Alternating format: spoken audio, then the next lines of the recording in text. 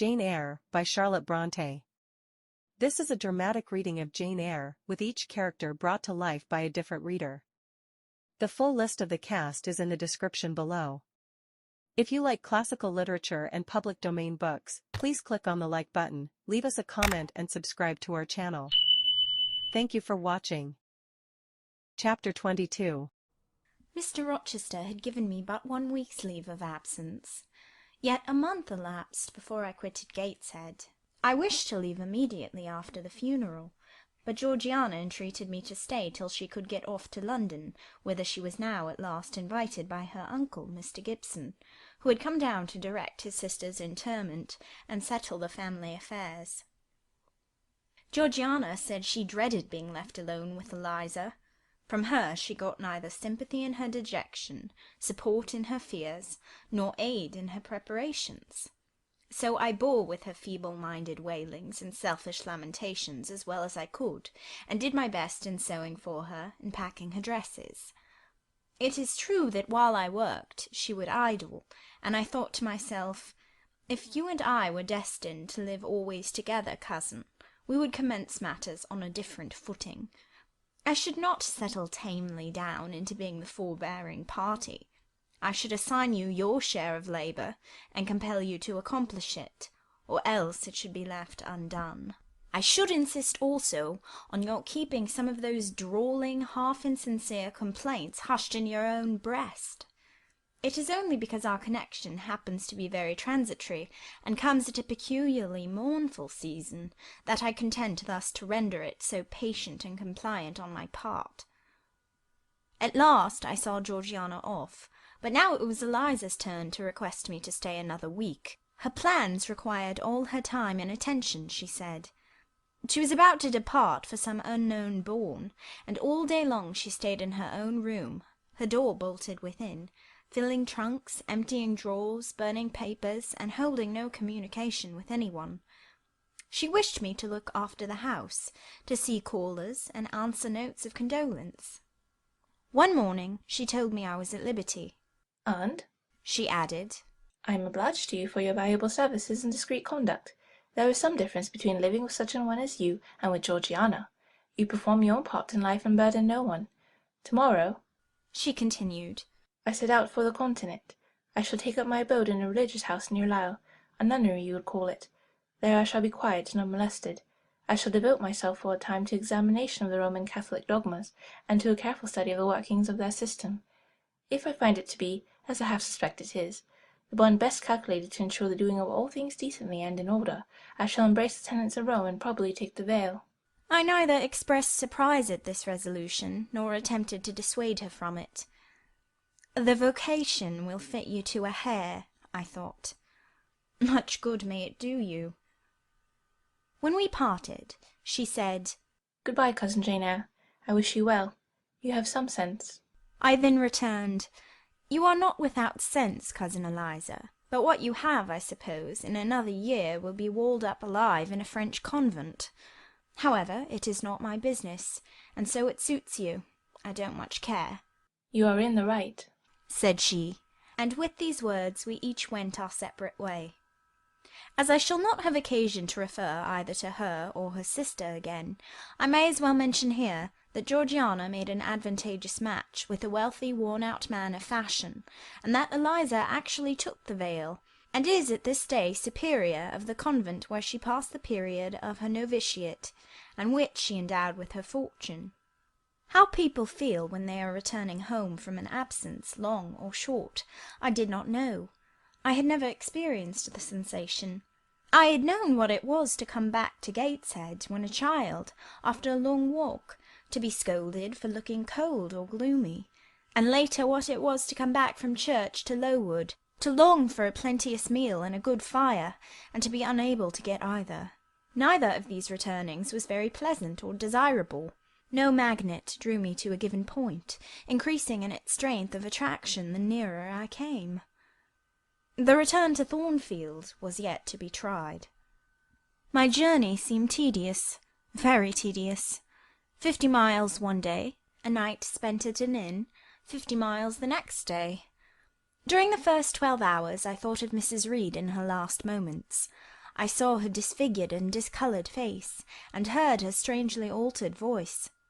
I mused on the funeral day, the coffin, the hearse, the black train of tenants and servants, few was the number of relatives, the gaping vault, the silent church, the solemn service. Then I thought of Eliza and Georgiana.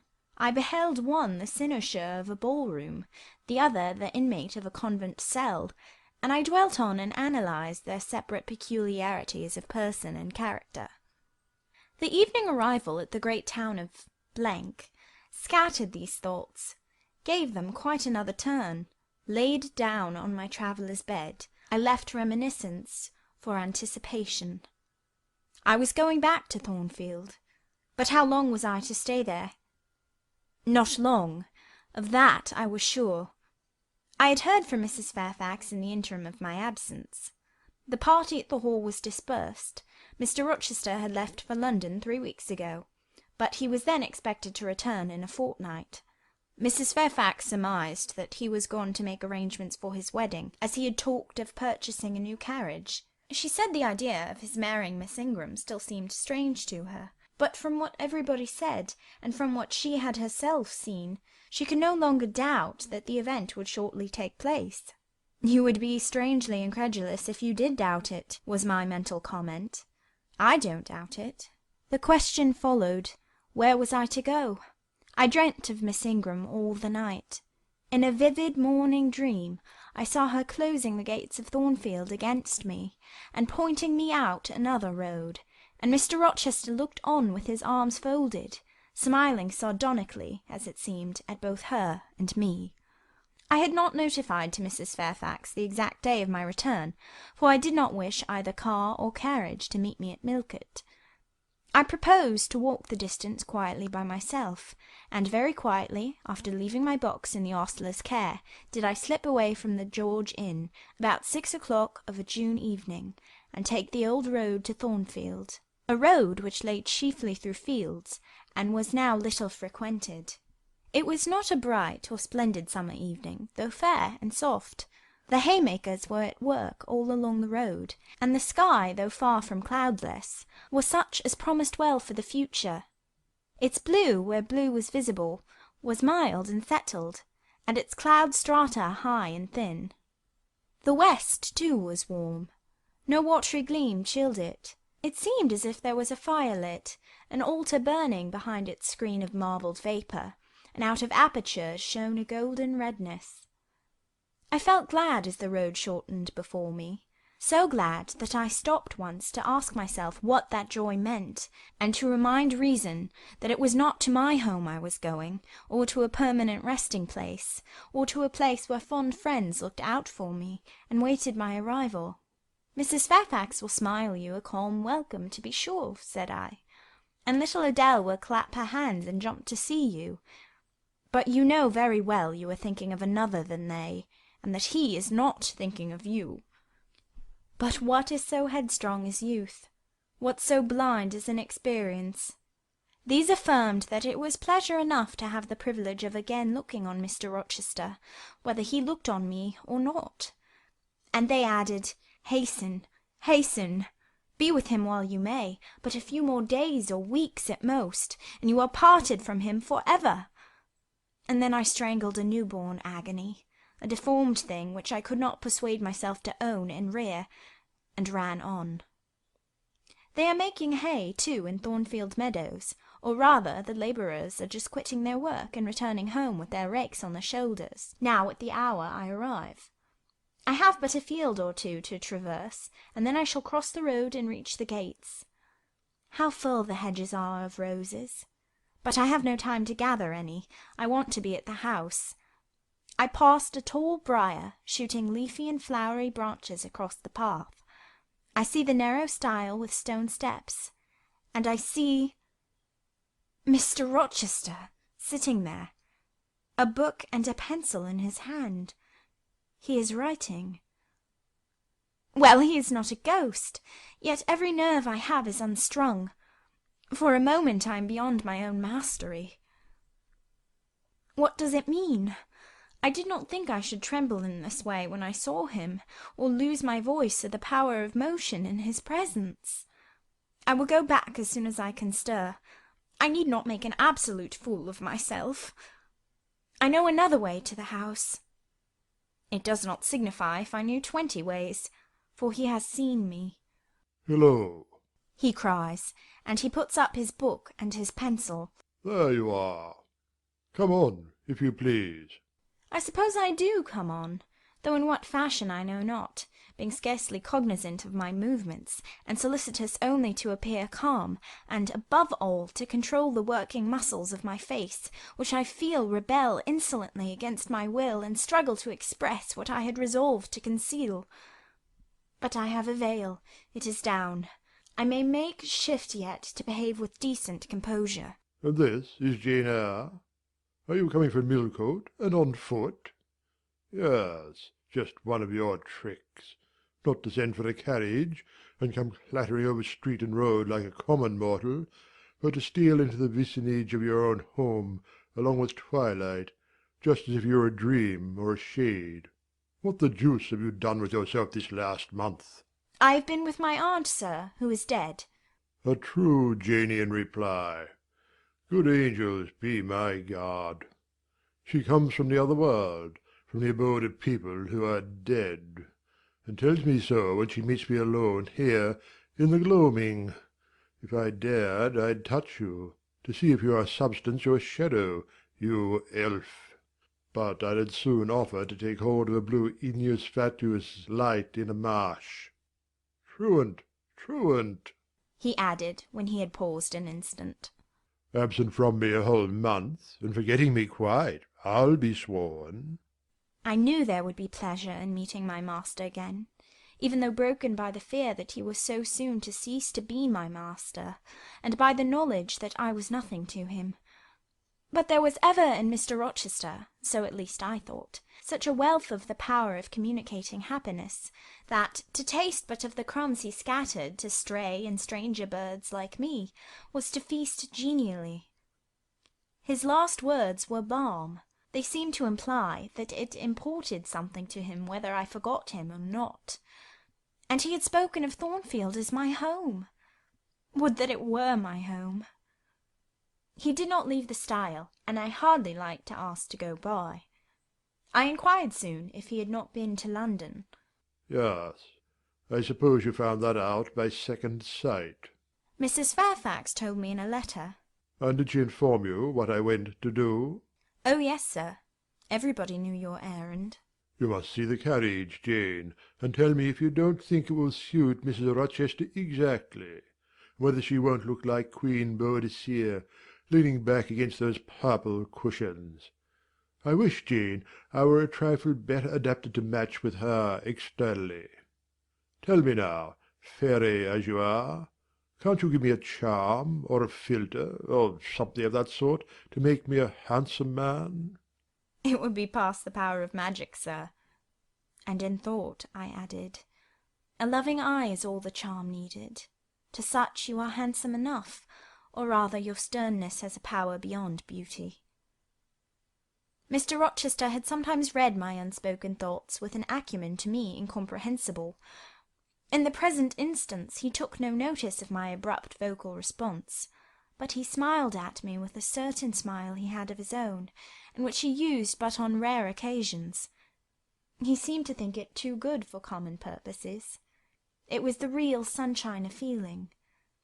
He shed it over me now.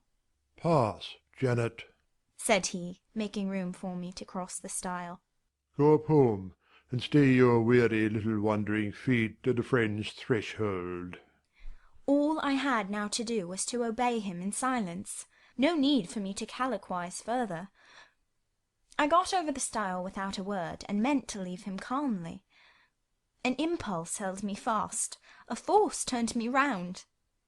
I said, or something in me said for me, and in spite of me, "Thank you, Mr. Rochester, for your great kindness. I am strangely glad to get back again to you, and wherever you are is my home, my only home. I walked on so fast that even he could hardly have overtaken me had he tried. Little Adele was half wild with delight when she saw me. Mrs. Fairfax received me with her usual plain friendliness. Leah smiled, and even Sophie bid me Bonsoir. with glee. This was very pleasant. There is no happiness like that of being loved by your fellow creatures, and feeling that your presence is an addition to their comfort. I that evening shut my eyes resolutely against the future. I stopped my ears against the voice that kept warning me of near separation and coming grief.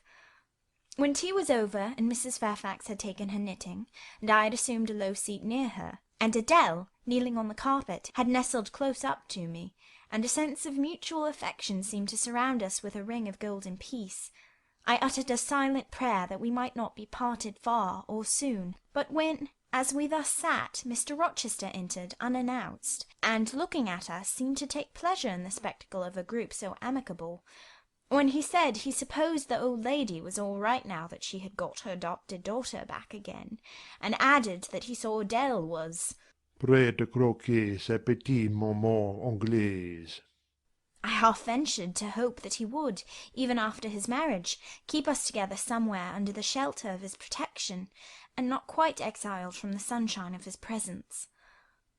A fortnight of dubious calm succeeded my return to Thornfield Hall. Nothing was said of the master's marriage, and I saw no preparation going on for such an event. Almost every day I asked Mrs. Fairfax if she had yet heard anything decided. Her answer was always in the negative. Once she said she had actually put the question to Mr. Rochester as to when he was going to bring his bride home, but he had answered her only by a joke and one of his queer looks, and she could not tell what to make of him. One thing specially surprised me, and that was, there were no journeyings backward and forward, no visits to Ingram Park. To be sure, it was 20 miles off, on the borders of another county, but what was that distance to an ardent lover? To be so practised and indefatigable a horseman as Mr. Rochester, it would be but a morning's ride.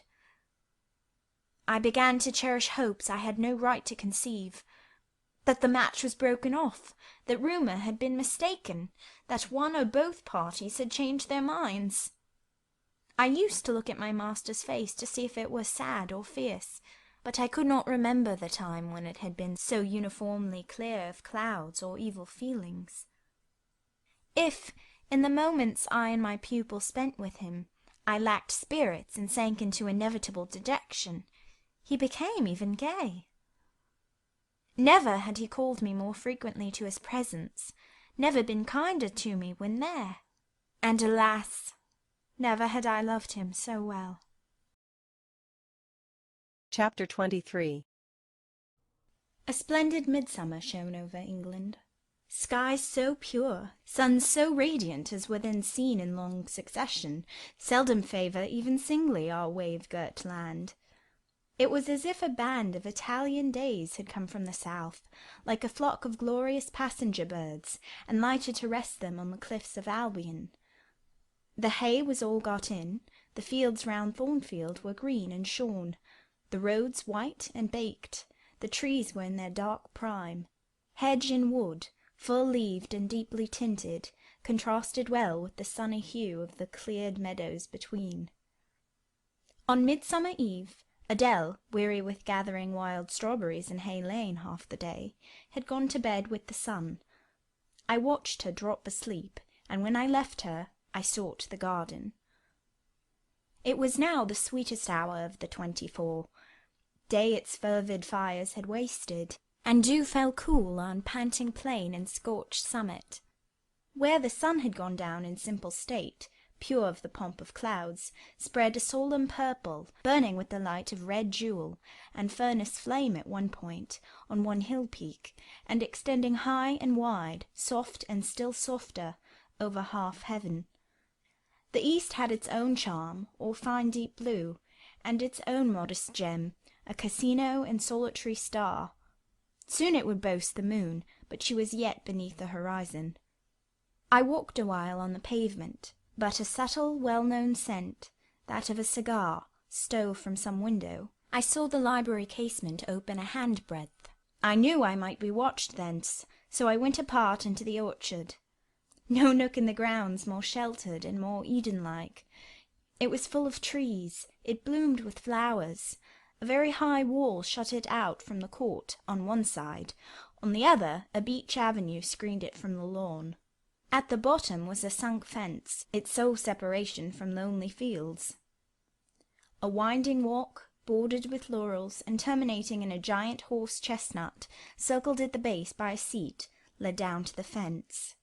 Here one could wander unseen. While such honey-dew fell, such silence reigned, such gloaming gathered, I felt as if I could haunt such shade forever, but in threading the flower and fruit parterres at the upper part of the enclosure, enticed there by the light the now rising moon cast on this more open quarter, my step is stayed, not by sound, not by sight, but once more by a warning fragrance. Sweet-briar and southernwood, jasmine, pink, and rose have long been yielding their evening sacrifice of incense. This new scent is neither of shrub nor flower. It is, I know it well, it is Mr. Rochester's cigar. I look round and I listen. I see trees laden with ripening fruit. I hear a nightingale warbling in a wood half a mile off. No moving form is visible, no coming step audible, but that perfume increases. I must flee. I make for the wicket leading to the shrubbery, and I see Mr. Rochester entering. I step aside into the ivy recess. He will not stay long. He will soon return whence he came, and if I sit still he will never see me. But no, eventide is as pleasant to him as to me, and this antique garden as attractive. And he strolls on, now lifting the gooseberry tree branches to look at the fruit, large as plums, with which they are laden, now taking a ripe cherry from the wall, now stooping towards a knot of flowers, either to inhale their fragrance or to admire the dew-beads on their petals. A great moth goes humming by me. It alights on a plant at Mr. Rochester's foot. He sees it, and bends to examine it. Now he has his back towards me, thought I, and he is occupied too. Perhaps, if I walk softly, I can slip away unnoticed. I trode on an edging of turf that the crackle of the pebbly gravel might not betray me. He was standing among the beds at a yard or two distant from where I had to pass. The moth apparently engaged him. I shall get by very well, I meditated. As I crossed his shadow, thrown long over the garden by the moon, not yet risen high, he said quietly without turning, "Jane, come and look at this fellow." I had made no noise. He had not eyes behind. Could his shadow feel? I started at first, and then I approached him. "Look at his wings," said he. "He reminds me rather of a West Indian insect. One does not often see so large and gay a night rover in England. There, he has flown." The moth roamed away.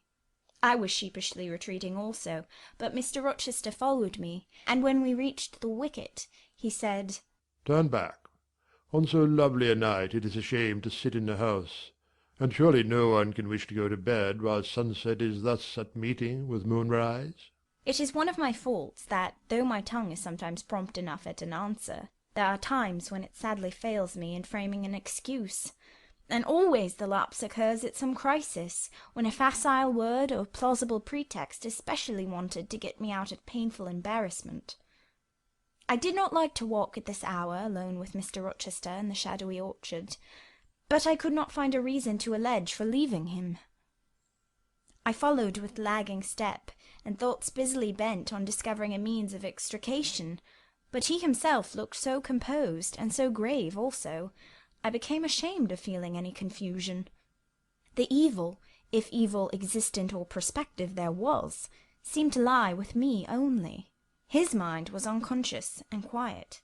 "Jane," he recommenced as we entered the laurel walk, and slowly strayed down in the direction of the sunk fence and the horse-chestnut. "Thornfield is a pleasant place in summer, is it not?" "Yes, sir." "You must have become in some degree attached to the house. You, who have an eye for natural beauties, and a good deal of the organ of adhesiveness." I am attached to it, indeed.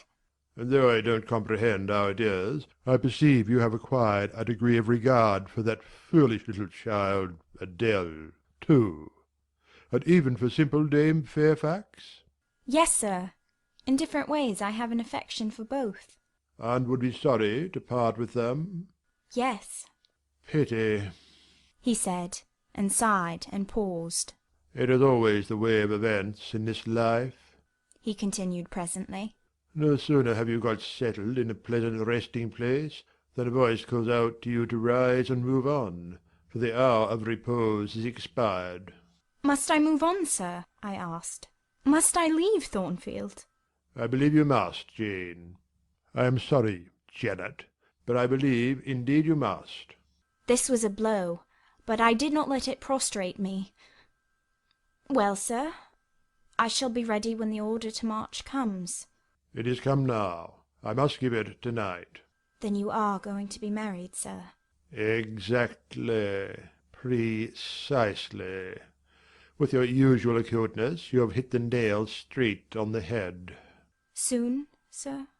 Very soon, that is, Miss Eyre. And you'll remember, Jane, the first time I, or rumour, plainly intimated to you that it was my intention to put my old bachelor's neck into the sacred noose, to enter into the holy state of matrimony, to take Miss Ingram to my bosom. In short, she's an extensive armful, but that's not to the point. One can't have too much of such a very excellent thing as my beautiful Blanche. Well, as I was saying, listen to me, Jane. You're not turning your head to look after more moths, are you? That was only a lady clock, child, flying away home. I wish to remind you that it was you who first said to me, with that discretion I respect in you, with that foresight, prudence, and humility which befit your responsible and dependent position, that in case I married Miss Ingram, both you and little Adele had better trot forthwith. I pass over the sort of slur conveyed in this suggestion on the character of my beloved. Indeed, when you are far away, Janet, I'll try to forget it. I shall only notice its wisdom, which is such that I have made it my law of action. Adele must go to school, and you, Miss Eyre, must get a new situation. Yes, sir. I will advertise immediately. And meantime, I suppose... I was going to say, I suppose I may stay here, till I find another shelter to betake myself to, but I stopped, feeling it would not do to risk a long sentence, for my voice was not quite under command. In about a month I hope to be a bridegroom, continued Mr. Rochester. I shall myself look out for employment and an asylum for you. Thank you, sir. I am sorry to give... Oh, no need to apologize. I consider that when a dependent does her duty as well as you have done yours, she has a sort of claim upon her employer for any little assistance he can conveniently render her. Indeed, I have already, through my future mother-in-law, heard of a place that I think will suit. It is to undertake the education of the 5 daughters of Mrs. Dionysius O'Gall, of Bitternut Lodge, Connaught, Ireland. You like Ireland, I think. They are such warm-hearted people there, they say. It is a long way off, sir. No matter. A girl of your sense will not object to the voyage, or the distance. Not the voyage, but the distance. And then the sea is a barrier. From what, Jane? From England, and from Thornfield, and... Well? From you, sir. I said this almost involuntarily, and with as little sanction of free will my tears gushed out. I did not cry so as to be heard, however. I avoided sobbing. The thought of Mrs. O'Gall and Bitternut Lodge struck cold to my heart, and colder the thought of all the brine and foam, destined as it seemed to rush between me and the master at whose side I now walked, and coldest the remembrance of the wider ocean, wealth, caste, custom intervened between me and what I naturally and inevitably loved. It is a long way, I again said. It is, to be sure. And when you get to Bitternut Lodge, Connaught, Ireland, I shall never see you again, Jane. That's morally certain. I never go over to Ireland, not having myself much of a fancy for the country. We have been good friends, Jane, have we not? Yes, sir. And when friends are on the eve of separation, they like to spend the little time that remains to them close to each other. Come, we'll talk over the voyage and the parting quietly half an hour or so, while the stars enter into their shining life up in heaven yonder. Here is the chestnut tree. Here is the bench at its old roots. Come, we will sit there in peace to-night, though we should never more be destined to sit there together. He seated me and himself. It is a long way to Ireland, Janet, and I am sorry to send my little friend on such weary travels. But if I can't do better, how is it to be helped? Are you anything akin to me, do you think, Jane? I could risk no sort of answer by this time. My heart was still. Because, he said, I sometimes have a queer feeling with regard to you, especially when you are near me, as now. It is as if I had a string somewhere under my left ribs, tightly and inextricably knotted to a similar string situated in the corresponding quarter of your little frame. And if that boisterous channel and 200 miles or so of land come broad between us, I am afraid that cord of communion will be snapped. And then I've a nervous notion I should take to bleeding inwardly. As for you, you'd forget me. That I never should, sir. You know— Impossible to proceed. Jane, do you hear that nightingale singing in the wood? Listen. In listening, I sobbed convulsively, for I could repress what I endured no longer. I was obliged to yield, and I was shaken from head to foot with acute distress. When I did speak, it was only to express an impetuous wish that I had never been born or never come to Thornfield. Because you are sorry to leave it? The vehemence of emotion, stirred by grief and love within me, was claiming mastery, and struggling for full sway, and asserting a right to predominate, to overcome, to live, rise, and reign at last. Yes, and to speak. I grieve to leave Thornfield. I love Thornfield. I love it because I have lived in it a full and delightful life, momentarily at least. I have not been trampled on. I have not been petrified. I have not been buried with inferior minds, and excluded from every glimpse of communion with what is bright and energetic and high. I have talked face to face with what I reverence, with what I delight in, with an original, a vigorous, an expanded mind. I have known you, Mr. Rochester, and it strikes me with terror and anguish to feel I absolutely must be torn from you forever. I see the necessity of departure, and it is like looking on the necessity of death. Where do you see the necessity? He asked suddenly. Where? You, sir, have placed it before me. In what shape? In the shape of Miss Ingram, a noble and beautiful woman, your bride. My bride? What bride? I have no bride. But you will have. Yes, I will. I will. He set his teeth.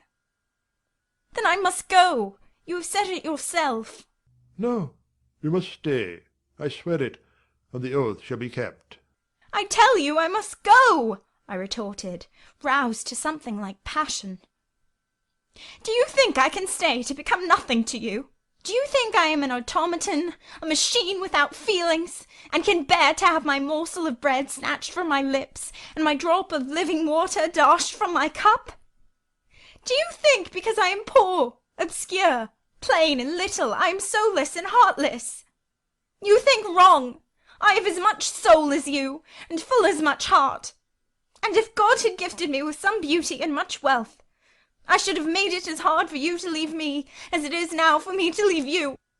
I am not talking to you now through the medium of custom, conventionalities, nor even of mortal flesh. It is my spirit that addresses your spirit, just as if both had passed through the grave and we stood at God's feet, equal, as we are. As we are, repeated Mr. Rochester. So, he added, enclosing me in his arms, gathering me to his breast, pressing his lips on my lips. So, Jane. Yes, so, sir, I rejoined. And yet not so, for you are a married man, or as good as a married man, and wed to one inferior to you, to one with whom you have no sympathy, whom I do not believe you truly love, for I have seen and heard you sneer at her. I would scorn such a union, therefore I am better than you. Let me go. Where, Jane? To Ireland? Yes, to Ireland. I've spoken my mind and can go anywhere now. Jane, be still. Don't struggle so, like a wild frantic bird that is rending its own plumage in its desperation. I am no bird, and no net ensnares me. I am a free human being with an independent will, which I now exert to leave you. Another effort set me at liberty, and I stood erect before him. And your will shall decide your destiny, he said. I offer you my hand, my heart, and a share of all my possessions. You play a farce, which I merely laugh at. I ask you to pass through life at my side, to be my second self and best earthly companion. For that fate you have already made your choice, and must abide by it. Jane, be still a few moments. You are overexcited. I will be still too. A waft of wind came sweeping down the laurel walk, and trembled through the boughs of the chestnut. It wandered away, away, to an infinite distance.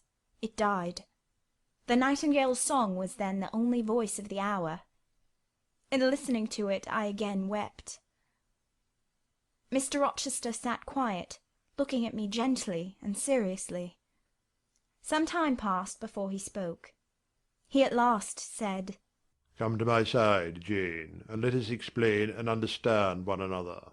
I will never again come to your side. I am torn away now and cannot return. But, Jane, I summon you as my wife. It is you only I intend to marry. I was silent. I thought he mocked me. Come, Jane, come hither. Your bride stands between us. He rose, and with a stride reached me. My bride is here, he said, again drawing me to him. Because my equal is here, and my likeness.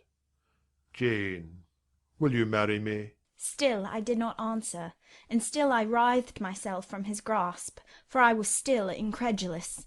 Do you doubt me, Jane? Entirely. You have no faith in me? Not a whit. Am I a liar in your eyes? he asked passionately. Little sceptic, you shall be convinced. What love have I for Miss Ingram? None, and that you know. What love has she for me? None, as I have taken pains to prove. I caused the rumour to reach her that my fortune was not a third of what was supposed, and after that I presented myself to see the result. It was coldness, both from her and her mother. I would not, I could not marry Miss Ingram. You strange, you almost unearthly thing, I love as my own flesh. You, poor and obscure, and small and plain as you are, I entreat you to accept me as a husband. What? Me? I ejaculated, beginning in his earnestness, and especially in his incivility, to credit his sincerity. Me, who have not a friend in the world but you, if you are my friend, not a shilling but what you have given me. You, Jane, I must have you for my own, entirely my own. Will you be mine? Say yes, quickly. Mr. Rochester, let me look at your face. Turn to the moonlight. Why? Because I want to read your countenance. Turn. There, you will find it scarcely more legible than a crumpled, scratched page. Read on. Only make haste, for I suffer. His face was very much agitated, and very much flushed, and there were strong workings in the features, and strange gleams in the eyes. Oh, Jane, you torture me! he exclaimed. With that searching, and yet faithful and generous look, you torture me. How can I do that? If you are true and your offer real, my only feelings to you must be gratitude and devotion. They cannot torture. Gratitude, he ejaculated, and added wildly, Jane, accept me quickly. Say, Edward, give me my name, Edward. I will marry you. Are you in earnest? Do you truly love me? Do you sincerely wish me to be your wife? I do, and if an oath is necessary to satisfy you, I swear it. Then, sir, I will marry you. Edward, my little wife. Dear Edward, Come to me. Come to me entirely now. said he, and added in his deepest tone, speaking in my ear as his cheek was laid on mine, Make my happiness. I will make yours. God pardon me. he subjoined ere long. And man meddle not with me. I have her, and will hold her. There is no one to meddle, sir. I've no kindred to interfere, No, that is the best of it. he said. And if I had loved him less, I should have thought his accent and look of exultation savage. But sitting by him, roused from the nightmare of parting, called to the paradise of union, I thought only of the bliss given me to drink in so abundant a flow. Again and again he said, Are you happy, Jane? and again I answered, yes. After which he murmured, It will atone. It will atone. Have I not found her friendless and cold and comfortless? Will I not guard and cherish and solace her? Is there not love in my heart and constancy in my resolves? It will expiate at God's tribunal. I know my Maker sanctions what I do. For the world's judgment, I wash my hands thereof. For man's opinion, I defy it. but what had befallen the night? The moon was not yet set, and we were all in shadow. I could scarcely see my master's face, near as I was. And what ailed the chestnut tree? It writhed and groaned, while wind roared in the laurel walk and came sweeping over us. We must go in, said Mr. Rochester. The weather changes. I could have sat with thee till morning, Jane. And so, thought I, could I with you. I should have said so, perhaps, but a livid, vivid spark leapt out of a cloud at which I was looking, and there was a crack, a crash, and a close rattling peal, and I thought only of hiding my dazzled eyes against Mr. Rochester's shoulder. The rain rushed down. He hurried me up the walk, through the grounds, and into the house, but we were quite wet before we could pass the threshold. He was taking off my shawl in the hall, and shaking the water out of my loosened hair, when Mrs. Fairfax emerged from her room. I did not observe her at first, nor did Mr. Rochester. The lamp was lit. The clock was on the stroke of 12. Hasten to take off your wet things, said he. And before you go, good night. Good night, my darling. He kissed me repeatedly. When I looked up on leaving his arms, there stood the widow, pale, grave, and amazed. I only smiled at her and ran upstairs. Explanation will do for another time, thought I. Still, when I reached my chamber, I felt a pang at the idea she should even temporarily misconstrue what she had seen. But joy soon effaced every other feeling, and loud as the wind blew, near and deep as the thunder crashed, fierce and frequent as the lightning gleamed, cataract-like as the rain fell during a storm of 2 hours' duration, I experienced no fear and little awe. Mr. Rochester came thrice to my door in the course of it, to ask if I was safe and tranquil, and that was comfort, that was strength for anything. Before I left my bed in the morning, little Adele came running in to tell me that the great horse-chestnut at the bottom of the orchard had been struck by lightning in the night, and half of it split away. Chapter 24. As I rose and dressed, I thought over what had happened, and wondered if it were a dream. I could not be certain of the reality till I had seen Mr. Rochester again, and heard him renew his words of love and promise. While arranging my hair, I looked at my face in the glass, and felt it was no longer plain. There was hope in its aspect, and life in its colour, and my eyes seemed as if they had beheld the fount of fruition, and borrowed beams from the lustrous ripple. I had often been unwilling to look at my master, because I feared he could not be pleased at my look. But I was sure I might lift my face to his now, and not cool his affection by its expression. I took a plain but clean and light summer dress from my drawer and put it on. It seemed no attire had ever so well become me, because none had I ever worn in so blissful a mood. I was not surprised, when I ran down into the hall, to see that a brilliant June morning had succeeded to the tempest of the night, and to feel through the open glass door the breathing of a fresh and fragrant breeze. Nature must be gladsome when I was so happy. A beggar woman and her little boy, pale, ragged objects both, were coming up the walk, and I ran down and gave them all the money I happened to have in my purse, some 3 or 4 shillings. Good or bad, they must partake of my jubilee. The rooks cawed and blither birds sang, but nothing was so merry or so musical as my own rejoicing heart. Mrs. Fairfax surprised me by looking out of the window with a sad countenance, and saying gravely, "Miss Eyre, will you come to breakfast?" During the meal she was quiet and cool, but I could not undeceive her then. I must wait for my master to give explanations, and so must she. I ate what I could, and then I hastened upstairs. I met Adele leaving the schoolroom.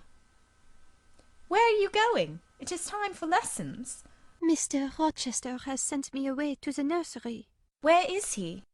"In there." Pointing to the apartment she had left, and I went in, and there he stood. "Come, and bid me good morning," said he. I gladly advanced, and it was not merely a cold word now, or even a shake of the hand that I received, but an embrace and a kiss. It seemed natural, it seemed genial to be so well loved, so caressed by him. "Jane, you look blooming and smiling and pretty," said he. "truly pretty this morning. Is this my pale little elf? Is this my mustard seed? This little sunny-faced girl with the dimpled cheek and rosy lips, the satin-smooth hazel hair, and the radiant hazel eyes?" I had green eyes, reader, but you must excuse the mistake. For him they were new-dyed, I suppose. "It is Jane Eyre, sir," "Soon to be Jane Rochester," he added. "In 4 weeks, Janet, not a day more. Do you hear that?" I did, and I could not quite comprehend it. It made me giddy. The feeling the announcement sent through me was something stronger than was consistent with joy, something that smote and stunned. It was, I think, almost fear. "You blushed, and now you are white, Jane. What is that for?" "Because you gave me a new name, Jane Rochester, and it seems so strange."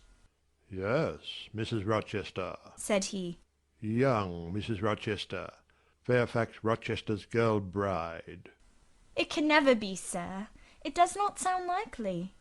Human beings never enjoy complete happiness in this world. I was not born for a different destiny to the rest of my species. To imagine such a lot befalling me is a fairy tale, a daydream." "Which I can and will realize. I shall begin to-day.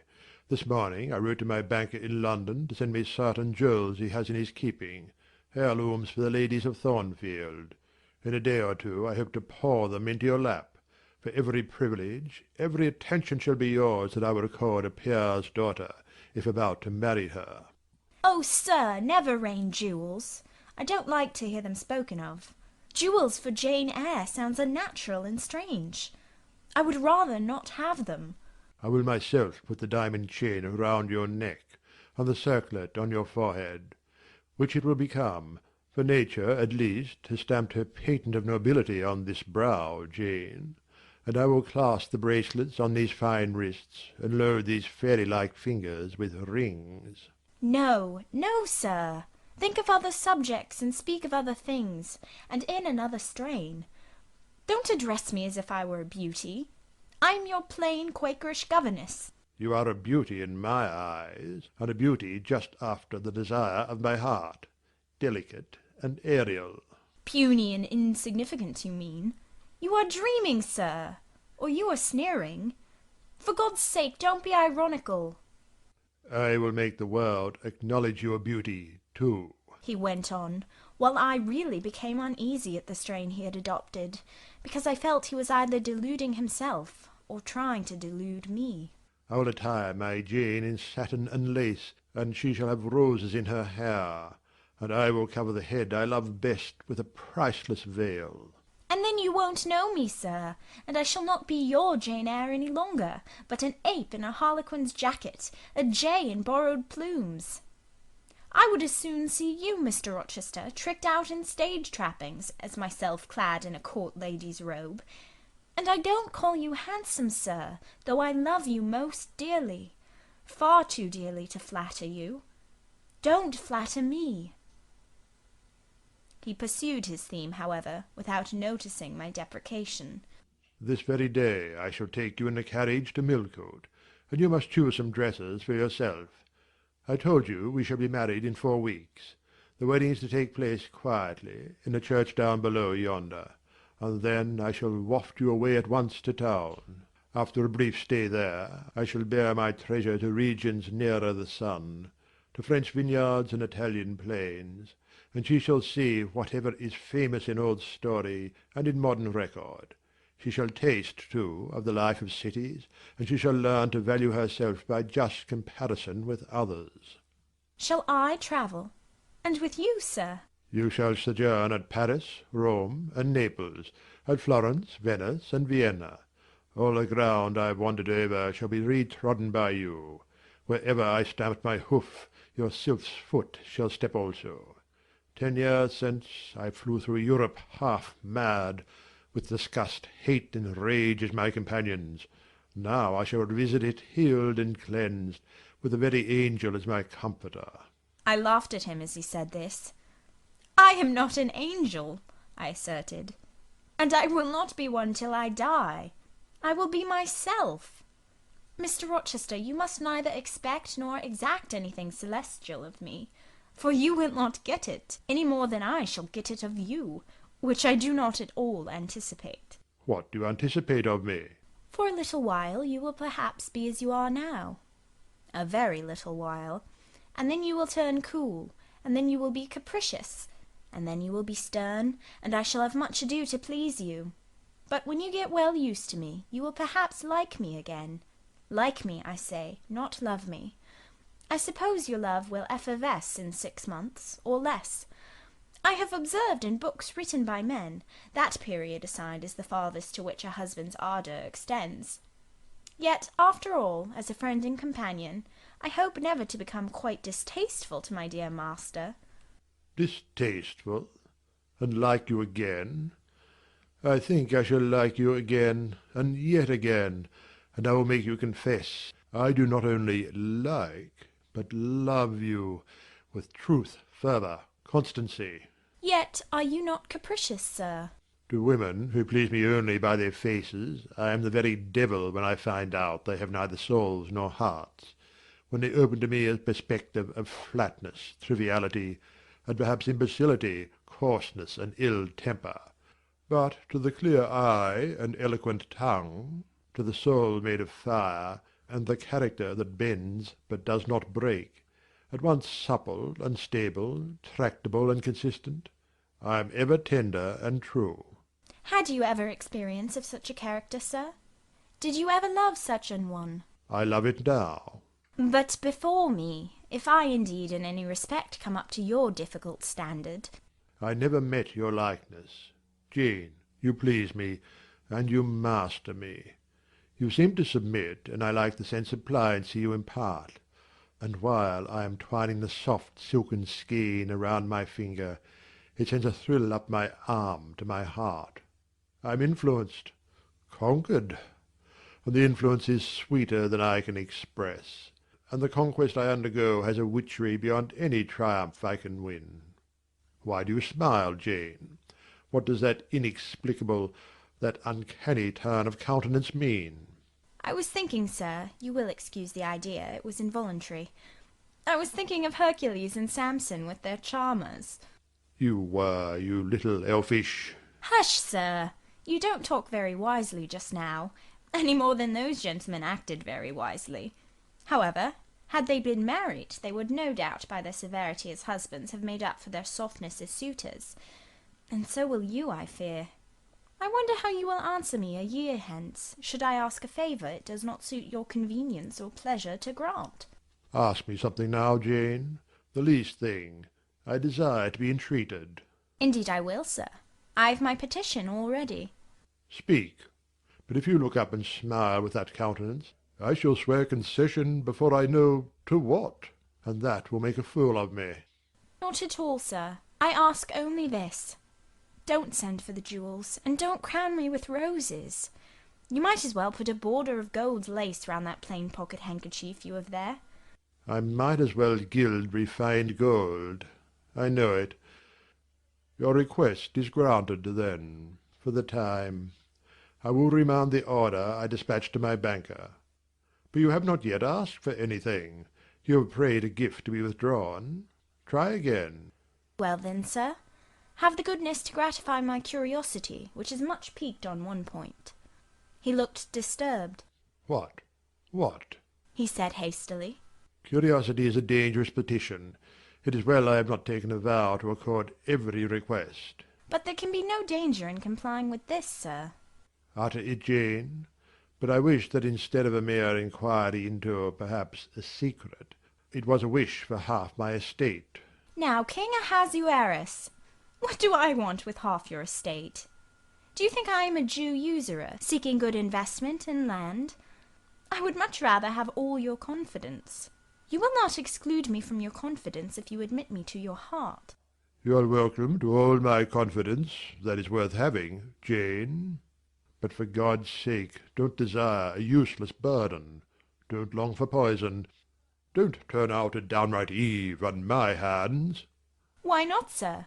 You have just been telling me how much you like to be conquered, and how pleasant over-persuasion is to you. Don't you think I had better take advantage of the confession, and begin and coax and entreat, even cry and be sulky if necessary, for the sake of a mere essay of my power? I dare you to any such experiment. Encroach, presume, and the game is up. Is it, sir? You soon give in. How stern you look now. Your eyebrows have become as thick as my finger, and your forehead resembles what, in some very astonishing poetry, I once saw styled a blue-piled thunder-loft. That will be your married look, sir, I suppose. If that will be your married look, I, as a Christian, will soon give up the notion of consorting with a mere sprite or salamander. But what had you to ask? Thing, out with it. There, you are less than civil now, and I like rudeness a great deal better than flattery. I'd rather be a thing than an angel. This is what I have to ask. Why did you take such pains to make me believe you wished to marry Miss Ingram? Is that all? Thank God it is no worse. And now he unknit his black brows, looked down, smiling at me, and stroked my hair, as if well pleased at seeing a danger averted. I think I may confess, he continued, even though I should make you a little indignant, Jane, and I have seen what a fire spirit you can be when you are indignant. You glowed in the cool moonlight last night when you mutinied against fate and claimed your rank as my equal. Janet, by the by, it was you who made me the offer. Of course I did. But to the point, if you please, sir. Miss Ingram. Well, I feigned courtship of Miss Ingram because I wished to render you as madly in love with me as I was with you, and I knew jealousy would be the best ally I could call in for the furtherance of that end. Excellent. Now you are small, not one whit bigger than the end of my little finger. It was a burning shame and a scandalous disgrace to act in that way. Did you think nothing of Miss Ingram's feelings, sir? Her feelings are concentrated in one, pride, and that needs humbling. Were you jealous, Jane? Never mind, Mr. Rochester. It is in no way interesting to you to know that. Answer me truly once more. Do you think Miss Ingram will not suffer from your dishonest coquetry? Won't she feel forsaken and deserted? Impossible. When I told you how she, on the contrary, deserted me, the idea of my insolvency cooled, or rather extinguished, her flame in a moment. You have a curious designing mind, Mr. Rochester. I am afraid your principles on some points are eccentric. My principles were never trained, Jane. They may have grown a little awry for want of attention. Once again, seriously, may I enjoy the great good that has been vouchsafed to me, without fearing that anyone else is suffering the bitter pain I myself felt a while ago? "That you may, my good little girl. There is not another being in the world has the same pure love for me as yourself. For I lay that pleasant unction to my soul, Jane, a belief in your affection." I turned my lips to the hand that lay on my shoulder.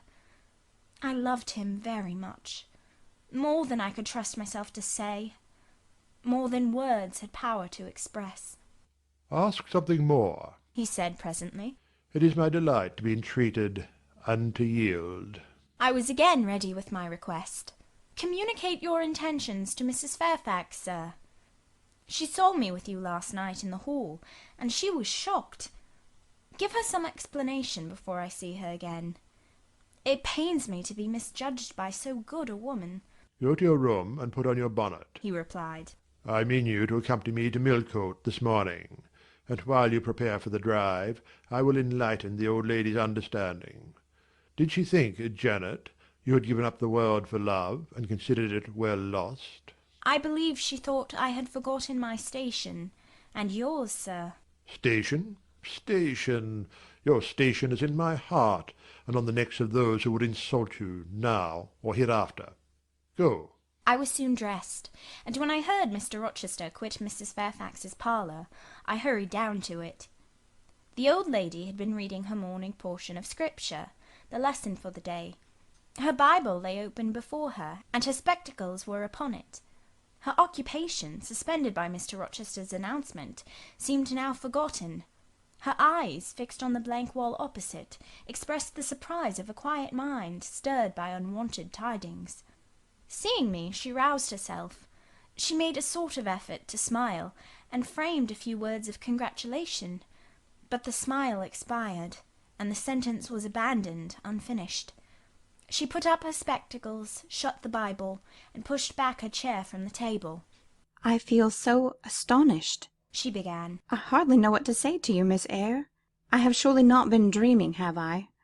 Sometimes I half fall asleep when I am sitting alone, and fancy things that have never happened. It has seemed to me more than once, when I have been in a doze, that my dear husband, who died 15 years since, has come in and sat down beside me, and that I have even heard him call me by my name, Alice, as he used to do. Now can you tell me whether it is actually true that Mr. Rochester has asked you to marry him? Don't laugh at me, but I really thought he came in here 5 minutes ago, and said that in a month you would be his wife." "He has said the same thing to me," I replied. "He has? Do you believe him? Have you accepted him?" "Yes." She looked at me, bewildered. "I could never have thought it. He is a proud man. All the Rochesters were proud, and his father at least liked money. He too has always been called careful. He means to marry you." "He tells me so." She surveyed my whole person. In her eyes I read that they had there found no charm powerful enough to solve the enigma. "It passes me," she continued. "but no doubt it is true since you say so. How it will answer I cannot tell. I really don't know. Equality of position and fortune is often advisable in such cases, and there are 20 years of difference in your ages. He might almost be your father." "No, indeed, Mrs. Fairfax," exclaimed I, nettled. "He is nothing like my father. No one who saw us together would suppose it for an instant. Mr. Rochester looks as young, and is as young as some men at 25. "Is it really for love he is going to marry you?" she asked. I was so hurt by her coldness and scepticism that the tears rose to my eyes. "I am sorry to grieve you," pursued the widow, "but you are so young, and so little acquainted with men. I wished to put you on your guard. It is an old saying that all is not gold that glitters, and in this case I do fear there will be something found to be different to what either you or I expect." "Why, am I a monster?" I said. "Is it impossible that Mr. Rochester should have a sincere affection for me?" "No, you are very well, and much improved of late, and Mr. Rochester, I dare say, is fond of you. I have always noticed that you were a sort of pet of his." There are times when, for your sake, I have been a little uneasy at his marked preference, and have wished to put you on your guard, but I did not like to suggest even the possibility of wrong. I knew such an idea would shock, perhaps offend you, and you are so discreet, and so thoroughly modest and sensible. I hoped you might be trusted to protect yourself. Last night I cannot tell you what I suffered when I sought all over the house and could find you nowhere, nor the master either, and then at 12 o'clock saw you come in with him." "Well, never mind that now," I interrupted impatiently. "It is enough that all was right," "I hope all will be right in the end," she said.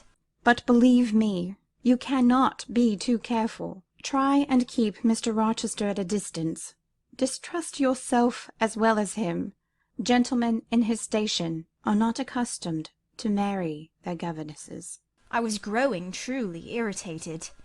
Happily, Adele ran in. Let me go to Millcote too," she cried. "Mr. Rochester won't, though there is so much room in the new carriage. Beg him to let me go, mademoiselle." "That I will, Adele," and I hastened away with her, glad to quit my gloomy monitress. The carriage was ready. They were bringing it round to the front, and my master was pacing the pavement, Pilot following him backwards and forwards. "Adele may accompany us, may she not, sir?" I told her, no, I'll have no brats. I'll have only you. "Do let her go, Mr. Rochester, if you please. It would be better." Not it. She will be a restraint. He was quite peremptory, both in look and voice. The chill of Mrs. Fairfax's warnings and the damp of her doubts were upon me. Something of unsubstantiality and uncertainty had beset my hopes. I half lost the sense of power over him. I was about mechanically to obey him without further remonstrance, but as he helped me into the carriage, he looked at my face. What is the matter? He asked. All the sunshine is gone. Do you really wish the bairn to go? Will it annoy you if she is left behind?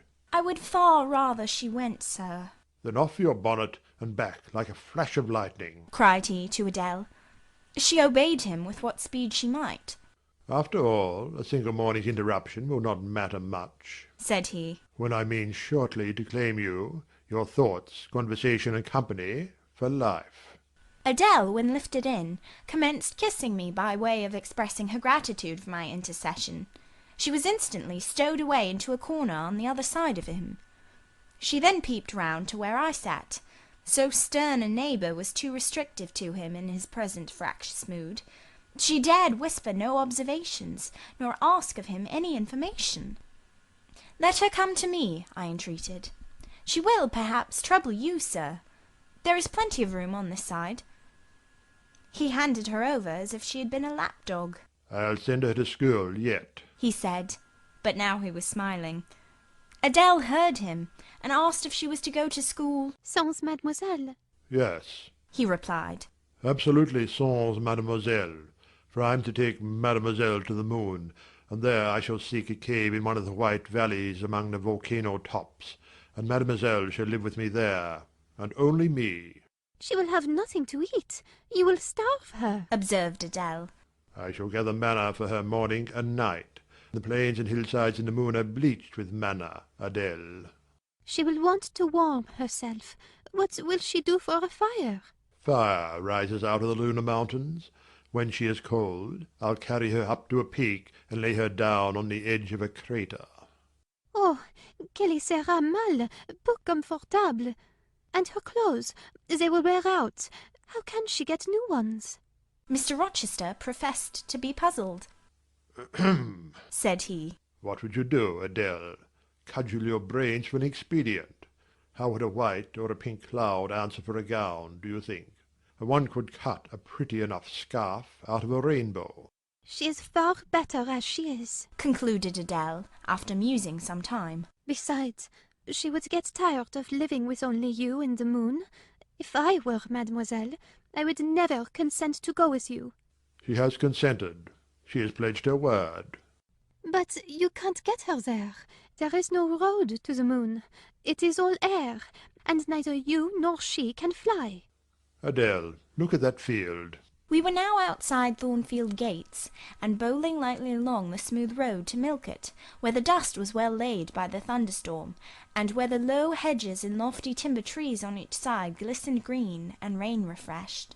In that field, Adele, I was walking late one evening about a fortnight since, the evening of the day you had helped me to make hay in the orchard meadows, and as I was tired with raking swaths, I sat down to rest me on a stile, and there I took out a little book and a pencil, and began to write about a misfortune that befell me long ago, and a wish I had for happy days to come.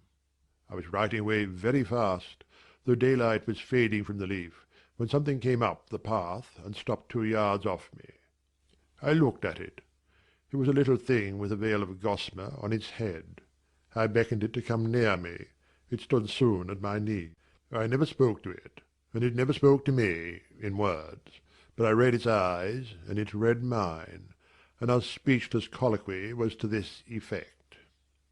It was a fairy, and come from Elfland, it said, and its errand was to make me happy.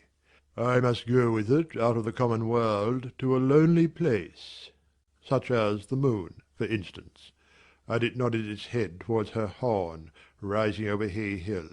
It told me of the alabaster cave and silver vale where we might live. I said I should like to go, but reminded it, as you did me, that I had no wings to fly. "Oh," returned the fairy, "that does not signify. Here is a talisman will remove all difficulties." And she held out a pretty gold ring. "Put it," she said, "on the 4th finger of my left hand, and I am yours, and you are mine. And we shall leave earth, and make our own heaven yonder." She nodded again at the moon. The ring, Adele, is in my breeches pocket, under the disguise of a sovereign, but I mean soon to change it to a ring again. But what has mademoiselle to do with it? I don't care for the fairy. You said it was mademoiselle you would take to the moon. "Mademoiselle is a fairy," he said, whispering mysteriously. Whereupon I told her not to mind his badinage, and she on her part evinced a fund of genuine French scepticism, denominating Mr. Rochester Un vrai menteur. and assuring him that she made no account whatever of his Conte de fées. and that Du reste, il n'y avait pas de fées, et quand même il y en avait. she was sure they would never appear to him, nor ever give him rings, or offer to live with him in the moon. The hour spent at Millcote was a somewhat harassing one to me. Mr. Rochester obliged me to go to a certain silk warehouse. There I was ordered to choose 6 dresses. I hated the business. I begged leave to defer it. No, it should be gone through with now. By dint of entreaties expressed in energetic whispers, I reduced the 6 to 2. These, however, he vowed he would select himself. With anxiety I watched his eye rove over the gay stores. He fixed on a rich silk of the most brilliant amethyst dye, and a superb pink satin. I told him in a new series of whispers that he might as well buy me a gold gown and a silver bonnet at once. I should certainly never venture to wear his choice. With infinite difficulty, for he was stubborn as a stone, I persuaded him to make an exchange in favour of a sober black satin and pearl-grey silk. "It might pass for the present," he said, but he would yet see me glittering like a parterre. Glad was I to get him out of the silk warehouse, and then out of a jeweller's shop. The more he bought me, the more my cheek burned with a sense of annoyance and degradation. As we re-entered the carriage, and I sat back, feverish and fagged, I remembered what, in the hurry of events, dark and bright, I had wholly forgotten, the letter of my uncle, John Eyre, to Mrs. Reed. His intention to adopt me and make me his legatee. It would indeed be a relief, I thought, if I had ever so small an independency. I never can bear being dressed like a doll by Mr. Rochester, or sitting like a second Danae with the golden shower falling daily round me. I will write to Madeira the moment I get home, and tell my Uncle John I am going to be married, and to whom. If I had but a prospect of one day bringing Mr. Rochester an accession of fortune, I could better endure to be kept by him now. And somewhat relieved by this idea, which I failed not to execute that day, I ventured once more to meet my master's and lover's eyes, which most pertinaciously sought mine, though I averted both face and gaze. He smiled, and I thought his smile was such as a sultan might, in a blissful and fond moment, bestow on a slave his gold and gems had enriched. I crushed his hand, which was ever hunting mine, vigorously, and thrust it back to him red with the passionate pressure. "You need not look in that way," I said. "If you do, I'll wear nothing but my old Lowood frocks to the end of the chapter. I'll be married in this lilac gingham. You may make a dressing-gown for yourself out of the pearl-grey silk, and an infinite series of waistcoats out of the black satin." He chuckled. He rubbed his hands. "Oh, it is rich to see and hear her," he exclaimed. "Is she original? Is she piquant? I would not exchange this one little English girl for the Grand Turk's whole seraglio, gazelle eyes, houri forms, and all." The Eastern allusion bit me again.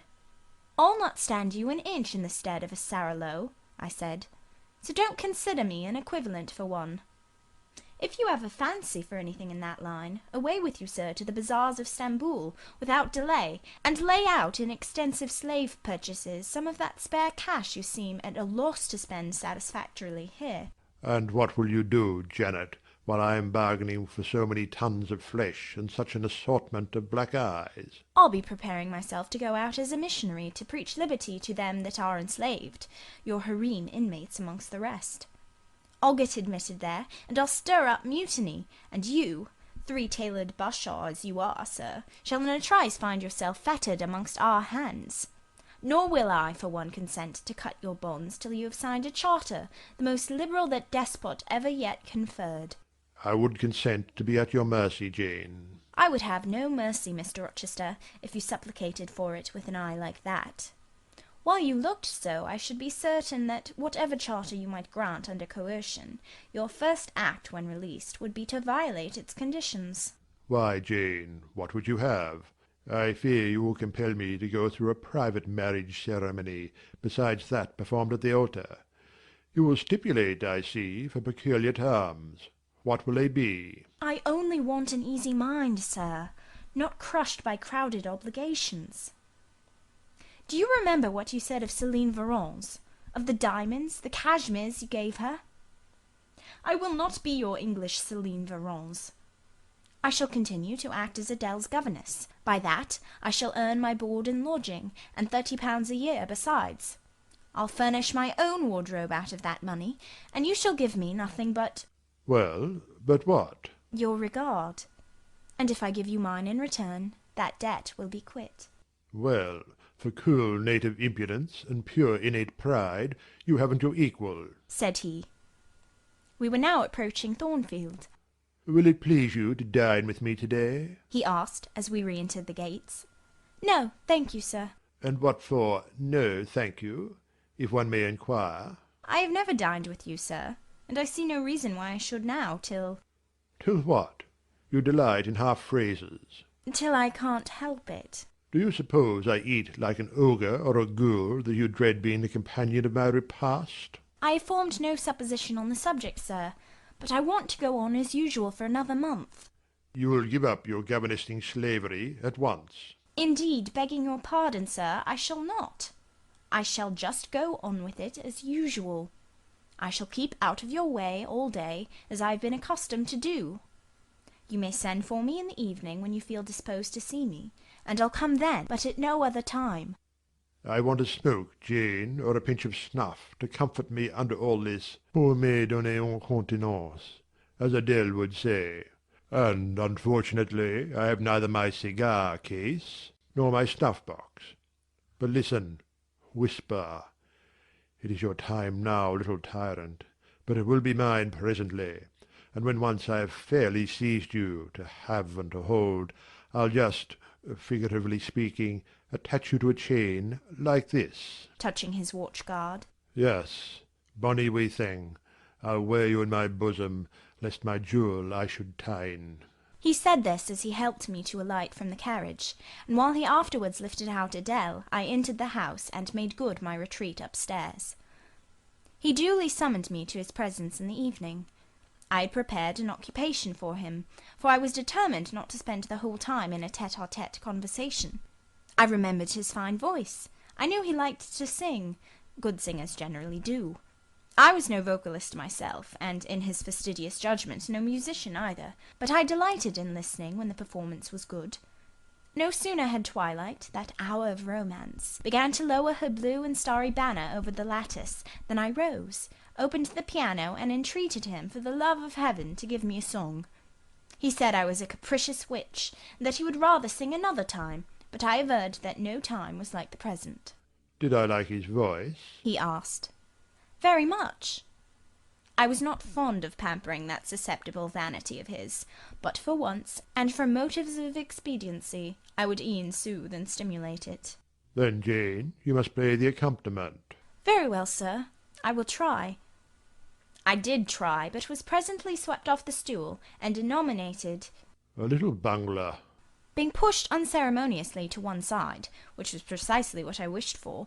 He usurped my place, and proceeded to accompany himself, for he could play as well as sing. I hied me to the window recess, and while I sat there and looked out on the still trees and dim lawn, to a sweet air was sung in the mellow tones the following strain. The truest love that ever heart felt at its kindled core did through each vein in quickened start the tide of being pour. Her coming was my hope each day, her parting was my pain. The chance that did her steps delay was ice in every vein. I dreamt it would be nameless bliss, as I loved to be, and to this object did I press, as blind as eagerly. But wide as pathless was the space that lay our lives between, and dangerous as the foamy race of ocean surges green, and haunted as a robber path through wilderness or wood. For might and right and woe and wrath between our spirits stood. I dangers dared, I hindrance scorned, I omens did defy. Whatever menaced, harassed, warned, I passed impetuous by. On sped my rainbow, fast as light, I flew as in a dream, for glorious rose upon my sight that showered of shower and gleam. Still bright on clouds of suffering dim shines that soft solemn joy, nor care I now how dense and grim disasters gather nigh. I care not in this moment sweet, though all I have rushed o'er should come on pinions strong and fleet, proclaiming vengeance sore. Though haughty hate should strike me down, right power approach to me, and grinding might with furious frown swear endless enmity. My love has placed her little hand with noble faith in mine, and vowed that wedlock's sacred band our nature shall entwine. My love hath sworn, with sealing kiss, with me to live, to die. I have at last my nameless bliss, as I loved am I. He rose and came towards me, and I saw his face all kindled, and his full falcon eye flashing, and tenderness and passion in every lineament. I quailed momentarily, then I rallied. Soft scene, daring demonstration I would not have, and I stood in peril of both. A weapon of defence must be prepared. I wetted my tongue. As he reached me, I asked with asperity whom he was going to marry now. That was a strange question to be put by his darling Jane. Indeed, I considered it a very natural and necessary one. He had talked of his future wife dying with him. What did he mean by such a pagan idea? I had no intention of dying with him. He might depend on that. Oh, all he longed, all he prayed for, was that I might live with him. Death was not for such as I. Indeed it was. I had as good a right to die when my time came as he had, but I should bide that time, and not be hurried away in a suttee. Would I forgive him for the selfish idea, and prove my pardon by a reconciling kiss? No, I would rather be excused. Here I heard myself apostrophized as a hard little thing, and it was added, any other woman would have been melted to marrow at hearing such stanzas crooned in her praise.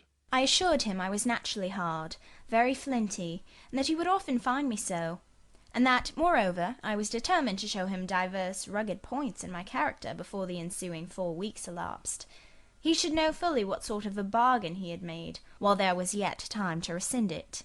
Would I be quiet and talk rationally? I would be quiet if he liked, and as to talking rationally, I flattered myself I was doing that now. He fretted, pished and pshawed. Very good, I thought. You may fume and fidget as you please, but this is the best plan to pursue with you, I am certain. I like you more than I can say, but I'll not sink into a bathos of sentiment, and with this needle of repartee I'll keep you from the edge of the gulf too, and moreover maintain by its pungent aid that distance between you and myself most conducive to our real mutual advantage. From less to more I worked him up to considerable irritation. Then, after he had retired in dudgeon, quite to the other end of the room, I got up and saying, "I wish you good night, sir," in my natural and wonted respectful manner, I slipped out by the side door and got away. The system thus entered on, I pursued during the whole season of probation, and with the best success.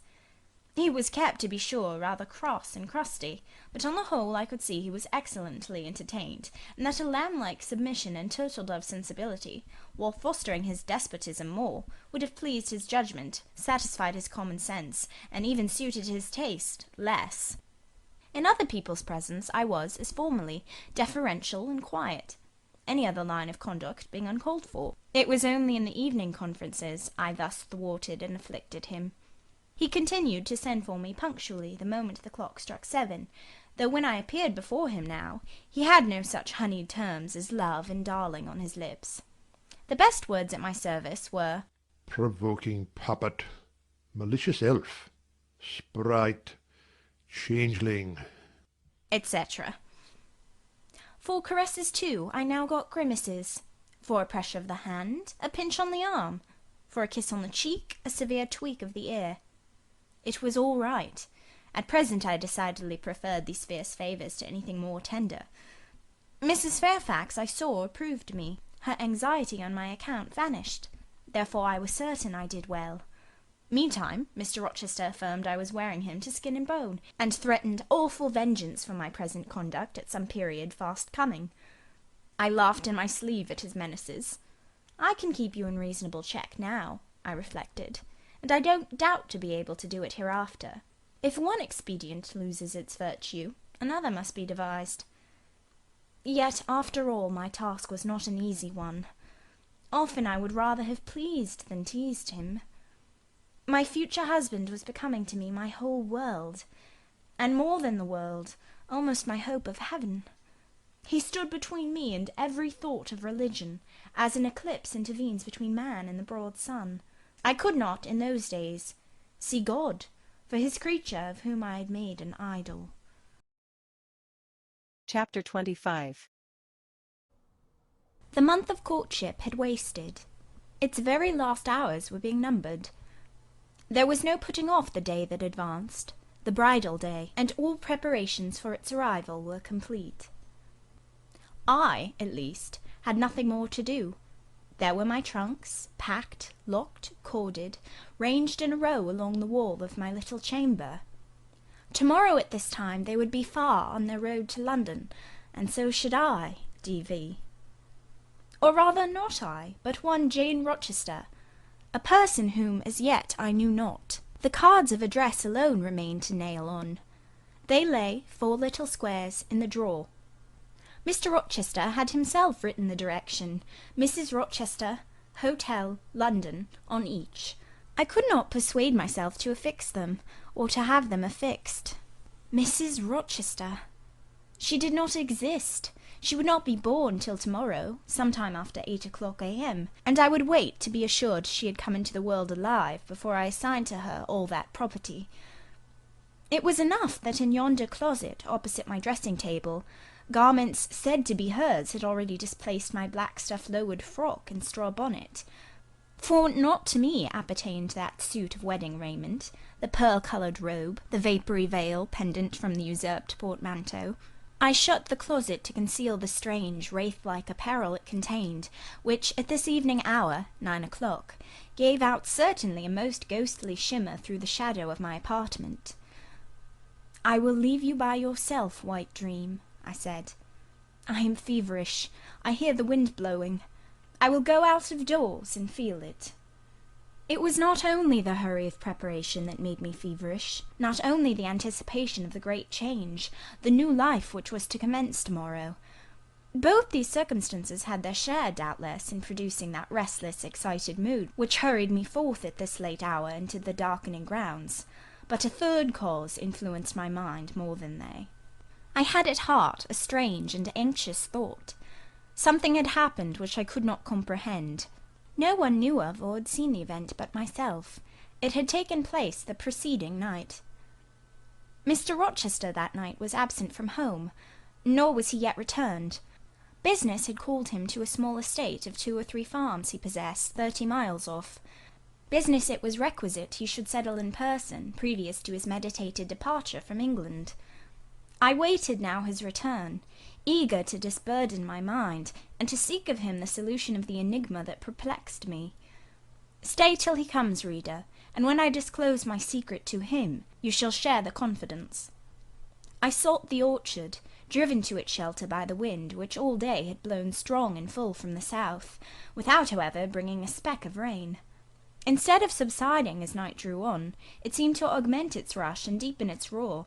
The trees blew steadfastly one way, never writhing round, and scarcely tossing back their boughs once in an hour, so continuous was the strain bending their branchy heads northward. The clouds drifted from pole to pole, fast following mass on mass. No glimpse of blue sky had been visible that July day. It was not without a certain wild pleasure I ran before the wind, delivering my trouble of mind to the measureless air-torrent thundering through space. Descending the laurel walk, I faced the wreck of the chestnut tree. It stood up, black and riven. The trunk, split down the centre, gasped ghastly. The cloven halves were not broken from each other, for the firm base and strong roots kept them unsundered below. Though community of vitality was destroyed, the sap could flow no more. The great boughs on each side were dead, and next winter's tempests would be sure to fell one or both to earth. As yet, however, they might be said to form one tree. A ruin, but an entire ruin. "You did right to hold fast to each other," I said, as if the monster splinters were living things and could hear me. "I think, scathed as you look, and charred and scorched, there must be a little sense of life in you yet, risen out of that adhesion at the faithful honest roots. You will never have green leaves more, never more see birds making nests and singing idyls in your boughs. The time of pleasure and love is over with you, but you are not desolate. Each of you has a comrade to sympathize with him in his decay." As I looked up at them, the moon appeared momentarily in that part of the sky which filled their fissure. Her disk was blood-red and half overcast. She seemed to throw on me one bewildered, dreary glance, and buried herself again instantly in the deep drift of cloud. The wind fell, for a second, round Thornfield, but far away over wood and water poured a wild, melancholy wail.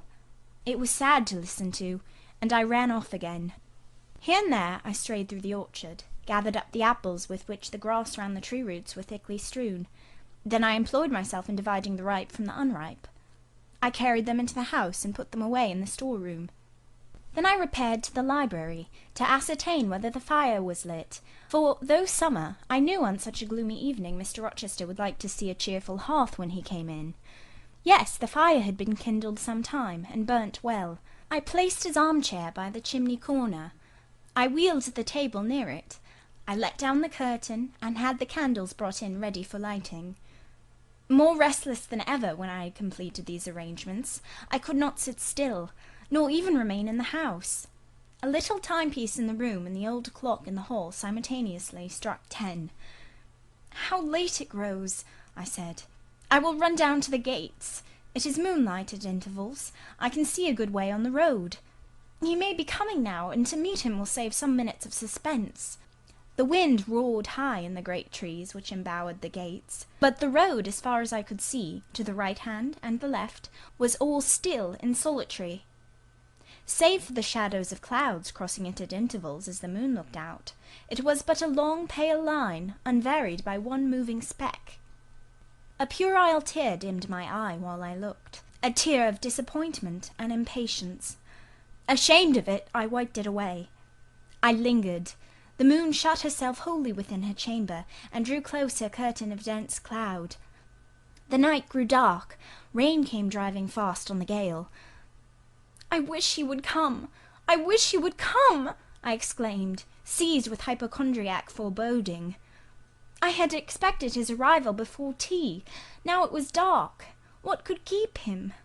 Had an accident happened? The event of last night again recurred to me. I interpreted it as a warning of disaster. I feared my hopes were too bright to be realized, and I had enjoyed so much bliss lately that I imagined my fortune had passed its meridian and must now decline. "Well, I cannot return to the house," I thought. "I cannot sit by the fireside while he is abroad in inclement weather. Better tire my limbs than strain my heart. I will go forward and meet him." I set out. I walked fast, but not far. Ere I had measured a quarter of a mile, I heard the tramp of hoofs. A horseman came on, full gallop. A dog ran by his side. Away with evil presentiment! It was he. Here he was, mounted on Mesrour, followed by Pilot. He saw me, for the moon had opened a blue field in the sky, and rode in it watery bright. He took his hat off and waved it round his head. I now ran to meet him. "There! He exclaimed, as he stretched out his hand and bent from the saddle. You can't do without me, that is evident. Step on my boot toe. Give me both hands. Mount." I obeyed. Joy made me agile. I sprang up before him. A hearty kissing I got for a welcome, and some boastful triumph, which I swallowed as well as I could.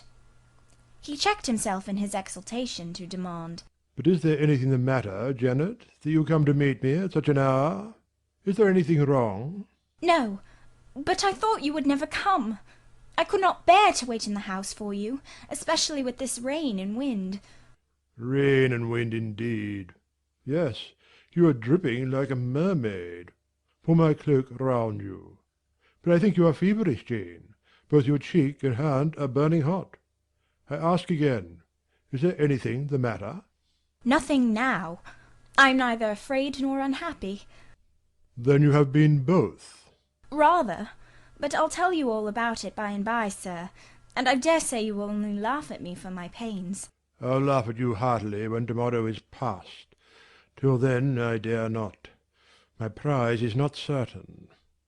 This is you who have been as slippery as an eel this last month, and as thorny as a briar rose? I could not lay a finger anywhere but I was pricked, and now I seem to have gathered up a stray lamb in my arms. You wandered out of the fold to seek your shepherd, did you, Jane?"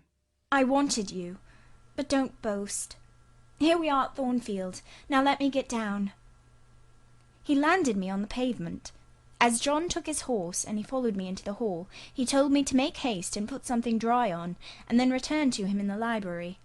And he stopped me as I made for the staircase, to extort a promise that I would not be long. Nor was I long. In 5 minutes I rejoined him. I found him at supper. "Take a seat, and bear me company, Jane.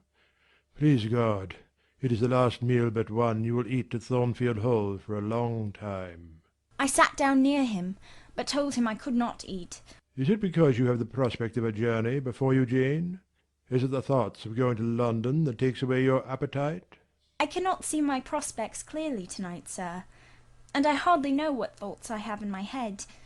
Everything in life seems unreal." "Except me. I am substantial enough. Touch me." You, sir, are the most phantom-like of all. You are a mere dream. He held out his hand, laughing. "Is that a dream?" said he, placing it close to my eyes. He had a rounded, muscular, and vigorous hand, as well as a long, strong arm. "Yes, though I touch it, it is a dream," said I, as I put it down from before my face. "Sir, have you finished supper?" "Yes, Jane." I rang the bell and ordered away the tray. When we were again alone, I stirred the fire, and then took a low seat at my master's knee. "It is near midnight," I said. "Yes, but remember, Jane, you promised to wake with me the night before my wedding." I did, and I will keep my promise, for an hour or two at least. I have no wish to go to bed. "Are all your arrangements complete?" "All, sir," "And on my part likewise," he returned. "I have settled everything, and we shall leave Thornfield to-morrow, within half an hour after our return from church." "Very well, sir." With what an extraordinary smile you uttered that word, "very well." Jane, what a bright spot of colour you have on each cheek, and how strangely your eyes glitter. Are you well?" "I believe I am." "Believe? What is the matter? Tell me what you feel." "I could not, sir. No words could tell you what I feel. I wish this present hour would never end. Who knows with what fate the next may come charged?" "This is hypochondria, Jane. You have been overexcited or overfatigued." "Do you, sir, feel calm and happy?" "Calm? No, but happy to the heart's core." I looked up at him to read the signs of bliss in his face. It was ardent and flushed. "Give me your confidence, Jane," he said. "Relieve your mind of any weight that oppresses it by imparting it to me. What do you fear? That I shall not prove a good husband?" "It is the idea farthest from my thoughts." "Are you apprehensive of the new sphere you are about to enter? Of the new life into which you are passing?" "No." "You puzzle me, Jane. Your look and tone of sorrowful audacity perplex and pain me. I want an explanation." "Then, sir, listen. You were from home last night?" "I was. I know that." "And you hinted a while ago at something which had happened in my absence." "Nothing probably of consequence. But in short it has disturbed you. Let me hear it. Mrs. Fairfax has said something, perhaps, or you have overheard the servants' talk. Your sensitive self-respect has been wounded?" "No, sir. It struck 12. I waited till the timepiece had concluded its silver chime, and the clock its hoarse vibrating stroke, and then I proceeded. All day yesterday I was very busy, and very happy in my ceaseless bustle, for I am not, as you seem to think, troubled by any haunting fears about the new sphere, etc.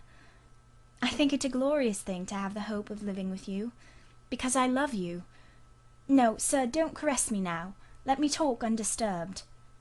Yesterday I trusted well in Providence, and believed that events were working together for your good and mine. It was a fine day, if you recollect. The calmness of the air and sky forbade apprehensions respecting your safety or comfort on your journey.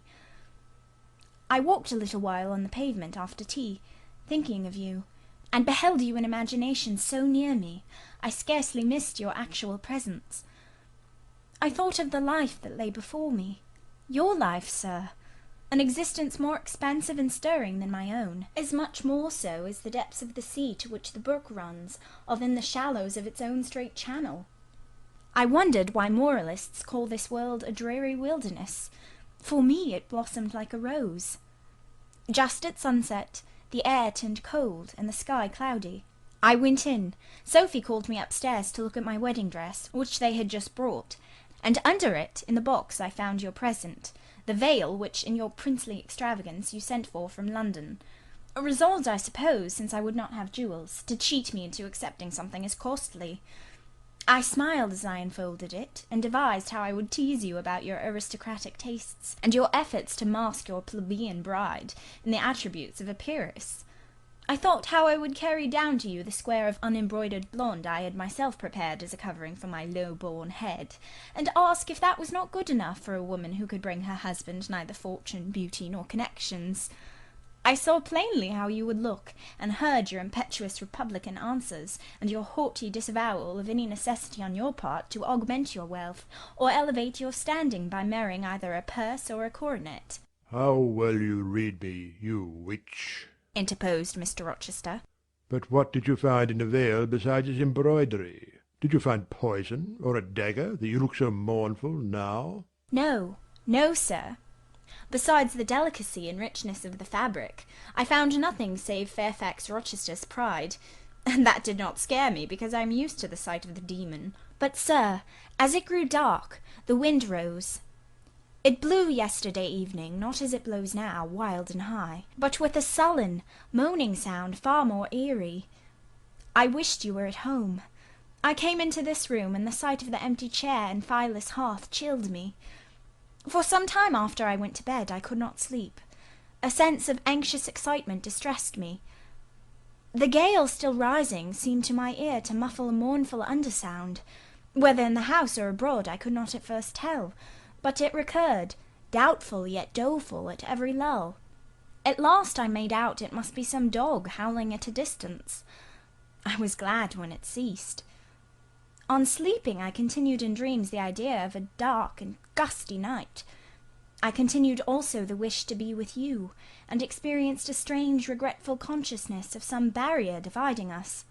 During all my first sleep I was following the windings of an unknown road. Total obscurity environed me. Rain pelted me.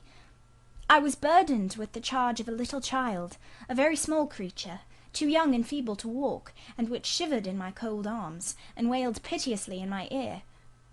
I thought, sir, that you were on the road a long way before me, and I strained every nerve to overtake you, and made effort on effort to utter your name, and entreat you to stop, but my movements were fettered, and my voice still died away inarticulate, while you, I felt, withdrew, farther and farther every moment. And these dreams weigh on your spirits now, Jane, when I am close to you? Little nervous subject, forget visionary woe, and think only of real happiness. You say you love me, Janet. Yes, I will not forget that, and you cannot deny it. Those words did not die inarticulate on your lips. I heard them clear and soft, a thought too solemn perhaps, but sweet as music. I think it is a glorious thing to have the hope of living with you, Edward, because I love you. Do you love me, Jane? Repeat it. I do, sir. I do, with my whole heart. Well, he said, after some minutes' silence. It is strange, but that sentence has penetrated my breast painfully. Why? I think because you said it with such an earnest, religious energy, and because your upward gaze at me now is the very sublime of faith, truth, and devotion. It is too much, as if some spirit were near me.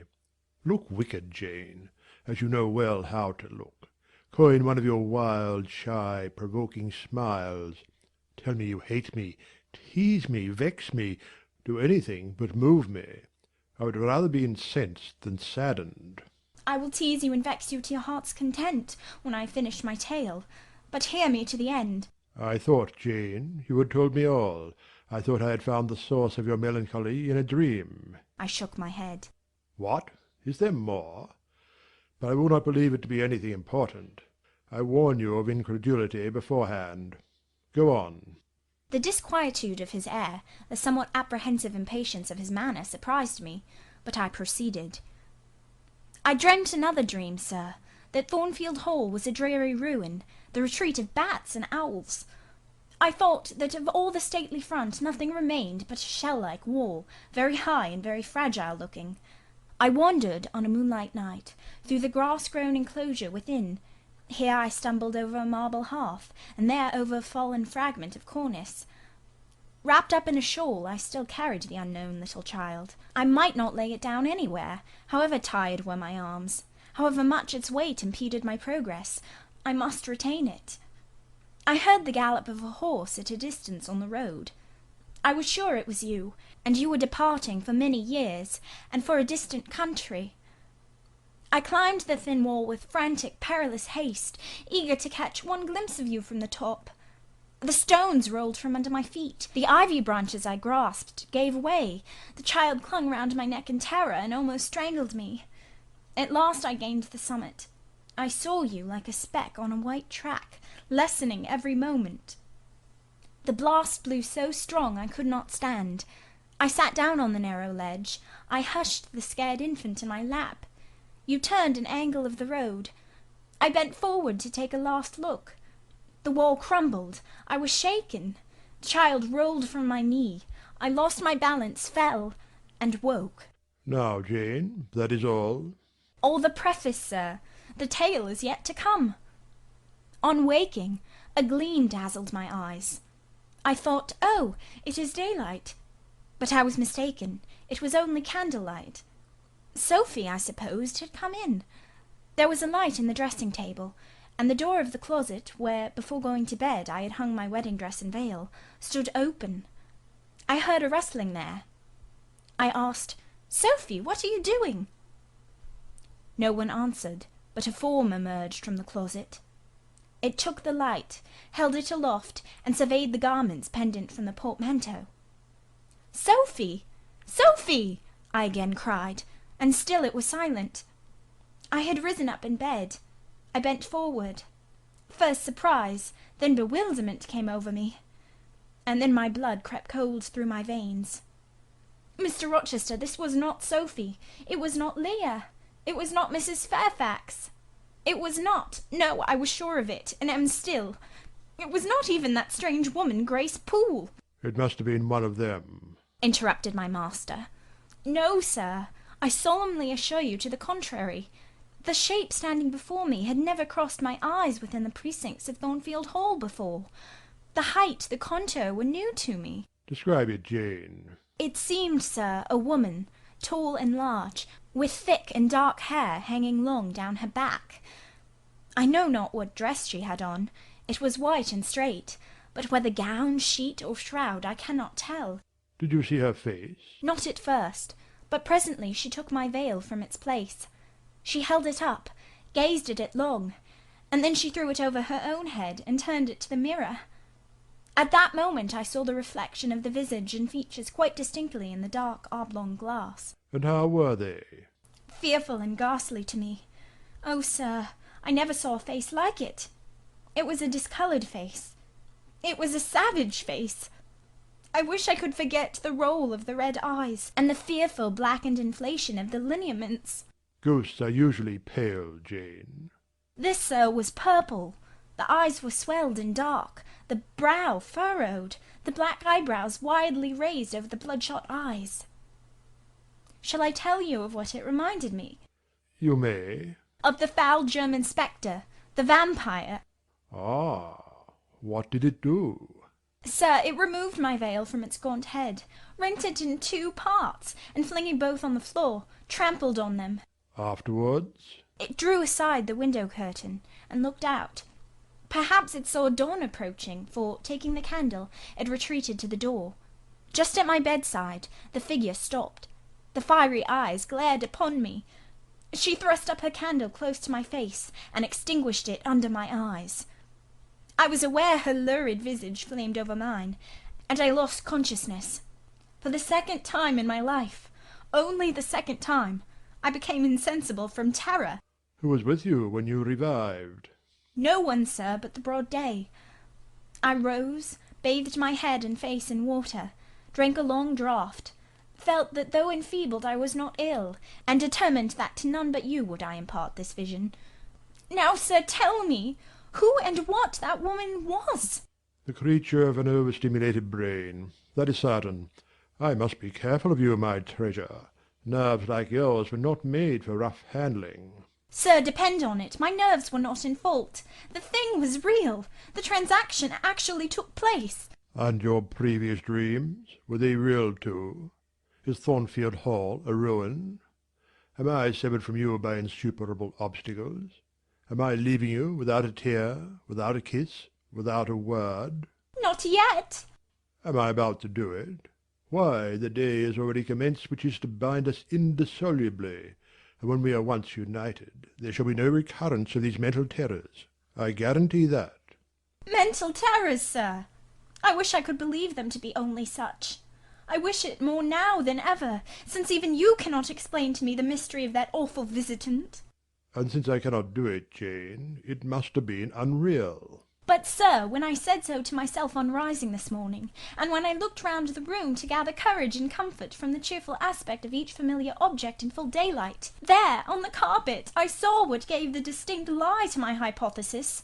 The veil, torn from top to bottom in 2 halves.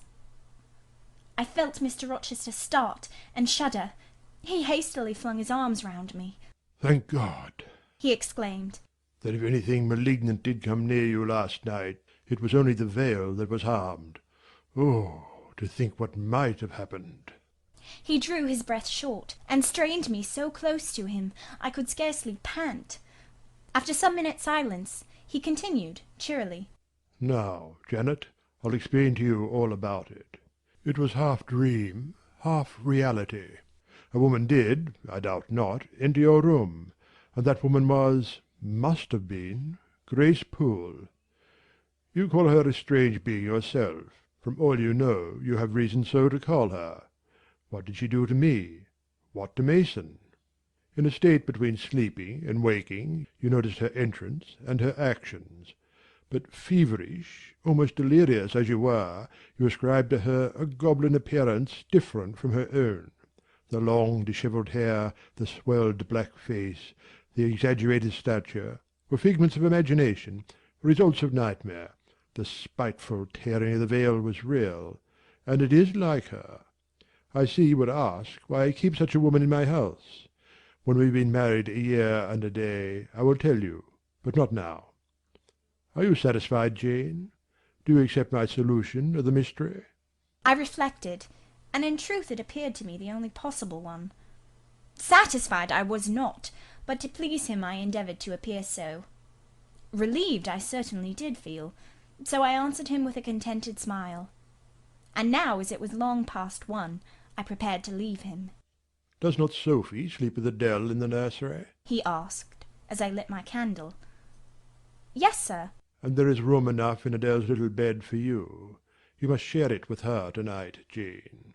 It is no wonder that the incident you have related should make you nervous, and I would rather you did not sleep alone. Promise me to go to the nursery. I shall be very glad to do so, sir. And fasten the door securely on the inside. Wake Sophie when you go upstairs, under pretence of requesting her to rouse you in good time to-morrow, for you must be dressed and have finished breakfast before 8. And now, no more sombre thoughts. Chase dull care away, Janet. Don't you hear to what soft whispers the wind has fallen? And there is no more beating of rain against the window-panes? Look here. He lifted up the curtain. It is a lovely night. It was. Half heaven was pure and stainless. The clouds, now trooping before the wind, which had shifted to the west, were filing off eastward in long silvered columns. The moon shone peacefully. Well, said Mr. Rochester, gazing inquiringly into my eyes. How is my Janet now? The night is serene, sir, and so am I.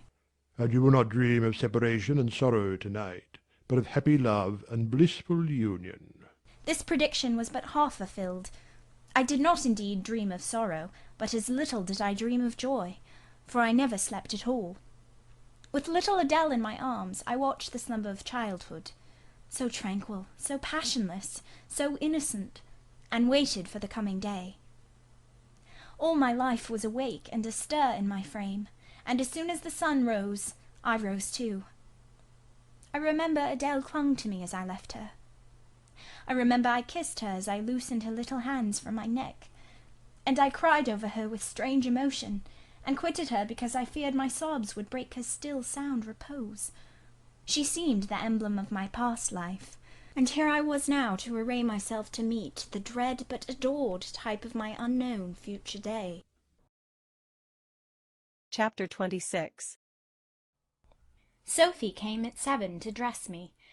She was very long indeed in accomplishing her task, so long that Mr. Rochester, grown, I suppose, impatient of my delay, sent up to ask why I did not come. She was just fastening my veil, the plain square of blonde after all, to my hair with a brooch. I hurried from under her hands as soon as I could. "Stop!" she cried in French. Look at yourself in the mirror. You have not taken one peep. So I turned at the door. I saw a robed and veiled figure, so unlike my usual self that it seemed almost the image of a stranger. Jane, called a voice, and I hastened down.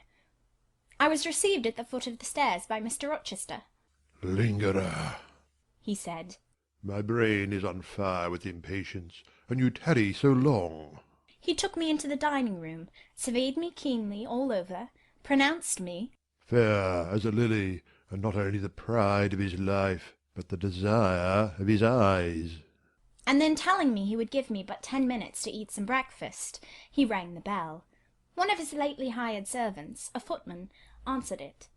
Is John getting the carriage ready? Yes, sir. Is the luggage brought down? They are bringing it down, sir.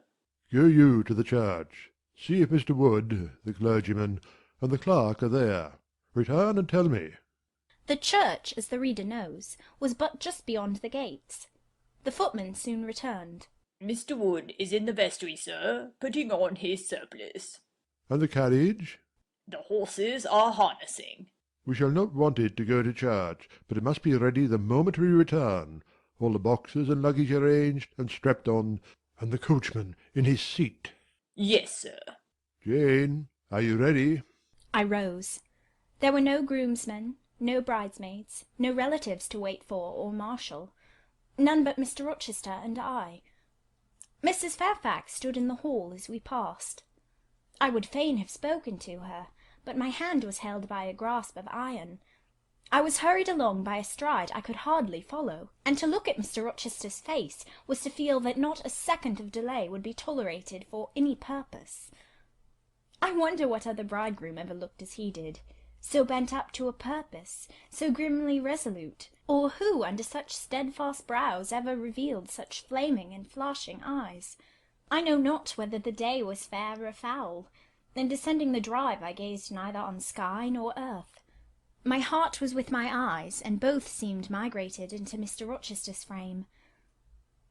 I wanted to see the invisible thing on which, as we went along, he appeared to fasten a glance fierce and fell. I wanted to feel the thoughts whose force he seemed breasting and resisting. At the churchyard wicket he stopped. He discovered I was quite out of breath.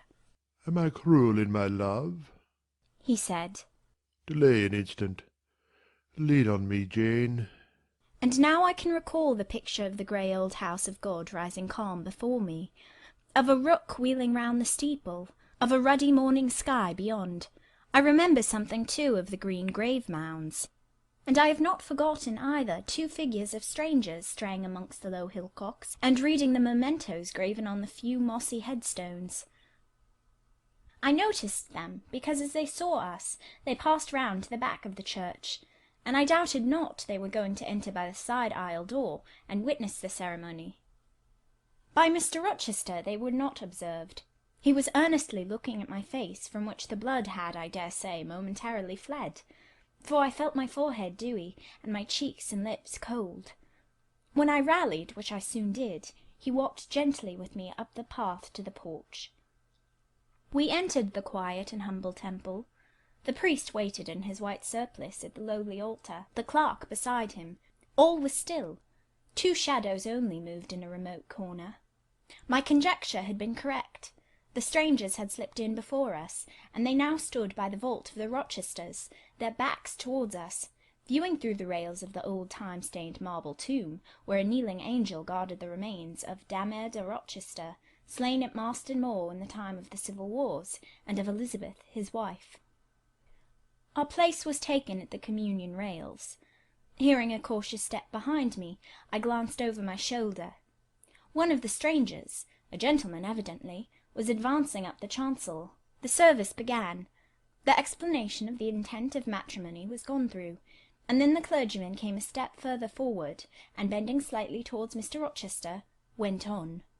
I require and charge you both, as ye will answer at the dreadful day of judgment, when the secrets of all hearts shall be disclosed, that if either of you know any impediment why ye may not lawfully be joined together in matrimony, ye do now confess it. For be ye well assured that so many as are coupled together otherwise than God's word doth allow, are not joined together by God, neither is their matrimony lawful. He paused, as the custom is. When is the pause after that sentence ever broken by reply? Not perhaps once in 100 years, and the clergyman, who had not lifted his eyes from his book, and had held his breath but for a moment, was proceeding. His hand was already stretched towards Mr. Rochester, as his lips unclosed to ask, Wilt thou have this woman for thy wedded wife? When a distinct and near voice said, The marriage cannot go on. I declare the existence of an impediment. The clergyman looked up at the speaker, and stood mute.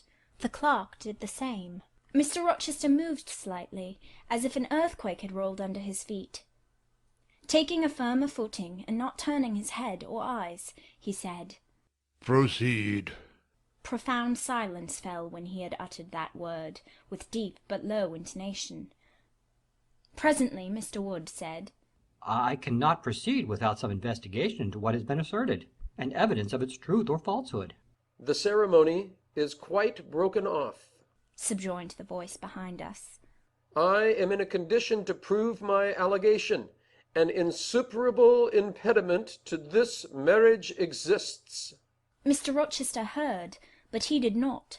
He stood, stubborn and rigid, making no movement but to possess himself of my hand. What a hot and strong grasp he had, and how like quarried marble was his pale, firm, massive front at this moment. How his eyes shone, still watchful, and yet wild beneath. Mr. Wood seemed at a loss. What is the nature of the impediment? He asked.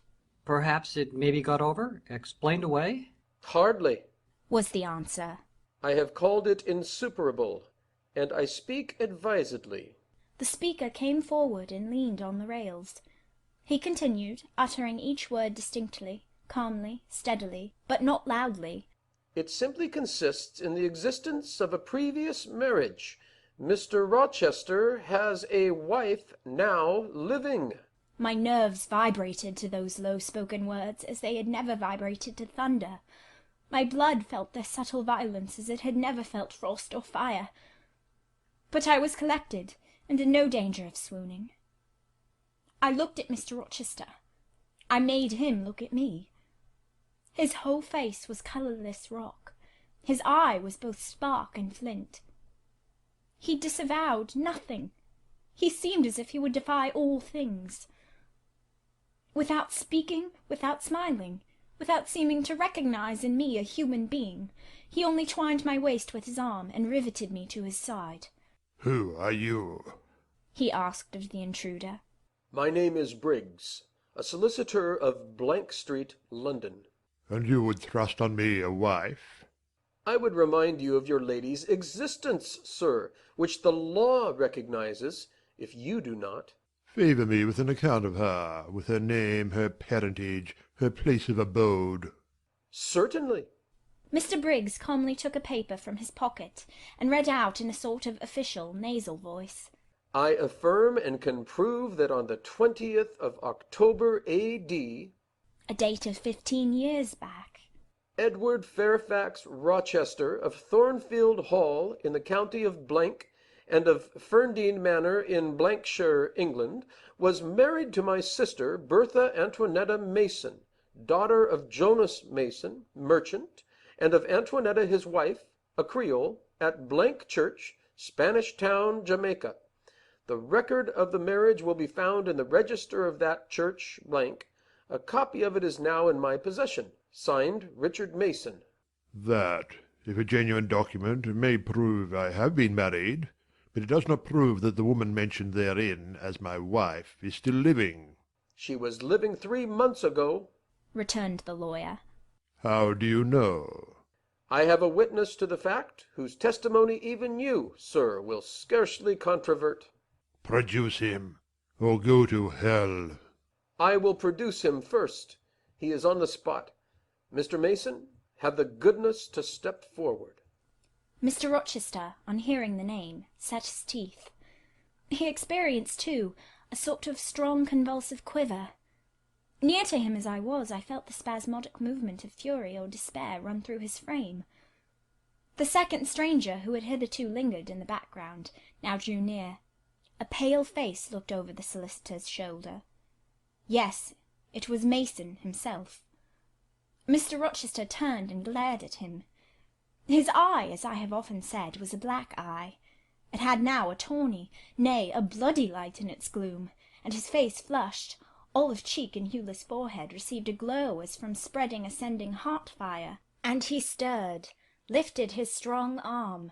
He could have struck Mason, dashed him on the church floor, shocked by ruthless blow the breath from his body.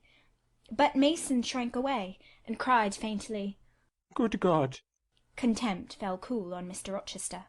His passion died as if a blight had shrivelled it up. He only asked, "What have you to say?"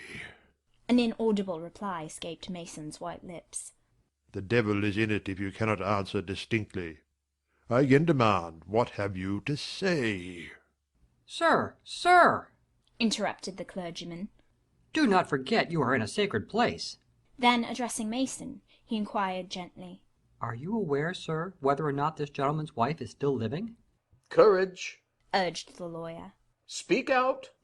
She is now living at Thornfield Hall, said Mason, in more articulate tones. I saw her there last April. I am her brother. At Thornfield Hall? Ejaculated the clergyman. Impossible! I am an old resident in this neighborhood, sir, and I never heard of a Mrs. Rochester at Thornfield Hall. I saw a grim smile contort Mr. Rochester's lips, and he muttered, No, by God. I took care that none should hear of it, or of her under that name. He mused. For 10 minutes he held counsel with himself. He formed his resolve, and announced it. Enough! All shall bolt out at once like the bullet from the barrel. Wood, close your book, and take off your surplice. John Green. To the clerk. Leave the church. There will be no wedding to-day. The man obeyed. Mr. Rochester continued, hardily and recklessly. Bigamy is an ugly word. I meant, however, to be a bigamist, but fate has outmanoeuvred me, or Providence has checked me. Perhaps the last. I am little better than a devil at this moment, and, as my pastor there would tell me, deserve, no doubt, the sternest judgments of God, even to the quenchless fire and deathless worm. Gentlemen, my plan is broken up. What this lawyer and his client say is true. I have been married, and the woman to whom I was married lives. You say you never heard of a Mrs. Rochester at the house up yonder, Wood? But I dare say you have many a time inclined your ear to gossip about the mysterious lunatic kept there under watch and ward. Some have whispered to you that she is my bastard half-sister, some my cast-off mistress. I now inform you that she is my wife, whom I married 15 years ago, Bertha Mason by name, sister of this resolute personage, who is now, with his quivering limbs and white cheeks, showing you what a stout heart men may bear. Cheer up, Dick, never fear me. I'd almost as soon strike a woman as you. Bertha Mason is mad, and she came of a mad family, idiots and maniacs through 3 generations. Her mother, the Creole, was both a mad woman and a drunkard, as I found out after I had wed the daughter, for they were silent on family secrets before. Bertha, like a dutiful child, copied her parent in both points. I had a charming partner, pure, wise, modest. You could fancy I was a happy man. I went through rich scenes. Oh, my experience has been heavenly, if you only knew it. But I owe you no further explanation. Briggs, Wood, Mason, I invite you all to come up to the house and visit Mrs. Poole's patient and my wife. You shall see what sort of a being I was cheated into espousing, and judge whether or not I had the right to break the compact, and seek sympathy with something at least human. This girl, he continued, looking at me, knew no more than you would of the disgusting secret. She thought all was fair and legal, and never dreamt she was going to be entrapped into a feigned union with a defrauded wretch, already bound to a bad, mad, and imbruted partner. Come, all of you, follow. Still holding me fast, he left the church. The three gentlemen came after. At the front door of the hall we found the carriage. Take it back to the coach-house, John, said Mr. Rochester, coolly. It will not be wanted to-day. At our entrance, Mrs. Fairfax, Adele, Sophie, Leah, advanced to meet and greet us. To the right, about, every soul, cried the master. Away with your congratulations. Who wants them? Not I. They are 15 years too late. He passed on and ascended the stairs, still holding my hand, and still beckoning the gentlemen to follow him, which they did. We mounted the first staircase, passed up the gallery, proceeded to the third story. The low black door, opened by Mr. Rochester's master key, admitted us to the tapestried room, with its great bed and its pictorial cabinet. You know this place, Mason, said our guide. She bit and stabbed you here. He lifted the hangings from the wall, uncovering the second door. This too he opened. In a room without a window there burnt a fire, guarded by a high and strong fender, and a lamp suspended by the ceiling by a chain. Grace Poole bent over the fire, apparently cooking something in a saucepan. In the deep shade, at the farther end of the room, a figure ran backwards and forwards. What it was, whether beast or human being, one could not at first sight tell. It grovelled, seemingly, on all fours. It snatched and growled like some strange wild animal, but it was covered with clothing, and a quantity of dark grizzled hair, wild as a mane, hid its head and face. Good morrow, Mrs. Poole, said Mr. Rochester. How are you? And how is your charge to-day? We're tolerable, sir, I thank you, replied Grace, lifting the boiling mess carefully onto the hob. Rather snappish, but not rageous. A fierce cry seemed to give the lie to her favourable report. The clothed hyena rose up, and stood tall on its hind feet. Ah, sir, she sees you, exclaimed Grace. You'd better not stay. Only a few moments, Grace. You must allow me a few moments. Take care, then, sir. For God's sake, take care. The maniac bellowed. She parted her shaggy locks from her visage, and gazed wildly at her visitors. I recognized well that purple face, those bloated features. Mrs. Poole advanced. Keep out of the way, said Mr. Rochester, thrusting her aside. She has no knife now, I suppose, and I'm on my guard. One never knows what she has, sir. She is so cunning, it is not in the mortal discretion to fathom her craft. We had better leave her, whispered Mason. Go to the devil, was his brother-in-law's recommendation. Where? cried Grace. The three gentlemen retreated simultaneously. Mr. Rochester flung me behind him. The lunatic sprang and grappled his throat viciously, and laid her teeth to his cheek. They struggled. She was a big woman, in stature almost equalling her husband, and corpulent besides. She showed virile force in the contest.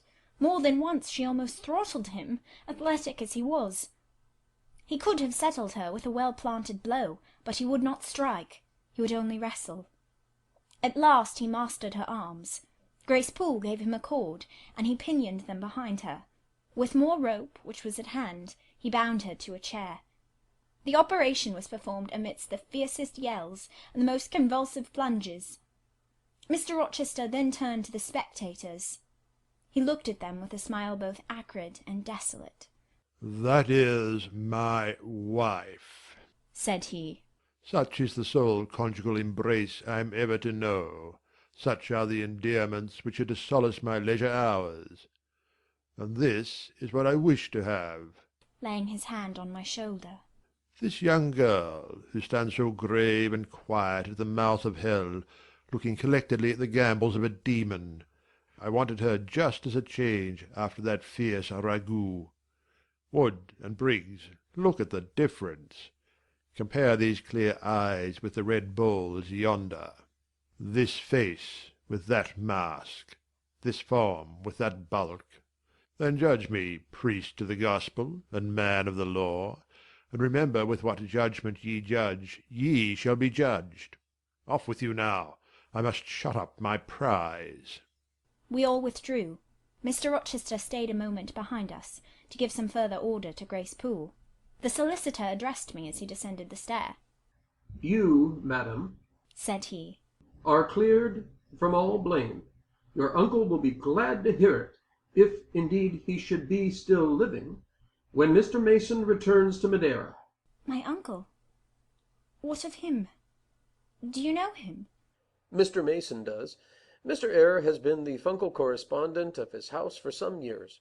When your uncle received your letter intimating the contemplated union between yourself and Mr. Rochester, Mr. Mason, who was staying at Madeira to recruit his health, on his way back to Jamaica, happened to be with him.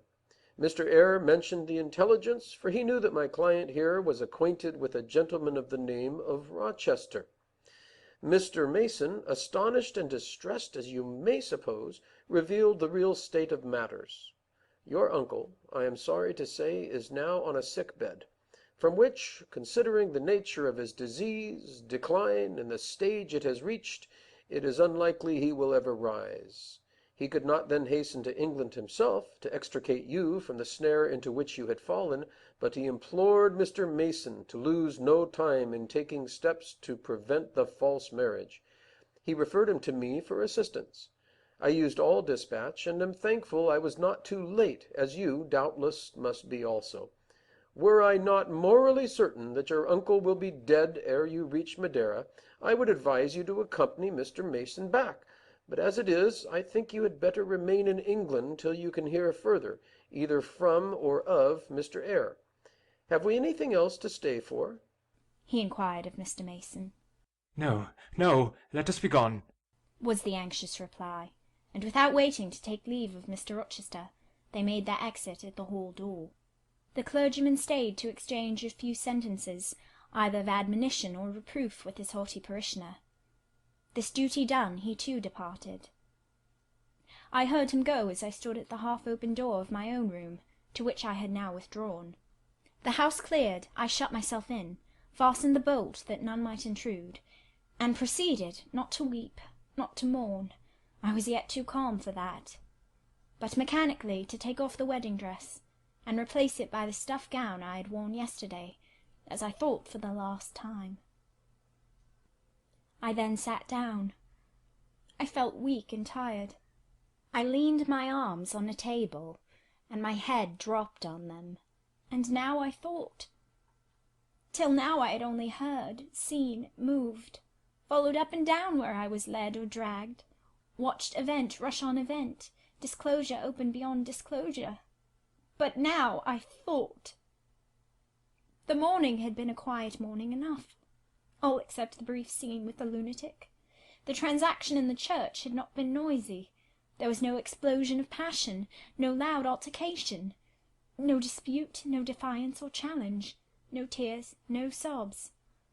A few words had been spoken, a calmly pronounced objection to the marriage made, some stern short questions put by Mr. Rochester, answers, explanations given, evidence adduced, an open admission of the truth had been uttered by my master.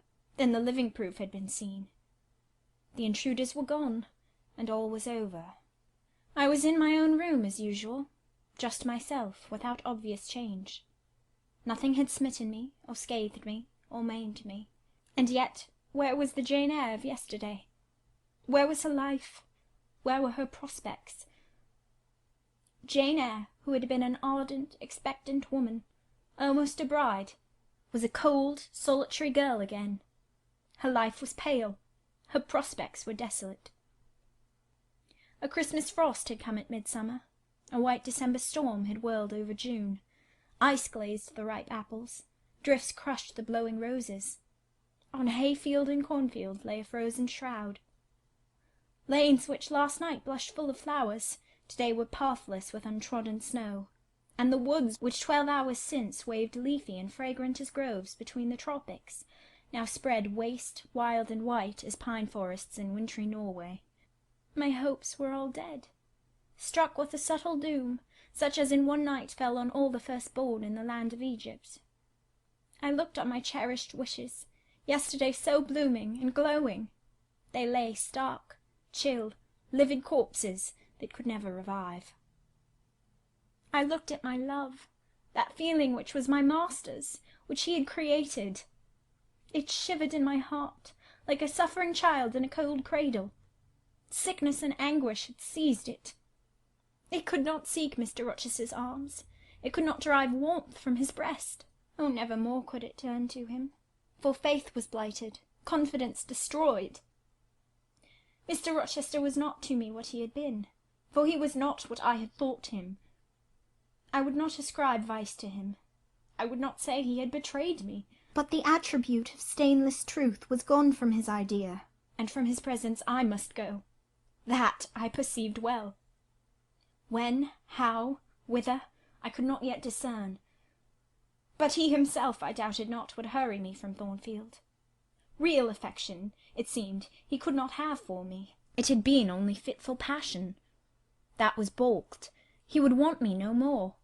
I should fear even to cross his path now. My view must be hateful to him. Oh, how blind had been my eyes! How weak my conduct!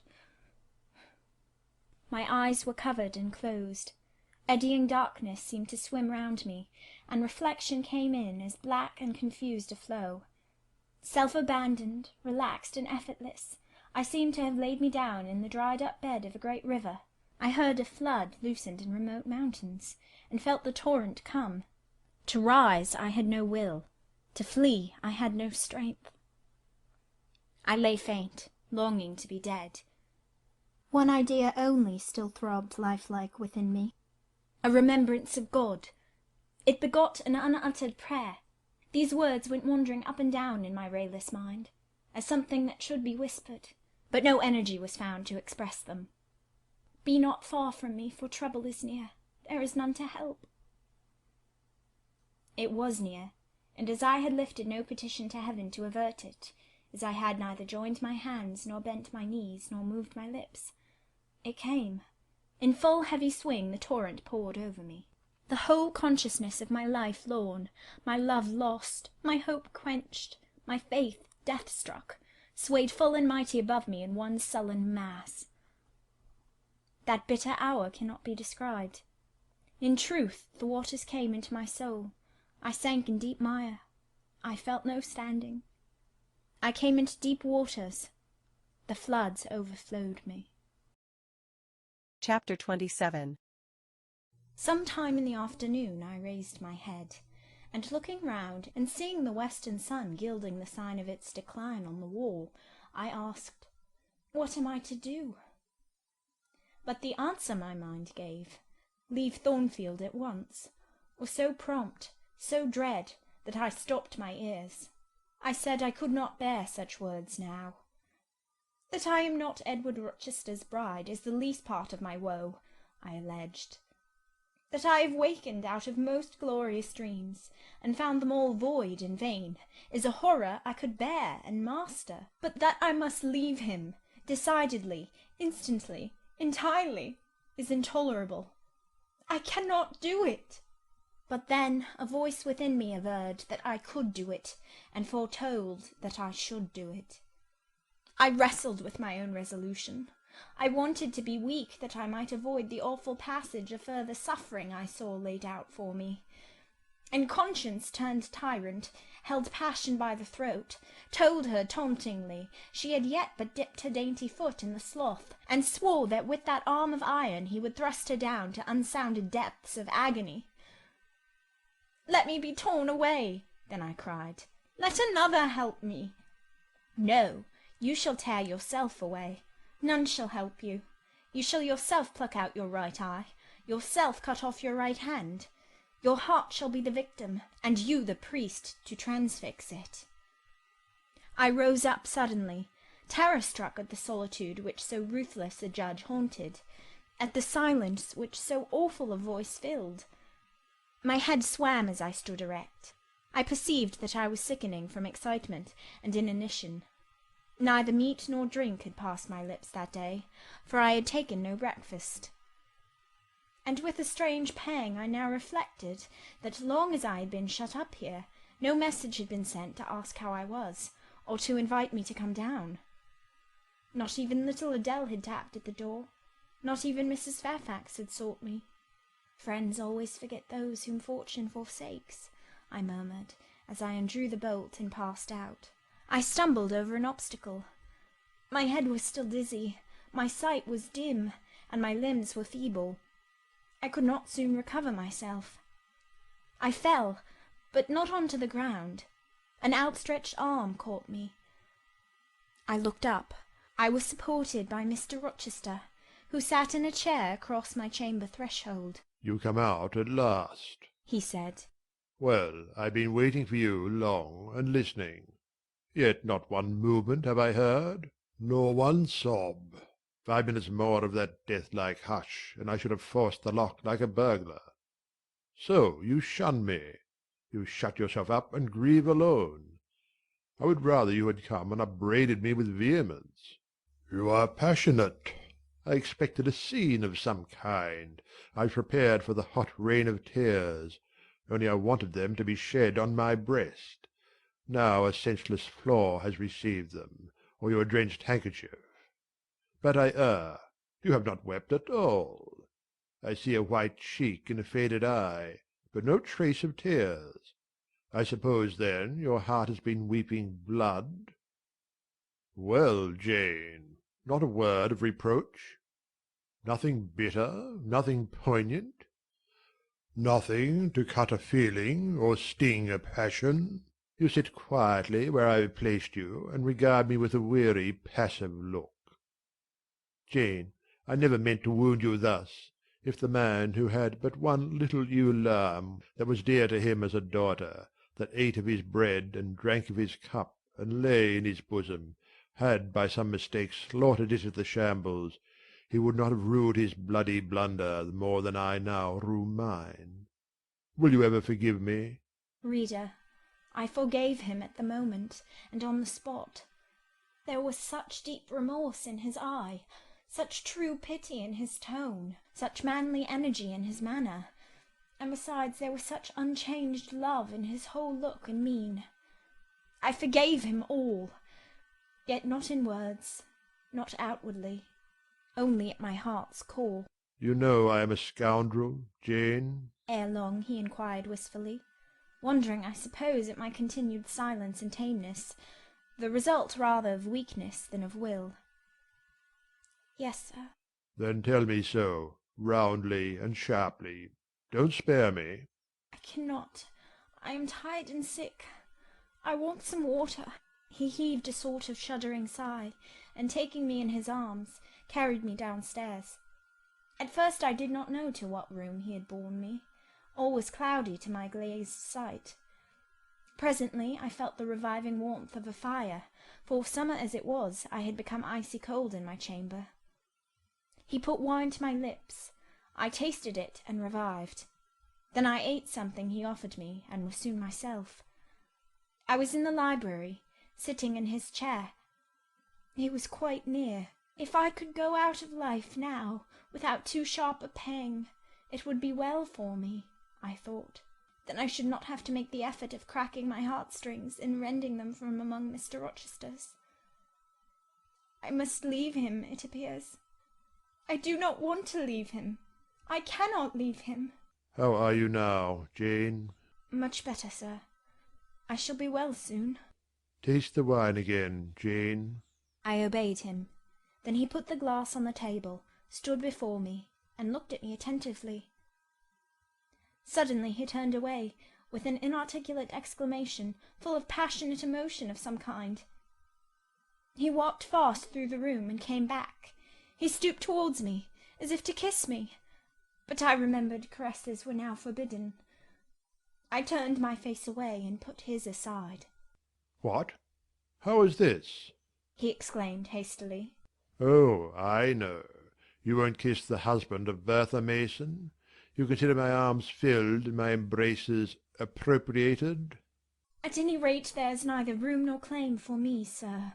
Why, Jane, I will spare you the trouble of much talking. I will answer for you. Because I have a wife already, you will reply. I guess rightly? Yes. If you think so, you must have a strange opinion of me. You must regard me as a plotting profligate, a base and low rake, who has been simulating disinterested love in order to draw you into a snare deliberately laid, and strip you of honour and rob you of self-respect. What do you say to that? I see you can say nothing in the first place. You are faint still, and have enough to do to draw your breath. In the second place, you cannot yet accustom yourself to accuse and revile me, and besides, the floodgates of tears are opened, and they would rush out if you spoke much. And you have no desire to expostulate, to upbraid, to make a scene. You are thinking how to act. Talking, you consider, is of no use. I know you. I am on my guard. Sir, I do not wish to act against you, I said, and my unsteady voice warned me to curtail my sentence. Not in your sense of the word, but in mine you are scheming to destroy me. You have as good as said that I am a married man. As a married man you will shun me, keep out of my way. Just now you have refused to kiss me. You intend to make yourself a complete stranger to me, to live under this roof only as Adele's governess. If ever I say a friendly word to you, if ever a friendly feeling inclines you again to me, you will say, "That man had nearly made me his mistress. I must be ice and rock to him, and ice and rock you will accordingly become." I cleared and steadied my voice to reply. All is changed about me, sir. I must change too. There is no doubt of that. And to avoid fluctuations of feeling and continual combats with recollections and associations, there is only one way. Adele must have a new governess, sir. Oh, Adele will go to school. I have settled that already. Nor do I mean to torment you with the hideous associations and recollections of Thornfield Hall. This accursed place, this tent of Achan, this insolent vault offering the ghastliness of living death to the light of the open sky, this narrow stone hell, with its one real fiend, worse than a legion of such as we imagine. Jane, you shall not stay here, nor will I. I was wrong ever to bring you to Thornfield Hall, knowing as I did how it was haunted.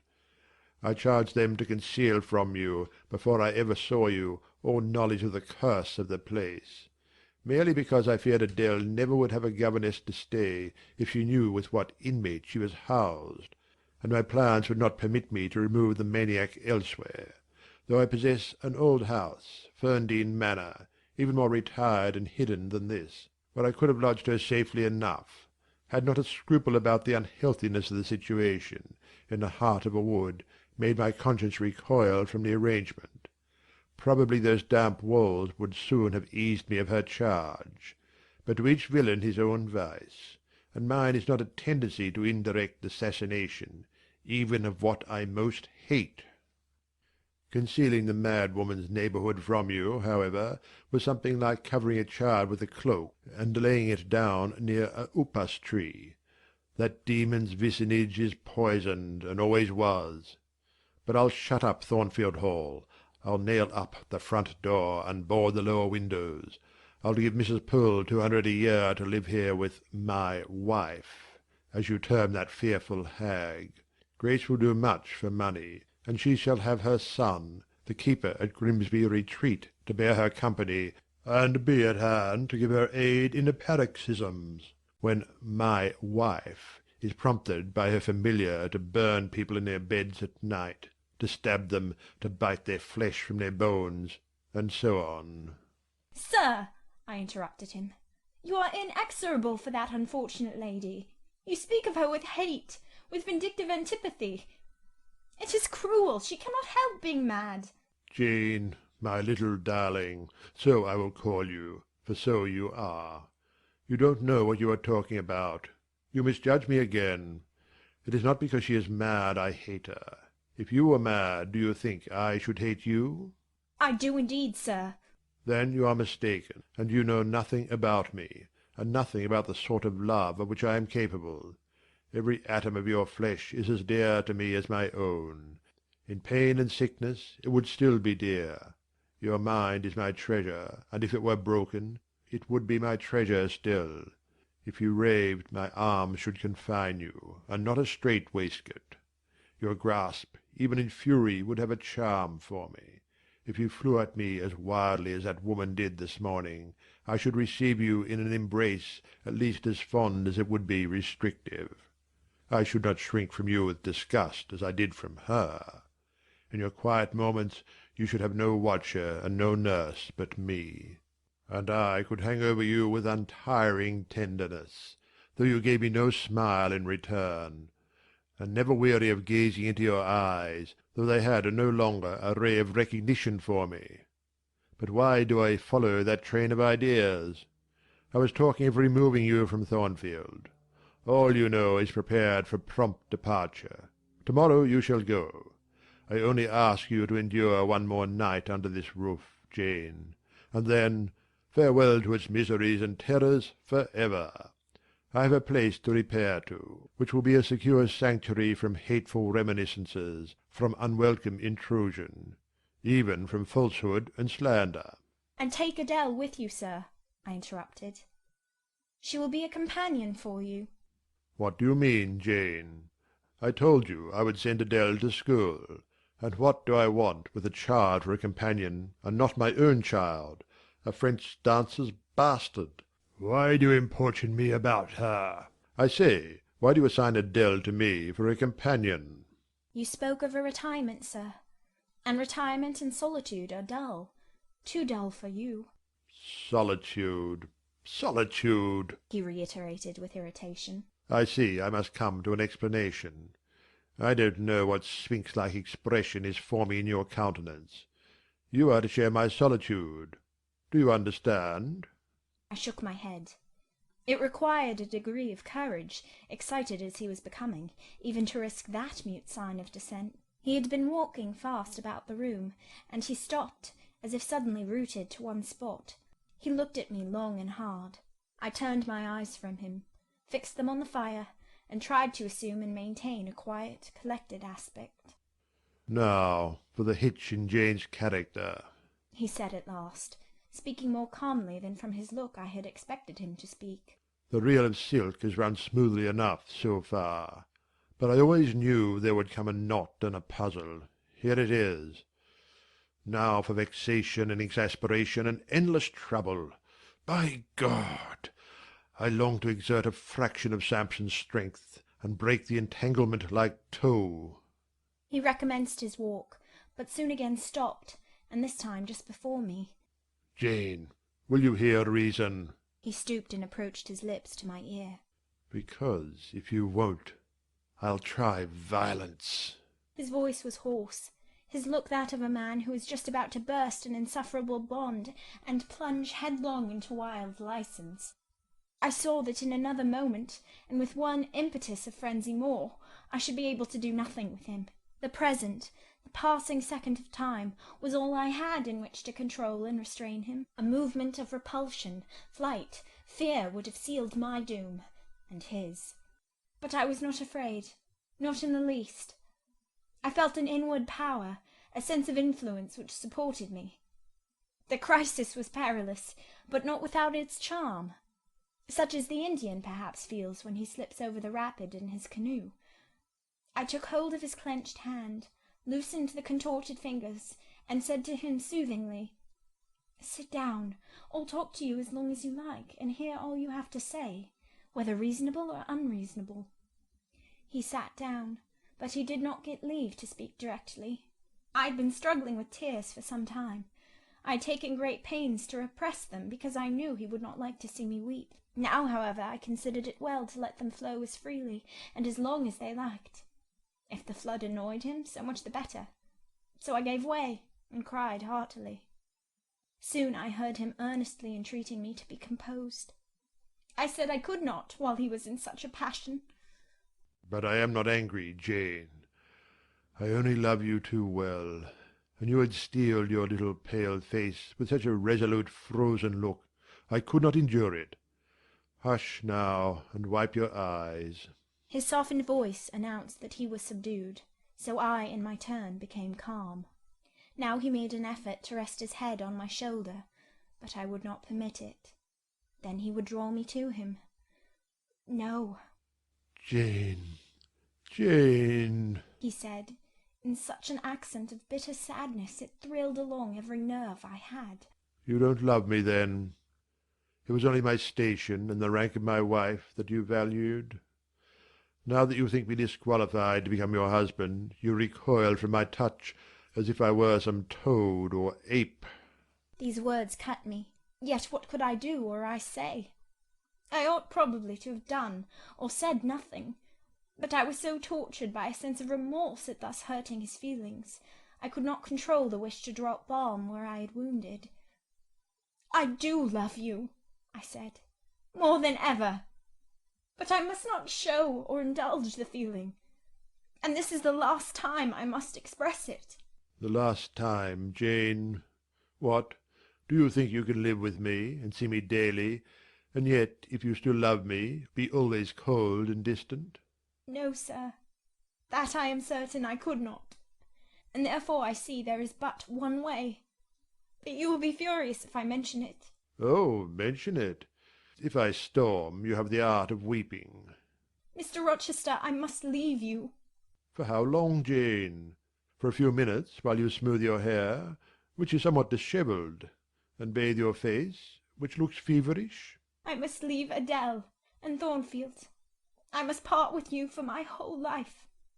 I must begin a new existence among strange faces and strange scenes. Of course. I told you you should. I pass over the madness about parting from me. You mean you must become a part of me.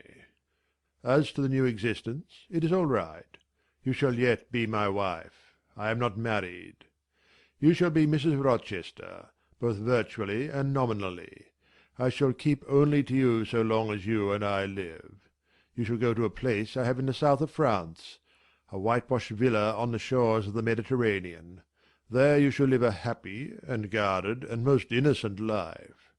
Never fear that I wish to lure you into error, to make you my mistress. Why do you shake your head? Jane, you must be reasonable, or in truth I shall again become frantic. His voice and hand quivered. His large nostrils dilated. His eye blazed. Still I dared to speak. "Sir, your wife is living. That is a fact, acknowledged this morning by yourself. If I lived with you as you desire, I should then be your mistress.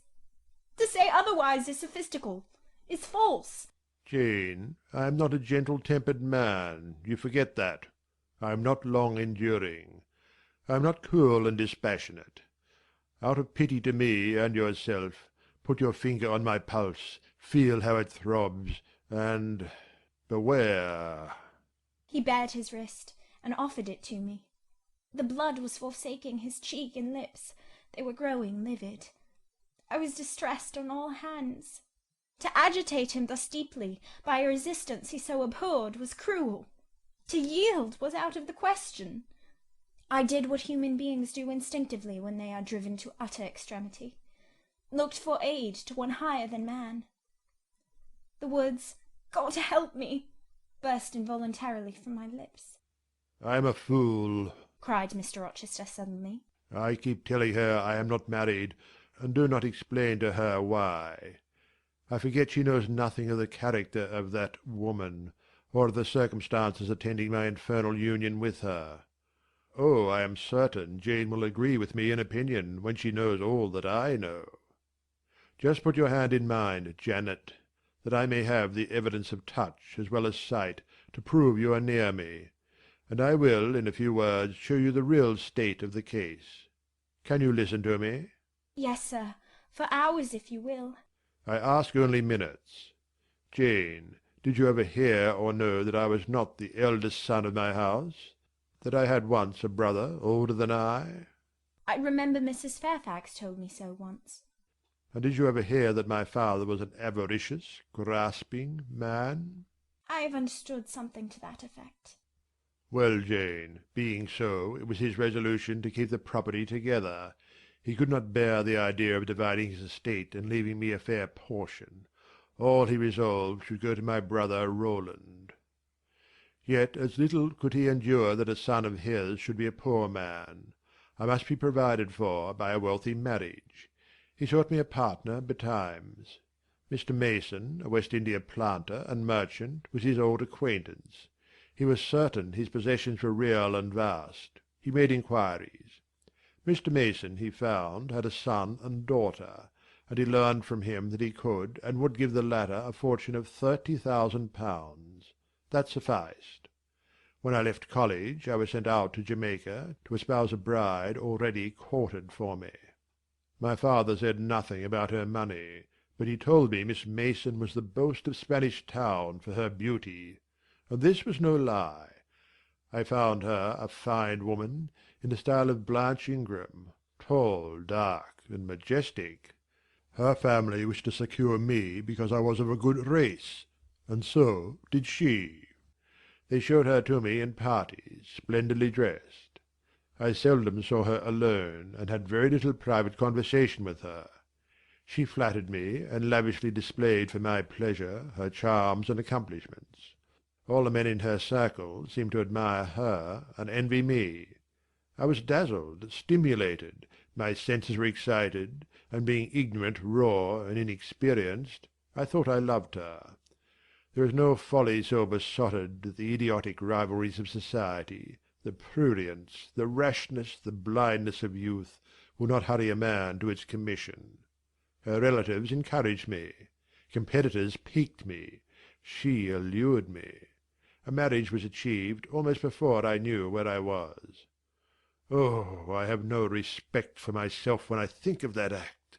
An agony of inward contempt masters me. I never loved, I never esteemed, I did not even know her. I was not sure of the existence of one virtue in her nature. I had marked neither modesty, nor benevolence, nor candour, nor refinement in her mind or manners. And I married her. Gross, grovelling, mole-eyed blockhead that I was! With less sin I might have—but let me remember to whom I am speaking. My bride's mother I had never seen. I understood she was dead. The honeymoon over, I learned my mistake. She was only mad and shut up in a lunatic asylum. There was a younger brother too, a complete dumb idiot. The elder one, whom you have seen, and whom I cannot hate, whilst I abhor all his kindred, because he has some grains of affection in his feeble mind, shown in the continued interest he takes in his wretched sister, and also in a dog-like attachment he once bore me, will probably be in the same state one day. My father and my brother Roland knew all this, but they thought only of the £30,000, and joined in the plot against me. These were vile discoveries, but except for the treachery of concealment, I should have made them no subject of reproach to my wife, even when I found her nature wholly alien to mine, her tastes obnoxious to me, her cast of mind common, low, narrow, and singularly incapable of being led to anything higher, expanded to anything larger, when I found that I could not pass a single evening, nor even a single hour of the day with her in comfort, that kindly conversation could not be sustained between us, because whatever topic I started, immediately received from her a turn at once coarse and trite, perverse and imbecile. When I perceived that I should never have a quiet or settled household, because no servant would bear the continued outbreaks of her violent and unreasonable temper, or the vexations of her absurd, contradictory, exacting orders, even then I restrained myself. I eschewed upbraiding, I curtailed remonstrance. I tried to devour my repentance and disgust in secret. I repressed the deep antipathy I felt. Jane, I will not trouble you with abominable details. Some strong word shall express what I have to say. I lived with that woman upstairs 4 years, and before that time she had tried me indeed. Her character ripened and developed with frightful rapidity. Her vices sprang up fast and rank. They were so strong only cruelty could check them, and I would not use cruelty. What a pigmy intellect she had, and what giant propensities! How fearful were the curses those propensities entailed on me! Bertha Mason, the true daughter of an infamous mother, dragged me through all the hideous and degrading agonies which must attend a man bound to a wife at once intemperate and unchaste. My brother, in the interval, was dead, and at the end of 4 years my father died too. I was rich enough now, yet poor to hideous indigence. A nature the most gross, impure, depraved I ever saw was associated with mine, and called by the law and by society a part of me. And I could not rid myself of it by any legal proceedings, for the doctors now discovered that my wife was mad. Her excesses had prematurely developed the germs of insanity. Jane, you don't like my narrative. You look almost sick. Shall I defer the rest to another day? No, sir, finish it now. I pity you. I do earnestly pity you. Pity, Jane, from some people is a noxious and insulting sort of tribute, which one is justified in hurling back in the teeth of those who offer it. But that is the sort of pity native to callous, selfish hearts. It is a hybrid egotistical pain at hearing of woes, crossed with ignorant contempt for those who have endured them. But that is not your pity, Jane. It is not the feeling of which your whole face is full at this moment, with which your eyes are now almost overflowing, with which your heart is heaving, with which your hand is trembling in mine. Your pity, my darling, is the suffering mother of love. Its anguish is the very natal pang of the divine passion. I accept it, Jane. Let the daughter have free advent. My arms wait to receive her. Now, sir, proceed. What did you do when you found she was mad? Jane, I approached the verge of despair. A remnant of self-respect was all that intervened between me and the gulf. In the eyes of the world I was doubtless covered with grimy dishonour, but I resolved to be clean in my own sight. And to the last I repudiated the contamination of her crimes, and wrenched myself from connection with her mental defects. Still, society associated my name and person with hers. I yet saw her, and heard her daily. Something of her breath mixed with the air I breathed, and besides I remembered I had once been her husband. That recollection was then, and is now, inexpressibly odious to me. Moreover, I knew that while she lived I could never be the husband of another and better wife. And though 5 years my senior, her family and her father had lied to me even in the particular of her age, she was likely to live as long as I, being as robust in frame as she was infirm in mind. Thus, at the age of 26, I was hopeless. One night I had been awakened by her yells. Since the medical men had pronounced her mad, she had, of course, been shut up. It was a fiery West Indian night, one of the description that frequently precede the hurricanes of those climates. Being unable to sleep in bed, I got up and opened the window. The air was like sulphur steams. I could find no refreshment anywhere. Mosquitoes came buzzing in and hummed sullenly round the room. The sea, which I could hear from thence, rumbled dull like an earthquake. Black clouds were casting up over it. The moon was setting in the waves, broad and red, like a hot cannon-ball. She threw her last bloody glance over a world quivering with the ferment of tempest. I was physically influenced by the atmosphere and scene, and my ears were filled with the curses the maniac still shrieked out, wherein she momentarily mingled my name with such a tone of demon hate, with such language. No professed harlot ever had a fouler vocabulary than she. Though 2 rooms off I heard every word, the thin partitions of the West India house opposing but slight obstruction to her wolfish cries. "This life," said I at last, "is hell. This is the air. Those are the sounds of the bottomless pit. I have a right to deliver myself from it, if I can. The sufferings of this mortal state will leave me with the heavy flesh that now cumbers my soul. Of the fanatic's burning eternity I have no fear. There is not a future state worse than this present one. Let me break away and go home to God." I said this whilst I knelt down at and unlocked a trunk which contained a brace of loaded pistols. I mean to shoot myself. I only entertained the intention for a moment, for, not being insane, the crisis of exquisite and unalloyed despair, which had originated the wish and design of self-destruction, was past in a second. A wind fresh from Europe blew over the ocean and rushed through the open casement. The storm broke, streamed, thundered, blazed, and the air grew pure. I then framed and fixed a resolution. While I walked under the dripping orange trees of my wet garden, and amongst its drenched pomegranates and pineapples, and while the refulgent dawn of the tropics kindled around me, I reasoned thus, Jane. And now listen, for it was true wisdom that consoled me in that hour, and showed me the right path to follow. The sweet wind from Europe was still whispering in the refreshed leaves, and the Atlantic was thundering in glorious liberty. My heart, dried up and scorched for a long time, swelled to the tone and filled with living blood. My being longed for renewal. My soul thirsted for a pure draught. I saw hope revive, and felt regeneration possible. From a flowery arch at the bottom of my garden I gazed over the sea, bluer than the sky. The old world was beyond. Clear prospects opened thus. "Go," said Hope, "and live again in Europe. There it is not known what a sullied name you bear, nor what a filthy burden is bound to you. You may take the maniac with you to England. Confine her with due attendance and precautions at Thornfield.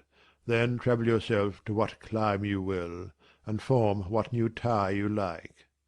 That woman who has so abused your long suffering, so sullied your name, so outraged your honour, so blighted your youth, is not your wife, nor are you her husband. See that she is cared for as her condition demands, and you have done all that God and humanity require of you. Let her identity, her connection with yourself, be buried in oblivion. You are bound to impart them to no living being. Place her in safety and comfort, shelter her degradation with secrecy, and leave her." I acted precisely on this suggestion. My father and brother had not made my marriage known to their acquaintance, because, in the very first letter I wrote to apprise them of the union, having already begun to experience the extreme disgust of its consequences, and from the family character and constitution seeing a hideous future opening to me, I added an urgent charge to keep it secret, and very soon the infamous conduct of the wife my father had selected for me was such as to make him blush to own her as his daughter-in-law. Far from desiring to publish the connection, he became as anxious to conceal it as myself. To England, then, I conveyed her. A fearful voyage I had with such a monster in the vessel. Glad was I when I at last got her to Thornfield, and saw her safely lodged in that third-story room, of whose secret inner cabinet she has now for 10 years made a wild beast's den, a goblin's cell. I had some trouble in finding an attendant for her, as it was necessary to select one on whose fidelity dependence could be placed, for her ravings would inevitably betray my secret. Besides, she had lucid intervals of days, sometimes weeks, which she filled up with abuse of me. At last I hired Grace Poole from the Grimsby retreat. She and the surgeon, Carter, who dressed Mason's wounds that night he was stabbed and worried, are the only two I have ever admitted to my confidence. Mrs. Fairfax may indeed have suspected something, but she could have gained no precise knowledge as to facts. Grace has on the whole proved a good keeper, though, owing partly to a fault of her own, of which it appears nothing can cure her, and which is incident to her harassing profession, her vigilance has been more than once lulled and baffled. The lunatic is both cunning and malignant. She has never failed to take advantage of her guardian's temporary lapses. Once to secrete the knife with which she stabbed her brother, and twice to possess herself of the keys of her cell, and issue therefrom in the night-time. On the first of these occasions she perpetrated the attempt to burn me in my bed. On the second she paid that ghastly visit to you.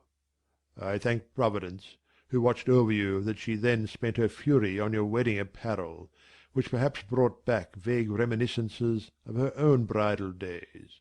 But on what might have happened I cannot endure to reflect. When I think of the thing which flew at my throat this morning, hanging its black and scarlet visage over the nest of my dove, my blood curdles. "And what, sir," I asked while he paused, "did you do when you had settled her here? Where did you go?" What did I do, Jane? I transformed myself into a will-o'-the-wisp. Where did I go? I pursued wanderings as wild as those of the March spirit. I sought the continent, and went devious through all its lands. My fixed desire was to seek and find a good and intelligent woman whom I could love, a contrast to the fury I left at Thornfield. "But you could not marry, sir." I had determined and was convinced that I could and ought. It was not my original intention to deceive, as I have deceived you. I meant to tell my tale plainly, and make my proposals openly, and it appeared to me so absolutely rational that I should be considered free to love and be loved. I never doubted some woman might be found willing and able to understand my case and accept me, in spite of the curse with which I was burdened. "Well, sir?"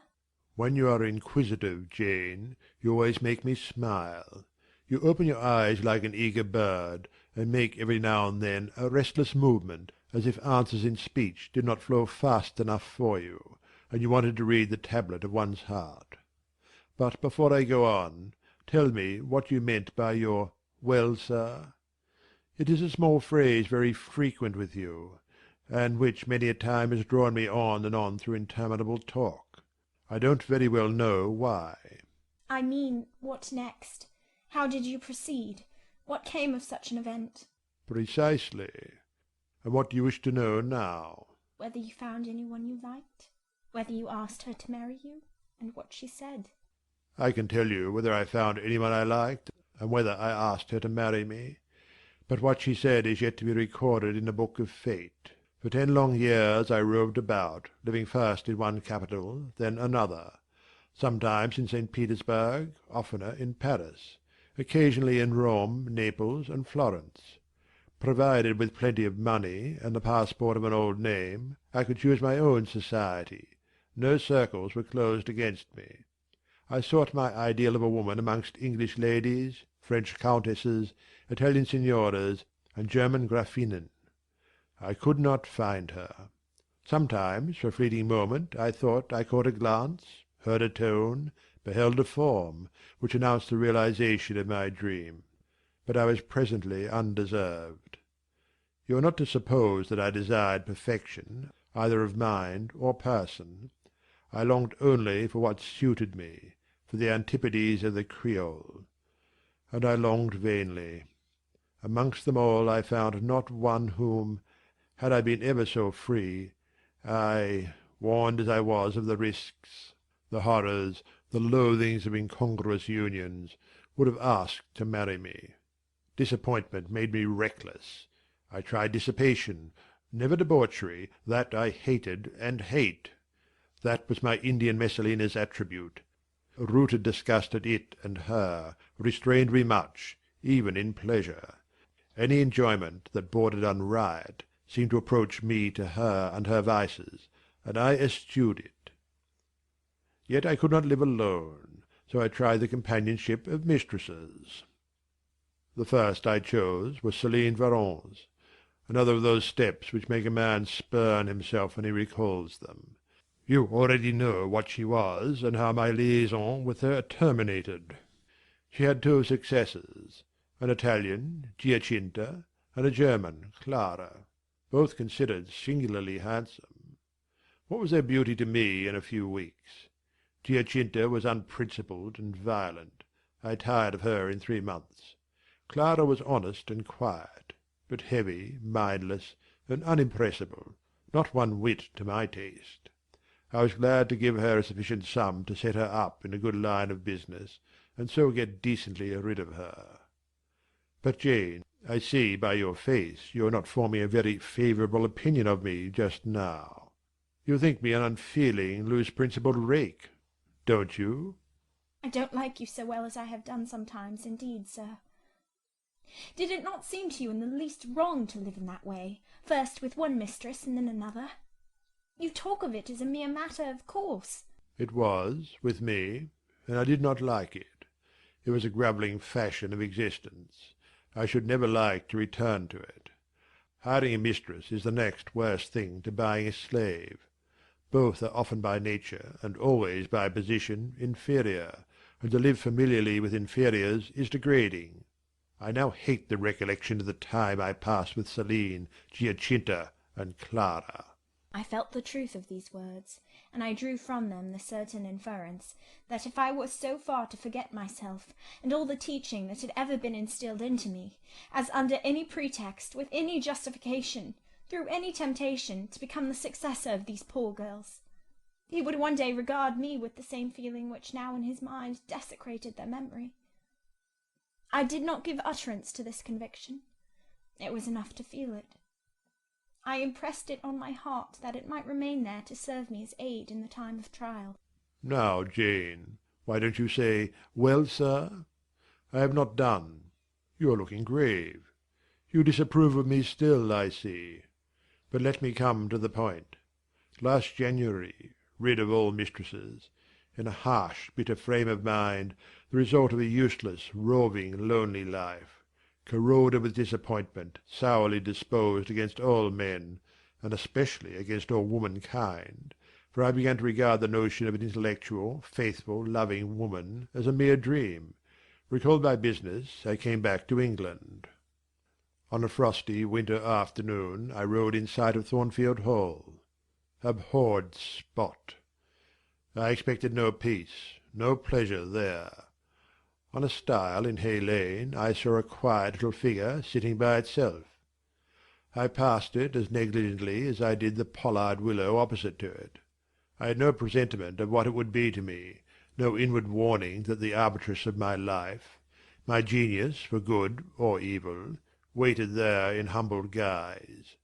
I did not know it, even when, on the occasion of Mesrour's accident, it came up and gravely offered me help.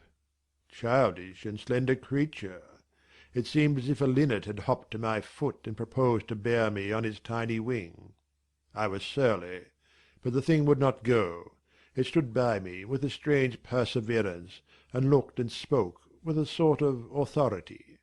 I must be aided, and by that hand. And aided I was. When once I had pressed the frail shoulder, something new, a fresh sap and sense, stole into my frame. It was well I had learnt that this elf must return to me, that it belonged to my house down below, or I could not have felt it pass away from under my hand, and seen it vanish behind the dim hedge without singular regret. I heard you come home that night, Jane, though probably you were not aware that I thought of you or watched for you. The next day I observed you, myself unseen, for half an hour, while you played with Adele in the gallery. It was a snowy day, I recollect, and you could not go out of doors. I was in my room. The door was ajar.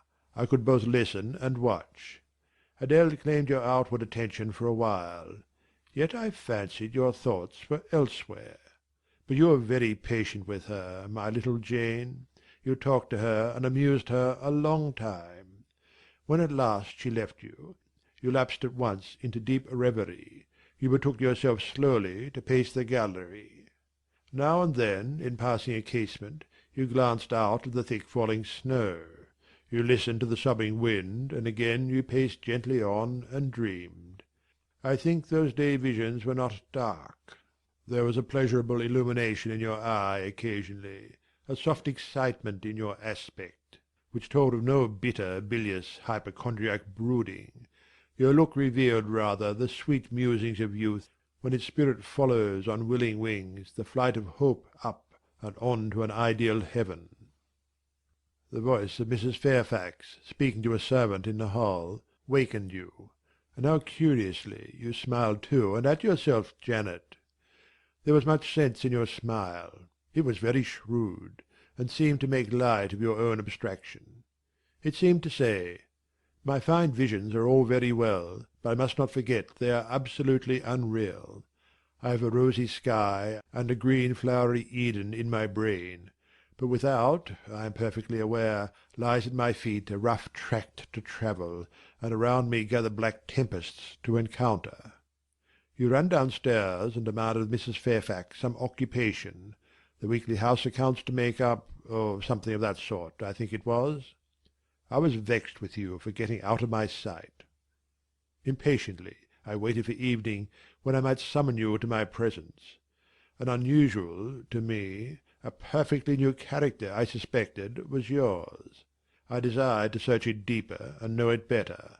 You entered the room with a look and air at once shy and independent. You were quaintly dressed, much as you are now. I made you talk.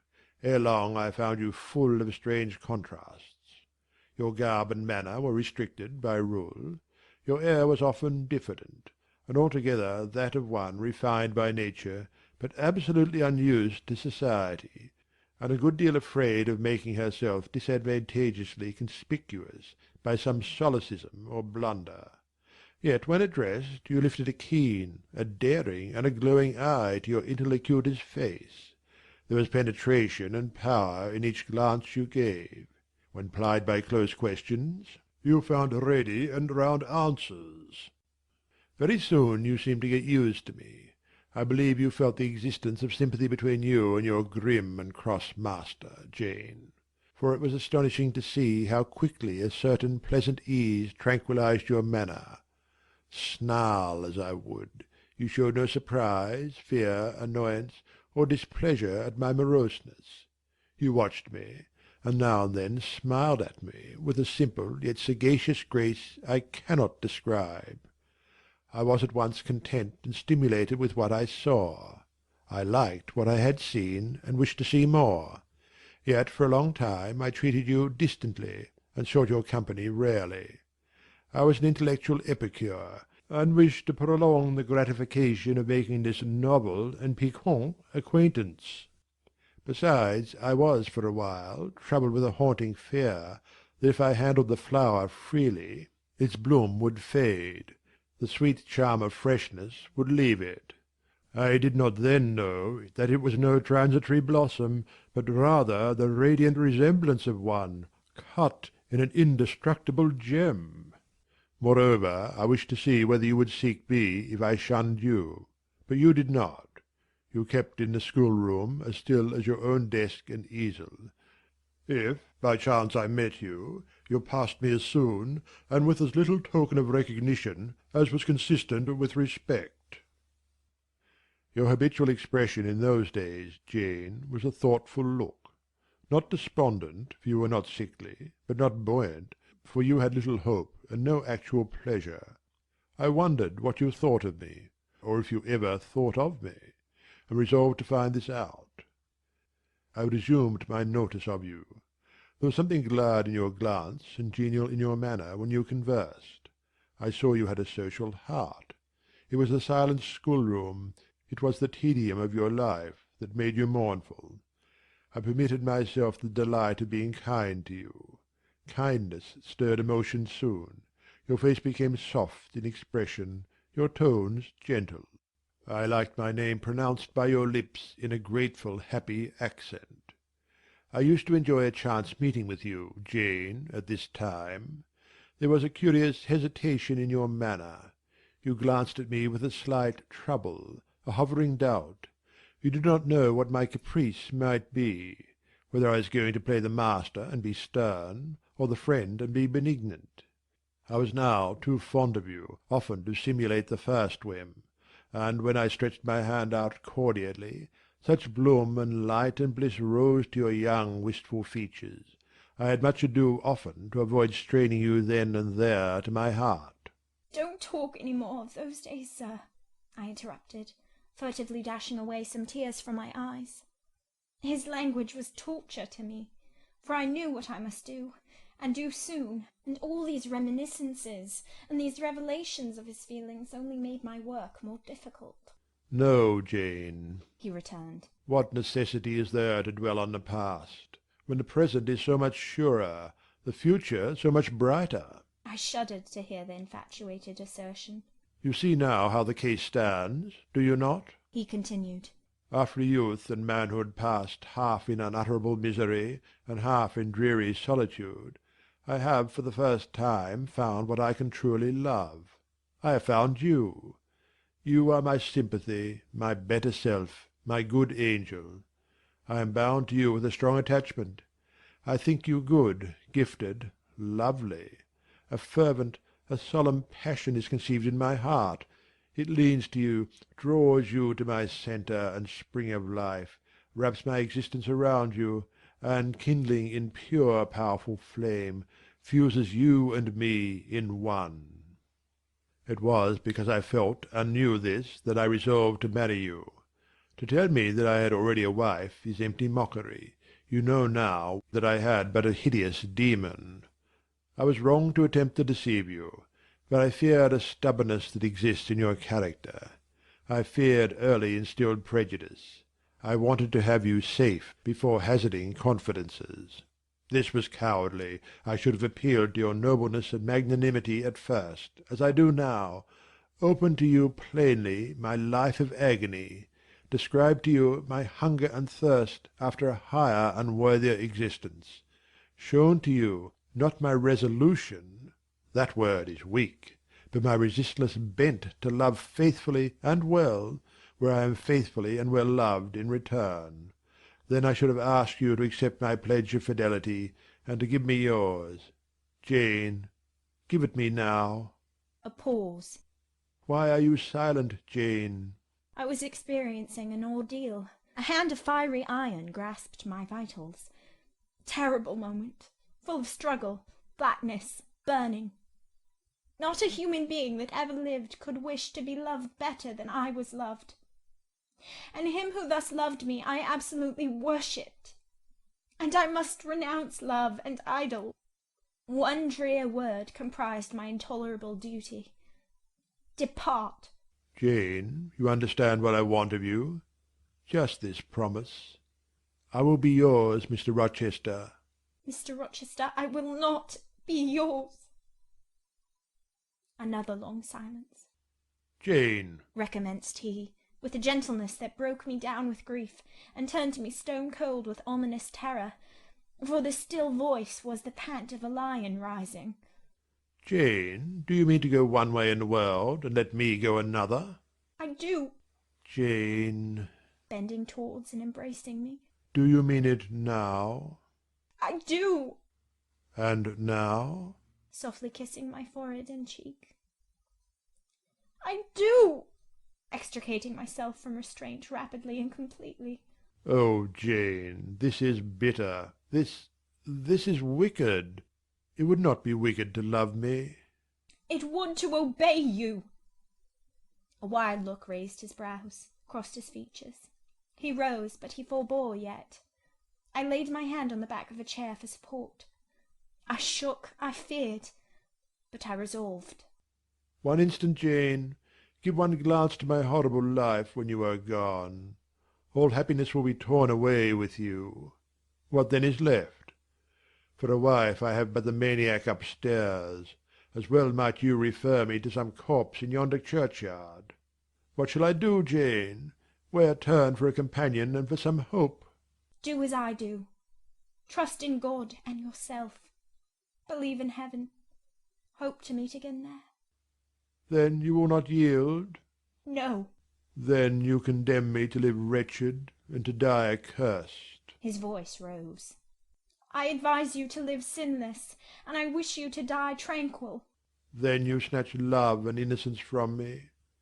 You fling me back on lust for a passion, vice for an occupation. Mr. Rochester, I no more assign this fate to you than I grasp at it for myself. We were born to strive and endure, you as well as I. Do so. You will forget me before I forget you. You make me a liar by such language. You sully my honour. I declared I could not change. You tell me to my face I shall change soon. And what a distortion in your judgment, what a perversity in your ideas, is proved by your conduct! Is it better to drive a fellow creature to despair than to transgress a mere human law, no man being injured by the breach? For you have neither relatives nor acquaintances whom you need fear to offend by living with me. This was true, and while he spoke my very conscience and reason turned traitors against me, and charged me with crime in resisting him. They spoke almost as loud as feeling, and that clamoured wildly. "Oh, comply," it said. "Think of his misery. Think of his danger. Look at his state when left alone. Remember his headlong nature. Consider the recklessness following on despair. Soothe him. Save him. Love him. Tell him you love him and will be his. Who in the world cares for you, or will be injured by what you do?" Still indomitable was the reply. "I care for myself. The more solitary, the more friendless, the more unsustained I am, the more I will respect myself. I will keep the law given by God, sanctioned by man. I will hold to the principles received by me when I was sane and not mad, as I am now. Laws and principles are not for the times when there is no temptation. They are for moments such as this, when body and soul rise in mutiny against their rigour. Stringent are they, inviolate they shall be. If at my individual convenience I might break them, what would be their worth? They have a worth, so I have always believed, and if I cannot believe it now, it is because I am insane, quite insane, with my veins running fire and my heart beating faster than I can count its throbs. Preconceived opinions, foregone determinations, are all I have at this hour to stand by. There I plant my foot. I did. Mr. Rochester, reading my countenance, saw I had done so. His fury was wrought to the highest. He must yield to it for a moment, whatever followed. He crossed the floor and seized my arm and grasped my waist. He seemed to devour me with his flaming glance. Physically, I felt at the moment powerless as stubble exposed to the draught and glow of a furnace. Mentally, I still possessed my soul, and with it the certainty of ultimate safety. The soul, fortunately, has an interpreter, often an unconscious, but still a truthful interpreter, in the eye. My eye rose to his, and while I looked in his fierce face, I gave an involuntary sigh. His gripe was painful, and my overtaxed strength almost exhausted. "Never," said he, as he ground his teeth. "Never was anything at once so frail and so indomitable. A mere reed she feels in my hand." And he shook me with the force of his hold. "I could bend her with my finger and thumb. And what good would it do if I bent, if I uptore, if I crushed her? Consider that eye. Consider the resolute, wild, free thing looking out of it, defying me with more than courage, with a stern triumph. Whatever I do with its cage, I cannot get at it. The savage, beautiful creature! If I tear, if I rend the slight prison, my outrage will only let the captive loose. Conqueror I might be of the house, but the inmate would escape to heaven before I could call myself possessor of its clay dwelling place. And it is you, spirit, with will and energy and virtue and purity, that I want, not alone your brittle frame. Of yourself you could come with soft flight and nestle against my heart, if you would. Seized against your will, you will elude the grasp like an essence. You will vanish ere I inhale your fragrance. Oh, come, Jane, come!" As he said this, he released me from his clutch, and only looked at me. The look was far worse to resist than the frantic strain. Only an idiot, however, would have succumbed now. I had dared and baffled his fury. I must elude his sorrow. I retired to the door. "You are going, Jane?" "I am going, sir." "You are leaving me?" "Yes." "You will not come? You will not be my comforter, my rescuer? My deep love, my wild woe, my frantic prayer, are all nothing to you?" What unutterable pathos was in his voice! How hard it was to reiterate firmly, "I am going." "Jane!" "Mr. Rochester." "Withdraw, then. I consent. But remember, you leave me here in anguish. Go up to your own room. Think over all I have said, and, Jane, cast a glance on my sufferings. Think of me." He turned away. He threw himself on his face on the sofa. "Oh, Jane, my hope, my love, My life! broke in anguish from his lips. Then came a deep, strong sob. I had already gained the door, but, reader, I walked back as determinedly as I had retreated. I knelt down by him. I turned his face from the cushion to me. I kissed his cheek. I smoothed his hair with my hand. "God bless you, my dear master," I said. "God keep you from harm and wrong, direct you, solace you, reward you well for your past kindness to me." Little Jane's love would have been my best reward, he answered. Without it, my heart is broken. But Jane will give me her love. Yes, nobly, generously. Up the blood rushed to his face. Forth flashed the fire from his eyes. Erect he sprang. He held his arms out, but I evaded the embrace, and at once quitted the room.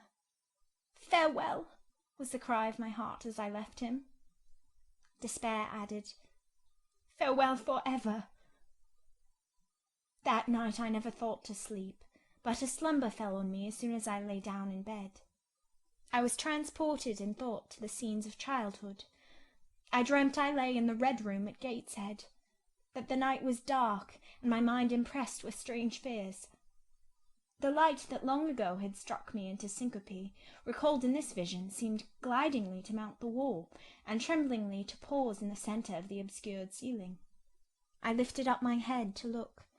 The roof resolved to clouds, high and dim.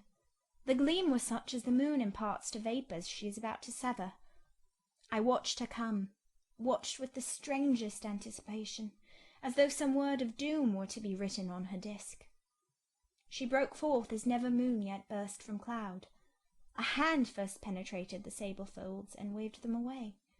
Then not a moon, but a white human form shone in the azure, inclining a glorious brow earthward. It gazed, and gazed on me. It spoke to my spirit. Immeasurably distant was the tone, yet so near, it whispered in my heart, "My daughter, flee temptation. Mother, I will." So I answered after I had waked from the trance-like dream. It was yet night, but July nights are short. Soon after midnight dawn comes. It cannot be too early to commence the task I have to fulfill, thought I. I rose. I was dressed, for I had taken off nothing but my shoes. I knew where to find in my drawers some linen, a locket, a ring. In seeking these articles, I encountered the beads of a pearl necklace Mr. Rochester had forced me to accept a few days ago. I left that. It was not mine. It was the visionary bride's who had melted in air. The other articles I made up in a parcel. My purse, containing 20 shillings, it was all I had, I put in my pocket. I tied on my straw bonnet, pinned my shawl, took the parcel and my slippers, which I would not put on yet, and stole from my room. "Farewell, kind Mrs. Fairfax," I whispered, as I glided past her door. "Farewell, my darling Adele," I said, as I glanced towards the nursery. No thought could be admitted of entering to embrace her. I had to deceive a fine ear. For aught I knew, it might now be listening. I would have got past Mr. Rochester's chamber without a pause, but my heart momentarily stopped its beat at that threshold. My foot was forced to stop also. No sleep was there. The inmate was walking restlessly from wall to wall, and again he sighed while I listened. There was a heaven, a temporary heaven, in this room for me if I chose. I had but to go in and to say, "Mr. Rochester, I will love you and live with you through life till death," and a fount of rapture would spring to my lips. I thought of this. That kind master, who could not sleep now, was waiting with impatience for day. He would send for me in the morning. I should be gone. He would have me sought for, vainly. He would feel himself forsaken, his love rejected. He would suffer, perhaps grow desperate. I thought of this, too. My hand moved towards the lock. I caught it back and glided on. Drearily I wound my way downstairs. I knew what I had to do, and I did it mechanically. I sought the key of the side door in the kitchen. I sought too a phial of oil and a feather. I oiled the key and the lock. I got some water. I got some bread, for perhaps I should have to walk far, and my strength, sorely shaken of late, must not break down. All this I did without one sound. I opened the door, passed out, shut it softly. Dim dawn glimmered in the yard. The great gates were closed and locked, but a wicket in one of them was only latched. Through that I departed. It too I shut, and now I was out of Thornfield. A mile off, beyond the fields, lay a road which stretched out in the contrary direction to Millcote, a road I had never travelled, but often noticed and wondered where it led. Thither I bent my steps. No reflection was to be allowed now, not one glance was to be cast back, not even one forward, not one thought was to be given, either to the past or the future. The first was a page so heavenly sweet, so deadly sad, that to read one line of it would dissolve my courage and break down my energy. The last was an awful blank, something like the world when the deluge was gone by. I skirted fields and hedges and lanes till after sunrise. I believe it was a lovely summer morning. I know my shoes, which I had put on when I left the house, were soon wet with dew, but I looked neither to rising sun, nor smiling sky, nor wakening nature. He who is taken out to pass through a fair scene to the scaffold thinks not of the flowers that smile on his road, but of the block and axe edge, the disseverment of bone and vein, of the grave gaping at the end. And I thought of drear flight and homeless wandering, and oh, with agony I thought of what I left. I could not help it. I thought of him now, in his room, watching the sunrise, hoping I should soon come to say I would stay with him and be his. I longed to be his. I panted to return. It was not too late. I could yet spare him the bitter pang of bereavement. As yet my flight, I was sure, was undiscovered. I could go back and be his comforter, his pride, his redeemer from misery, perhaps from ruin. Oh, that fear of his self-abandonment! Far worse than my abandonment! How it goaded me! It was a barbed arrowhead in my breast. It tore me when I tried to extract it. It sickened me when remembrance thrust it farther in. Birds began singing in brake and copse. Birds were faithful to their mates. Birds were emblems of love. What was I? In the midst of my pain of heart and frantic effort of principle, I abhorred myself. I had no solace from self-approbation, none even from self-respect. I had injured, wounded, left my master. I was hateful in my own eyes. Still I could not turn, nor retrace one step. God must have led me on. As to my own will or conscience, impassioned grief had trampled one and stifled the other. I was weeping wildly as I walked along my solitary way. Fast, fast I went like one delirious.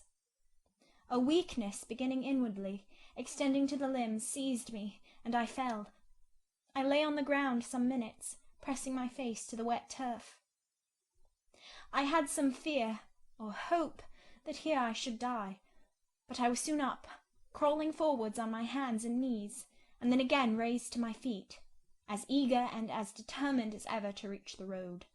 When I got there, I was forced to sit, to rest me under the hedge, and while I sat I heard wheels, and saw a coach come on. I stood up and lifted my hand. It stopped. I asked where it was going. The driver named a place a long way off, and where I was sure Mr. Rochester had no connections. I asked for what sum he would take me there. He said 30 shillings. I answered I had but 20. Well, he would try to make it do. He further gave me leave to get into the inside, as the vehicle was empty. I entered, was shut in, and it rolled on its way. Gentle reader, may you never feel what I then felt. May your eyes never shed such stormy, scalding, heart-wrung tears as poured from mine. May you never appeal to heaven in prayers so hopeless and so agonized as in that hour left my lips. For never may you, like me, dread to be the instrument of evil to what you wholly love. Chapter 28. 2 days are past. It is a summer evening. The coachman has set me down at a place called Whitcross. He could take me no farther for the sum I had given, and I was not possessed of another shilling in the world. The coach is a mile off by this time. I am alone. At this moment I discover that I forgot to take my parcel out of the pocket of the coach, where I had placed it for safety. There it remains. There it must remain, and now I am absolutely destitute. Whitcross is no town, nor even a hamlet. It is but a stone pillar set up where 4 roads meet, whitewashed, I suppose, to be more obvious at a distance and in darkness. 4 arms spring from its summit. The nearest town to which these point is, according to the inscription, distant 10 miles, the farthest above 20. From the well-known names of these towns I learn in what county I have lighted. A North Midland shire, dusk with moorland, ridged with mountain. This I see. There are great moors behind and on each hand of me. There are waves of mountains far beyond that deep valley at my feet. The population here must be thin, and I see no passengers on these roads. They stretch out east, west, north, and south, white, broad, lonely. They are all cut in the moor, and the heather grows deep and wild to their very verge. Yet a chance traveller might pass by, and I wish no eye to see me now. Strangers would wonder what I am doing, lingering here at the signpost, evidently objectless and lost. I might be questioned. I could give no answer but what would sound incredible and excite suspicion. Not a tie holds me to human society at this moment. Not a charm or hope calls me where my fellow creatures are. None that saw me would have a kind thought or a good wish for me. I have no relative but the universal mother, Nature. I will seek her breast and ask repose. I struck straight into the heath. I held on to a hollow I saw deeply furrowing the brown moorside. I waded knee-deep in its dark growth. I turned with its turnings, and finding a moss-blackened granite crag in a hidden angle, I sat down under it. High banks of moor were about me. The crag protected my head. The sky was over that. Some time passed before I felt tranquil even here. I had a vague dread that wild cattle might be near, or that some sportsman or poacher might discover me. If a gust of wind swept the waste, I looked up, fearing it was the rush of a bull. If a plover whistled, I imagined it a man. Finding my apprehensions unfounded, however, and calmed by the deep silence that reigned as evening declined at nightfall, I took confidence. As yet I had not thought. I'd only listened, watched, dreaded. Now I regained the faculty of reflection. What was I to do? Where to go? Oh, intolerable questions, when I could do nothing and go nowhere, when a long way must yet be measured by my weary, trembling limbs before I could reach human habitation, when cold charity must be entreated before I could get a lodging, reluctant sympathy importuned, almost certain repulse incurred before my tale could be listened to, or one of my wants relieved. I touched the heath. It was dry and yet warm with the heat of the summer day. I looked at the sky. It was pure. A kindly star twinkled just above the chasm ridge. The dew fell, but with propitious softness. No breeze whispered. Nature seemed to me benign and good. I thought she loved me, outcast as I was, and I, who from man could anticipate only mistrust, rejection, insult, clung to her with filial fondness. Tonight, at least, I would be her guest, as I was her child. My mother would lodge me without money and without price. I had one morsel of bread yet, the remnant of a roll I had bought in a town we passed through at noon, with a stray penny, my last coin. I saw ripe bilberries gleaming here and there, like jet beads in the heath. I gathered a handful and ate them with the bread. My hunger, sharp before, was, if not satisfied, appeased by this hermit's meal. I said my evening prayers at its conclusion, and then chose my couch. Beside the crag the heath was very deep. When I lay down, my feet were buried in it. Rising high on each side, it left only a narrow space for the night air to invade. I folded my shawl double and spread it over me for a coverlet. A low mossy swell was my pillow. Thus lodged, I was not, at least at the commencement of the night, cold.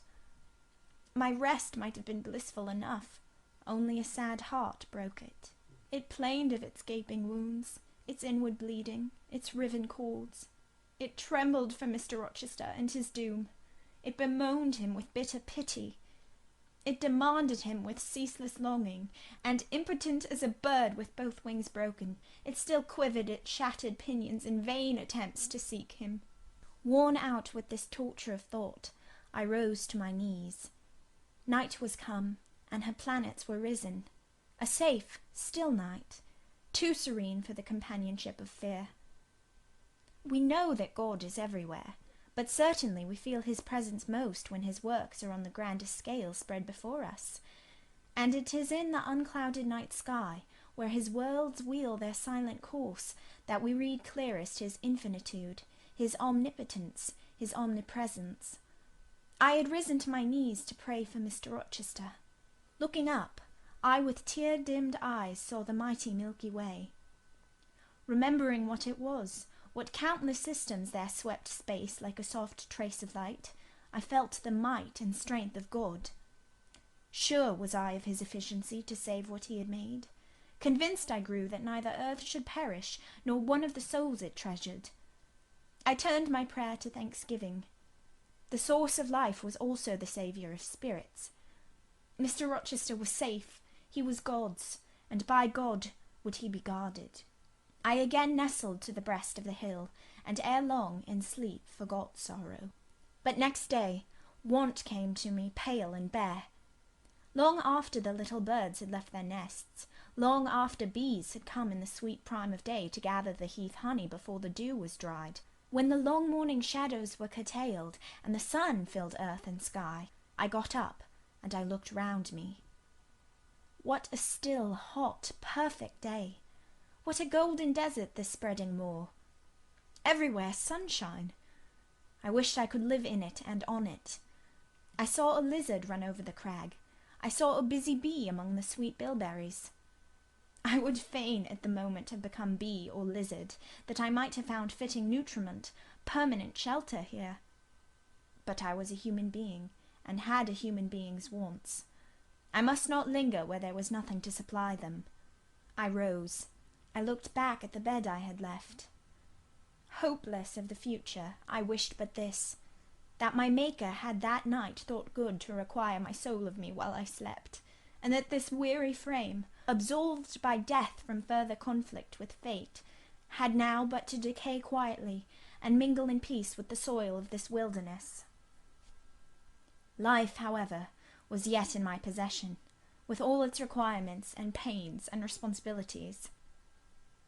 The burden must be carried, the want provided for, the suffering endured, the responsibility fulfilled. I set out. Whitcross regained, I followed a road which led from the sun, now fervent and high. By no other circumstance had I will to decide my choice. I walked a long time, and when I thought I had nearly done enough, and might conscientiously yield to the fatigue that almost overpowered me, might relax this forced action, and sitting down on a stone I saw near, submit resistlessly to the apathy that clogged heart and limb, I heard a bell chime, a church bell. I turned in the direction of the sound, and there, amongst the romantic hills, whose changes in aspect I had ceased to note an hour ago, I saw a hamlet and a spire. All the valley at my right hand was full of pasture fields and cornfields and wood, and a glittering stream ran zigzag through the varied shades of green, the mellowing grain, the sombre woodland, the clear and sunny lea. Recalled by the rumbling of wheels to the road before me, I saw a heavily laden wagon labouring up the hill, and not far beyond were 2 cows and their drover. Human life and human labour were near. I must struggle on, strive to live, and bend to toil like the rest. About 2 p.m. I entered the village. At the bottom of its one street there was a little shop, with some cakes of bread in the window. I coveted a cake of bread. With that refreshment I could perhaps regain a degree of energy. Without it, it would be difficult to proceed. The wish to have some strength and some vigour returned to me as soon as I was amongst my fellow beings. I felt it would be degrading to faint with hunger on the causeway of a hamlet. Had I nothing about me I could offer in exchange for one of these rolls? I considered. I had a small silk handkerchief tied round my throat. I had my gloves. I could hardly tell how men and women in extremities of destitution proceeded. I did not know whether either of these articles would be accepted. Probably they would not, but I must try. I entered the shop. A woman was there. Seeing a respectably dressed person, a lady as she supposed, she came forward with civility. How could she serve me? I was seized with shame. My tongue would not utter the request I had prepared. I dared not offer her the half-worn gloves, the creased handkerchief. Besides, I felt it would be absurd. I only begged permission to sit down a moment, as I was tired. Disappointed in the expectation of a customer, she coolly acceded to my request. She pointed to a seat. I sank into it. I felt sorely urged to weep, but conscious how unseasonable such a manifestation would be, I restrained it. Soon I asked her if there were any dressmaker or plain workwoman in the village. Yes, 2 or 3, quite as many as there was employment for. I reflected. I was driven to the point now. I was brought face to face with necessity. I stood in the position of one without a resource, without a friend, without a coin. I must do something. What? I must apply somewhere. Where? Did she know of any place in the neighbourhood where a servant was wanted?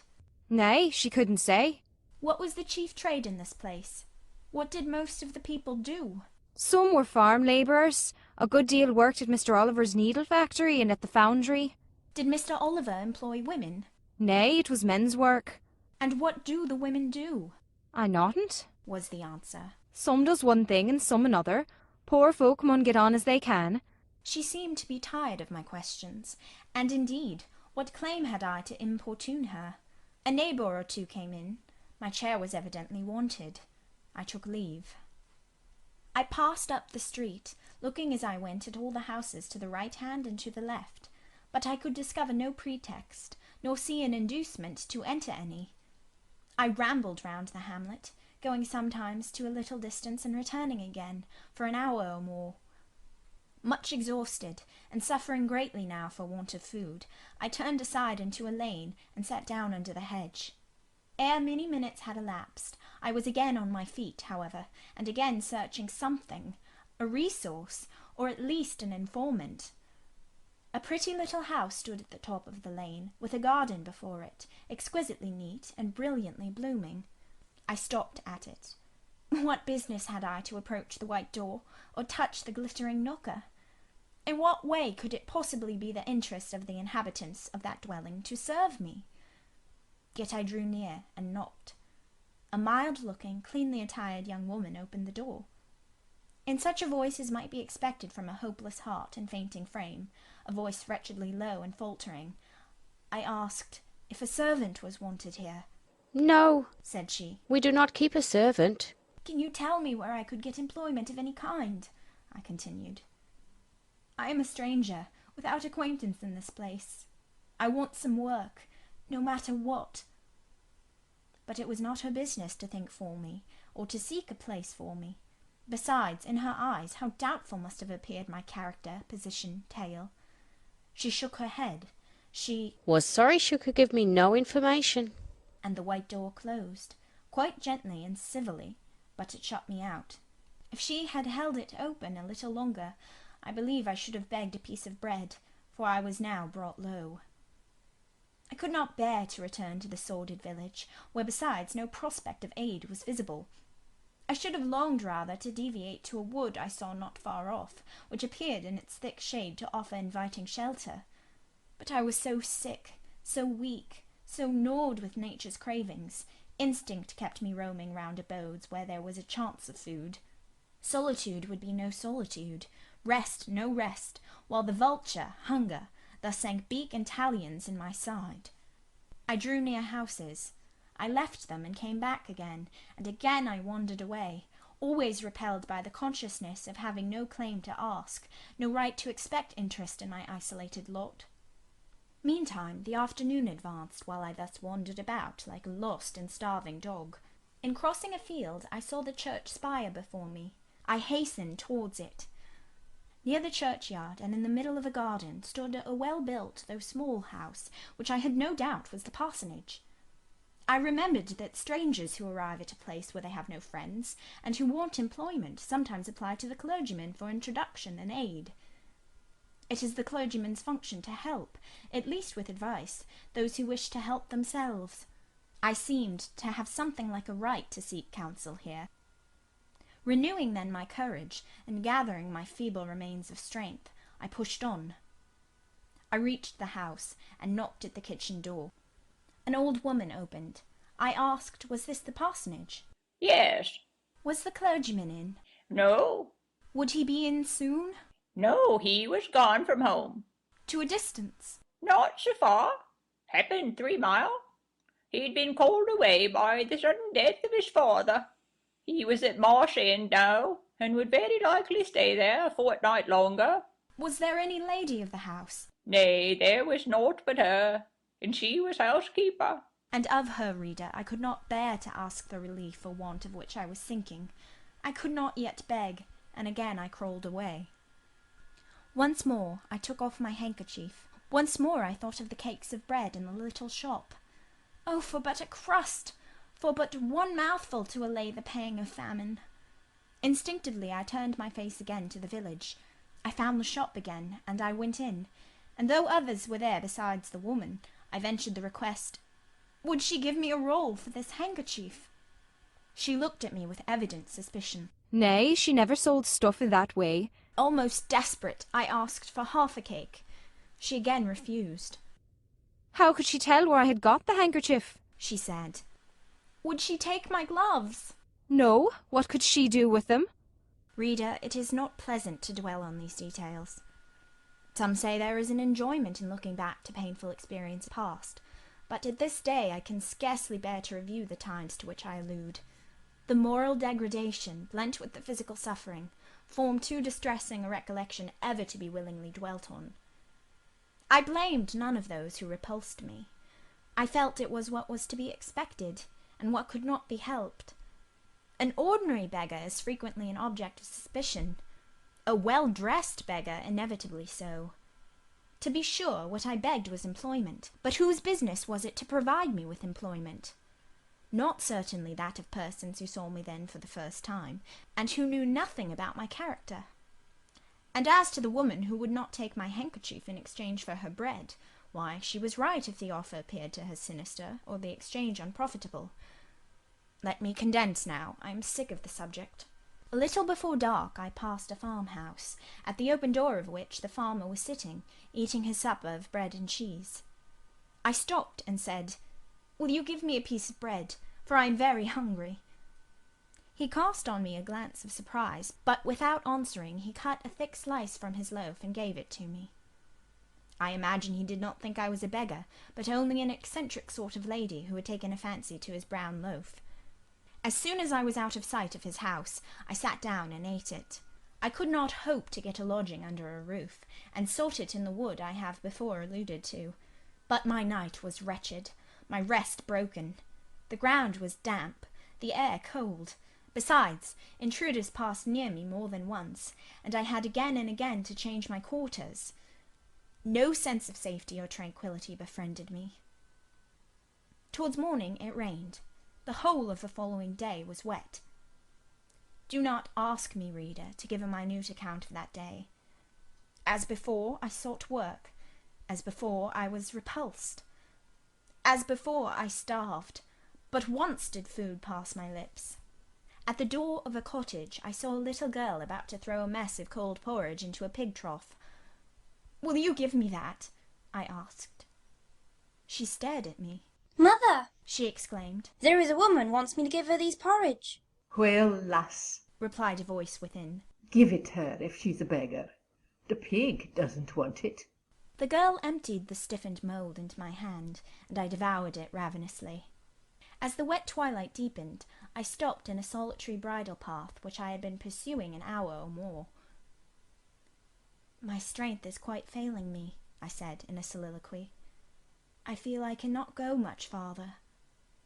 Shall I be an outcast again this night? While the rain descends so, must I lay my head on the cold, drenched ground? I fear I cannot do otherwise, for who will receive me? But it will be very dreadful, with this feeling of hunger, faintness, chill, and this sense of desolation, this total prostration of hope. In all likelihood, though, I should die before morning. And why cannot I reconcile myself to the prospect of death? Why do I struggle to retain a valueless life? Because I know or believe Mr. Rochester is living, and then to die of want and cold is a fate to which nature cannot submit passively. O Providence, sustain me a little longer. Aid, direct me." My glazed eye wandered over the dim and misty landscape. I saw I had strayed far from the village. It was quite out of sight. The very cultivation surrounding it had disappeared. I had, by crossways and bypaths, once more drawn near the tract of moorland, and now only a few fields, almost as wild and unproductive as the heath from which they were scarcely reclaimed, lay between me and the dusky hill. Well, I would rather die yonder than in a street or on a frequented road, I reflected. And far better that crows and ravens, if any ravens there be in these regions, should pick my flesh from my bones, than that they should be prisoned in a workhouse coffin and moulder in a pauper's grave. To the hill, then, I turned. I reached it. It remained now only to find a hollow where I could lie down, and feel at least hidden, if not secure. But all the surface of the waste looked level. It showed no variation but of tint. Green where rush and moss overgrew the marshes, black where the dry soil bore only heath. Dark as it was getting, I could still see these changes, though but as mere alternations of light and shade, for colour had faded with the daylight. My eye still roved over the sullen swell, and, along the moor edge, vanishing amidst the wildest scenery, when at one dim point, far in among the marshes and the ridges, a light sprang up. That is an ignis fatuus, was my first thought, and I expected it would soon vanish. It burnt on, however, quite steadily, neither receding nor advancing. "Is it, then, a bonfire just kindled?" I questioned. I watched to see whether it would spread, but no, as it did not diminish, so it did not enlarge. It may be a candle in a house, I then conjectured, but if so, I can never reach it. It is much too far away, and were it within a yard of me, what would it avail? I should but knock at the door to have it shut in my face. And I sank down where I stood, and hid my face against the ground. I lay still a while. The night wind swept over the hill and over me, and died moaning in the distance. The rain fell fast, wetting me afresh to the skin. Could I but have stiffened to the still frost, the friendly numbness of death, it might have pelted on. I should not have felt it. But my yet living flesh shuddered at its chilling influence. I rose ere long. The light was yet there, shining dim but constant through the rain. I tried to walk again. I dragged my exhausted limbs slowly towards it. It led me aslant over the hill, through a wide bog, which would have been impassable in winter, and was splashy and shaking even now, in the height of summer. Here I fell twice, but as often I rose and rallied my faculties. This light was my forlorn hope. I must gain it. Having crossed the marsh, I saw a trace of white over the moor. I approached it. It was a road or a track. It led straight up to the light, which now beamed from a sort of knoll, amidst a clump of trees, firs apparently, from what I could distinguish of the character of their forms and foliage through the gloom. My star vanished as I drew near. Some obstacle had intervened between me and it. I put out my hand to feel the dark mass before me. I discriminated the rough stones of a low wall. Above it something like palisades, and within a high and prickly hedge. I groped on. Again a whitish object gleamed before me. It was a gate, a wicket. It moved on its hinges as I touched it. On each side stood a sable bush, holly or yew. Entering the gate and passing the shrubs, the silhouette of a house rose to view. Black, low, and rather long, but the guiding light shone nowhere. All was obscurity. Were the inmates retired to rest? I feared it must be so. In seeking the door, I turned an angle. There shot out the friendly gleam again, from the lozenged panes of a very small latticed window, within a foot of the ground, made still smaller by the growth of ivy or some other creeping plant, whose leaves clustered thick over the portion of the house wall in which it was set. The aperture was so screened and narrow that curtain or shutter had been deemed unnecessary, and when I stooped down and put aside the spray of foliage shooting over it, I could see all within. I could see clearly a room with a sanded floor, clean scoured, a dresser of walnut, with pewter plates ranged in rows, reflecting the redness and radiance of a glowing peat fire. I could see a clock, a white deal table, some chairs. The candle, whose ray had been my beacon, burnt on the table, and by its light an elderly woman, somewhat rough-looking but scrupulously clean like all about her, was knitting a stocking. I noticed these objects cursorily only. In them there was nothing extraordinary. A group of more interest appeared near the hearth, sitting still amidst the rosy peace and warmth suffusing it. 2 young, graceful women, ladies in every point, sat, one in a low rocking chair, the other on a lower stool. Both wore deep mourning of crepe and bombazine, which sombre garb singularly set off very fair necks and faces. A large old pointer dog rested its massive head on the knee of one girl. In the lap of the other was cushioned a black cat. A strange place was this humble kitchen for such occupants. Who were they? They could not be the daughters of the elderly person at the table, for she looked like a rustic, and they were all delicacy and cultivation. I had nowhere seen such faces as theirs, and yet, as I gazed on them, I seemed intimate with every lineament. I cannot call them handsome, they were too pale and grave for the word. As they each bent over a book, they looked thoughtful almost to severity.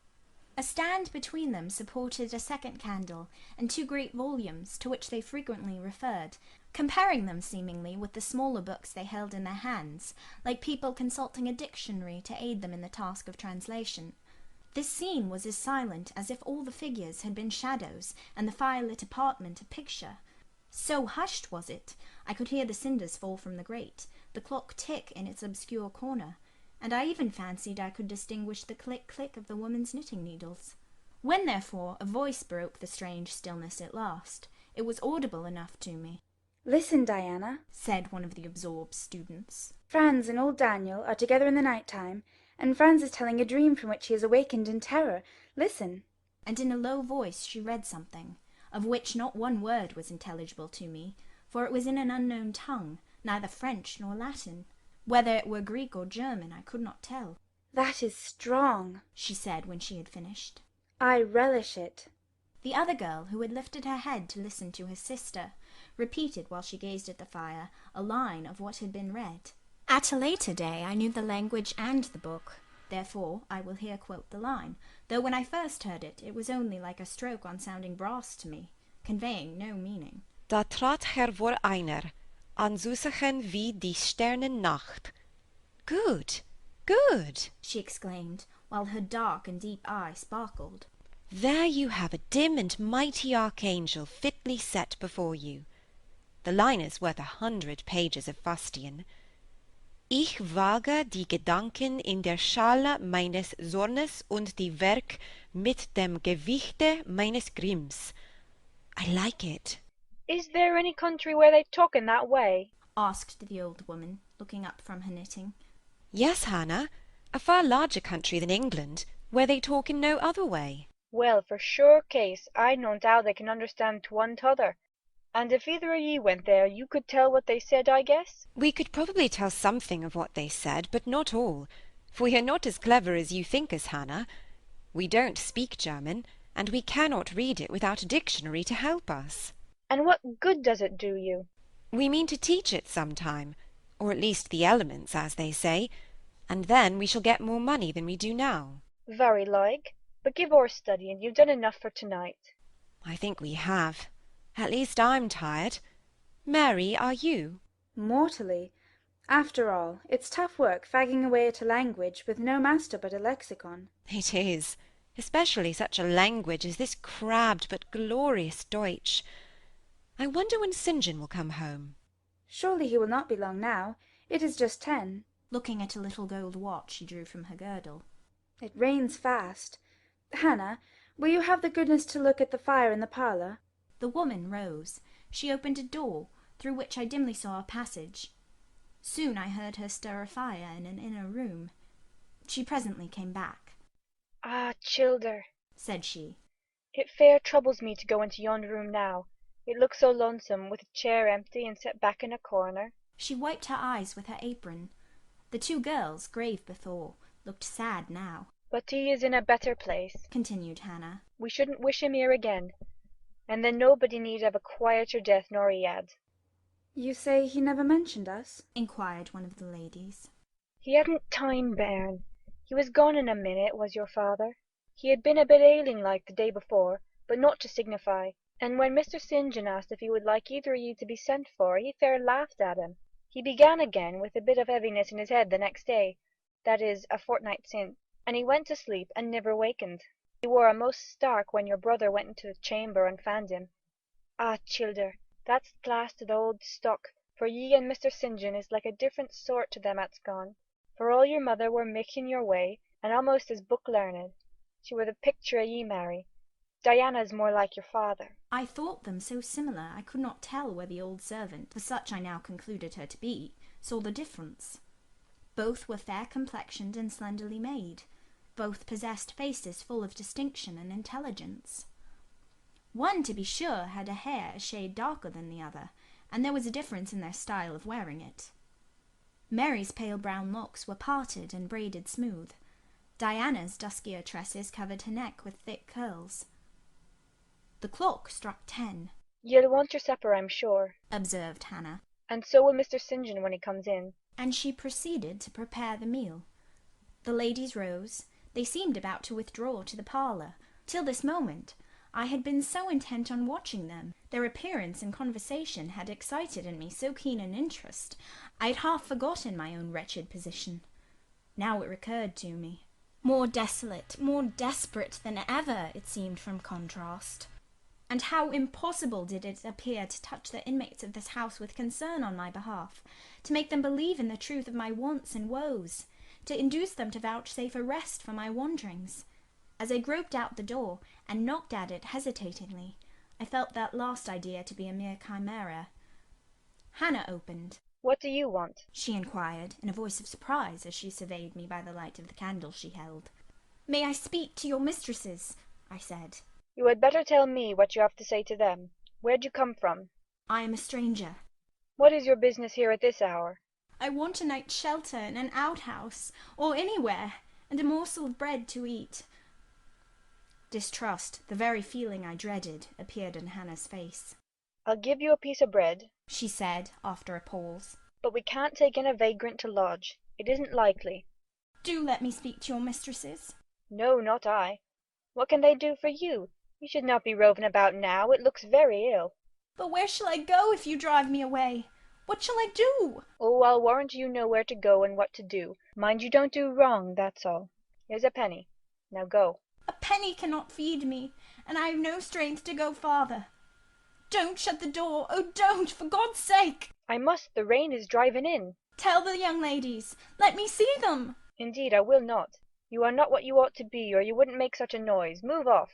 But I must die if I am turned away. Not you. I'm feared you have some ill plans agate, that bring you about folks' houses at this time o' night. If you've any followers, housebreakers or such like, anywhere near, you may tell 'em we are not by ourselves in this house. We have a gentleman, and dogs, and guns. Here the honest but inflexible servant clapped the door to, and bolted it within. This was the climax. A pang of exquisite suffering, a throe of true despair, rent and heaved my heart. Worn out, indeed, I was. Not another step could I stir. I sank on the wet doorstep. I groaned. I wrung my hands. I wept in utter anguish. Oh, this spectre of death! Oh, this last hour approaching in such horror! Alas, this isolation, this banishment from my kind! Not only the anchor of hope, but the footing of fortitude was gone, at least for a moment, but the last I soon endeavoured to regain. I can but die, I said, and I believe in God.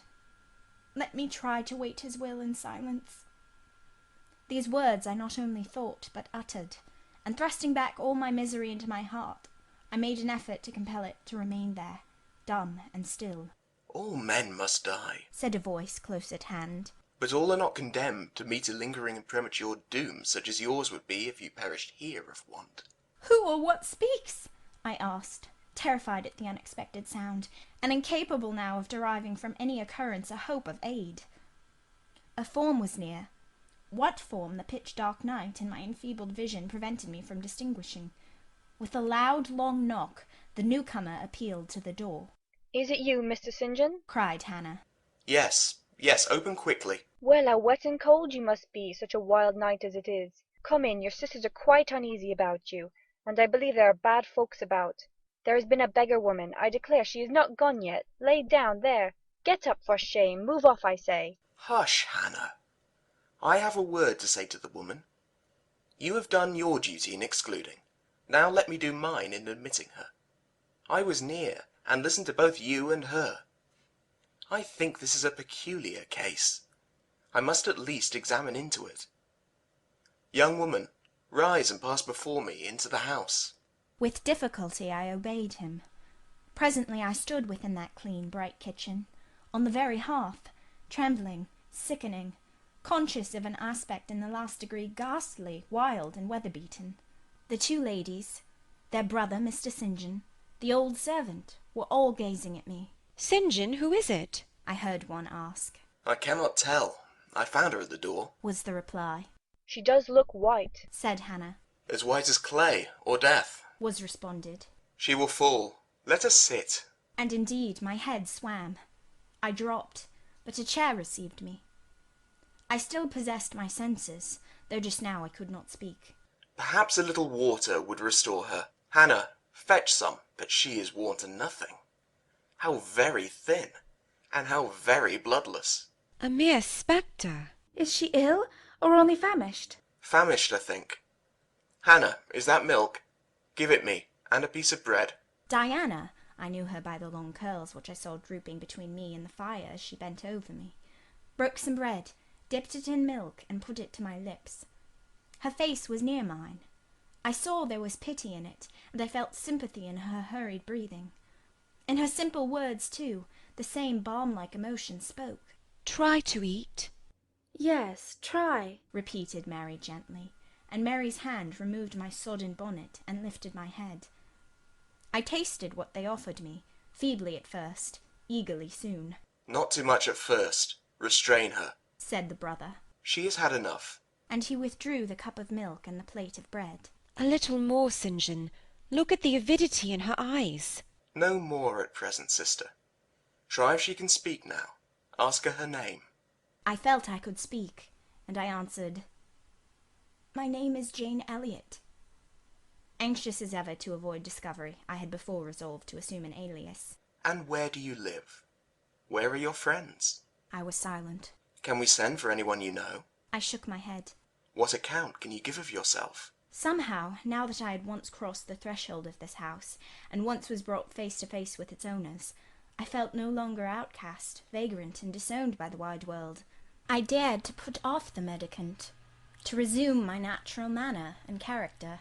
I began once more to know myself, and when Mr. St. John demanded an account, which at present I was far too weak to render, I said after a brief pause, "Sir, I can give you no details tonight." But what then, said he, do you expect me to do for you? "Nothing," I replied. My strength sufficed for but short answers. Diana took the word. Do you mean, she asked, that we have now given you what aid you require, and that we may dismiss you to the moor and the rainy night. I looked at her.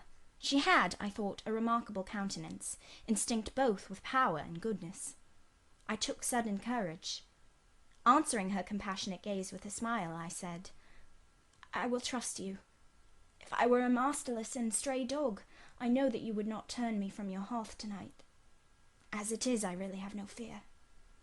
Do with me and for me as you like, but excuse me from much discourse. My breath is short. I feel a spasm when I speak."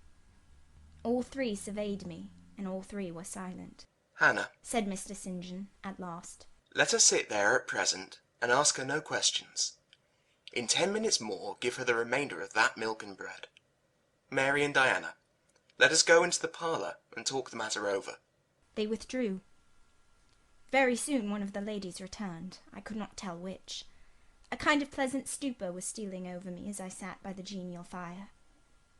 In an undertone she gave some directions to Hannah.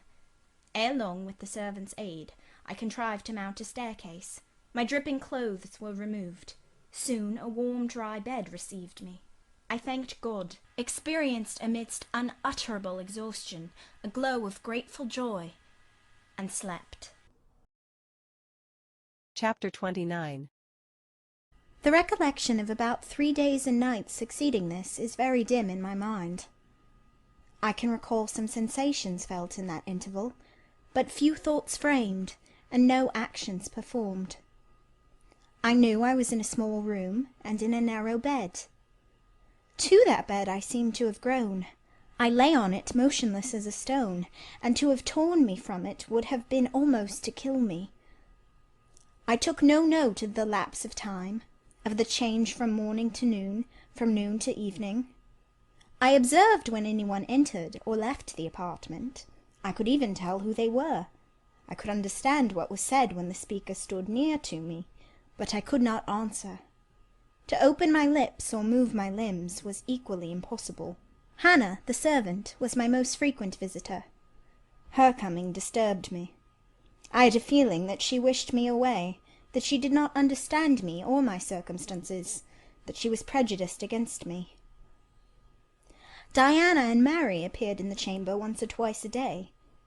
They would whisper sentences of this sort at my bedside. "It is very well we took her in." "Yes, she would certainly have been found dead at the door in the morning, had she been left out all night. I wonder what she has gone through." "Strange hardships, I imagine. Poor, emaciated, pallid wanderer." "She is not an uneducated person, I should think, by her manner of speaking.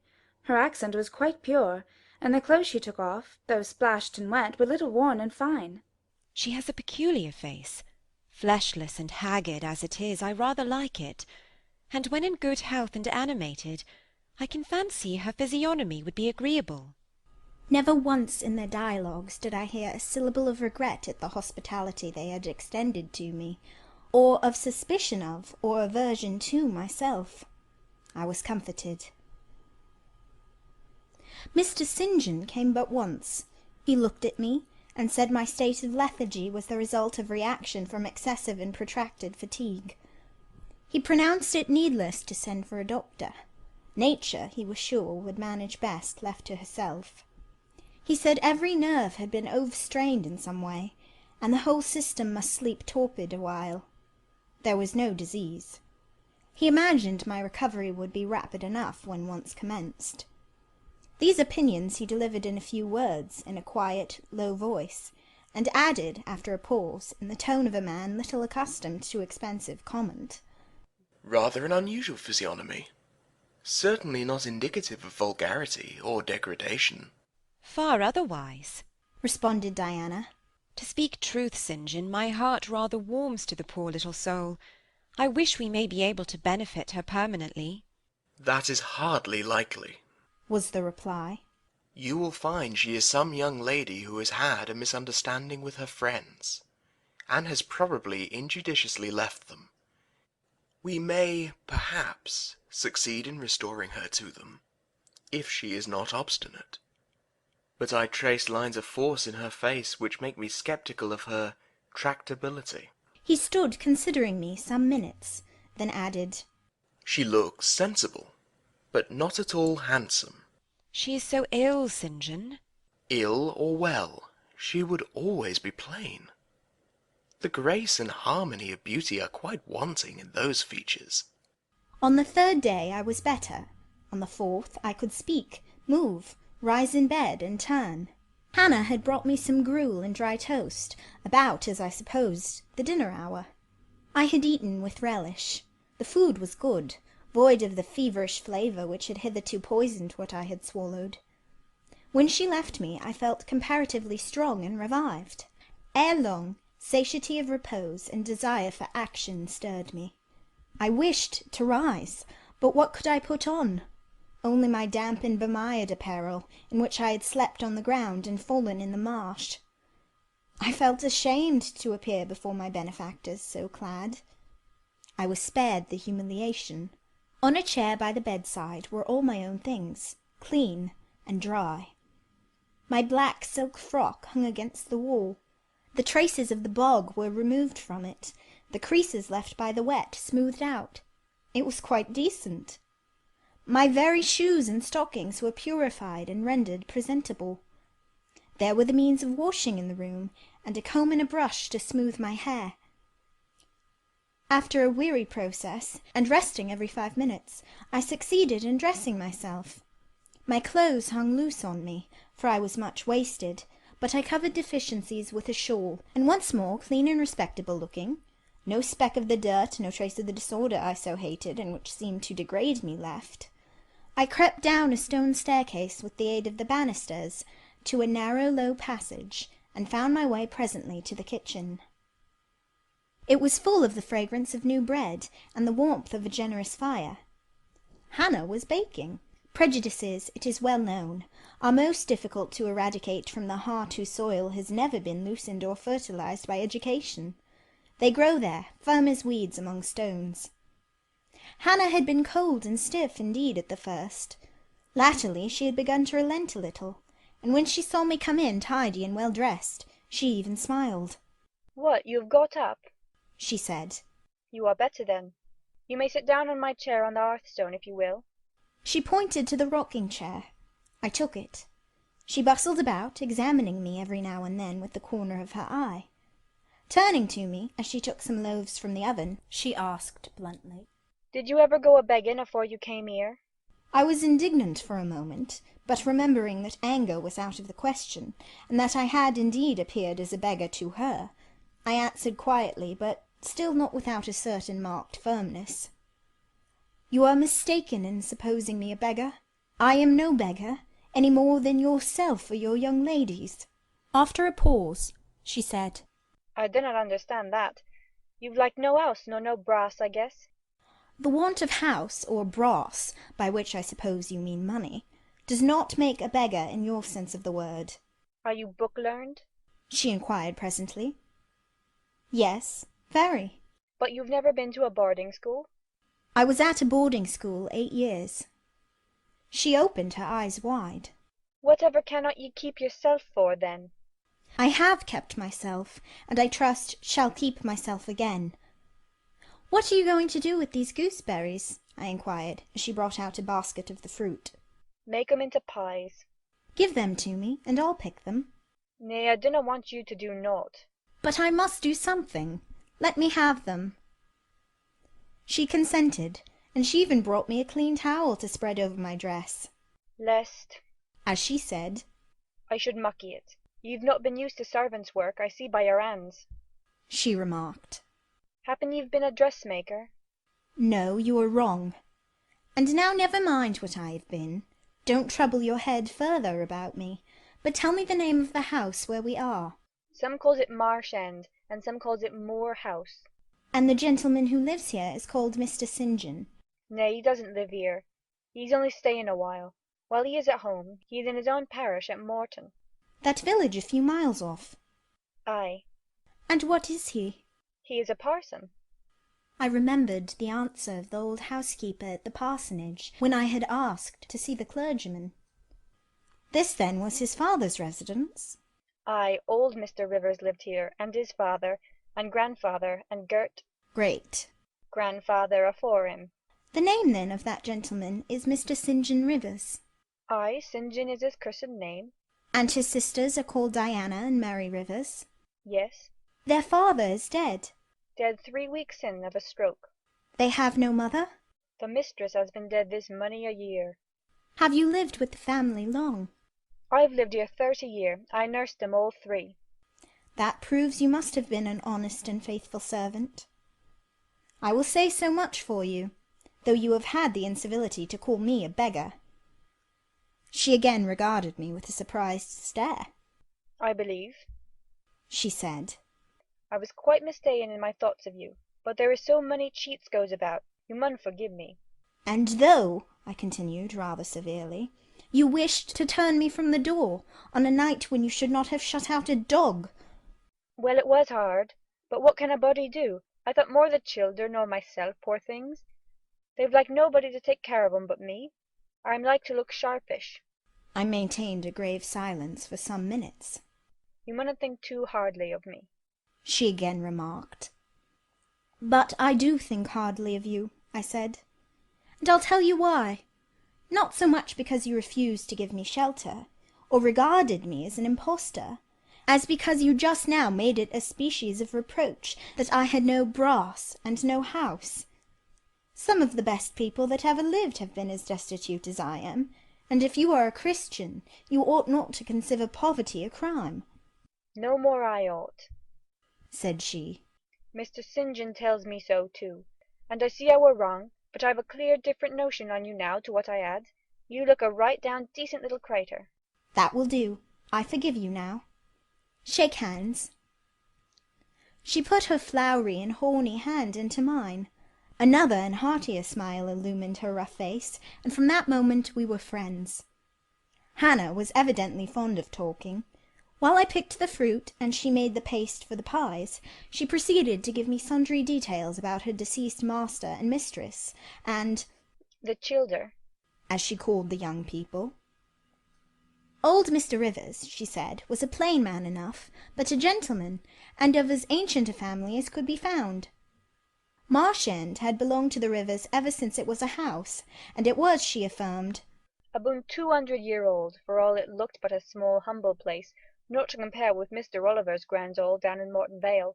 But she could remember Bill Oliver's father a journeyman needle-maker, and the Rivers were gentry in the old days o' the Henrys, as anybody might see by looking into the registers in Morton Church vestry.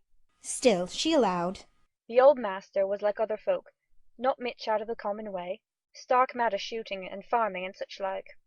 The mistress was different. She was a great reader, and studied a deal, and the bairns had taken after her. There was nothing like them in these parts, nor ever had been. They had liked learning, all 3, almost from the time they could speak, and they had always been a mak of their own. Mr. St. John, when he grew up, would go to college and be a parson, and the girls, as soon as they left school, would seek places as governesses, for they had told her their father had some years ago lost a great deal of money by a man he had trusted turning bankrupt, and as he was now not rich enough to give them fortunes, they must provide for themselves. They had lived very little at home for a long while, and were only come now to stay a few weeks on account of their father's death. But they did so like Marsh End and Morton, and all these moors and hills about. They had been in London, and many other grand towns, but they always said there was no place like home. And then they were so agreeable with each other, never fell out, nor threeped. She did not know where there was such a family for being united. Having finished my task of gooseberry picking, I asked where the 2 ladies and their brother were now. Gone over to Morton for a walk, but they will be back in half an hour to tea. They returned within the time Hannah had allotted them. They entered by the kitchen door. Mr. St. John, when he saw me, merely bowed and passed through. The 2 ladies stopped. Mary, in a few words, kindly and calmly expressed the pleasure she felt in seeing me well enough to be able to come down. Diana took my hand. She shook her head at me. "You should have waited for my leave to descend," she said. "You still look very pale, and so thin. Poor child, poor girl." Diana had a voice toned to my ear like the cooing of a dove. She possessed eyes whose gaze I delighted to encounter. Her whole face seemed to me full of charm. Mary's countenance was equally intelligent, her features equally pretty, but her expression was more reserved, and her manners, though gentle, more distant. Diana looked and spoke with a certain authority. She had a will, evidently. It was my nature to feel pleasure in yielding to an authority supported like hers, and to bend, when my conscience and self-respect permitted, to an active will. "And what business have you here?" she continued. "It is not your place. Mary and I sit in the kitchen sometimes, because at home we like to be free, even to licence. But you are a visitor, and must go into the parlour." "I am very well here." "Not at all, with Hannah bustling about and covering you with flour." "Besides, the fire is too hot for you," interposed Mary. "To be sure," added her sister. "Come, you must be obedient." And still holding my hand, she made me rise, and led me into the inner room. "Sit there," she said, placing me on the sofa, "while we take our things off and get the tea ready. It is another privilege we exercise in our little moorland home, to prepare our own meals when we are so inclined, or when Hannah is baking, brewing, washing, or ironing." She closed the door, leaving me solace with Mr. St. John, who sat opposite, a book or newspaper in his hand. I examined first the parlour, and then its occupant. The parlour was rather a small room, very plainly furnished, yet comfortable because clean and neat. The old-fashioned chairs were very bright, and the walnut-wood table was like a looking-glass. A few strange antique portraits of the men and women of other days decorated the stained walls. A cupboard with glass doors contained some books and an ancient set of china. There was no superfluous ornament in the room, not one modern piece of furniture, save a brace of work-boxes and a lady's desk in rosewood, which stood on a side table. Everything, including the carpet and curtains, looked at once well worn and well saved. Mr. St. John, sitting as still as one of the dusty pictures on the walls, keeping his eyes fixed on the page he perused, and his lips mutely sealed, was easy enough to examine. Had he been a statue instead of a man, he could not have been easier. He was young, perhaps from 28 to 30, tall, slender. His face riveted the eye. It was like a Greek face, very pure in outline, quite a straight classic nose, quite an Athenian mouth and chin. It is seldom indeed an English face comes so near the antique models as did his. He might well be a little shocked at the irregularity of my lineaments, his own being so harmonious. His eyes were large and blue, with brown lashes. His high forehead, colourless as ivory, was partially streaked over by careless locks of fair hair. This is a gentle delineation, is it not, reader? Yet he whom it describes scarcely impressed one with the idea of a gentle, a yielding, an impressible, or even of a placid nature. Quiescent as he now sat, there was something about his nostril, his mouth, his brow, which to my perceptions indicated elements within either restless or hard or eager. He did not speak to me one word, nor even direct to me one glance till his sisters returned. Diana, as she passed in and out in the course of preparing tea, brought me a little cake baked on the top of the oven. "Eat that now," she said. "You must be hungry. Hannah says you have had nothing but some gruel since breakfast." I did not refuse it, for my appetite was awakened and keen. Mr. Rivers now closed his book, approached the table, and as he took a seat, fixed his blue, pictorial-looking eyes full on me. There was an unceremonious directness, a searching, decided steadfastness in his gaze now, which told that intention and not diffidence had hitherto kept it averted from the stranger. "You are very hungry," he said. "I am, sir. It is my way, it always was my way, by instinct, ever to meet the brief with brevity, the direct with plainness." "It is well for you that a low fever has forced you to abstain for the last 3 days. There would have been danger in yielding to the cravings of your appetite at first. Now you may eat, though still not immoderately." "I trust I shall not eat long at your expense, sir," was my very clumsily contrived, unpolished answer.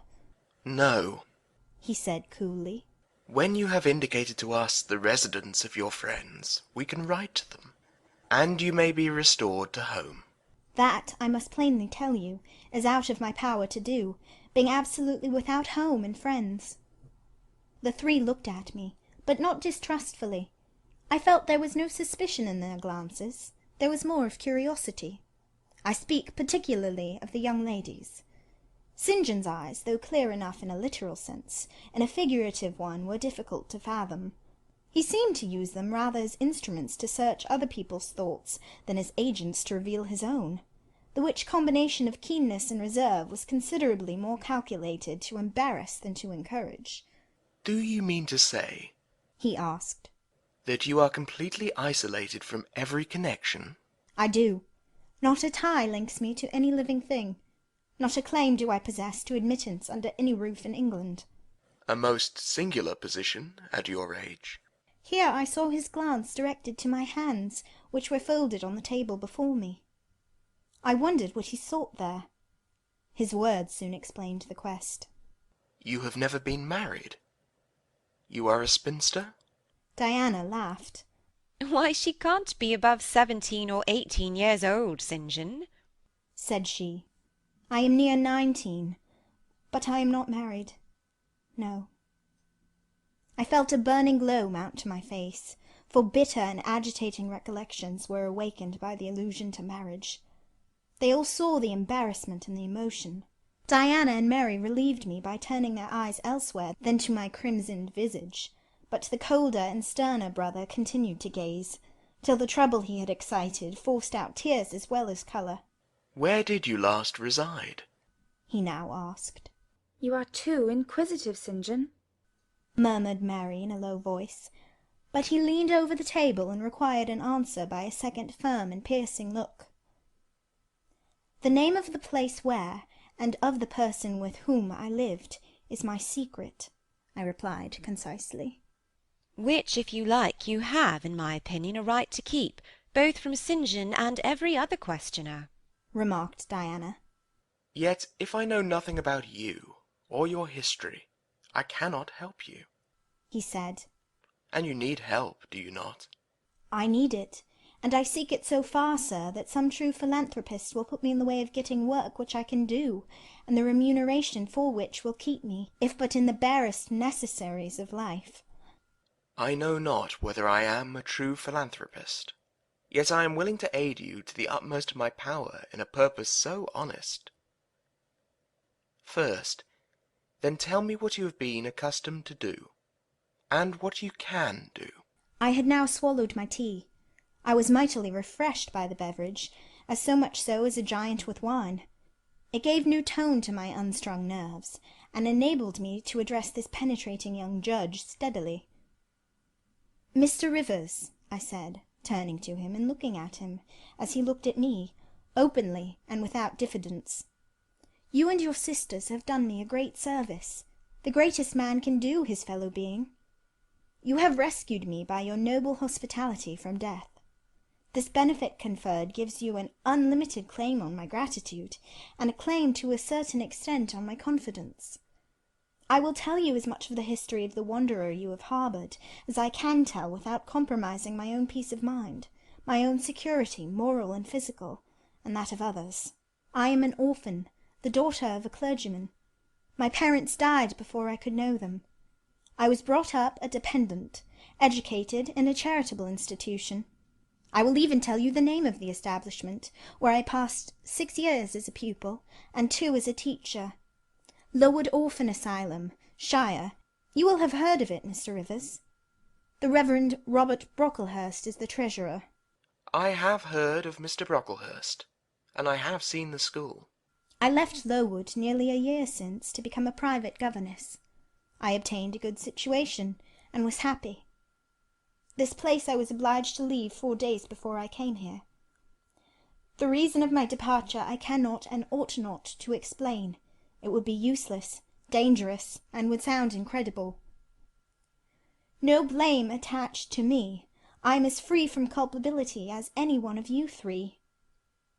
Miserable I am, and must be for a time, for the catastrophe which drove me from a house I had found a paradise was of a strange and direful nature.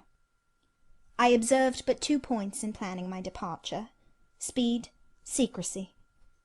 To secure these, I had to leave behind me everything I possessed except a small parcel, which, in my hurry and trouble of mind, I forgot to take out of the coach that brought me to Whitcross. To this neighbourhood, then, I came, quite destitute. I slept 2 nights in the open air, and wandered about 2 days without crossing a threshold. But twice in that space of time did I taste food, and it was when brought by hunger, exhaustion, and despair almost to the last gasp, that you, Mr. Rivers, forbade me to perish of want at your door, and took me under the shelter of your roof. I know all your sisters have done for me since, for I have not been insensible during my seeming torpor, and I owe to their spontaneous, genuine, genial compassion as large a debt as to your evangelical charity. Don't make her talk any more now, St. John, said Diana, as I paused. She is evidently not yet fit for excitement. Come to the sofa and sit down now, Miss Elliot. I gave an involuntary half-start at hearing the alias. I had forgotten my new name. Mr. Rivers, whom nothing seemed to escape, noticed it at once. You said your name was Jane Elliot, he observed. I did say so, and it is the name by which I think it expedient to be called at present. But it is not my real name, and when I hear it, it sounds strange to me. Your real name you will not give? No, I fear discovery above all things, and whatever disclosure would lead to it, I avoid. You are quite right, I am sure, said Diana. Now do, brother, let her be at peace a while. But when St. John had mused a few moments, he recommenced, as imperturbably and with as much acumen as ever.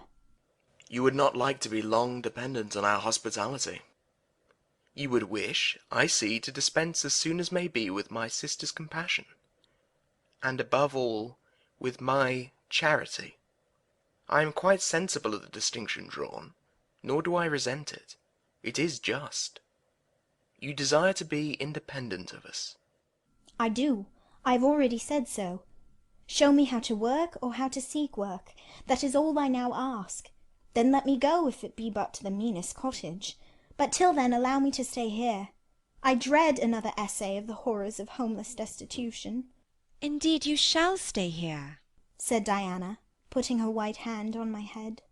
You shall, repeated Mary, in the tone of undemonstrative sincerity which seemed natural to her.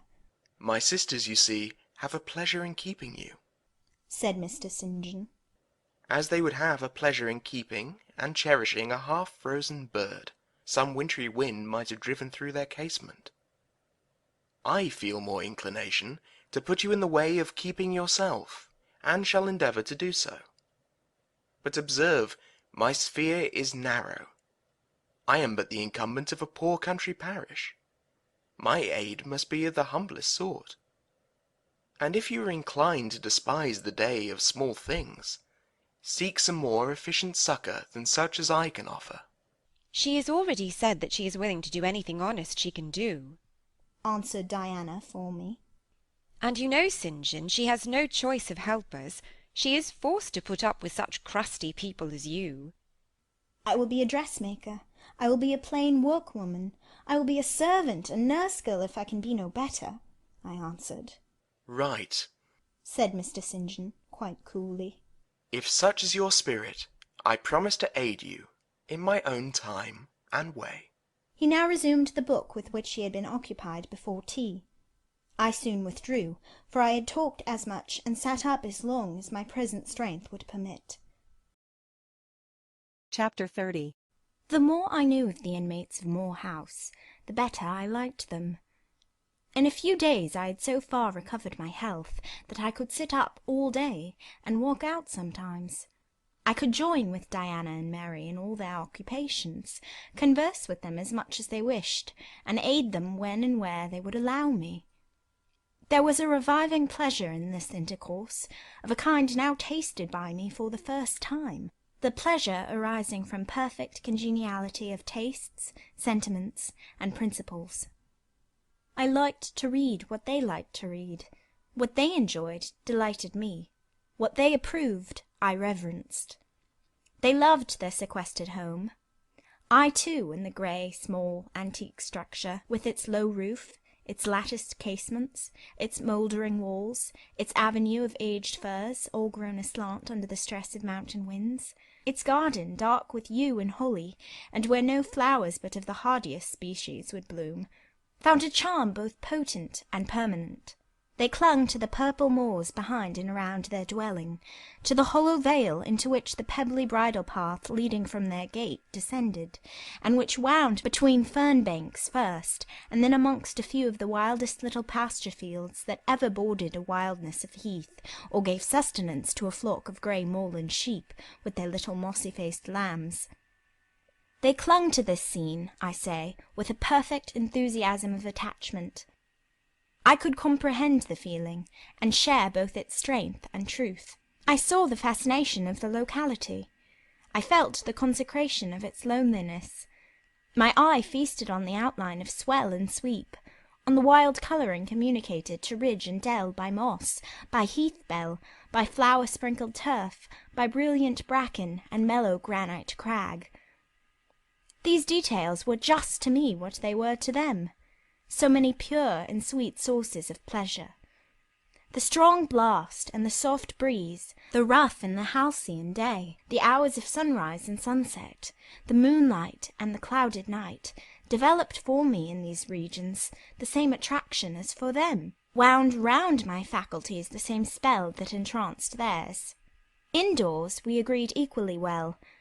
They were both more accomplished and better read than I was, but with eagerness I followed in the path of knowledge they had trodden before me. I devoured the books they lent me. Then it was full satisfaction to discuss with them in the evening what I had perused during the day. Thought fitted thought, opinion met opinion. We coincided, in short, perfectly. If in our trio there was a superior and a leader, it was Diana. Physically she far excelled me. She was handsome, she was vigorous. In her animal spirits there was an affluence of life and certainty of flow such as excited my wonder, while it baffled my comprehension. I could talk a while when the evening commenced, but the first gush of vivacity and fluency gone, I was fain to sit on a stool at Diana's feet, to rest my head on her knee, and listen alternately to her and Mary, while they sounded thoroughly the topic on which I had but touched. Diana offered to teach me German. I liked to learn of her. I saw the part of instructress pleased and suited her. That of scholar pleased and suited me no less. Our natures dovetailed. Mutual affection of the strongest kind was the result. They discovered I could draw.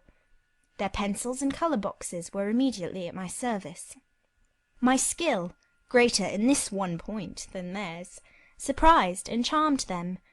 Mary would sit and watch me by the hour together.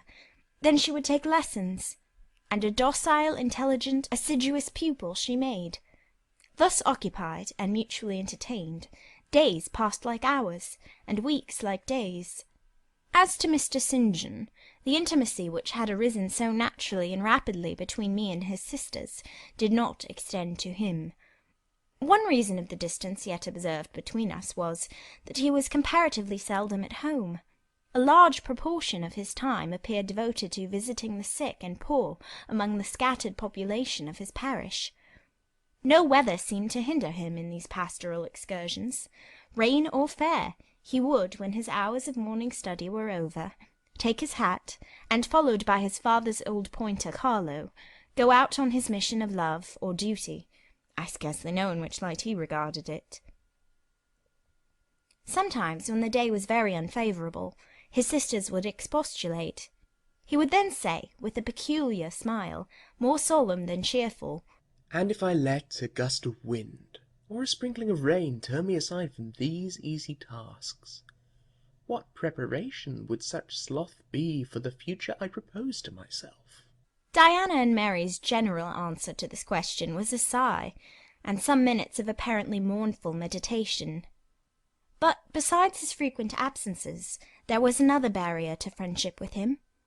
He seemed of a reserved, an abstracted, and even of a brooding nature.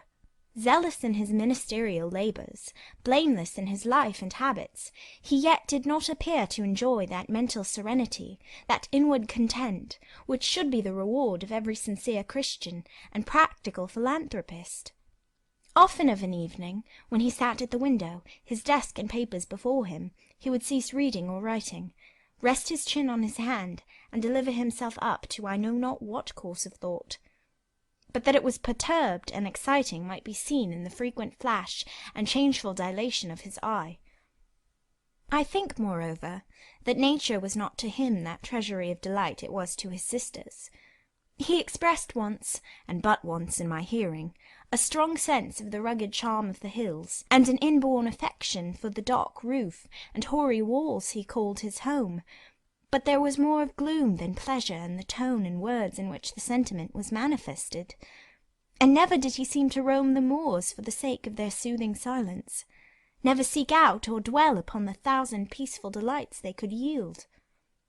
Incommunicative as he was, some time elapsed before I had an opportunity of gauging his mind. I first got an idea of its calibre when I heard him preach in his own church at Morton. I wish I could describe that sermon, but it is past my power. I cannot even render faithfully the effect it produced on me. It began calm, and indeed, as far as delivery and pitch of voice went, it was calm to the end. An earnestly felt, yet strictly restrained zeal breathed soon in the distinct accents, and prompted the nervous language. This grew to force, compressed, condensed, controlled. The heart was thrilled, the mind astonished by the power of the preacher. Neither was softened. Throughout there was a strange bitterness, an absence of consolatory gentleness. Stern allusions to Calvinistic doctrines, election, predestination, reprobation, were frequent, and each reference to these points sounded like a sentence pronounced for doom. When he had done, instead of feeling better, calmer, more enlightened by his discourse, I experienced an inexpressible sadness. For it seemed to me, I know not whether equally so to others, that the eloquence to which I had been listening had sprung from a depth where lay turbid dregs of disappointment, where moved troubling impulses of insatiate yearnings and disquieting aspirations. I was sure St. John Rivers, pure-lived, conscientious, zealous as he was, had not yet found that peace of God which passeth all understanding. He had no more found it, I thought, than had I with my concealed and racking regrets for my broken idol and lost Elysium, regrets to which I have latterly avoided referring, but which possessed me and tyrannized over me ruthlessly. Meantime, a month was gone. Diana and Mary were soon to leave Moor House, and return to the far different life and scene which awaited them as governesses in a large, fashionable, south of England city, where each held a situation in families by whose wealthy and haughty members they were regarded only as humble dependents, and who neither knew nor sought out their innate excellences, and appreciated only their acquired accomplishments, as they appreciated the skill of their cook or the taste of their waiting-woman. Mr. St. John had said nothing to me yet about the employment he had promised to obtain for me, yet it became urgent that I should have a vocation of some kind. One morning, being left alone with him a few minutes in the parlour, I ventured to approach the window recess, which his table, chair, and desk consecrated as a kind of study, and I was going to speak, though not very well knowing in what words to frame my inquiry, for it is at all times difficult to break the ice of reserve glassing over such natures as his, when he saved me the trouble by being the first to commence a dialogue. Looking up as I drew near, "You have a question to ask of me?" he said. "Yes. I wish to know whether you have heard of any service I can offer myself to undertake." "I found, or devised, something for you 3 weeks ago. But as you seemed both useful and happy here, as my sisters had evidently become attached to you, and your society gave them unusual pleasure, I deemed it inexpedient to break in on your mutual comfort, till their approaching departure from Marsh End should render yours necessary." "And they will go in 3 days now?" I said. "Yes. And when they go, I shall return to the parsonage at Morton. Hannah will accompany me, and this old house will be shut up. I waited a few moments, expecting he would go on with the subject first broached, but he seemed to have entered another train of reflection. His look denoted abstraction from me and my business. I was obliged to recall him to a theme which was of necessity one of close and anxious interest to me. "What is the employment you had in view, Mr. Rivers? I hope this delay will not have increased the difficulty of securing it." Oh, no, since it is an employment which depends only on me to give, and you to accept. He again paused. There seemed a reluctance to continue. I grew impatient. A restless movement or two, and an eager and exacting glance fastened on his face, conveyed the feeling to him as effectually as words could have done, and with less trouble. You need be in no hurry to hear, he said. Let me frankly tell you, I have nothing eligible or profitable to suggest. Before I explain, recall, if you please, my notice clearly given, that if I helped you, it must be as the blind man would help the lame. I am poor, for I find that when I have paid my father's debts, all the patrimony remaining to me will be this crumbling grange, the row of scathed firs behind, and the patch of moorish soil, with the yew trees and holly bushes in front. I am obscure.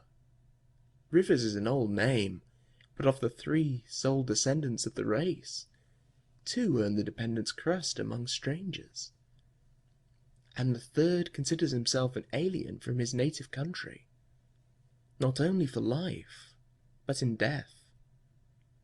Yes, and deems, and is bound to deem himself honoured by the lot, and aspires but after the day when the cross of separation from fleshly ties shall be laid on his shoulders, and when the head of that church militant, of whose humblest members he is one, shall give the word, Rise, follow me. St. John said these words as he pronounced his sermons, with a quiet, deep voice, with an unflushed cheek, and a coruscating radiance of glance. He resumed, And since I am myself poor and obscure, I can offer you but a service of poverty and obscurity. You may even think it degrading, for I see now your habits have been what the world calls refined. Your tastes lean to the ideal, and your society has at least been amongst the educated. But I consider that no service degrades which can better our race. I hold that the more arid and unreclaimed the soil where the Christian labourer's task of tillage is appointed him, the scantier the meed his toil brings, the higher the honour. His, under such circumstances, is the destiny of the pioneer. And the first pioneers of the gospel were the apostles. Their captain was Jesus, the Redeemer, himself. "Well," I said, as he again paused, "proceed." He looked at me before he proceeded. Indeed, he seemed leisurely to read my face, as if its features and lines were characters on a page. The conclusions drawn from this scrutiny he partially expressed in his succeeding observations. I believe you will accept the post I offer you, said he, and hold it for a while. Not permanently, though, any more than I could permanently keep the narrow and narrowing, the tranquil hidden office of English country incumbent. For in your nature is an alloy as detrimental to repose as that in mine, though of a different kind. "Do explain," I urged, when he halted once more. I will, and you shall hear how poor the proposal is, how trivial, how cramping. I shall not stay long at Morton, now that my father is dead, and that I am my own master. I shall leave the place probably in the course of a 12-month. But while I do stay, I will exert myself to the utmost for its improvement. Morton, when I came to it 2 years ago, had no school. The children of the poor were excluded from every hope of progress. I established one for boys. I mean now to open a second school for girls. I have hired a building for the purpose, with a cottage of 2 rooms attached to it for the mistress's house. Her salary will be £30 a year. Her house is already furnished, very simply but sufficiently, by the kindness of a lady, Miss Oliver, the only daughter of the sole rich man in my parish, Mr. Oliver, the proprietor of a needle factory and iron foundry in the valley. The same lady pays for the education and clothing of an orphan from the workhouse, on condition that she shall aid the mistress in such menial offices connected with her own house and the school, as her occupation of teaching will prevent her having time to discharge in person. Will you be this mistress? He put the question rather hurriedly. He seemed half to expect an indignant, or at least a disdainful rejection of the offer. Not knowing all my thoughts and feelings, though guessing some, he could not tell in what light the lot would appear to me. In truth, it was humble, but then it was sheltered, and I wanted a safe asylum. It was plodding, but then compared with that of a governess in a rich house, it was independent. And the fear of servitude with strangers entered my soul like iron. It was not ignoble, not unworthy, not mentally degrading. I made my decision. I thank you for the proposal, Mr. Rivers, and I accept it with all my heart. But you comprehend me, he said. It is a village school. Your scholars will be only poor girls, cottagers' children, at the best farmers' daughters. Knitting, sewing, reading, writing, ciphering will be all you have to teach. What will you do with your accomplishments? What with the largest portion of your mind, sentiments, tastes? Save them till they are wanted. They will keep. You know what you undertake, then? I do. He now smiled, and not a bitter or sad smile, but one well pleased and deeply gratified. And when will you commence the exercise of your function? I will go to my house tomorrow, and open the school, if you like, next week. Very well. So be it. He rose, and walked through the room. Standing still, he again looked at me. He shook his head. "What do you disapprove of, Mr. Rivers?" I asked. You will not stay at Morden long. No, no. Why? What is your reason for saying so? I read it in your eye. It is not of that description which promises the maintenance of an even tenor in life. I am not ambitious. He started at the word ambitious. He repeated, No. What made you think of ambition? Who is ambitious? I know I am, but how did you find it out? I was speaking of myself. Well, if you are not ambitious, you are... He paused. What? I was going to say impassioned. But perhaps you would have misunderstood the word and been displeased. I mean that human affections and sympathies have a most powerful hold on you. I am sure you cannot long be content to pass your leisure in solitude, and to devote your working hours to a monotonous labour wholly void of stimulus, any more than I can be content, he added with emphasis, to live here buried in morass, pent in with mountains, my nature that God gave me contravened, my faculties, heaven bestowed, paralysed, made useless. You hear now how I contradict myself.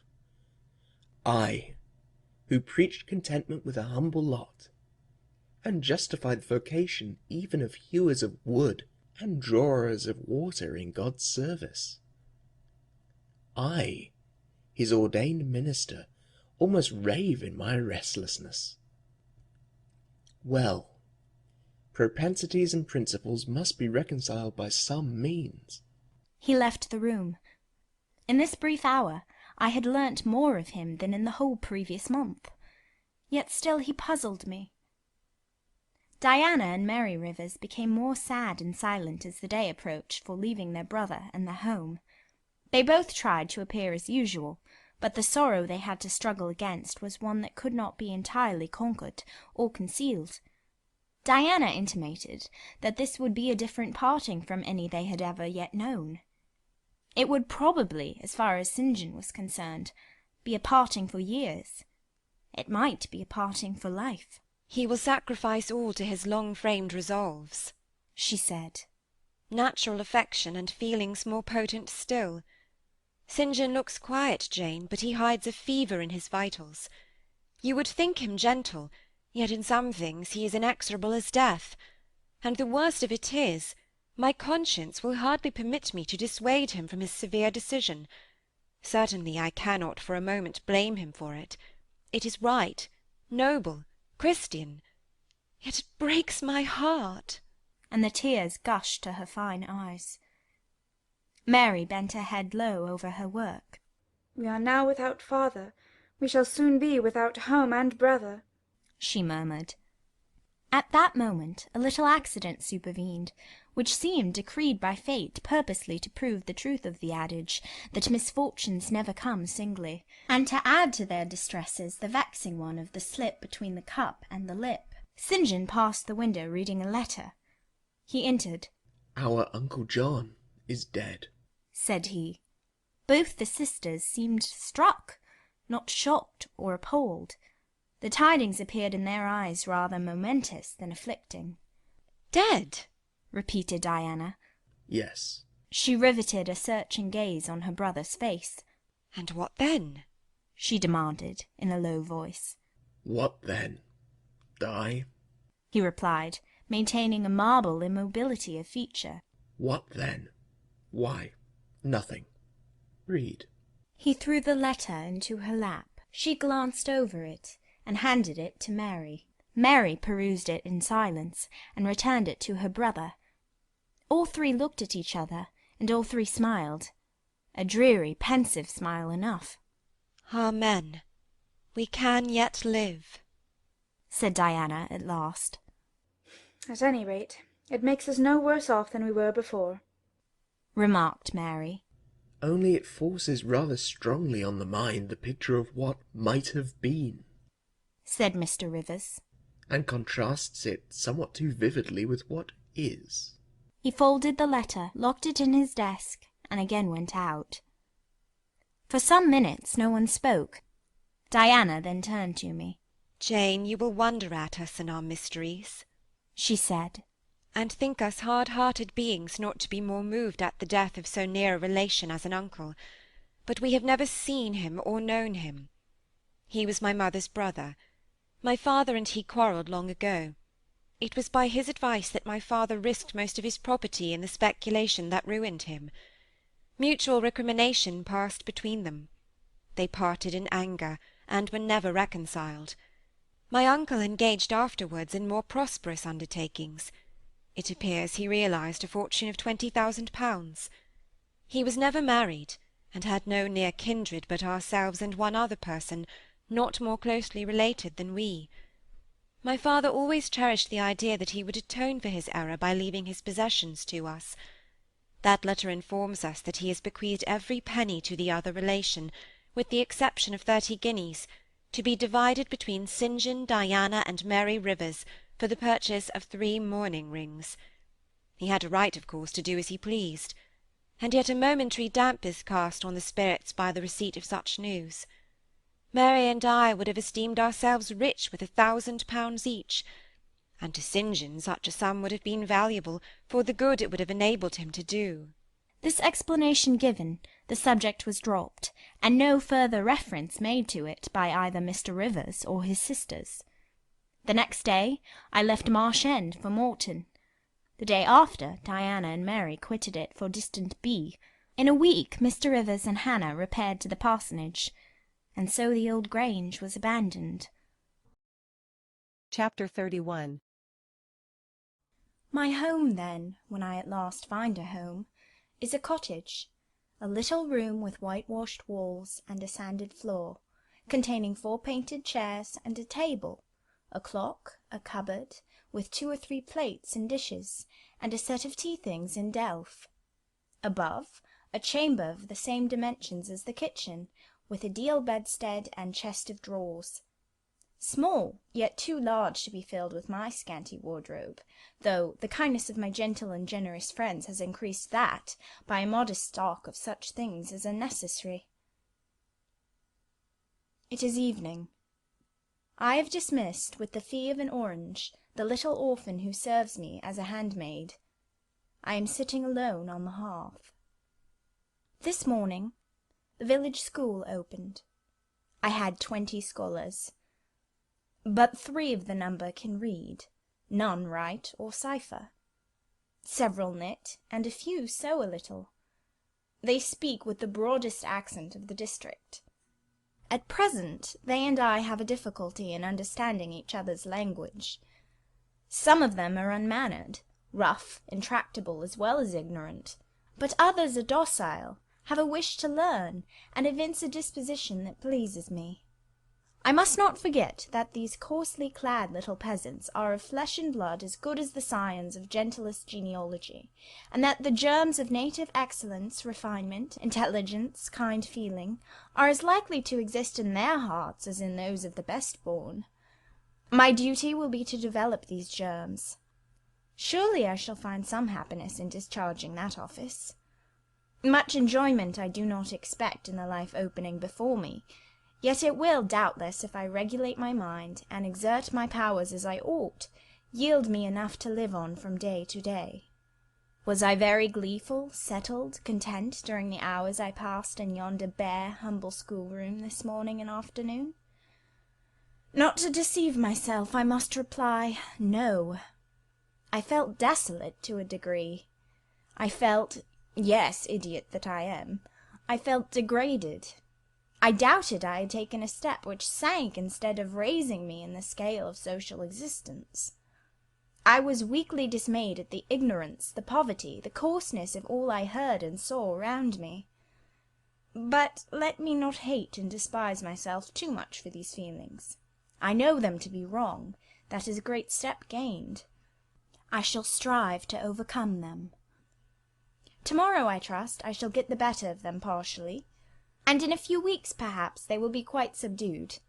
In a few months, it is possible, the happiness of seeing progress and a change for the better in my scholars may substitute gratification for disgust. Meantime, let me ask myself one question. Which is better?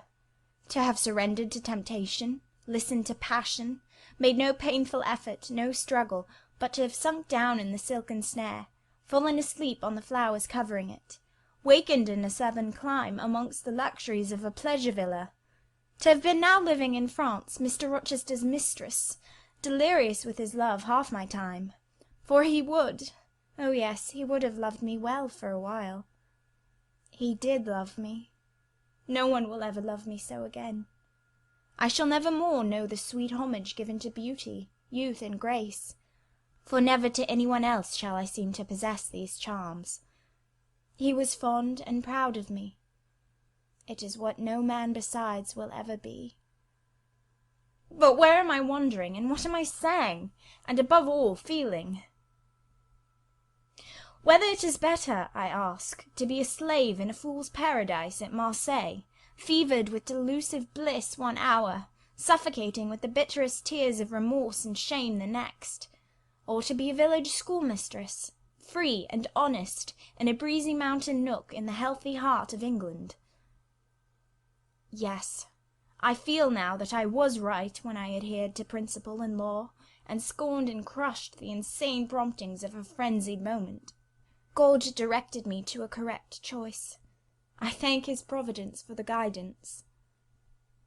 Having brought my eventide musings to this point, I rose, went to my door, and looked at the sunset of the harvest day, and at the quiet fields before my cottage, which, with the school, was distant 1/2 a mile from the village. The birds were singing their last strains. The air was mild, the dew was balm. While I looked, I thought myself happy, and was surprised to find myself ere long weeping. And why? For the doom which had reft me from adhesion to my master. For him I was no more to see. For the desperate grief and fatal fury consequences of my departure, which might now perhaps be dragging him from the path of right, too far to leave hope of ultimate restoration thither. At this thought I turned my face aside from the lovely sky of Eve and lonely vale of Morton. I say lonely, for in that bend of it visible to me there was no building apparent save the church and the parsonage, half hid in trees, and quite at the extremity, the roof of Vale Hall, where the rich Mr. Oliver and his daughter lived. I hid my eyes, and leant my head against the stone frame of my door, but soon a slight noise near the wicket, which shut in my tiny garden from the meadow beyond it, made me look up. A dog, old Carlo, Mr. Rivers' pointer, as I saw in a moment, was pushing the gate with his nose, and St. John himself leant upon it with folded arms, his brow knit, his gaze, grave almost to displeasure, fixed on me. I asked him to come in. No, I cannot stay. I have only brought you a little parcel my sisters left for you. I think it contains a colour box, pencils, and paper. I approached to take it. A welcome gift it was. He examined my face, I thought, with austerity, as I came near. The traces of tears were doubtless very visible upon it. Have you found your first day's work harder than you expected? He asked. Oh, no. On the contrary, I think in time I shall get on with my scholars very well. But perhaps your accommodations, your cottage, your furniture, have disappointed your expectations. They are, in truth, scanty enough, but— I interrupted. My cottage is clean and weatherproof, my furniture sufficient and commodious. All I see has made me thankful, not despondent. I am not absolutely such a fool and sensualist as to regret the absence of a carpet, a sofa, and silver plate. Besides, 5 weeks ago I had nothing. I was an outcast, a beggar, a vagrant. Now I have acquaintance, a home, a business. I wonder at the goodness of God, the generosity of my friends, the bounty of my lot. I do not repine. But you feel solitude and oppression. The little house there behind you is dark and empty. I have hardly had time yet to enjoy a sense of tranquillity, much less to grow impatient under one of loneliness. Very well. I hope you feel the content you express. At any rate, your good sense will tell you that it is too soon yet to yield to the vacillating fears of Lot's wife. What you had left before I saw you, of course I do not know, but I counsel you to resist firmly every temptation which would incline you to look back. Pursue your present career steadily, for some months at least. It is what I mean to do, I answered. St. John continued.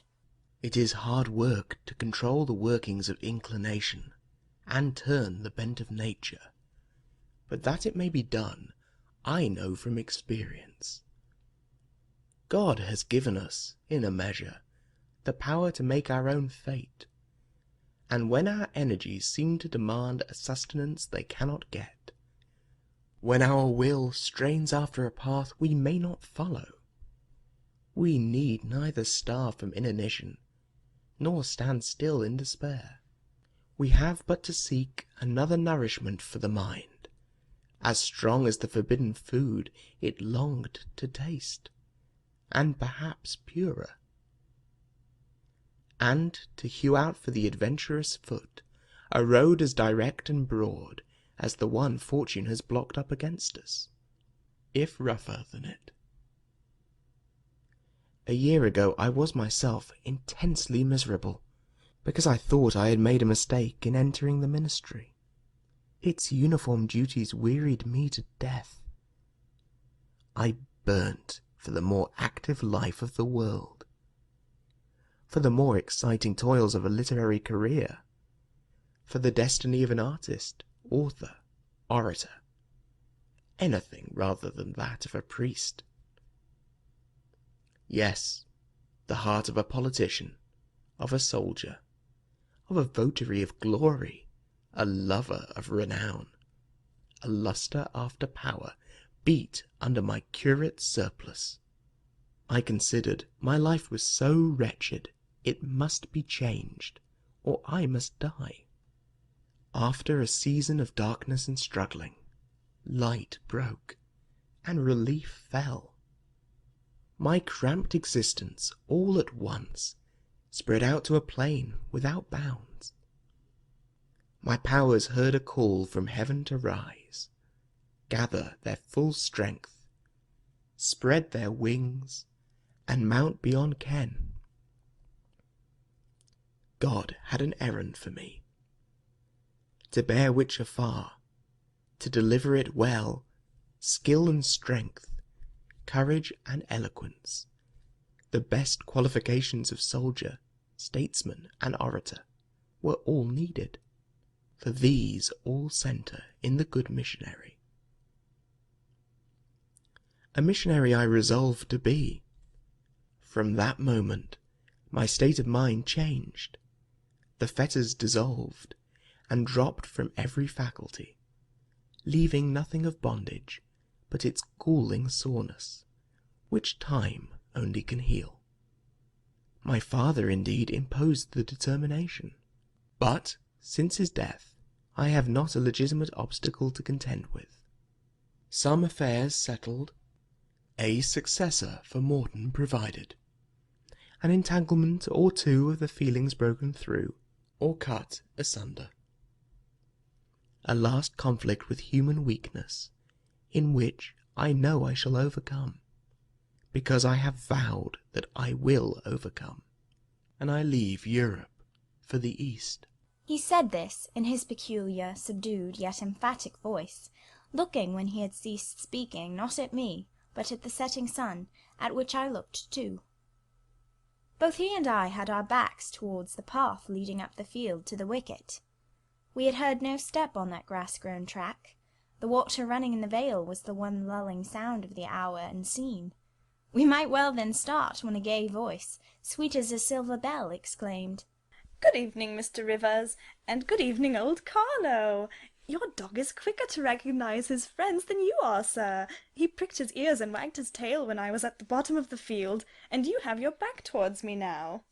It was true. Though Mr. Rivers had started at the first of those musical accents, as if a thunderbolt had split a cloud over his head, he stood yet at the close of the sentence in the same attitude in which the speaker had surprised him, his arm resting on the gate, his face directed towards the west. He turned at last with measured deliberation. A vision, as it seemed to me, had risen at his side. There appeared, within 3 feet of him, a form clad in pure white, a youthful, graceful form, full yet fine in contour, and when, after bending to caress Carlo, it lifted up its head, and threw back a long veil, there bloomed under his glance a face of perfect beauty. Perfect beauty is a strong expression, but I do not retrace or qualify it.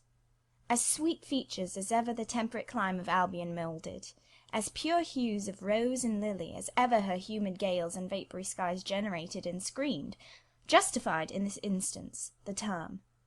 No charm was wanting, no defect was perceptible. The young girl had regular and delicate lineaments, eyes shaped and coloured as we see them in lovely pictures, large and dark and full. The long and shadowy eyelash which encircles a fine eye with so soft a fascination, the pencilled brow which gives such clearness, the white, smooth forehead which adds such repose to the livelier beauties of tint and ray, the cheek, oval, fresh and smooth, the lips, fresh too, ruddy, healthy, sweetly formed, the even and gleaming teeth without flaw, the small dimpled chin, the ornament of rich, plenteous tresses, all advantages, in short, which combined realized the ideal of beauty, were fully hers. I wondered as I looked at this fair creature. I admired her with my whole heart. Nature had surely formed her in a partial mood, and forgetting her usual stinted stepmother dole of gifts, had endowed this, her darling, with a grandame's bounty.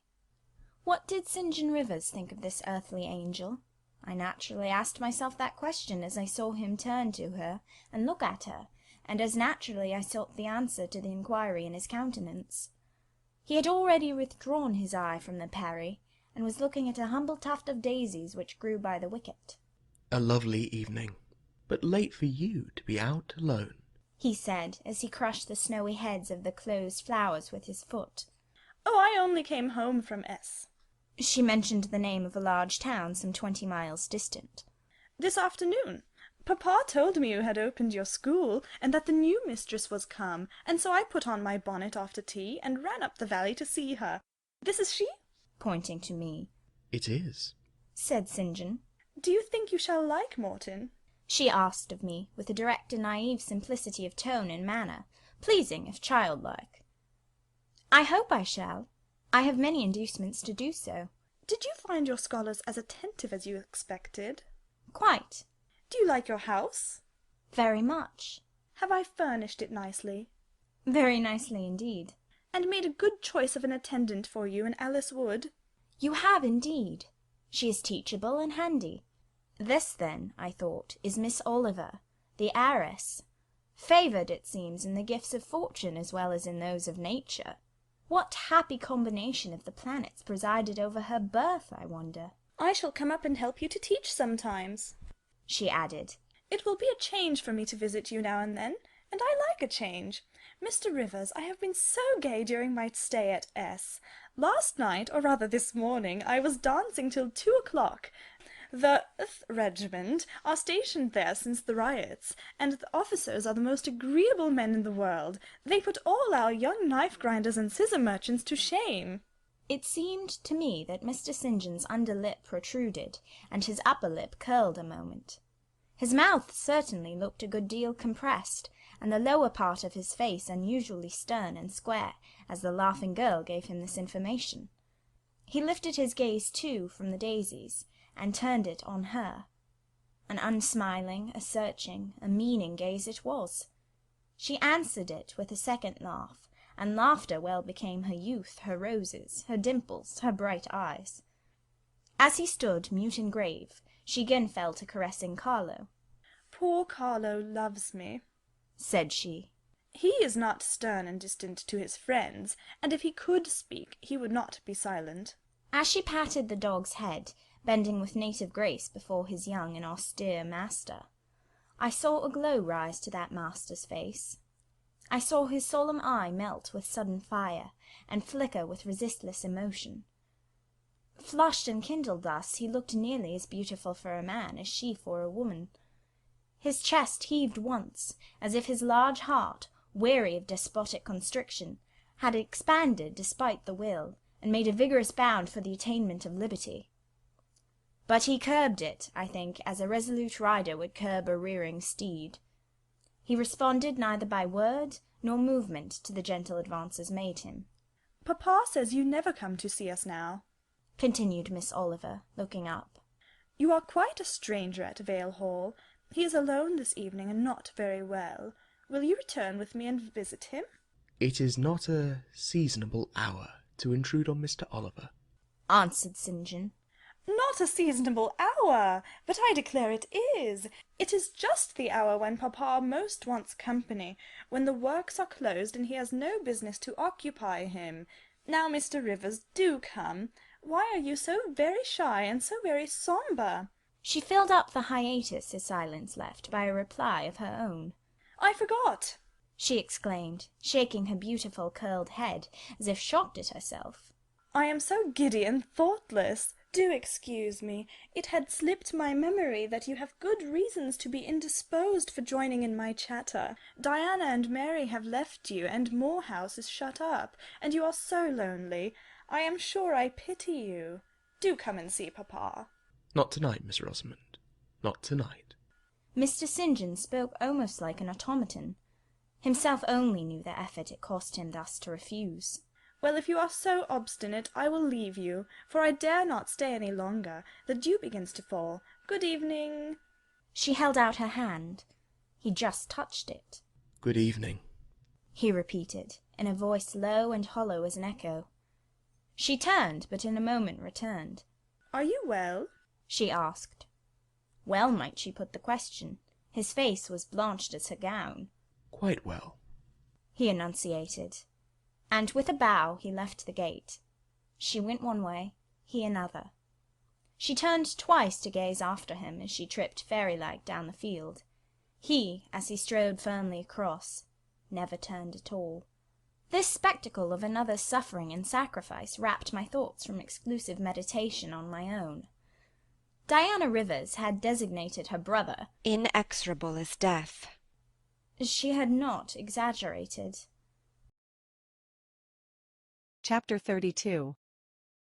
I continued the labours of the village school as actively and faithfully as I could. It was truly hard work at first. Some time elapsed before, with all my efforts, I could comprehend my scholars and their nature. Wholly untaught, with faculties quite torpid, they seemed to me hopelessly dull, and at first sight all dull alike. But I soon found I was mistaken. There was a difference amongst them as amongst the educated, and when I got to know them, and they me, this difference rapidly developed itself. Their amazement at me, my language, my rules and ways, once subsided, I found some of these heavy-looking, gaping rustics wake up into sharp-witted girls enough. Many showed themselves obliging, and amiable too, and I discovered amongst them not a few examples of natural politeness, and innate self-respect, as well as of excellent capacity, that won both my good-will and my admiration. These soon took a pleasure in doing their work well, in keeping their persons neat, in learning their tasks regularly, in acquiring quiet and orderly manners. The rapidity of their progress, in some instances, was even surprising, and an honest and happy pride I took in it. Besides, I began personally to like some of the best girls, and they liked me. I had amongst my scholars several farmers' daughters, young women grown almost. These could already read, write, and sew, and to them I taught the elements of grammar, geography, history, and the finer kinds of needlework. I found estimable characters amongst them, characters desirous of information and disposed for improvement, with whom I passed many a pleasant evening hour in their own homes. Their parents, then, the farmer and his wife, loaded me with attentions. There was an enjoyment in accepting their simple kindness, and in repaying it by a consideration, a scrupulous regard to their feelings, to which they were not, perhaps, at all times accustomed, and which both charmed and benefited them, because, while it elevated them in their own eyes, it made them emulous to merit the deferential treatment they received. I felt I became a favourite in the neighbourhood. Whenever I went out, I heard on all sides cordial salutations, and was welcomed with friendly smiles. To live amidst general regard, though it be but the regard of working people, is like sitting in sunshine, calm and sweet. Serene inward feelings bud and bloom under the ray. At this period of my life, my heart far oftener swelled with thankfulness than sank with dejection. And yet, reader, to tell you all, in the midst of this calm, this useful existence, after a day passed in honourable exertion amongst my scholars, an evening spent in drawing or reading contentedly alone, I used to rush into strange dreams at night, dreams many-coloured, agitated, full of the ideal, the stirring, the stormy. Dreams where, amidst unusual scenes, charged with adventure, with agitating risk and romantic chance, I still again and again met Mr. Rochester, always at some exciting crisis, and then the sense of being in his arms, hearing his voice, meeting his eye, touching his hand and cheek, loving him, being loved by him, the hope of passing a lifetime at his side, would be renewed with all its first force and fire. Then I awoke, then I recalled where I was, and how situated. Then I rose up on my curtainless bed, trembling and quivering, and in the still dark night witnessed the convulsion of despair, and heard the burst of passion. By 9 o'clock the next morning I was punctually opening the school, tranquil, settled, prepared for the steady duties of the day. Rosamond Oliver kept her word in coming to visit me. Her call at the school was generally made in the course of her morning ride. She would canter up to the door on her pony, followed by a mounted livery servant. Anything more exquisite than her appearance, in her purple habit, with her Amazon's cap of black velvet placed gracefully above the long curls that kissed her cheek and floated to her shoulders, can scarcely be imagined, And it was thus she would enter the rustic building, and glide through the dazzled ranks of the village children. She generally came at the hour when Mr. Rivers was engaged in giving his daily catechizing lesson. Keenly, I fear, did the eye of the visitress pierce the young pastor's heart. A sort of instinct seemed to warn him of her entrance, even when he did not see it, and when he was looking quite away from the door, if she appeared at it, his cheek would glow, and his marble-seeming features, though they refused to relax, changed indescribably, and in their very quiescence became expressive of a repressed fervour, stronger than working muscle or darting glance could indicate. Of course she knew her power. Indeed, he did not, because he could not, conceal it from her.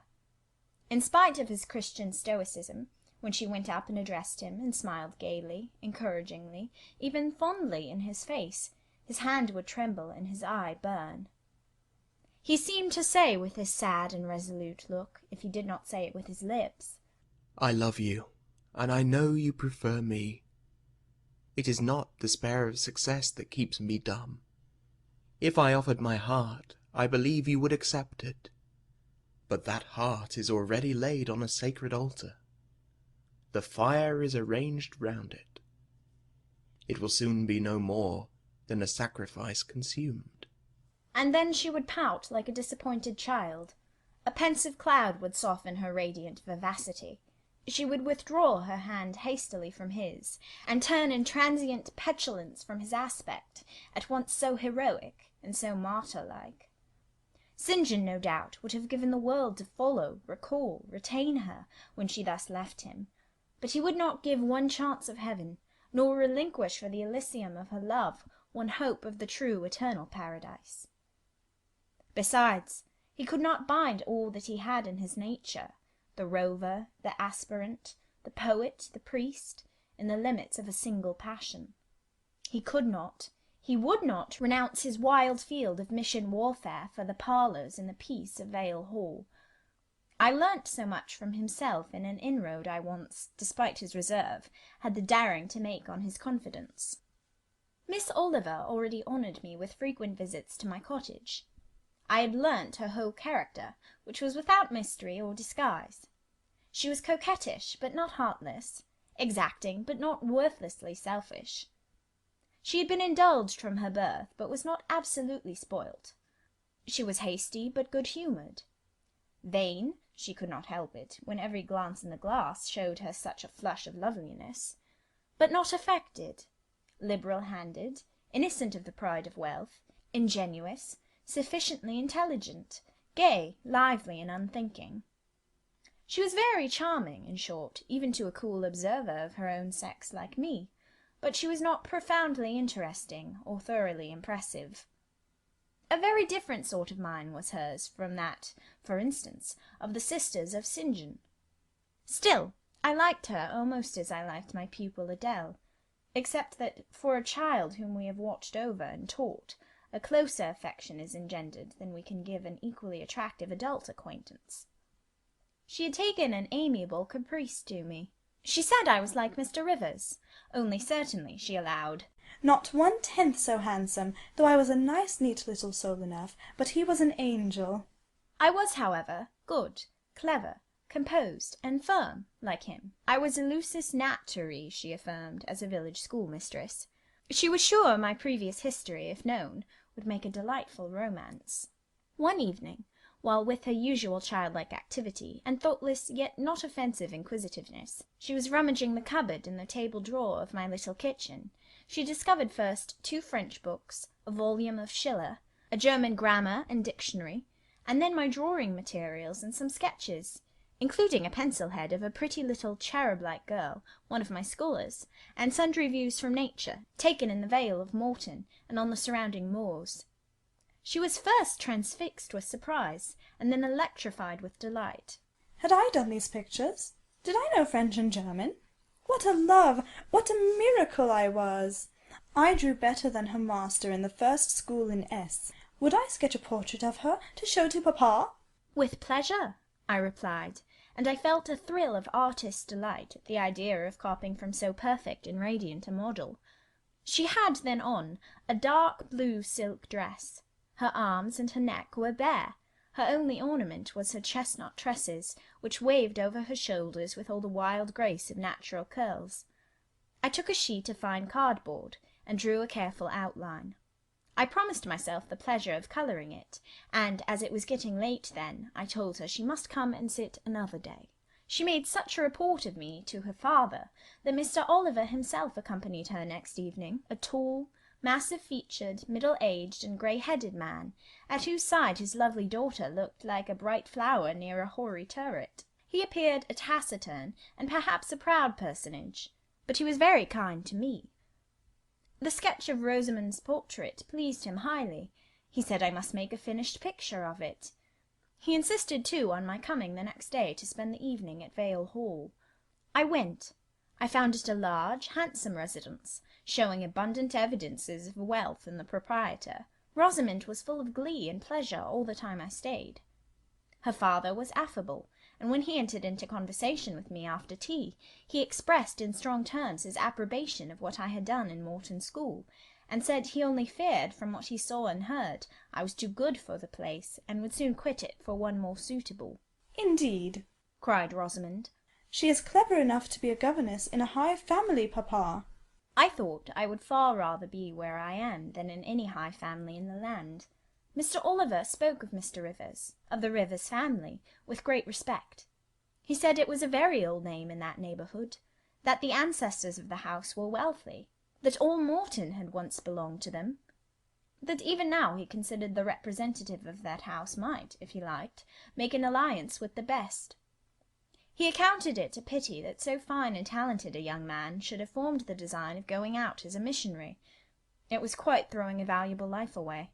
It appeared, then, that her father would throw no obstacle in the way of Rosamond's union with St. John. Mr. Oliver evidently regarded the young clergyman's good birth, old name, and sacred profession as sufficient compensation for the want of fortune. It was the 5th of November, and a holiday. My little servant, after helping me to clean my house, was gone, well satisfied with the fee of a penny for her aid. All about me was spotless and bright, scoured floor, polished grate, and well-rubbed chairs. I had also made myself neat, and had now the afternoon before me to spend as I would. The translation of a few pages of German occupied an hour. Then I got my palette and pencils, and fell to the more soothing, because easier, occupation of completing Rosamond Oliver's miniature. The head was finished already. There was but the background to tint, and the drapery to shade off. A touch of carmine, too, to add to the ripe lips, a soft curl here and there to the tresses, a deeper tinge to the shadow of the lash under the azured eyelid. I was absorbed in the execution of these nice details, when, after one rapid tap, my door unclosed, admitting St. John Rivers. "I am come to see how you are spending your holiday," he said. "Not, I hope, in thought." "No, that is well. While you draw, you will not feel lonely. You see, I mistrust you still, though you have borne up wonderfully so far. I have brought you a book for evening solace." And he laid on the table a new publication, a poem, one of those genuine productions so often vouchsafed to the fortunate public of those days, the golden age of modern literature. Alas, the readers of our era are less favoured. But courage, I will not pause either to accuse or repine. I know poetry is not dead, nor genius lost, nor has Mammon gained power over either to bind or slay. They will both assert their existence, their presence, their liberty and strength again one day. Powerful angels safe in heaven, they smile when sordid souls triumph and feeble ones weep over their destruction.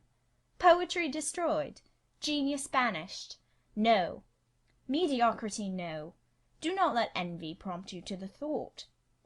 No, they not only live, but reign and redeem, and without their divine influence spread everywhere, you would be in hell, the hell of your own meanness. While I was eagerly glancing at the bright pages of Marmion, for Marmion it was, St. John stooped to examine my drawing. His tall figure sprang erect again with a start. He said nothing. I looked up at him. He shunned my eye. I knew his thoughts well, and could read his heart plainly. At the moment I felt calmer and cooler than he. I had then temporarily the advantage of him, and I conceived an inclination to do him some good, if I could. With all his firmness and self-control, thought I, he tasks himself too far, looks every feeling and pang within, expresses, confesses, imparts nothing. I am sure it would benefit him to talk a little about this sweet Rosamond, whom he thinks he ought not to marry. I will make him talk. I said at first, "Take a chair, Mr. Rivers." But he answered, as he always did, that he could not stay. "Very well," I responded mentally. "Stand if you like, but you shall not go just yet. I am determined. Solitude is at least as bad for you as it is for me. I'll try if I cannot discover the secret spring of your confidence, and find an aperture in that marble breast, through which I can shed one drop of the balm of sympathy." "Is this portrait like?" I asked bluntly. Like? Like whom? I did not observe it closely. "You did, Mr. Rivers." He almost started at my sudden and strange abruptness. He looked at me astonished. "Oh, that is nothing yet," I muttered within. "I don't mean to be baffled by a little stiffness on your part. I'm prepared to go to considerable lengths." I continued. "You observed it closely and distinctly, but I have no objection to your looking at it again." And I rose, and I placed it in his hand. A well-executed picture, he said. Very soft, clear colouring. Very graceful and correct drawing. "Yes, yes, I know all that. But what of the resemblance? Who is it like?" Mastering some hesitation, he answered, Miss Oliver, I presume. "Of course. And now, sir, to reward you for the accurate guess, I will promise to paint you a careful and faithful duplicate of this very picture, provided you admit that the gift would be acceptable to you. I don't wish to throw away my time and trouble on an offering you would deem worthless." He continued to gaze at the picture. The longer he looked, the firmer he held it, the more he seemed to covet it. It is like, he murmured. The eye is well managed. The colour, light, expression are perfect. It smiles. Would it comfort, or would it wound you to have a similar painting? Tell me that. When you were at Madagascar, or at the Cape, or in India, would it be a consolation to have that memento in your possession? Or would the sight of it bring recollections calculated to enervate and distress? He now furtively raised his eyes. He glanced at me, irresolute, disturbed. He again surveyed the picture. That I should like to have it is certain.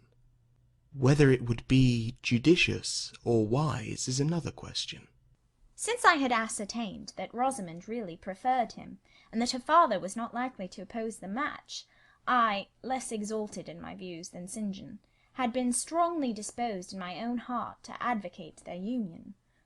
It seemed to me that should he become the possessor of Mr. Oliver's large fortune, he might do as much good with it as if he went and laid his genius out to wither, and his strength to waste, under a tropical sun.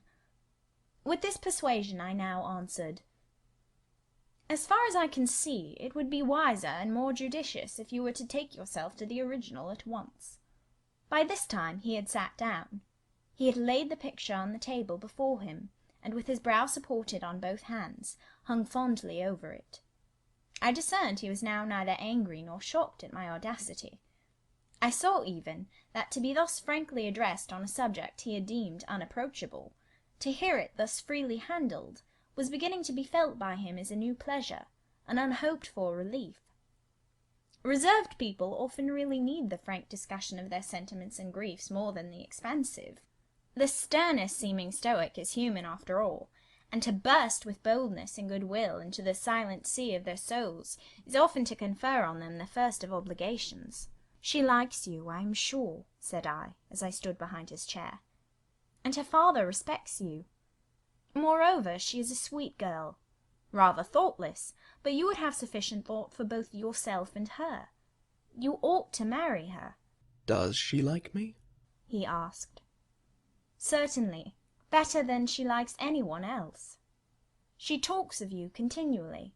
There is no subject she enjoys so much or touches upon so often. It is very pleasant to hear this, he said. Very. Go on for another quarter of an hour. And he actually took out his watch and laid it upon the table to measure the time. But where is the use of going on, I asked, when you are probably preparing some iron blow of contradiction, or forging a fresh chain to fetter your heart? Don't imagine such hard things. Fancy me yielding and melting as I am doing.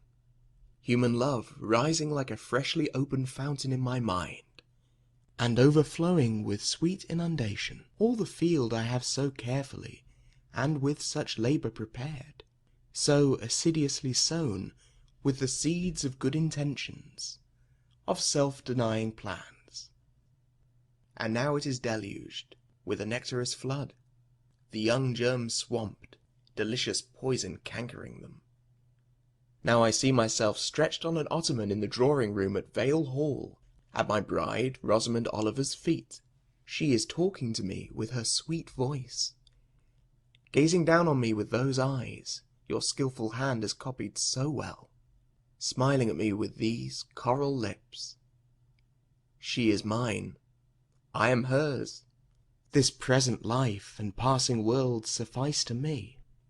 Hush, say nothing. My heart is full of delight. My senses are entranced. Let the time I marked pass in peace. I humoured him. The watch ticked on. He breathed fast and low. I stood silent. Amidst this hush the quartet sped.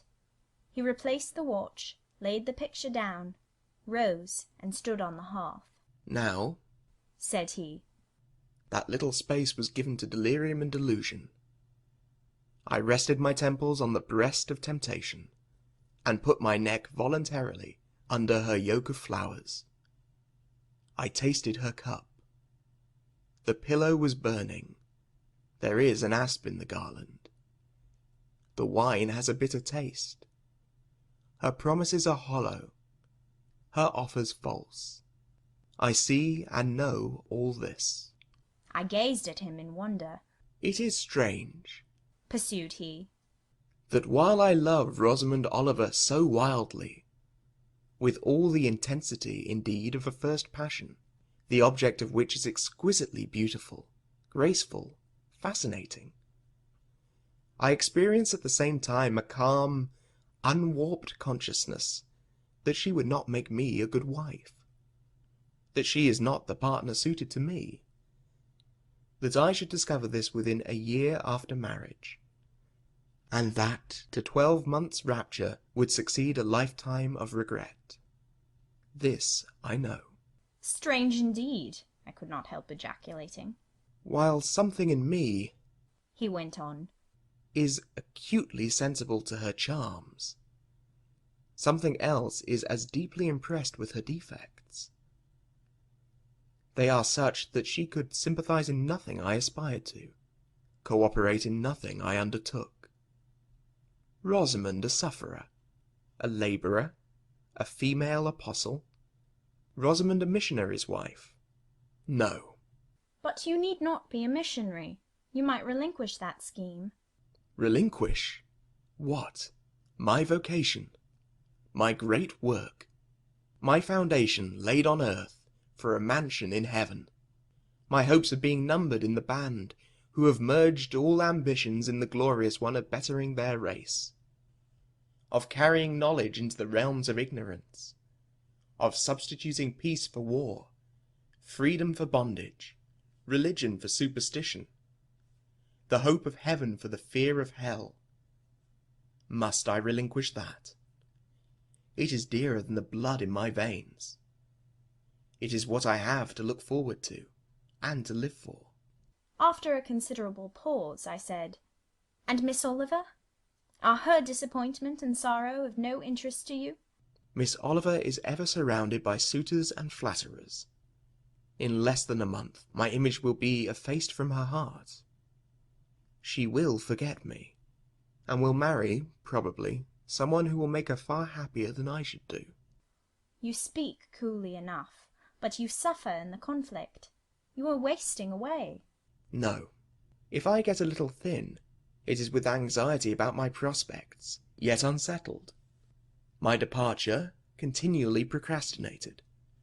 Only this morning I received intelligence that the successor, whose arrival I have been so long expecting, cannot be ready to replace me for 3 months to come yet.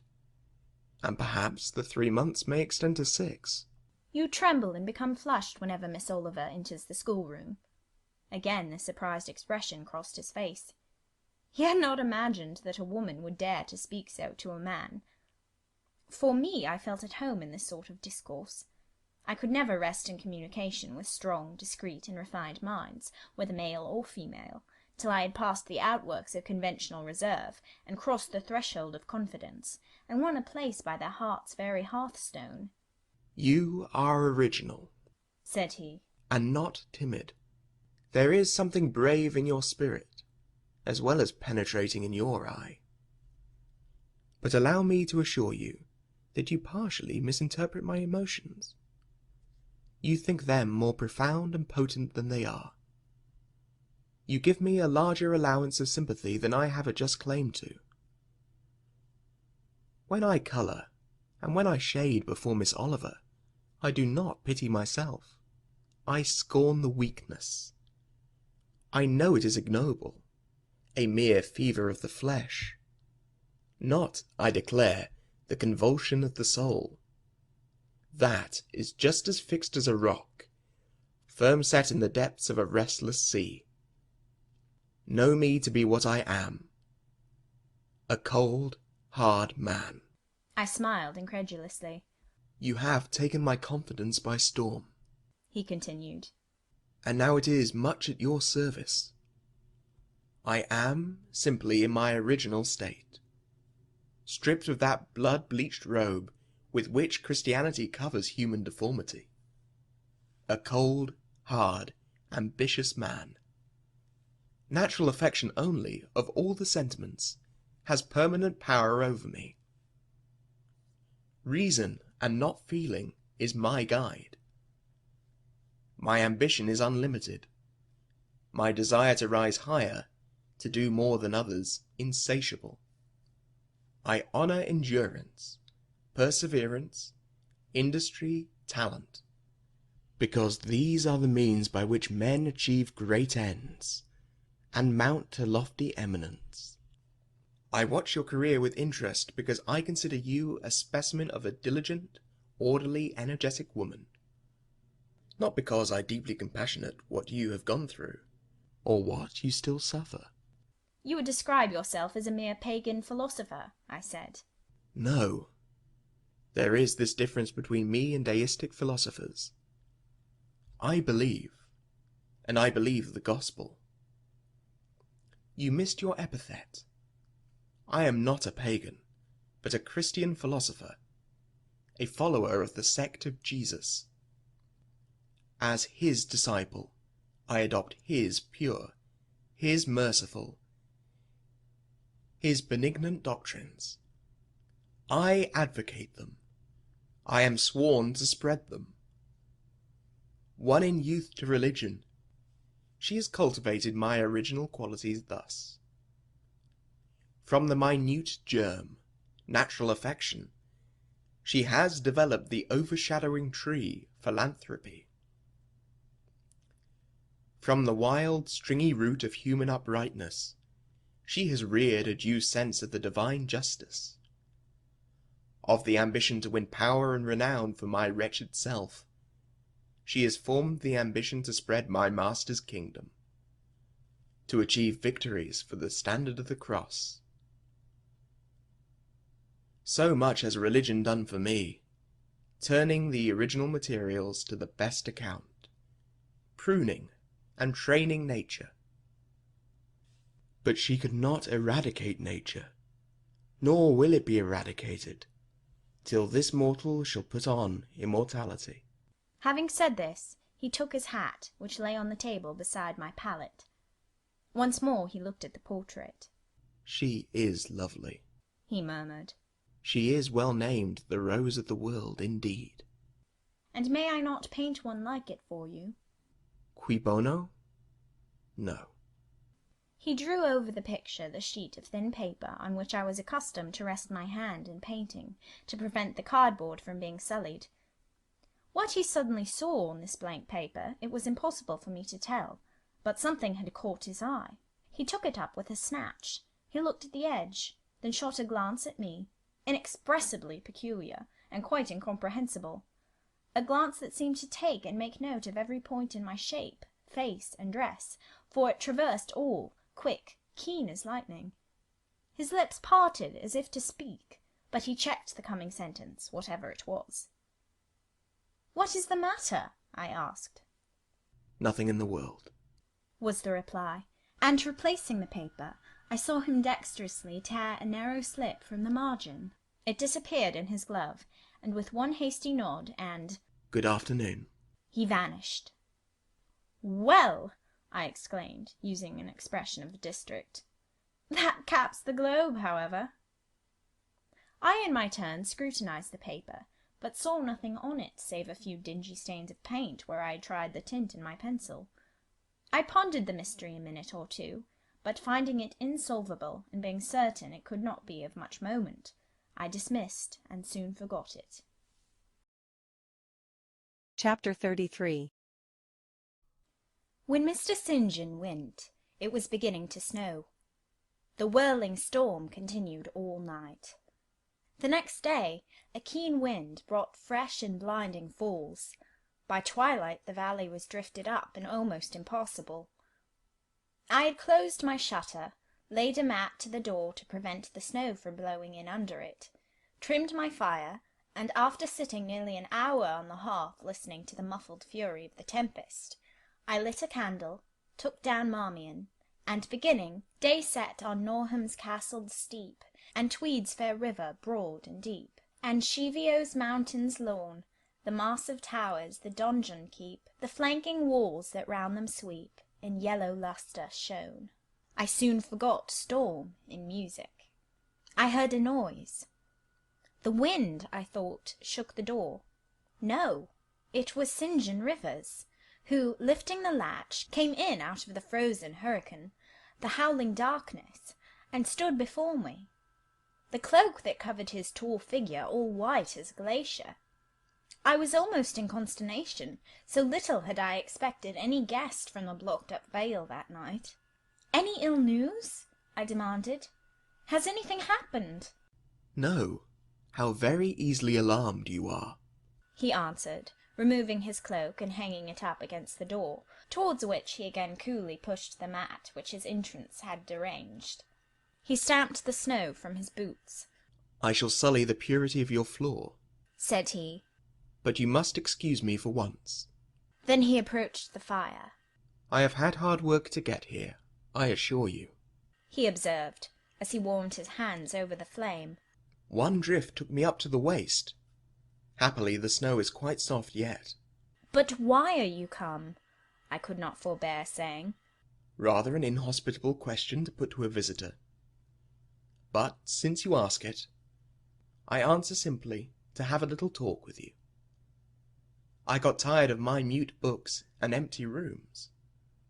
Besides, since yesterday I have experienced the excitement of a person to whom a tale has been half told, and who is impatient to hear the sequel. He sat down. I recalled his singular conduct of yesterday, and really I began to fear his wits were touched. If he were insane, however, his was a very cool and collected insanity. I had never seen that handsome-featured face of his look more like chiselled marble than it did just now, as he put aside his snow-wet hair from his forehead, and let the firelight shine free on his pale brow, and cheek as pale, where it grieved me to discover the hollow trace of care or sorrow now so plainly graved. I waited, expecting he would say something I could at least comprehend, but his hand was now at his chin, his finger on his lip. He was thinking. It struck me that his hand looked wasted, like his face. A perhaps uncalled-for gush of pity came over my heart. I was moved to say, "I wish Diana or Mary would come and live with you. It is too bad that you should be quite alone, and you are recklessly rash about your own health." "Not at all," said he. I care for myself when necessary. I am well now. What do you see amiss in me? This was said with a careless, abstracted indifference, which showed that my solicitude was, at least in his opinion, wholly superfluous. I was silenced. He still slowly moved his finger over his upper lip, and still his eye dwelt dreamily on the glowing grate. Thinking it urgent to say something, I asked him presently if he felt any cold draught from the door, which was behind him. No, no, he responded shortly and somewhat testily. Well, I reflected, if you won't talk, you may be still. I'll let you alone now and return to my book. So I snuffed the candle and resumed the perusal of Marmion. He soon stirred. My eye was instantly drawn to his movements. He only took out a morocco pocket-book, thence produced a letter, which he read in silence, folded it, put it back, relapsed into meditation. It was vain to try to read with such an inscrutable fixture before me, nor could I, in impatience, consent to be dumb. He might rebuff me if he liked, but talk I would. Have you heard from Diana and Mary lately? Not since the letter I showed you a week ago. There has not been any change made about your own arrangements? You will not be summoned to leave England sooner than you expected. I fear not indeed. Such chance is too good to befall me. Baffled so far, I changed my ground. I bethought myself to talk about the school and my scholars. Mary Garrett's mother is better, and Mary came back to the school this morning. And I shall have 4 new girls next week from the Foundry Close. They would have come today but for the snow. Indeed. Mr. Oliver pays for 2. Does he? He means to give the whole school a treat at Christmas. I know. Was it your suggestion? No. Whose, then? His daughter's, I think. It is like her. She is so good-natured. Yes. Again came the blank of a pause. The clock struck 8 strokes. It aroused him. He uncrossed his legs, sat erect, turned to me. Leave your book a moment, and come a little nearer the fire, he said. Wondering, and of my wonder finding no end, I complied. Half an hour ago, he pursued, I spoke of my impatience to hear the sequel of a tale. On reflection, I find the matter will be better managed by my assuming the narrator's part, and converting you into a listener. Before commencing, it is but fair to warn you that the story will sound somewhat hackneyed in your ears. But stale details often regain a degree of freshness when they pass through new lips. For the rest, whether trite or novel, it is short. 20 years ago, a poor curate, never mind his name at the moment, fell in love with a rich man's daughter. She fell in love with him and married him, against the advice of all her friends, who consequently disowned her immediately after the wedding. Before 2 years passed, the rash pair were both dead, and laid quietly side by side under one slab. I have seen their grave. It formed part of the pavement of a huge churchyard, surrounding the grim, soot-black old cathedral of an overgrown manufacturing town in Blankshire. They left a daughter, which at its very birth Charity received in her lap. Cold as that of the snowdrift I almost stuck fast in tonight. Charity carried the friendless thing to the house of its rich maternal relations. It was reared by an aunt-in-law, called, I come to names now, Mrs. Reed of Gateshead. You start. Did you hear a noise? I dare say it is only a rat, scrambling along the rafters of the adjoining schoolroom. It was a barn before I had it repaired and altered, and barns are generally haunted by rats. To proceed. Mrs. Reed kept the orphan 10 years. Whether it was happy or not with her I cannot say, never having been told, but at the end of that time she transferred it to a place you know, being no other than Lowood School, where you so long resided yourself. It seems her career there was very honourable. From a pupil she became a teacher, like yourself. Really, it strikes me there are parallel points in her history and yours. She left it to be a governess. There again your fates were analogous. She undertook the education of the ward of a certain Mr. Rochester. Mr. Rivers! I interrupted. I can guess your feelings, he said, but restrain them for a while. I have nearly finished. Hear me to the end. Of Mr. Rochester's character I know nothing, but the one fact that he professed to offer honourable marriage to this young girl, and that at the very altar she discovered he had a wife yet alive, though a lunatic. What his subsequent conduct and proposals were is a matter of pure conjecture. But when an event transpired which rendered inquiry after the governess necessary, it was discovered she was gone. No one could tell when, where, or how. She had left Thornfield Hall in the night. Every research after her course had been vain. The country had been scoured far and wide. No vestige of information could be gathered respecting her. Yet, that she should be found is become a matter of serious urgency. Advertisements have been put in all the papers.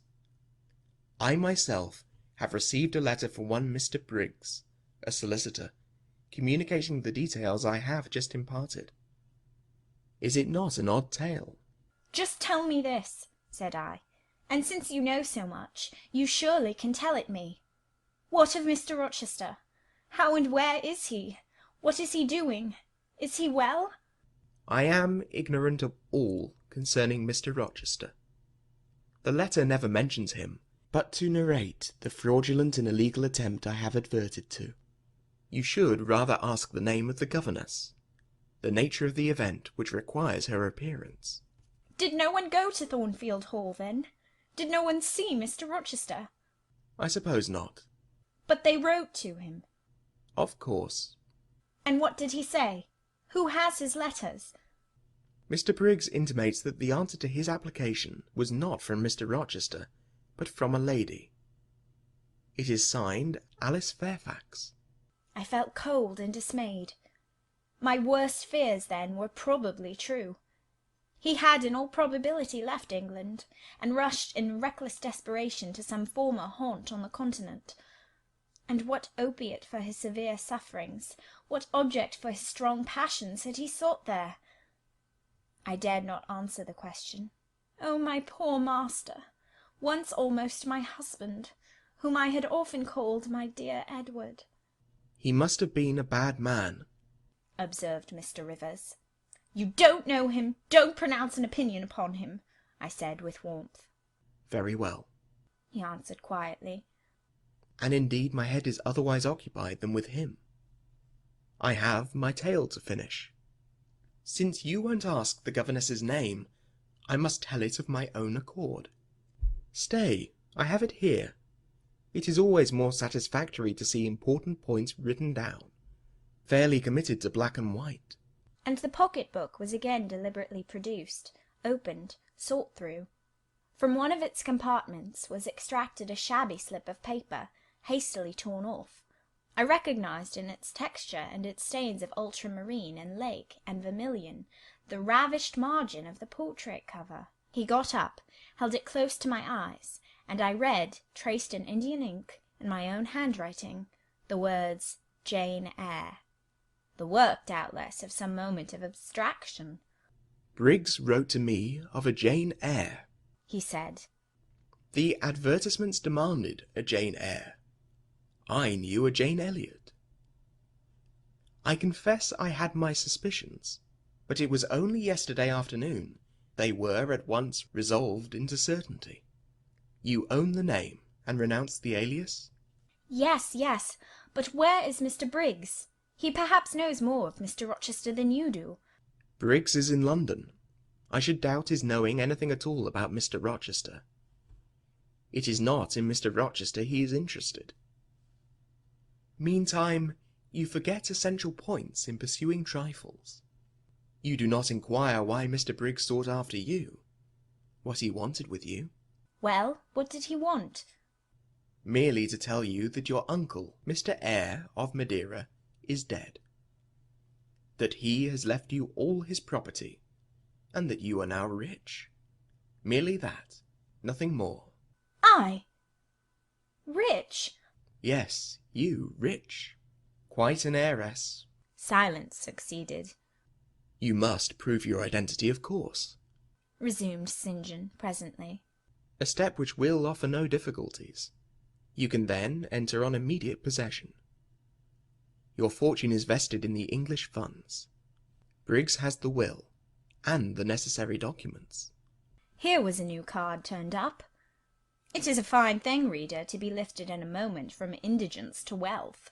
A very fine thing, but not a matter one can comprehend, or consequently enjoy all at once. And then there are other chances in life far more thrilling and rapture-giving. This is solid, an affair of the actual world, nothing ideal about it.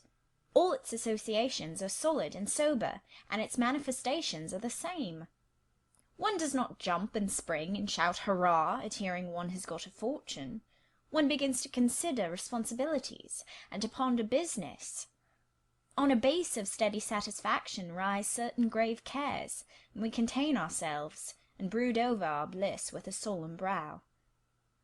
Besides, the words legacy, bequest, go side by side with the words death, funeral. My uncle, I had heard, was dead. My only relative. Ever since being made aware of his existence, I had cherished the hope of one day seeing him. Now I never should. And then this money came only to me, not to me and a rejoicing family, but to my isolated self. It was a grand boon, doubtless, and independence would be glorious. Yes, I felt that. That thought swelled my heart. You unbend your forehead at last, said Mr. Rivers. I thought Medusa had looked at you, and that you were turning to stone. Perhaps now you will ask how much you are worth. How much am I worth? Oh, a trifle. Nothing, of course, to speak of. £20,000, I think they say. But what is that? £20,000! Here was a new stunner. I had been calculating on 4,000 or 5,000. This news actually took my breath for a moment. Mr. St. John, whom I had never heard laugh before, laughed now. Well, said he, if you had committed a murder, and I had told you your crime was discovered, you could scarcely look more aghast. It is a large sum. Don't you think there is a mistake? No mistake at all. Perhaps you have read the figures wrong. It may be 2,000. It is written in letters, not figures. 20,000. I again felt rather like an individual of but average gastronomical powers, sitting down to feast alone at a table spread with provisions for 100. Mr. Rivers rose now, and put his cloak on. If it were not such a very wild night, he said, I would send Hannah down to keep you company. You look too desperately miserable to be left alone. But Hannah, poor woman, could not stride the drifts so well as I. Her legs are not quite so long. So I must e'en leave you to your sorrows. Good night. He was lifting the latch. A sudden thought occurred to me. Stop 1 minute, I cried. Well? It puzzles me to know why Mr. Briggs wrote to you about me, or how he knew you, or could fancy that you, living in such an out-of-the-way place, had the power to aid in my discovery. Oh, I am a clergyman, he said, and the clergy are often appealed to about odd matters. Again the latch rattled. No, that does not satisfy me, I exclaimed, and indeed there was something in the hasty and unexplanatory reply which, instead of allaying, piqued my curiosity more than ever. It is a very strange piece of business, I added. I must know more about it. Another time. No, tonight, tonight! And as he turned from the door, I placed myself between it and him. He looked rather embarrassed. You certainly shall not go till you have told me all, I said. I would rather not just now. You shall. You must. I would rather Diana or Mary informed you. Of course, these objections wrought my eagerness to a climax. Gratified it must be, and that without delay, and I told him so. But I apprised you that I was a hard man, said he. Difficult to persuade. And I am a hard woman, impossible to put off. And then, he pursued, I am cold. No fervour infects me. Whereas I am hot, and fire dissolves ice. The blaze there has thawed all the snow from your cloak. By the same token it has streamed on to my floor, and made it like a trampled street. As you hope ever to be forgiven, Mr. Rivers, the high crime and misdemeanour of spoiling a sanded kitchen, tell me what I wish to know. Well, then, he said, I yield, if not to your earnestness, to your perseverance, as stone is worn by continual dropping. Besides, you must know some day, as well now as later. Your name is Jane Eyre. Of course, that was all settled before. You are not, perhaps, aware that I am your namesake, that I was christened St. John Eyre Rivers. No, indeed. I remember now seeing the letter E comprised in your initials, written in books you have at different times lent me, but I never asked for what name it stood. But what then? Surely— I stopped. I could not trust myself to entertain, much less to express, the thought that rushed upon me, that embodied itself, that in a second stood out a strong, solid probability. Circumstances knit themselves, fitted themselves, shot into order. The chain that had been lying hitherto a formless lump of links was drawn out straight. Every ring was perfect, the connection complete. I knew by instinct how the matter stood, before St. John had said another word, but I cannot expect the reader to have the same intuitive perception, so I must repeat his explanation. My mother's name was Eyre. She had 2 brothers, one a clergyman, who married Miss Jane Reed of Gateshead, the other John Eyre, Esquire, merchant, late of Funchal, Madeira. Mr. Briggs, being Mr. Eyre's solicitor, wrote to us last August, to inform us of our uncle's death, and to say that he had left his property to his brother, the clergyman's orphan daughter, overlooking us, in consequence of a quarrel never forgiven between him and my father. He wrote again, a few weeks since, to intimate that the heiress was lost, and asking if we knew anything of her.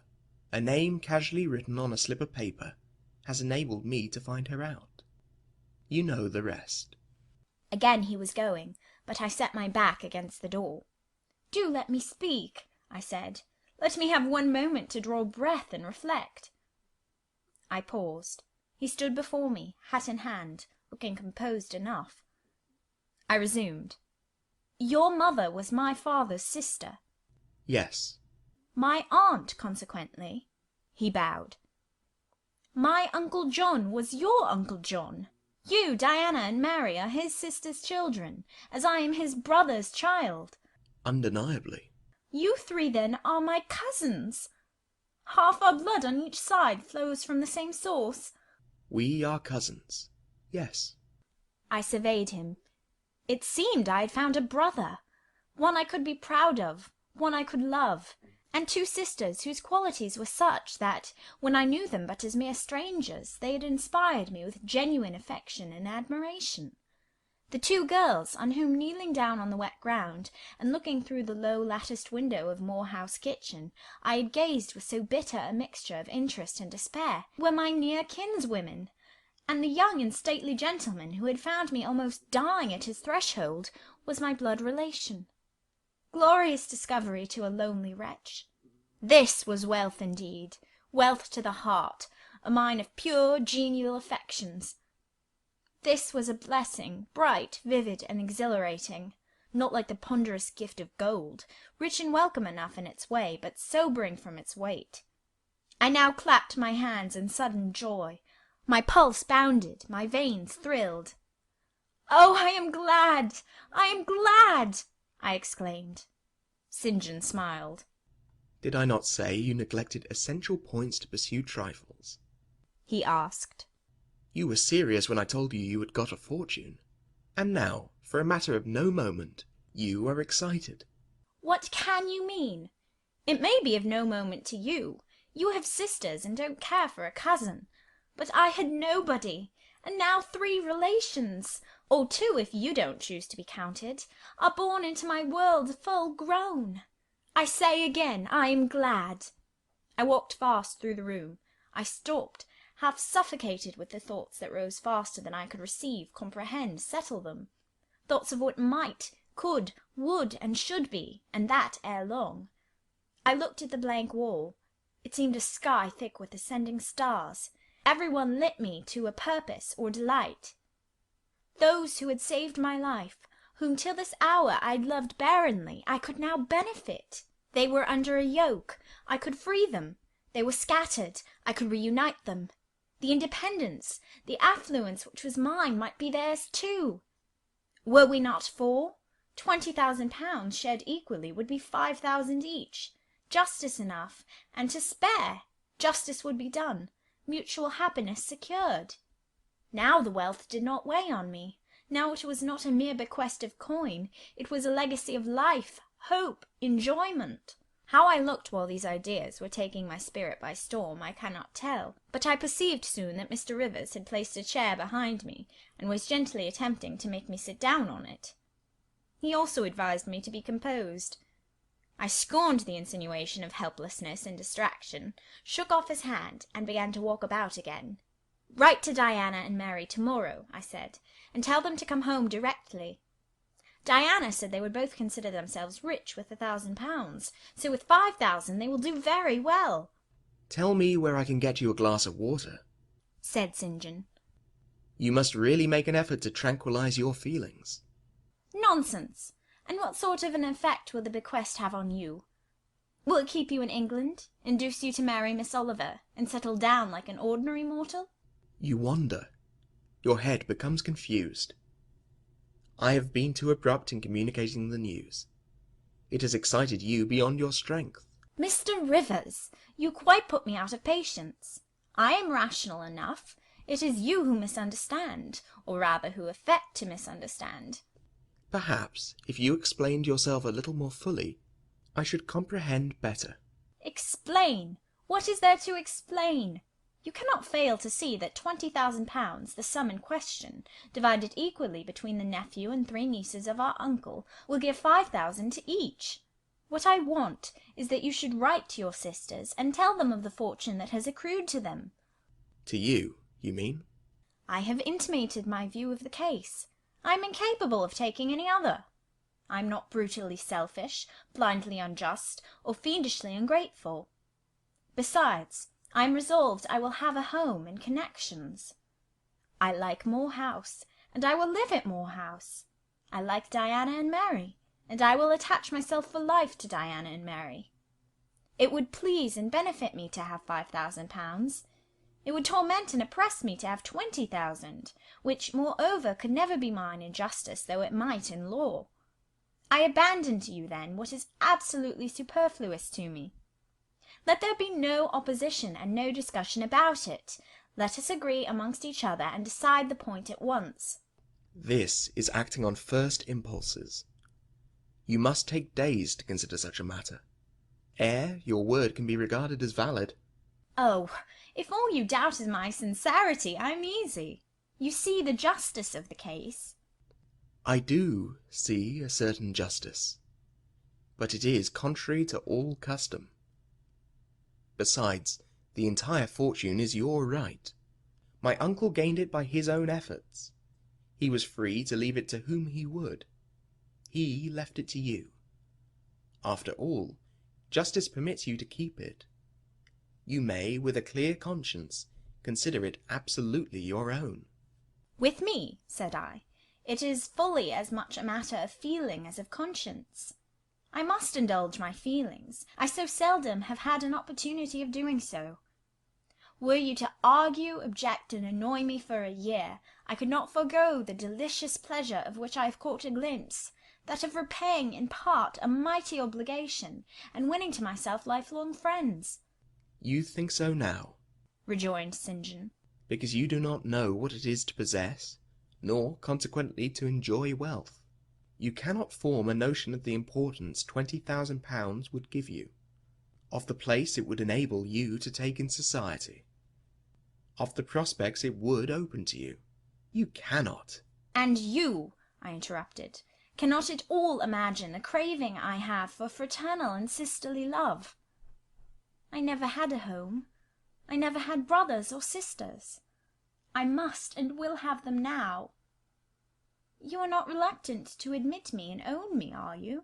Jane, I will be your brother. My sisters will be your sisters, without stipulating for this sacrifice of your just rights. Brother?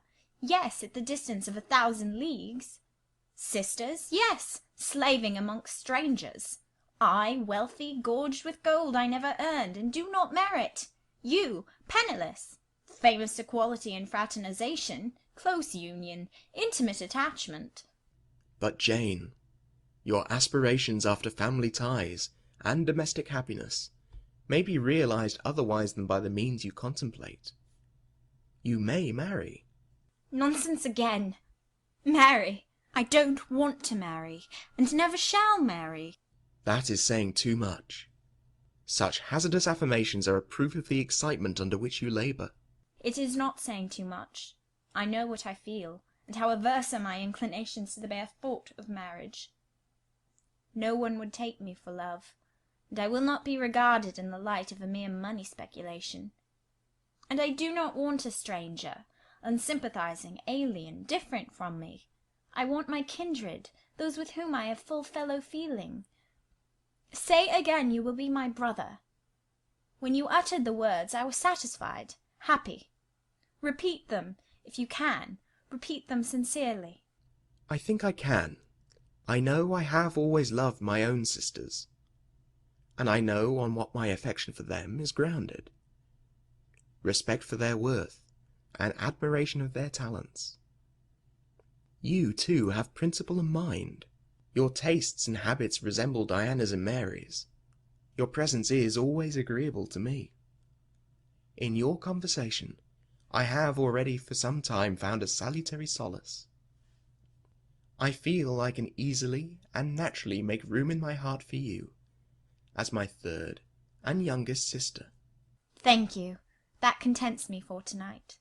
Now you had better go, for if you stay longer you will perhaps irritate me afresh by some mistrustful scruple.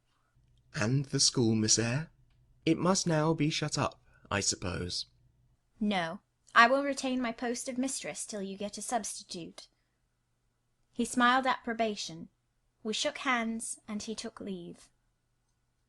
I need not narrate in detail the further struggles I had, and arguments I used, to get matters regarding the legacy settled as I wished.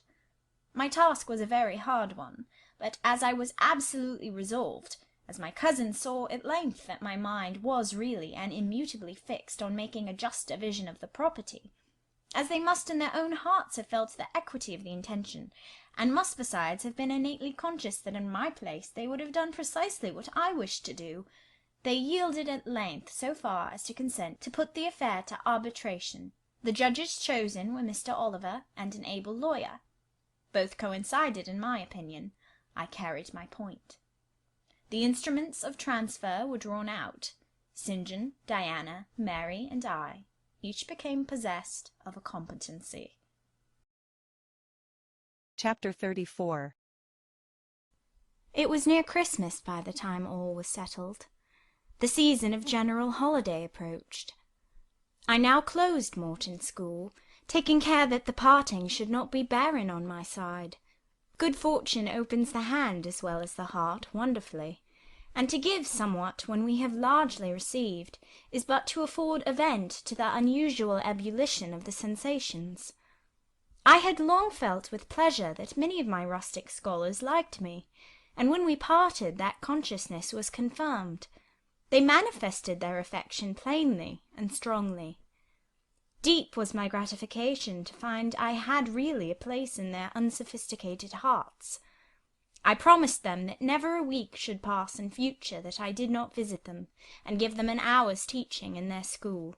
Mr. Rivers came up as, having seen the classes, now numbering 60 girls, file out before me, and locked the door, I stood with the key in my hand, exchanging a few words of special farewell with some half-dozen of my best scholars, as decent, respectable, modest, and well-informed young women as could be found in the ranks of the British peasantry. And that is saying a great deal, for, after all, the British peasantry are the best taught, best mannered, most self-respecting of any in Europe. Since those days I have seen paysans and bäuerinnen, and the best of them seemed to me ignorant, coarse, and besotted compared with my Morton girls. Do you consider you have got your reward for a season of exertion? Asked Mr. Rivers, when they were gone. Does not the consciousness of having done some real good in your day and generation give pleasure? Doubtless. And you have only toiled a few months. Would not a life devoted to the task of regenerating your race be well spent? Yes, I said, but I could not go on forever so. I want to enjoy my own faculties as well as to cultivate those of other people. I must enjoy them now. Don't recall either my mind or body to the school. I am out of it, and disposed for full holiday. He looked grave. What now? What sudden eagerness is this you evince? What are you going to do? To be active as I can. And first I must beg you to set Hannah at liberty, and get somebody else to wait on you. Do you want her? Yes, to go with me to Moor House. Diana and Mary will be at home in a week, and I want to have everything in order against their arrival. I understand. I thought you were for flying off on some exertion. It is better so. Hannah shall go with you. Tell her to be ready by tomorrow, then, and here is the schoolroom key. I will give you the key of my cottage in the morning. He took it. You give it up very gleefully, said he.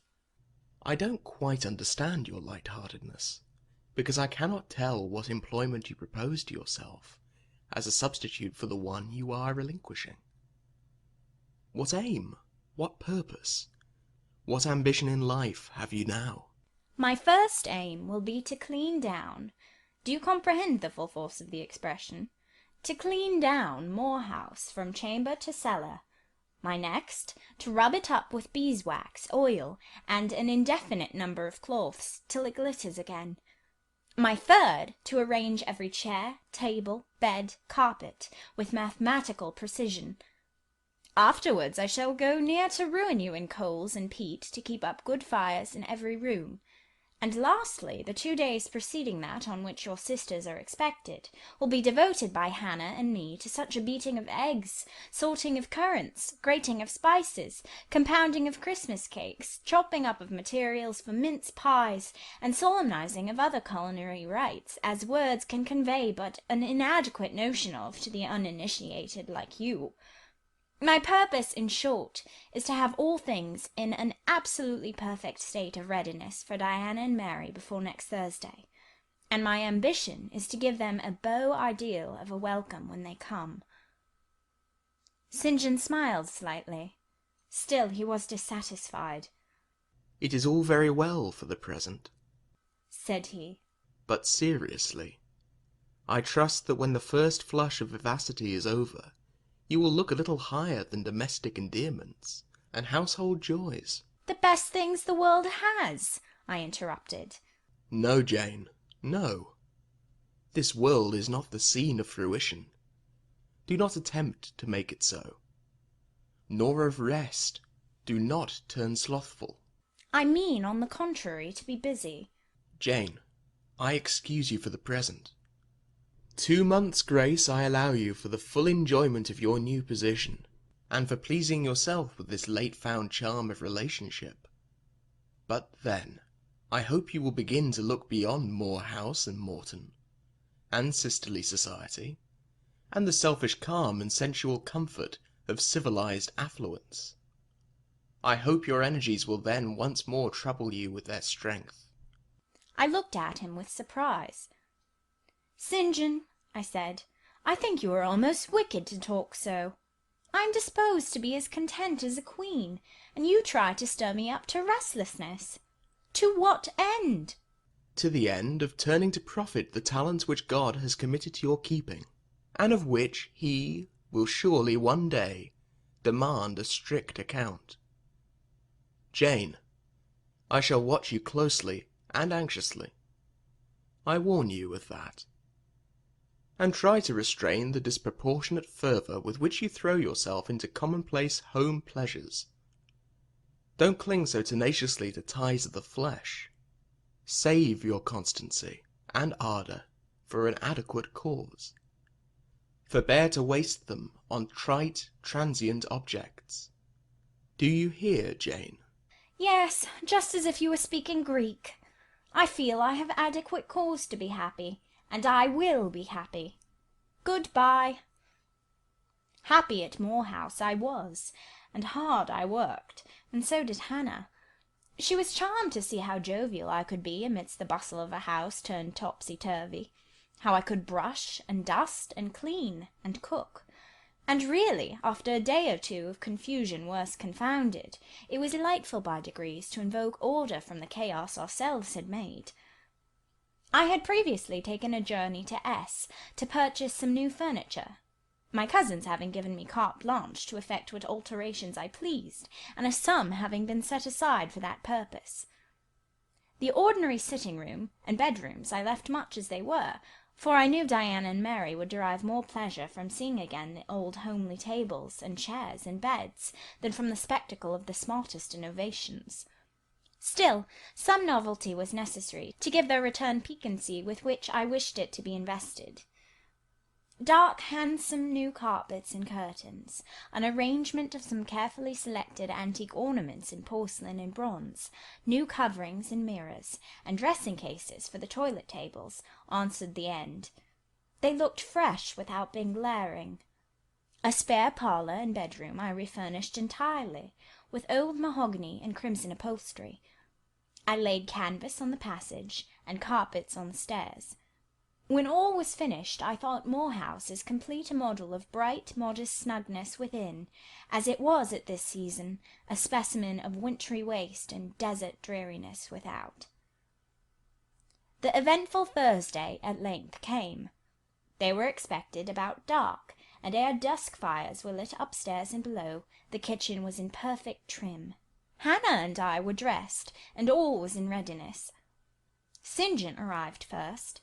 I had entreated him to keep quite clear of the house till everything was arranged, and indeed the bare idea of the commotion, at once sordid and trivial, going on within its walls, sufficed to scare him to estrangement. He found me in the kitchen, watching the progress of certain cakes for tea, then baking. Approaching the hearth, he asked, If I was at last satisfied with housemaid's work. I answered by inviting him to accompany me on a general inspection of the result of my labours. With some difficulty I got him to make the tour of the house. He just looked in at the doors I opened, and when he had wandered upstairs and downstairs, he said I must have gone through a great deal of fatigue and trouble to have effected such considerable changes in so short a time. But not a syllable did he utter, indicating pleasure in the improved aspect of his abode. This silence dampened me. I thought perhaps the alterations had disturbed some old associations he valued. I inquired whether this was the case, no doubt in a somewhat crestfallen tone. Not at all. He had, on the contrary, remarked that I had scrupulously represented every association. He feared, indeed, I must have bestowed more thought on the matter than it was worth. How many minutes, for instance, had I devoted to studying the arrangement of this very room? By the by, could I tell him where such a book was? I showed him the volume on the shelf. He took it down, and withdrawing to his accustomed window recess, he began to read it. Now, I did not like this reader. St. John was a good man, but I began to feel he had spoken truth of himself when he said he was hard and cold. The humanities and amenities of life had no attraction for him, its peaceful enjoyments no charm. Literally, he lived only to aspire. After what was good and great, certainly, but still he would never rest, nor approve of others resting round him. As I looked at his lofty forehead, still and pale as a white stone, at his fine lineaments fixed in study, I comprehended all at once that he would hardly make a good husband, that it would be a trying thing to be his wife. I understood, as by inspiration, the nature of his love for Miss Oliver. I agreed with him that it was but a love of the senses. I comprehended how he should despise himself for the feverish influence it exercised over him, how he should wish to stifle and destroy it, how he should mistrust its ever conducting permanently to his happiness or hers. I saw he was of the material from which nature hews her heroes, Christian and pagan, her lawgivers, her statesmen, her conquerors, a steadfast bulwark for great interests to rest upon, but at the fireside too often a cold cumbrous column, gloomy and out of place. This parlour is not his sphere, I reflected. The Himalayan ridge or Kaffir bush, even the plague-cursed Guinea coast swamp would suit him better. Well may he eschew the calm of domestic life. It is not his element. There his faculties stagnate, they cannot develop or appear to advantage. It is in scenes of strife and danger, where courage is proved, and energy exercised, and fortitude tasked, that he will speak and move the leader and superior. A merry child would have the advantage of him on this hearth. He is right to choose a missionary's career. I see it now. "They're coming, they're coming!" cried Hannah, throwing open the parlour door. At the same moment old Carlo barked joyfully. Out I ran. It was now dark, but a rumbling of wheels was audible. Hannah soon had a lantern lit. The vehicle had stopped at the wicket. The driver opened the door. First one well-known form, then another stepped out. In a minute I had my face under their bonnets, in contact first with Mary's soft cheek, then with Diana's flowing curls. They laughed, kissed me, then Hannah, patted Carlo, who was half wild with delight, asked eagerly if all was well, and being assured in the affirmative, hastened into the house. They were stiff with their long and jolting drive from Whitcross, and chilled with the frosty night air, but their pleasant countenances expanded to the cheerful firelight. While the driver and Hannah brought in the boxes, they demanded St. John. At this moment he advanced from the parlour. They both threw their arms round his neck at once. He gave each one quiet kiss, said in a low tone a few words of welcome, stood a while to be talked to, and then, intimating that he supposed they would soon rejoin him in the parlour, withdrew there as to a place of refuge. I had lit their candles to go upstairs, but Diana had first to give hospitable orders respecting the driver. This done, both followed me. They were delighted with the renovation and decorations of their rooms, with the new drapery and fresh carpets and rich tinted china vases. They expressed their gratification ungrudgingly. I had the pleasure of feeling that my arrangements met their wishes exactly, and that what I had done added a vivid charm to their joyous return home. Sweet was that evening. My cousins, full of exhilaration, were so eloquent in narrative and comment that their fluency covered St. John's taciturnity. He was sincerely glad to see his sisters, but in their glow of fervour and flow of joy he could not sympathise. The event of the day, that is, the return of Diana and Mary, pleased him, but the accompaniments of that event, the glad tumult, the garrulous glee of reception, irked him. I saw he wished the calmer morrow was come. In the very meridian of the night's enjoyment, about an hour after tea, a rap was heard at the door. Hannah entered with the intimation that "A poor lad was come at that unlikely time to fetch Mr. Rivers to see his mother, who was drawing away." Where does she live, Hannah? "Clear up at Whitcross Brow, almost 4 miles off, and moor and moss all the way." Tell him I will go. "I'm sure, sir, you had better not.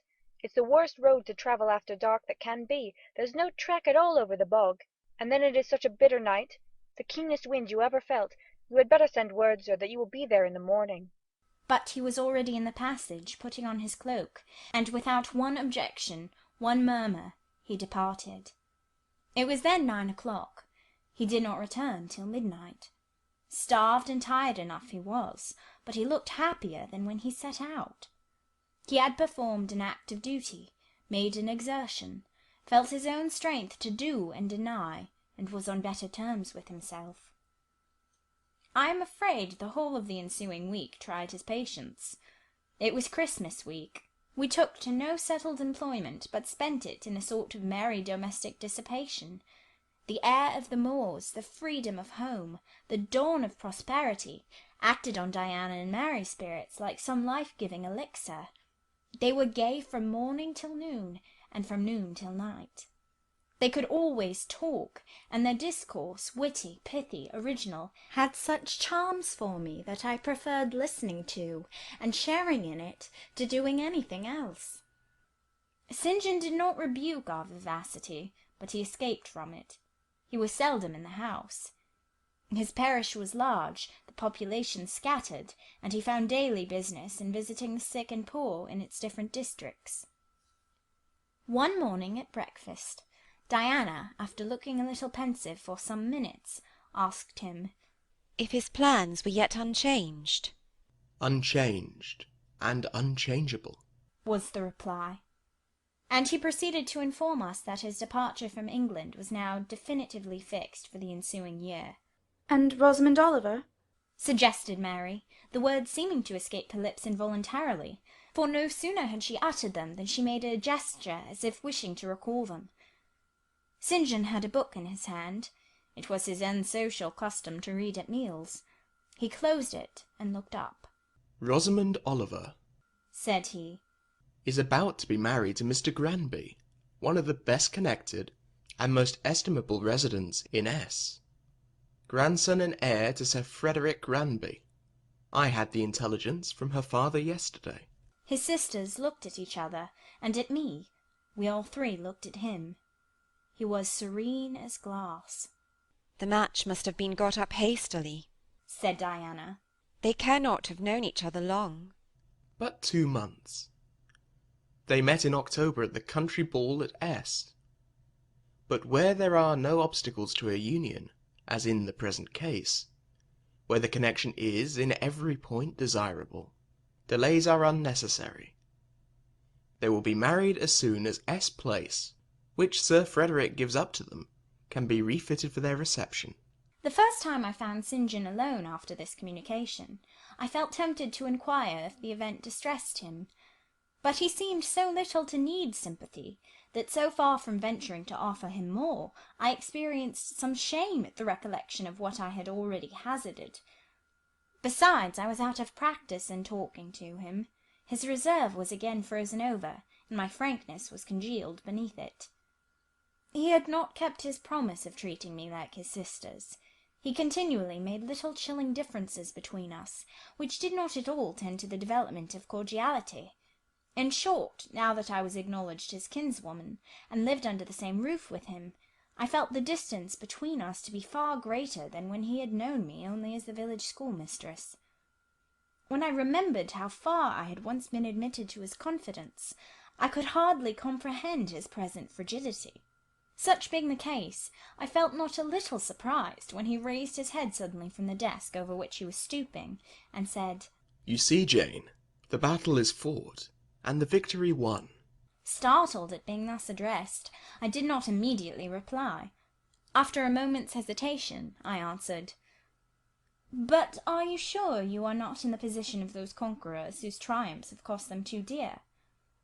Would not such another ruin you? I think not. And if I were, it does not much signify. I shall never be called upon to contend for such another. The event of the conflict is decisive.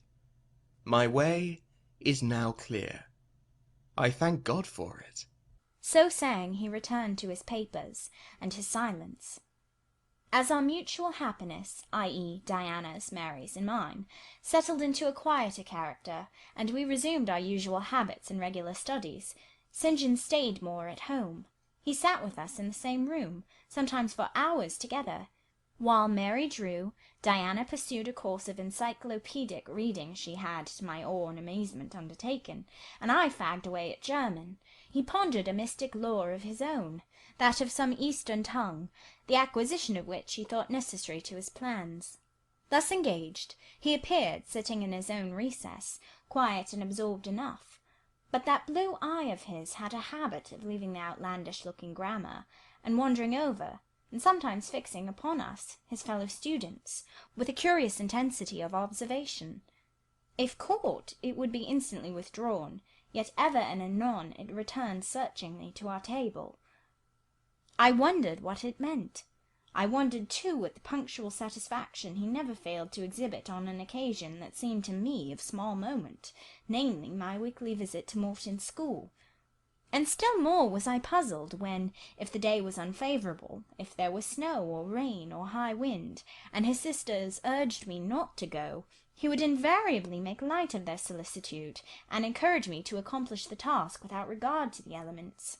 "Jane is not such a weakling as you would make her," he would say. "She can bear a mountain blast, or a shower, or a few flakes of snow as well as any of us. Her constitution is both sound and elastic, better calculated to endure variations of climate than many more robust."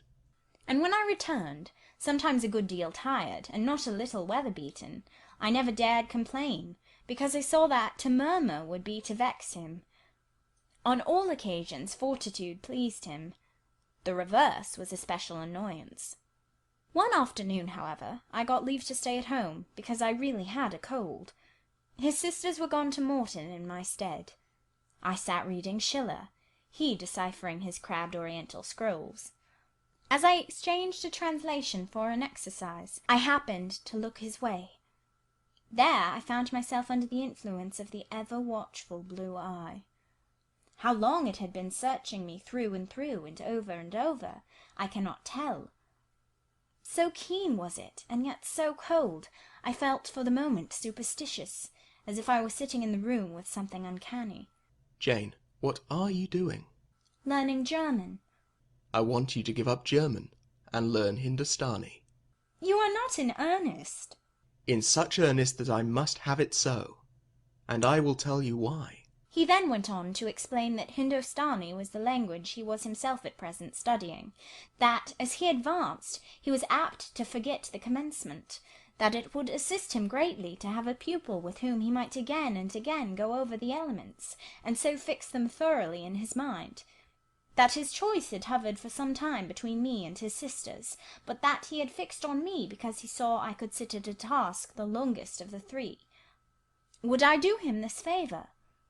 I should not, perhaps, have to make the sacrifice long, as it wanted now barely 3 months to his departure.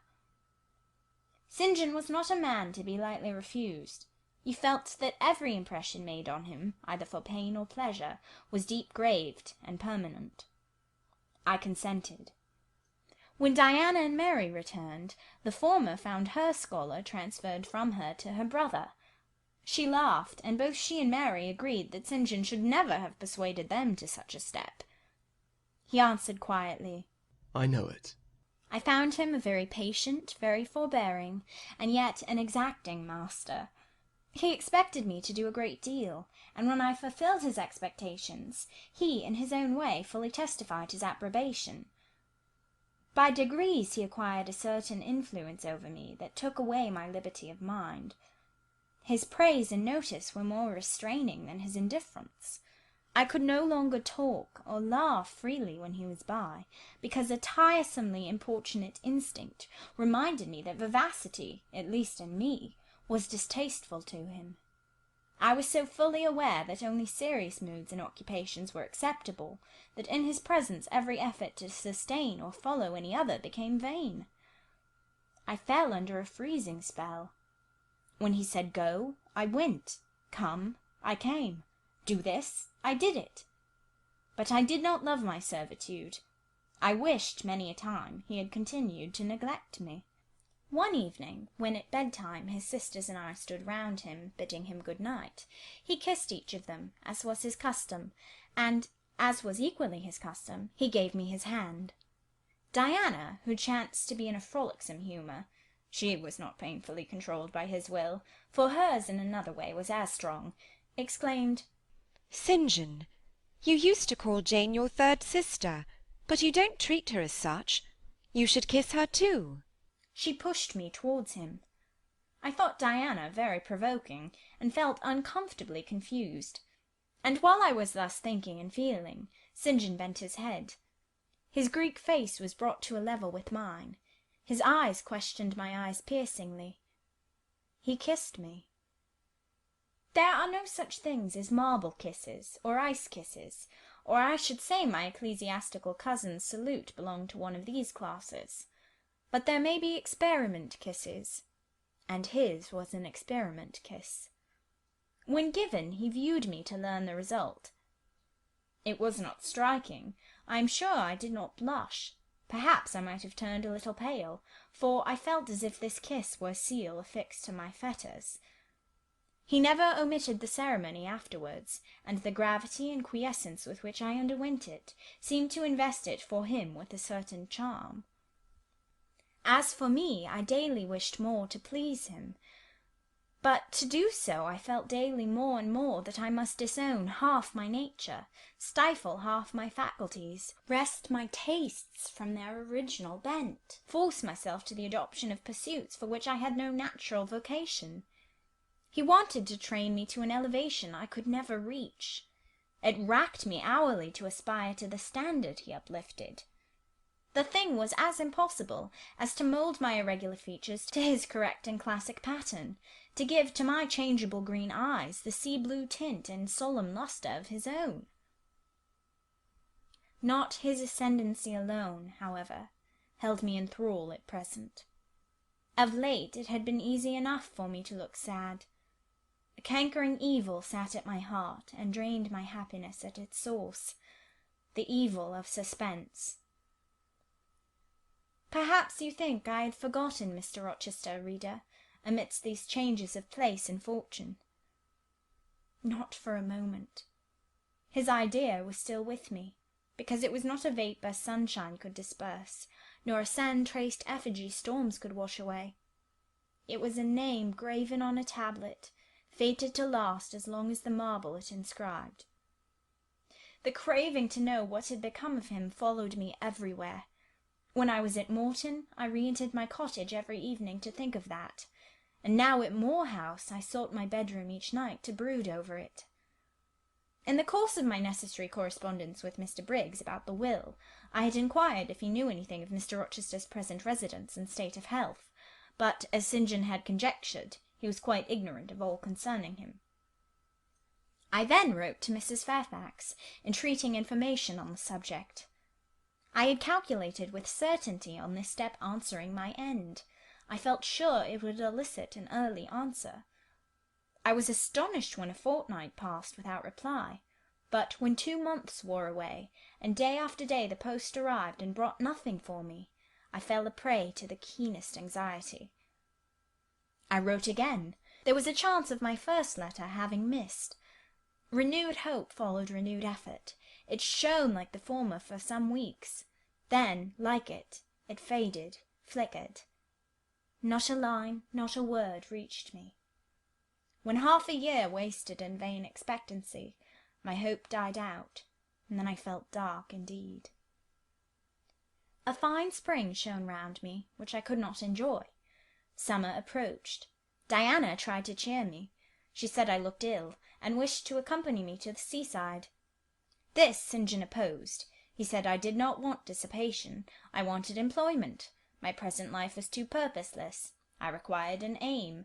And I suppose, by way of supplying deficiencies, he prolonged still further my lessons in Hindostani, and grew more urgent in requiring their accomplishment.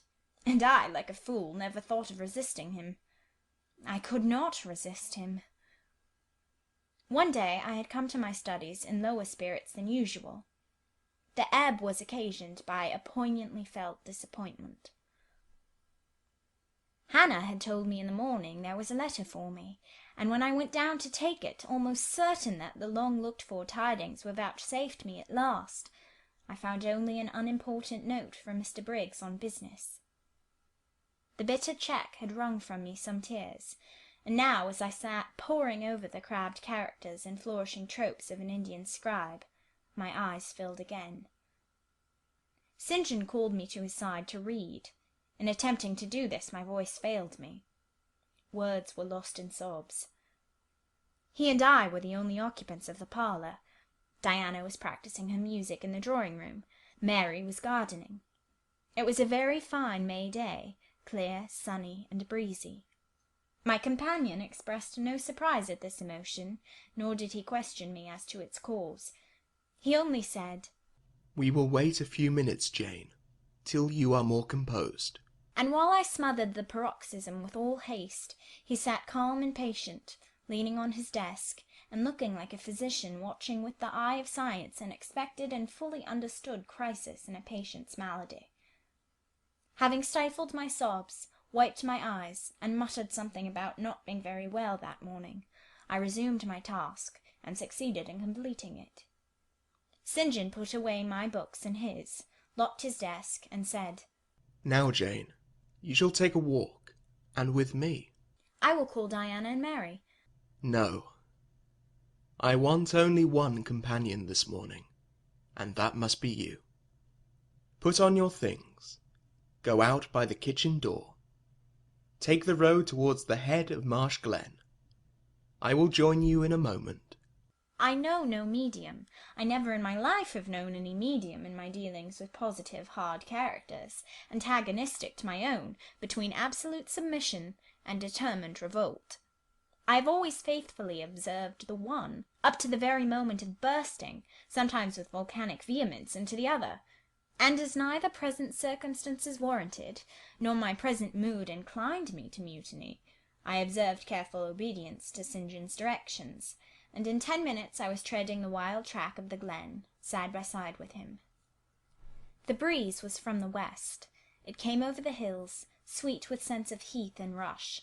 The sky was of stainless blue. The stream descending the ravine, swelled with past spring rains, poured along plentiful and clear, catching golden gleams from the sun and sapphire tints from the firmament.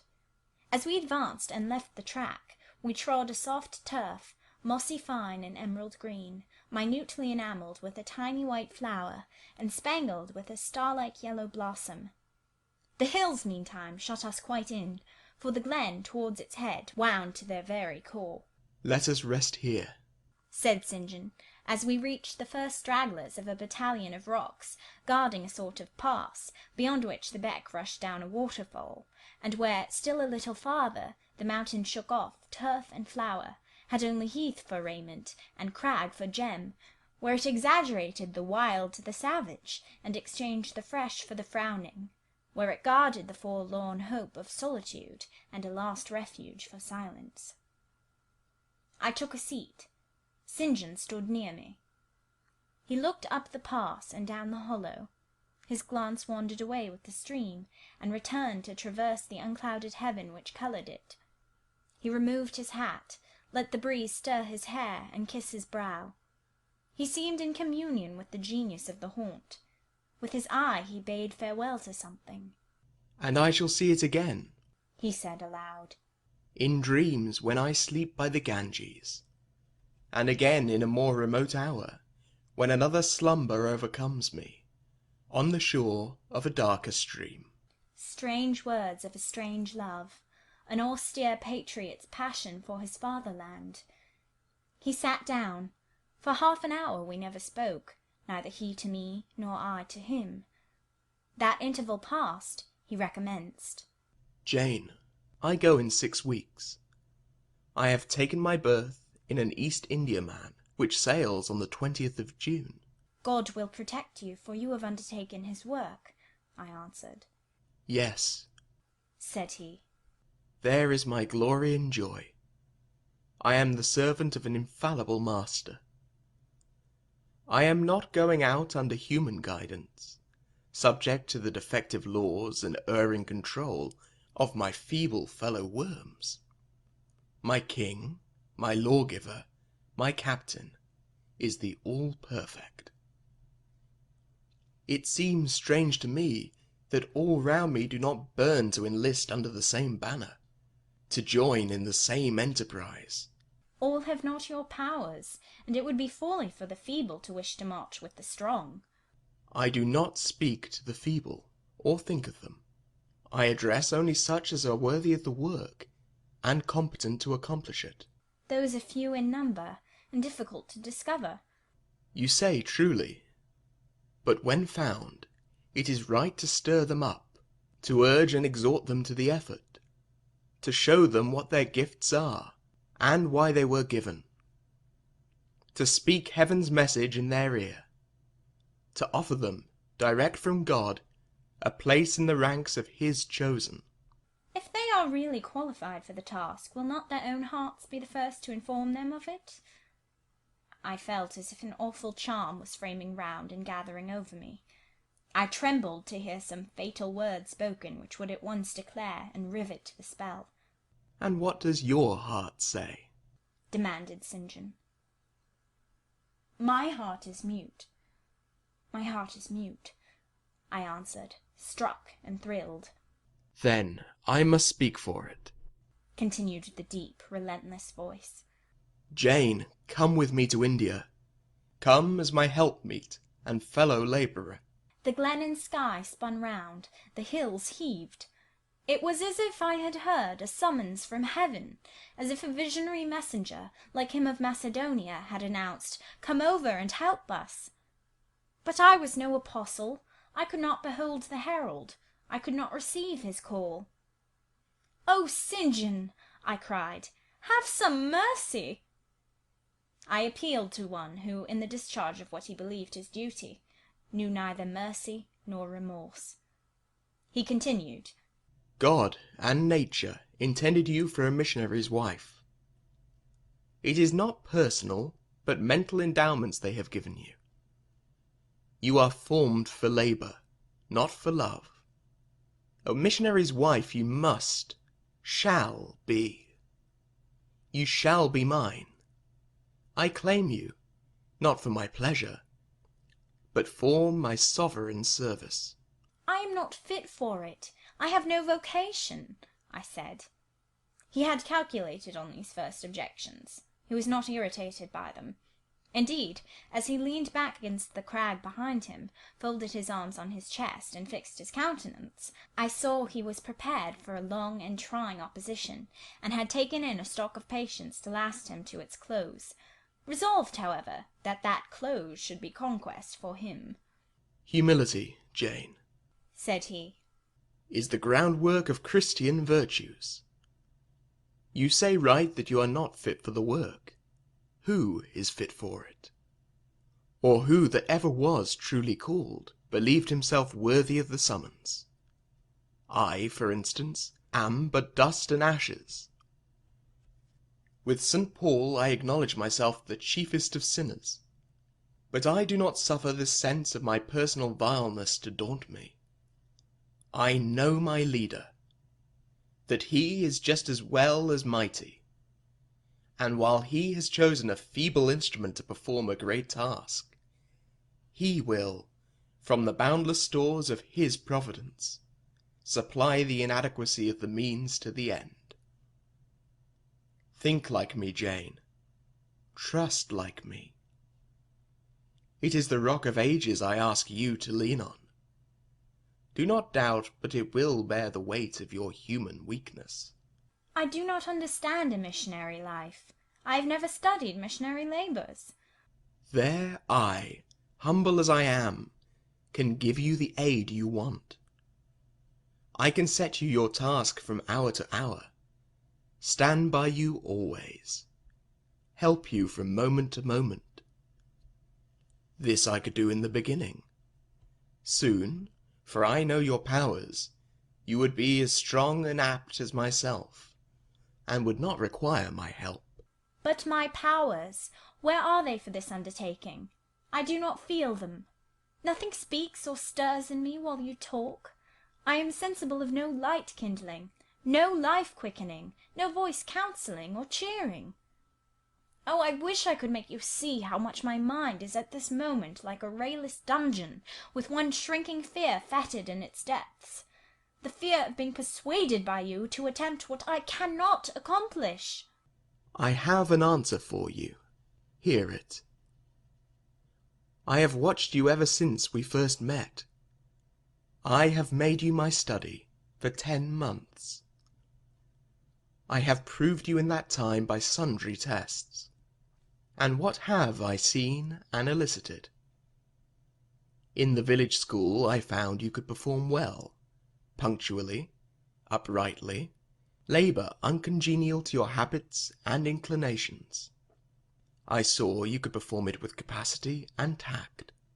You could win while you controlled. In the calm with which you learned you had become suddenly rich, I read a mind clear of the vice of Demas.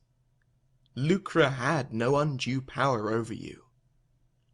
In the resolute readiness with which you cut your wealth into 4 shares, keeping but 1 to yourself, and relinquishing the 3 others to the claim of abstract justice, I recognized a soul that revelled in the flame and excitement of sacrifice. In the tractability with which, at my wish, you forsook a study in which you were interested, and adopted another because it interested me.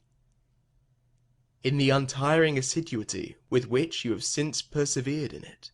In the unflagging energy and unshaken temper with which you have met its difficulties. I acknowledge the complement of the qualities I seek. Jane, you are docile, diligent, disinterested, faithful, constant and courageous, very gentle and very heroic. Cease to mistrust yourself. I can trust you unreservedly. As a conductress of Indian schools, and a helper amongst Indian women, your assistance will be to me invaluable. My iron shroud contracted round me. Persuasion advanced with slow, sure step. Shut my eyes as I would, these last words of his succeeded in making the way, which had seemed blocked up, comparatively clear. My work, which had appeared so vague, so hopelessly diffuse, condensed itself as he proceeded, and assumed a definite form under his shaping hand.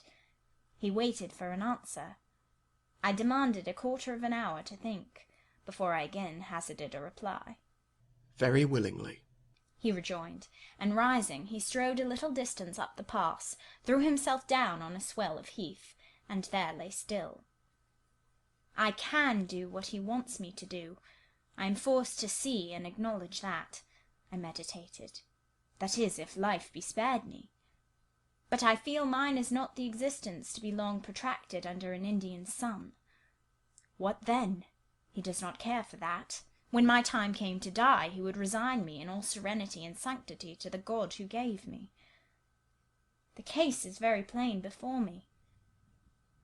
In leaving England, I should leave a loved but empty land.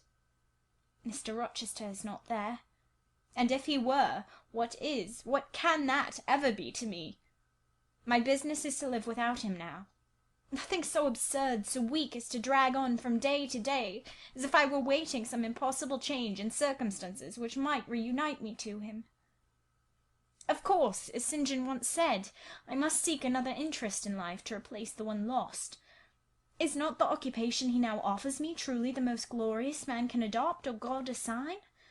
Is it not, by its noble cares and sublime results, the one best calculated to fill the void left by uptorn affections and demolished hopes? I believe I must say yes, and yet I shudder. Alas! If I join St. John, I abandon half myself. If I go to India, I go to premature death.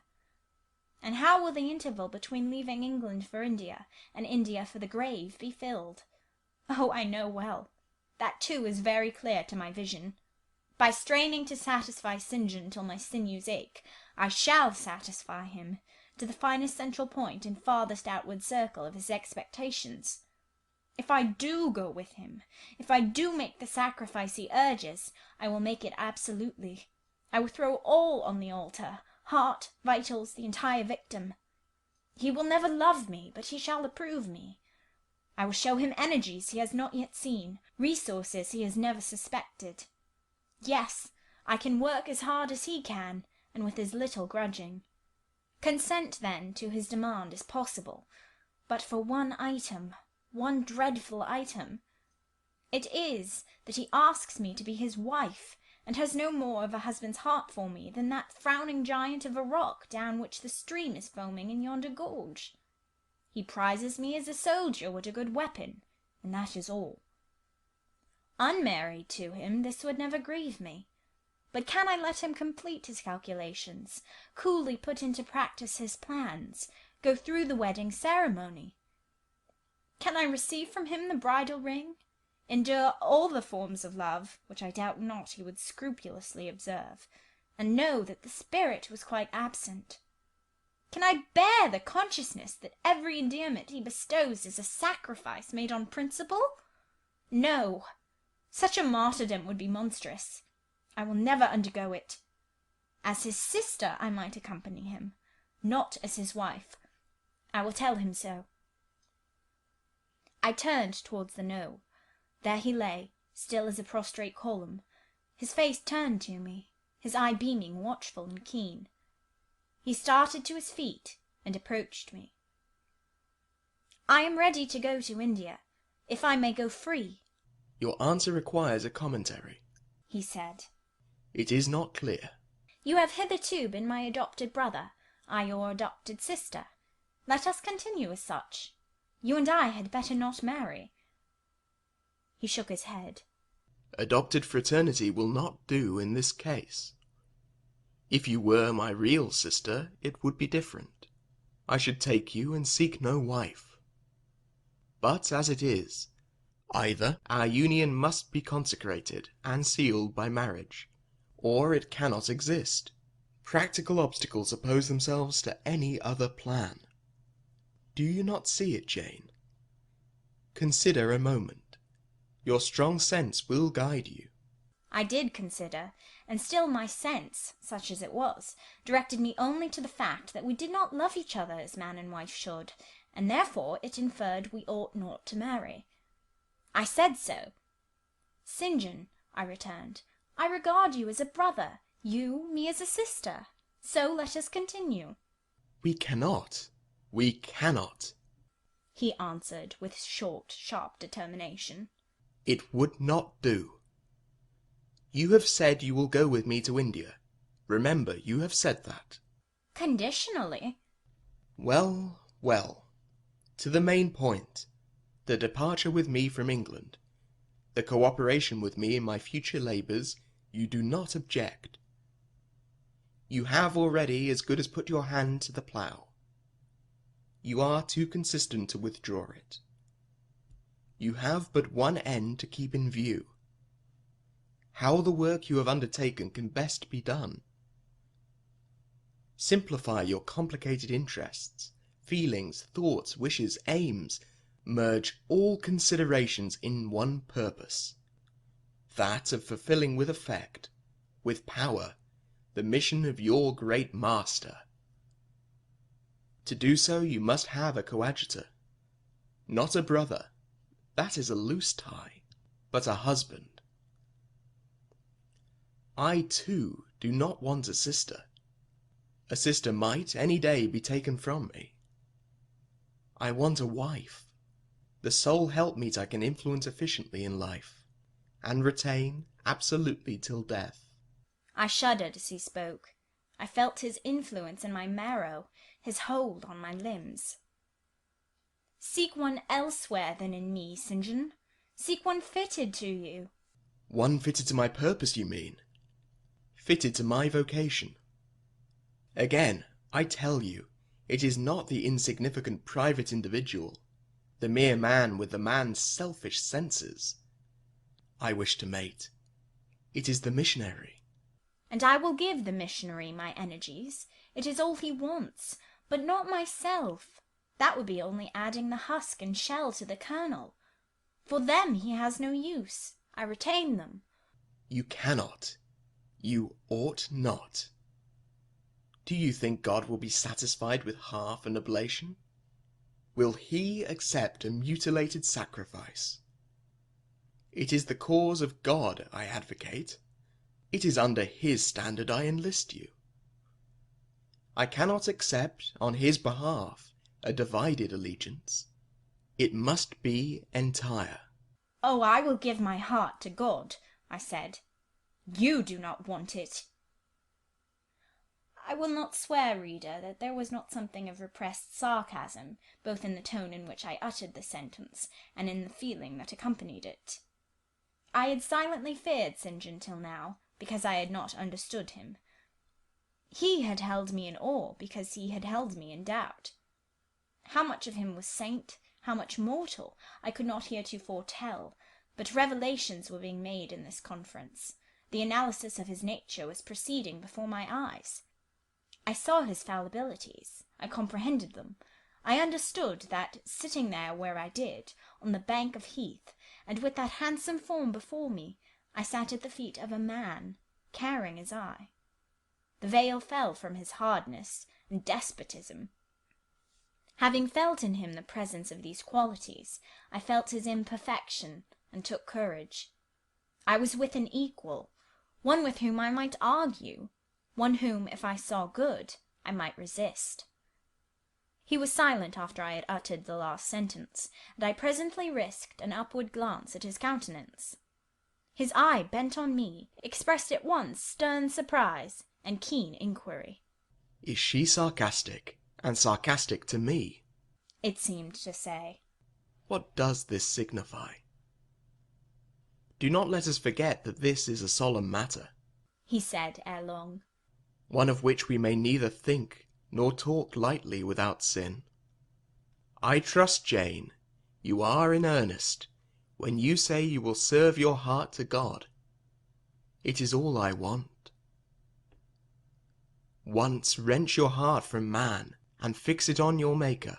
The advancement of that Maker's spiritual kingdom on earth will be your chief delight and endeavour. You will be ready to do at once whatever furthers that end.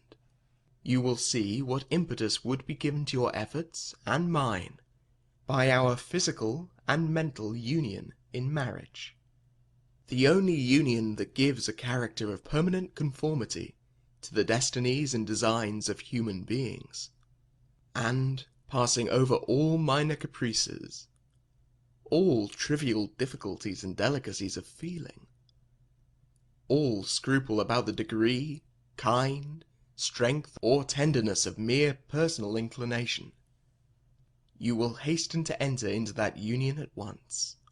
"Shall I said briefly, and I looked at his features, beautiful in their harmony, but strangely formidable in their still severity, at his brow, commanding but not open, at his eyes, bright and deep and searching, but never soft, at his tall, imposing figure, and fancied myself an idea, his wife.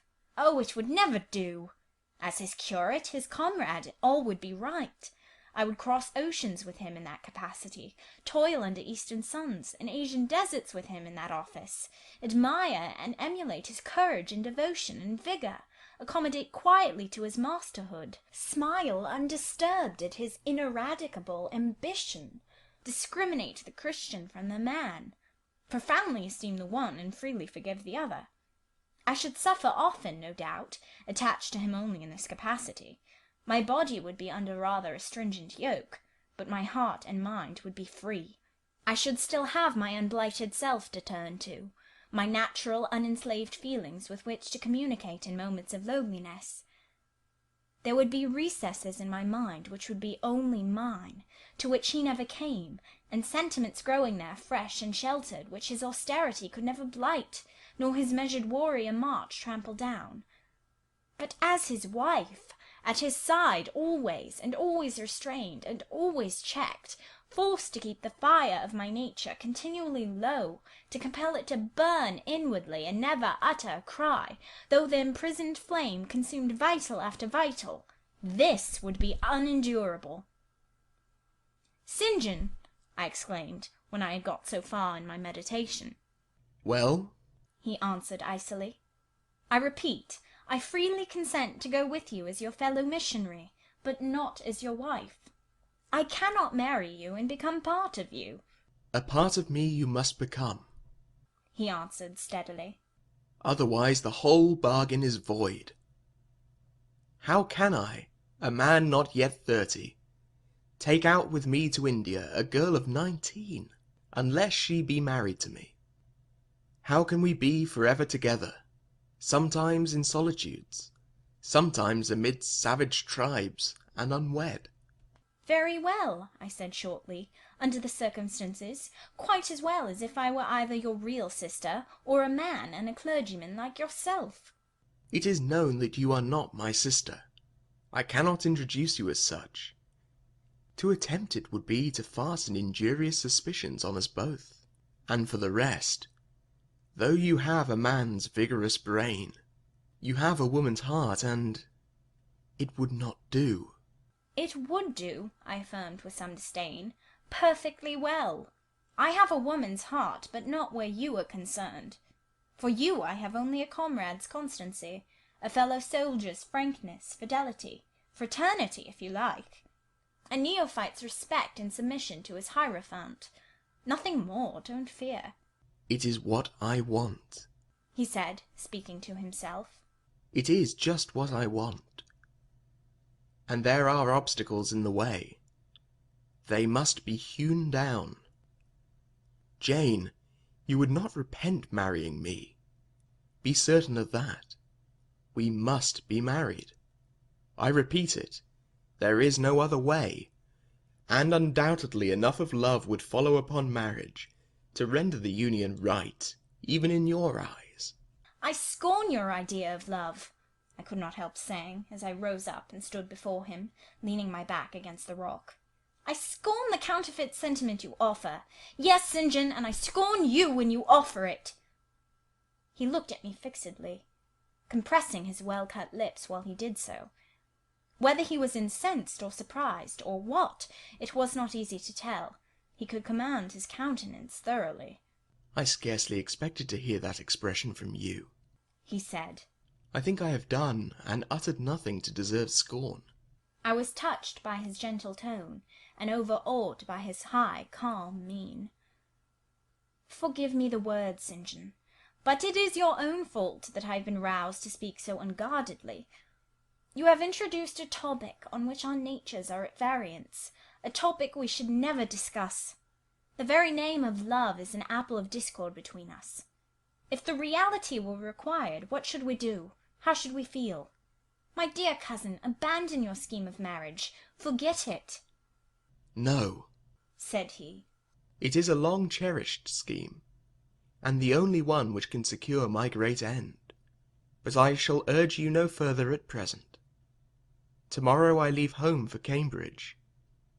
I have many friends there to whom I should wish to say farewell. I shall be absent a fortnight. Take that space of time to consider my offer, and do not forget that if you reject it, it is not me you deny, but God. Through my means, he opens to you a noble career. As my wife only can you enter upon it. Refuse to be my wife, and you limit yourself forever to a track of selfish ease and barren obscurity. Tremble lest, in that case, you should be numbered with those who have denied the faith, and are worse than infidels. He had done. Turning from me, he once more looked to river, looked to hill. But this time his feelings were all pent in his heart. I was not worthy to hear them uttered. As I walked by his side homeward, I read well in his eye and silence all he felt towards me. The disappointment of an austere and despotic nature, which has met resistance where it expected submission, the disapprobation of a cool, inflexible judgment, which has detected in another feelings and views in which it has no power to sympathize. In short, as a man he would have wished to coerce me into obedience. It was only as a sincere Christian he bore so patiently with my perversity, and allowed so long a space for reflection and repentance. That night, after he had kissed his sisters, he thought proper to forget even to shake hands with me, but left the room in silence. I, who, though I had no love, had much friendship for him, was hurt by the marked omission. so much hurt that tears started to my eyes. "I see you and St. John have been quarrelling, Jane," said Diana, "during your walk on the moor. But go after him. He is now lingering in the passage expecting you. He will make it up." I have not much pride under such circumstances. I would always rather be happy than dignified, and I ran after him. He stood at the foot of the stairs. "Good night, St. John," said I. Good night, Jane, he replied calmly. "Then shake hands," I added. What a cold, loose touch he impressed on my fingers. He was deeply displeased by what had occurred that day. Cordiality would not warm, nor tears move him. No happy reconciliation was to be had with him, no cheering smile or generous word. But still the Christian was patient and placid, and when I asked him if he forgave me, he answered that he was not in the habit of cherishing the remembrance of vexation, that he had nothing to forgive, not having been offended. And with that answer he left me. I would much rather he had knocked me down. Chapter 35. He did not leave for Cambridge the next day, as he had said he would.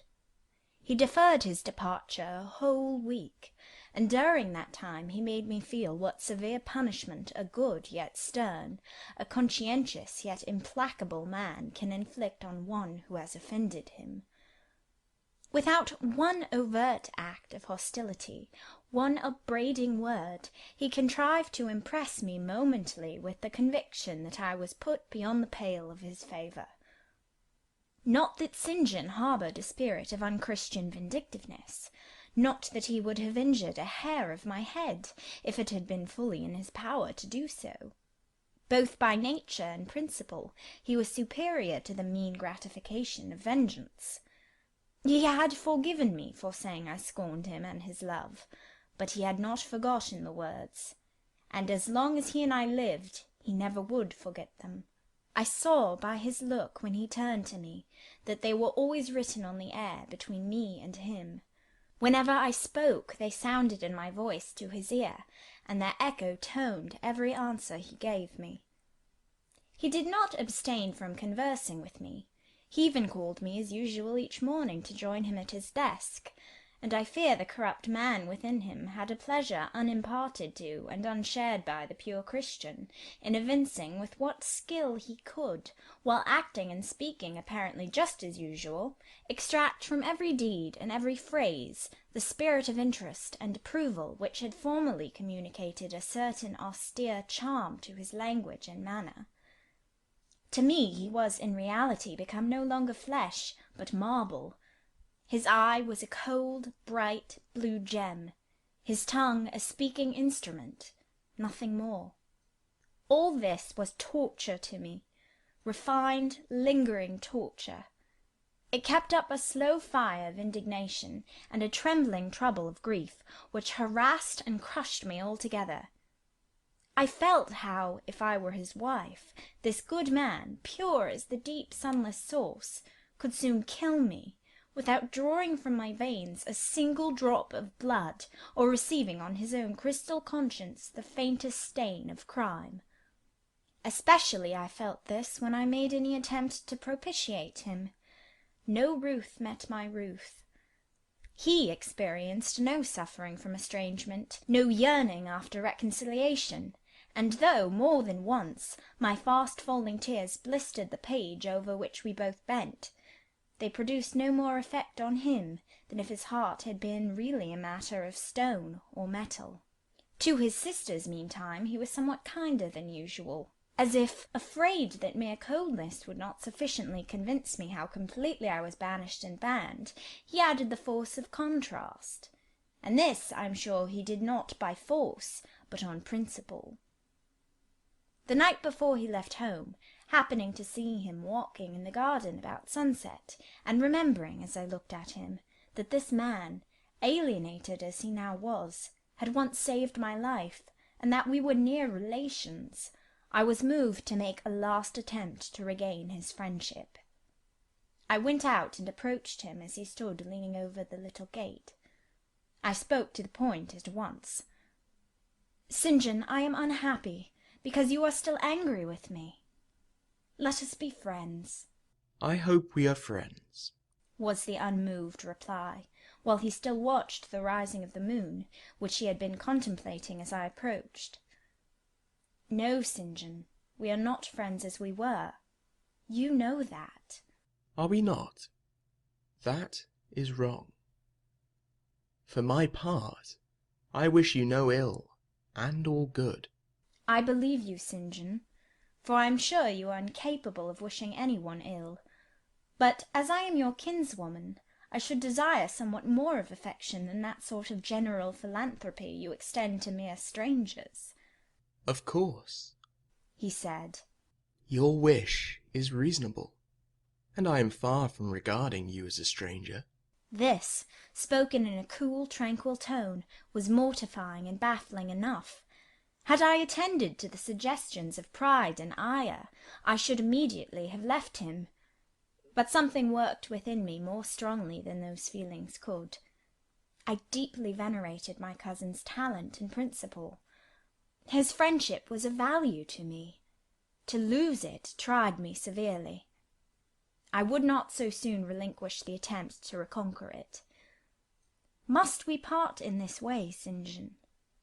And when you go to India, will you leave me so, without a kinder word than you have yet spoken? He now turned quite from the moon, and faced me. When I go to India, Jane, will I leave you? What? Do you not go to India? You said I could not, unless I married you. And you will not marry me? You adhere to that resolution? Reader, do you know, as I do, what terror those cold people can put into the ice of their questions? How much of the fall of the avalanche is in their anger, of the breaking up of the frozen sea in their displeasure? No, St. John, I will not marry you. I adhere to my resolution. The avalanche had shaken and slid a little forward, but it did not yet crash down. Once more, why this refusal? He asked. Formerly, I answered, because you did not love me. Now, I reply, because you almost hate me. If I were to marry you, you would kill me. You are killing me now. His lips and cheeks turned white, quite white. I should kill you. I am killing you. Your words are such as ought not to be used. Violent, unfeminine, and untrue. They betray an unfortunate state of mind. They merit severe reproof. They would seem inexcusable. But that it is the duty of man to forgive his fellow, even until 77 times. I had finished the business now. While earnestly wishing to erase from his mind the trace of my former offence, I had stamped on that tenacious surface another and far deeper impression. I had burnt it in. Now you will indeed hate me, I said. It is useless to attempt to conciliate you. I see I have made an eternal enemy of you. A fresh wrong did these words inflict, the worse because they touched on the truth. That bloodless lip quivered to a temporary spasm. I knew the steely ire I had whetted. I was heart-wrung. You utterly misinterpret my words, I said, at once seizing his hand. I have no intention to grieve or pain you. Indeed, I have not. Most bitterly he smiled. Most decidedly he withdrew his hand from mine. And now you recall your promise, and will not go to India at all, I presume? Said he, after a considerable pause. Yes, I will, as your assistant, I answered. A very long silence succeeded. What struggle there was in him between nature and grace in this interval, I cannot tell. Only singular gleams scintillated in his eyes, and strange shadows passed over his face. He spoke at last.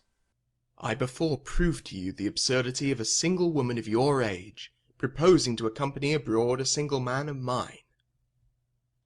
I proved it to you in such terms as, I should have thought, would have prevented your ever again alluding to the plan.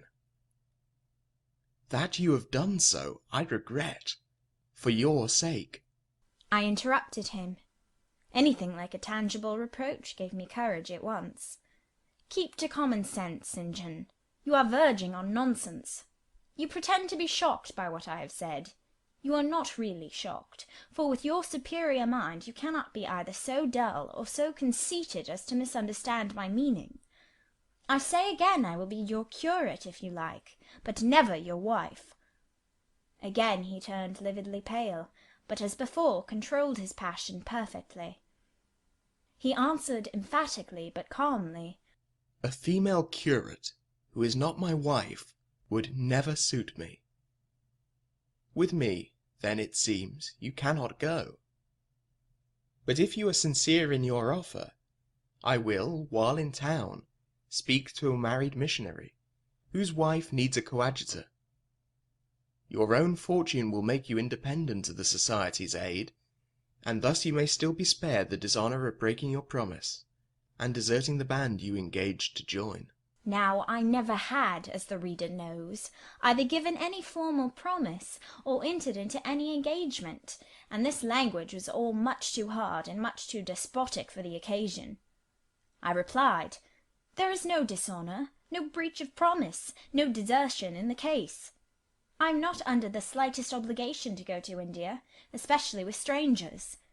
With you I would have ventured much, because I admire, confide in, and, as a sister, I love you.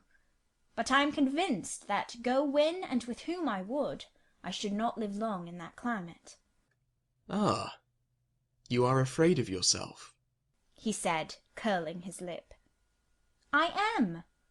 God did not give me my life to throw away, and to do as you wish me would, I begin to think, be almost equivalent to committing suicide.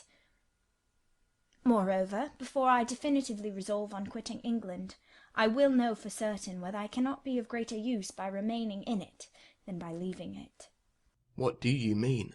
It would be fruitless to attempt to explain, but there is a point on which I have long endured painful doubt, and I can go nowhere till by some means that doubt is removed. I know where your heart turns, and to what it clings. The interest you cherish is lawless and unconsecrated. Long since you ought to have crushed it. Now you should blush to allude to it. You think of Mr. Rochester. It was true. I confessed it by silence. Are you going to seek Mr. Rochester? I must find out what has become of him. It remains for me, then, he said, to remember you in my prayers, and to entreat God for you, in all earnestness, that you may not indeed become a castaway. I had thought I recognized in you one of the chosen, but God sees not as man sees. His will be done. He opened the gate, passed through it, and strayed away down the glen. He was soon out of sight. On re-entering the parlour, I found Diana standing at the window, looking very thoughtful. Diana was a great deal taller than I. She put her hand on my shoulder, and stooping, examined my face. Jane, she said, you are always agitated and pale now. I am sure there is something the matter. Tell me what business St. John and you have on hands. I have watched you this half-hour from the window. You must forgive my being such a spy, but for a long time I have fancied, I hardly know what. St. John is a strange being. She paused. I did not speak. Soon she resumed. That brother of mine cherishes peculiar views of some sort respecting you, I am sure.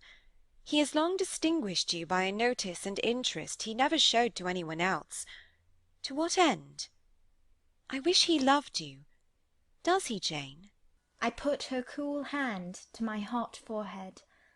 No, Di, not one whit. Then why does he follow you so with his eyes, and get you so frequently alone with him, and keep you so continually at his side? Mary and I had both concluded he wished you to marry him. He does. He has asked me to be his wife. Diana clapped her hands. Oh, that is just what we hoped and thought. And you will marry him, Jane, won't you? And then he will stay in England. Far from that, Diana. His sole idea in proposing to me is to procure a fitting fellow labourer in his Indian toils. What? He wishes you to go to India? Yes. Madness! She exclaimed.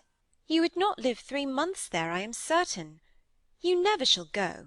You have not consented, have you, Jane? I have refused to marry him. And have consequently displeased him? She suggested. Deeply. He will never forgive me, I fear. Yet I offered to accompany him as his sister. It was frantic folly to do so, Jane. Think of the task you undertook, one of incessant fatigue, where fatigue kills even the strong, and you were weak. St. John, you know him, would urge you to impossibilities. With him there would be no permission to rest during the hot hours, and unfortunately I have noticed whatever he exacts you force yourself to perform. I am astonished you found courage to refuse his hand. You do not love him then, Jane? Not as a husband. Yet he is a handsome fellow. And I am so plain, you see, Di. We should never suit. Plain? You? Not at all. You are much too pretty, as well as too good, to be grilled alive in Calcutta. And again she earnestly conjured me to give up all thoughts of going out with her brother. I must indeed, I said, for when just now I repeated the offer of serving him for a deacon, he expressed himself shocked at my want of decency. He seemed to think I had committed an impropriety in proposing to accompany him unmarried, as if I had not from the first hoped to find in him a brother, and habitually regarded him as such. What makes you say he does not love you, Jane? You should hear himself on the subject. He has again and again explained that it is not himself, but his office he wishes to mate. He has told me I am formed for labour, not for love, which is true, no doubt. But in my opinion, if I am not formed for love, it follows that I am not formed for marriage. Would it not be strange, Di, to be chained for life to a man who regarded one but as a useful tool? Insupportable, unnatural, out of the question. And then, I continued, though I have only sisterly affection for him now, yet if forced to be his wife, I can imagine the possibility of conceiving an inevitable, strange, torturing kind of love for him, because he is so talented, and there is often a certain heroic grandeur in his look, manner, and conversation. In that case my lot would become unspeakably wretched. He would not want me to love him, and if I showed the feeling, he would make me sensible that it was a superfluity, unrequired by him, unbecoming in me. I know he would. And yet St. John is a good man, said Diana. He is a good and a great man, but he forgets pitilessly the feelings and claims of little people in pursuing his own large views. It is better, therefore, for the insignificant to keep out of his way, lest in his progress he should trample them down. Here he comes. I will leave you, Diana. And I hastened upstairs as I saw him entering the garden. But I was forced to meet him again at supper. During that meal he appeared just as composed as usual. I had thought he would hardly speak to me, and I was certain he had given up the pursuit of his matrimonial scheme. The sequel showed I was mistaken on both points. He addressed me precisely in his ordinary manner, or what had of late been his ordinary manner, one scrupulously polite. No doubt he had invoked the help of the Holy Spirit to subdue the anger I had roused in him, and now believed he had forgiven me once more. For the evening reading before prayers, he selected the 21st chapter of Revelation. It was at all times pleasant to listen, while from his lips fell the words of the Bible. Never did his fine voice sound at once so sweet and full, never did his manner become so impressive in its noble simplicity, as when he delivered the oracles of God. And tonight that voice took a more solemn tone, that manner a more thrilling meaning, as he sat in the midst of his household circle, the May moon shining in through the uncurtained window, and rendering almost unnecessary the light of the candle on the table. As he sat there, bending over the great old Bible, and described from its page the vision of the new heaven and the new earth, told how God would come to dwell with men, how he would wipe away all tears from their eyes, and promised that there should be no more death, neither sorrow nor crying, nor any more pain, because the former things were passed away. The succeeding words thrilled me strangely as he spoke them, especially as I felt, by the slight, indescribable alteration in sound, that in uttering them his eye had turned on me. He that overcometh shall inherit all things, and I will be his God, and he shall be my son. But was slowly, distinctly read, the fearful, the unbelieving, etc., shall have their part in the lake which burneth with fire and brimstone, which is the second death. Henceforward I knew what fate St. John feared for me. A calm, subdued triumph, blent with a longing earnestness, marked his enunciation of the last glorious verses of that chapter.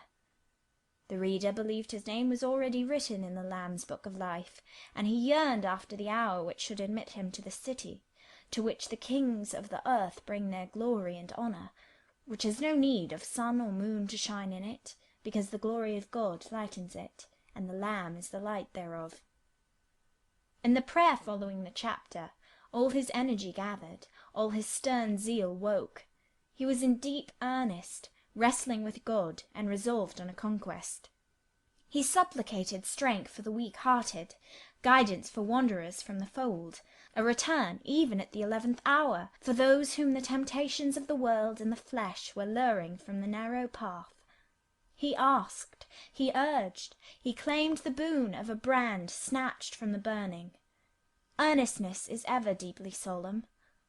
First, as I listened to that prayer, I wondered at his.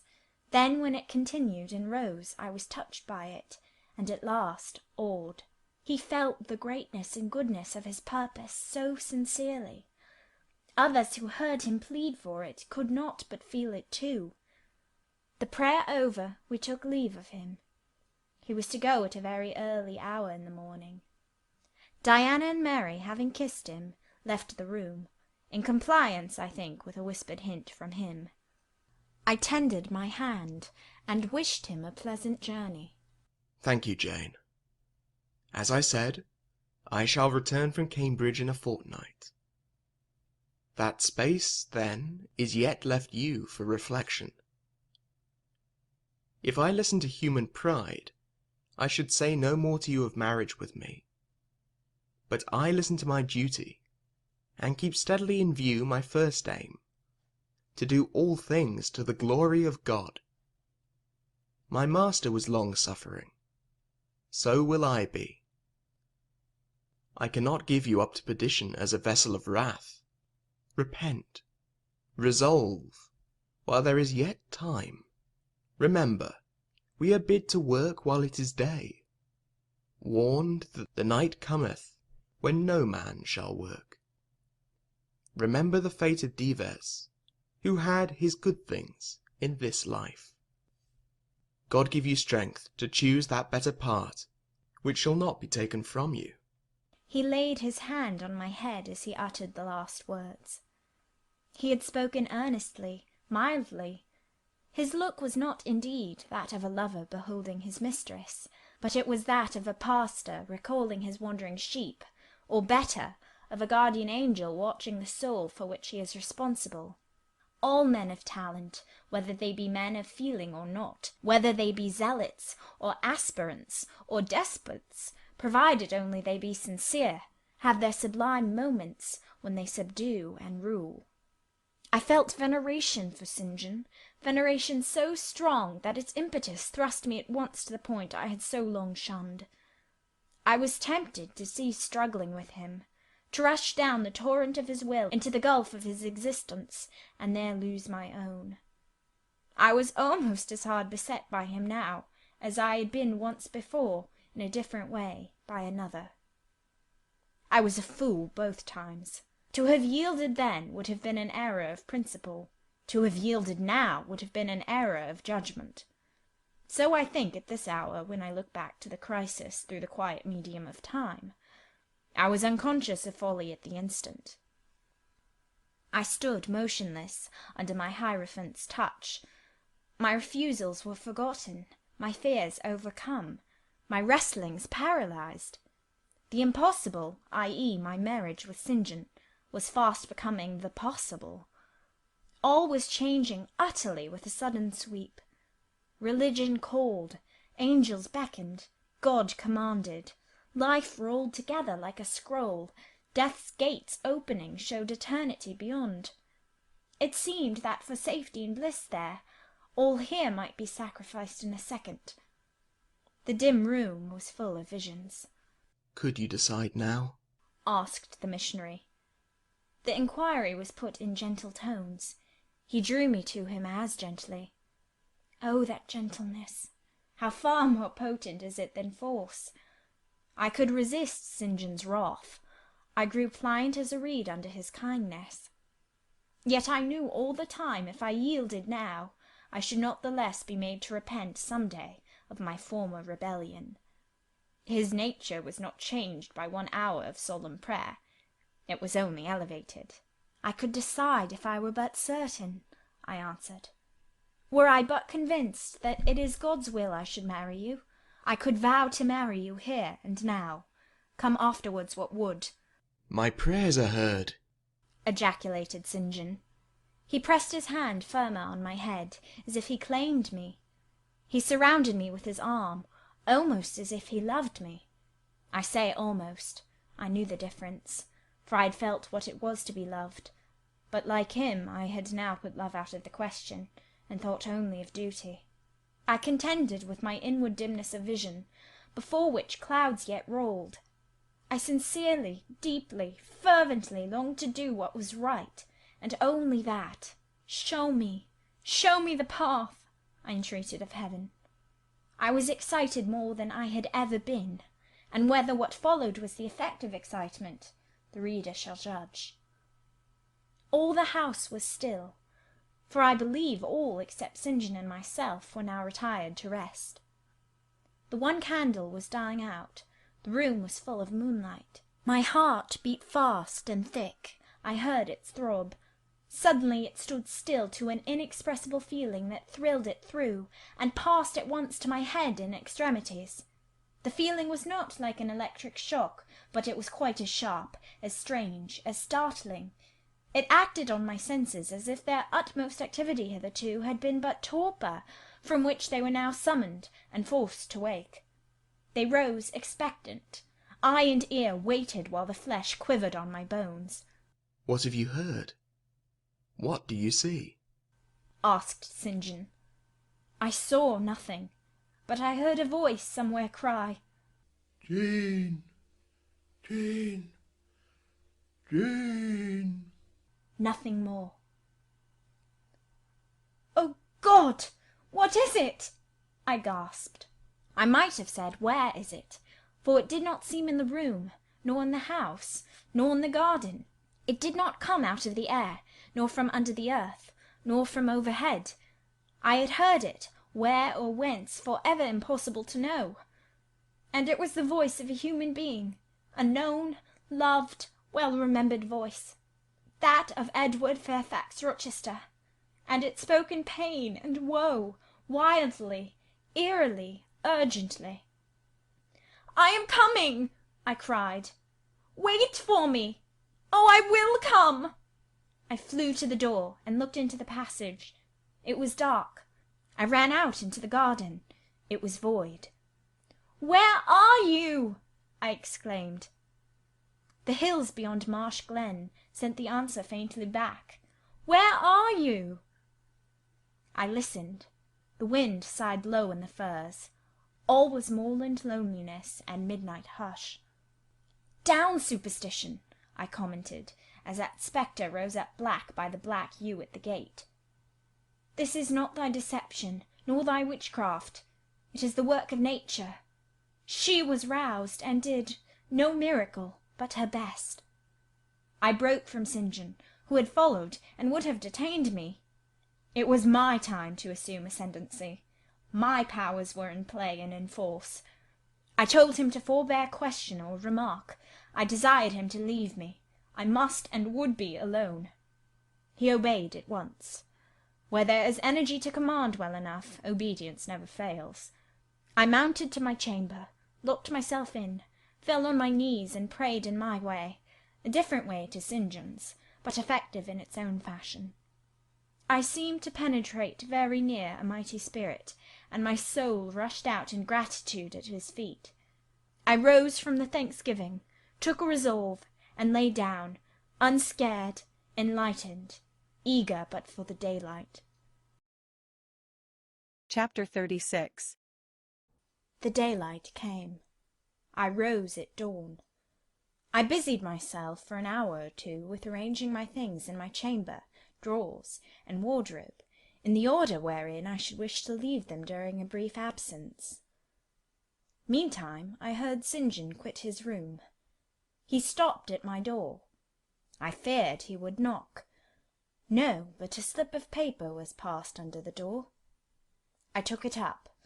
It bore these words: You left me too suddenly last night. Had you stayed but a little longer, you would have laid your hand on the Christian's cross and the angel's crown. I shall expect your clear decision when I return this day fortnight. Meantime, watch and pray that you enter not into temptation. The spirit, I trust, is willing, but the flesh, I see, is weak. I shall pray for you hourly. Yours, St. John.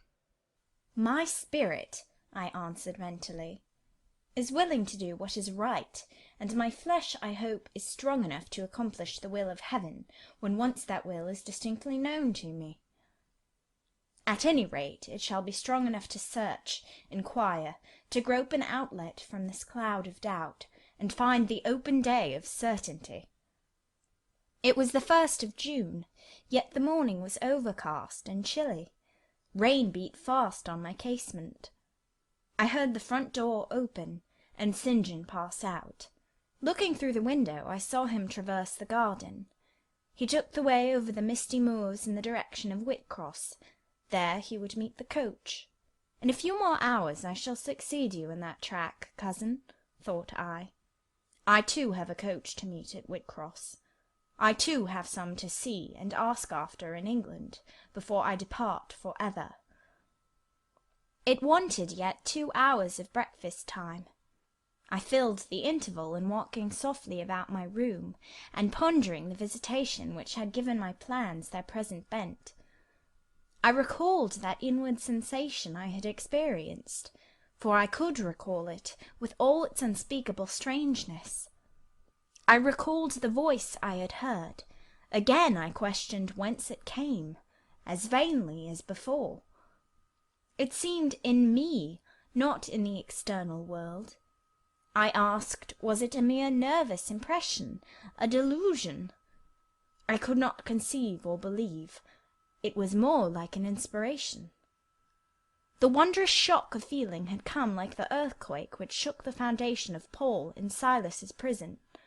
It had opened the doors of the soul's cell, and loosed its bands. It had wakened it out of its sleep, whence it sprang trembling, listening, aghast, then vibrated thrice a cry on my startled ear and in my quaking heart, and through my spirit, which neither feared nor shook, but exulted as if in joy over the success of one effort it had been privileged to make, independent of the cumbrous body. Ere many days, I said, as I terminated my musings, I will know something of him whose voice seemed last night to summon me. Letters have proved of no avail. Personal inquiry shall replace them. At breakfast, I announced to Diana and Mary that I was going a journey, and should be absent at least 4 days. Alone, Jane? They asked. Yes.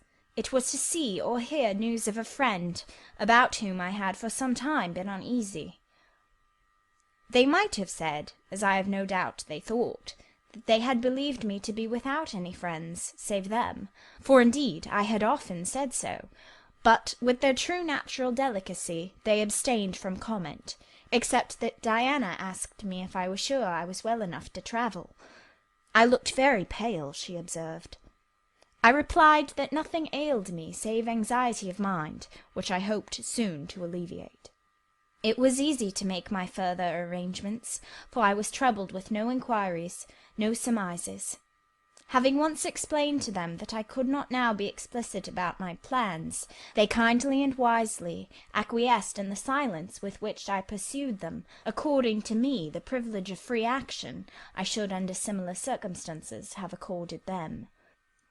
I left Moor House at 3:00 p.m., and soon after 4 I stood at the foot of the signpost of Whitcross, waiting the arrival of the coach which was to take me to distant Thornfield. Amidst the silence of those solitary roads and desert hills, I heard it approach from a great distance. It was the same vehicle whence, a year ago, I had alighted one summer evening on this very spot. How desolate and hopeless and objectless! It stopped as I beckoned. I entered, not now obliged to part with my whole fortune as the price of its accommodation. Once more on the road to Thornfield, I felt like the messenger pigeon flying home. It was a journey of 36 hours. I had set out from Whitcross on a Tuesday afternoon, and early on the succeeding Thursday morning the coach stopped to water the horses at a wayside inn, situated in the midst of scenery whose green hedges and large fields and low pastoral hills, how mild of feature and verdant of hue compared with the stern North Midland moors of Morton, met my eye like the lineaments of a once familiar face. Yes, I knew the character of this landscape. I was sure we were near my bourne. "How far is Thornfield Hall from here?" I asked of the ostler. "Just 2 miles, ma'am, across the fields." My journey is closed, I thought to myself. I got out of the coach, gave a box I had into the ostler's charge, to be kept till I called for it, paid my fare, satisfied the coachman, and was going. The brightening day gleamed on the sign of the inn, and I read in gilt letters, "The Rochester Arms." My heart leapt up. I was already on my master's very lands. It fell again. The thought struck it, "Your master himself may be beyond the British Channel for aught you know. And then, if he is at Thornfield Hall, towards which you hasten, who besides him is there? His lunatic wife. And you have nothing to do with him. You dare not speak to him, or seek his presence. You have lost your labour. You had better go no farther," urged the monitor. "Ask information of the people at the inn. They can give you all you seek. They can solve your doubts at once. Go up to that man, and inquire if Mr. Rochester be at home." The suggestion was sensible, and yet I could not force myself to act on it. I so dreaded a reply that would crush me with despair. To prolong doubt was to prolong hope. I might yet once more see the Hall under the ray of her star.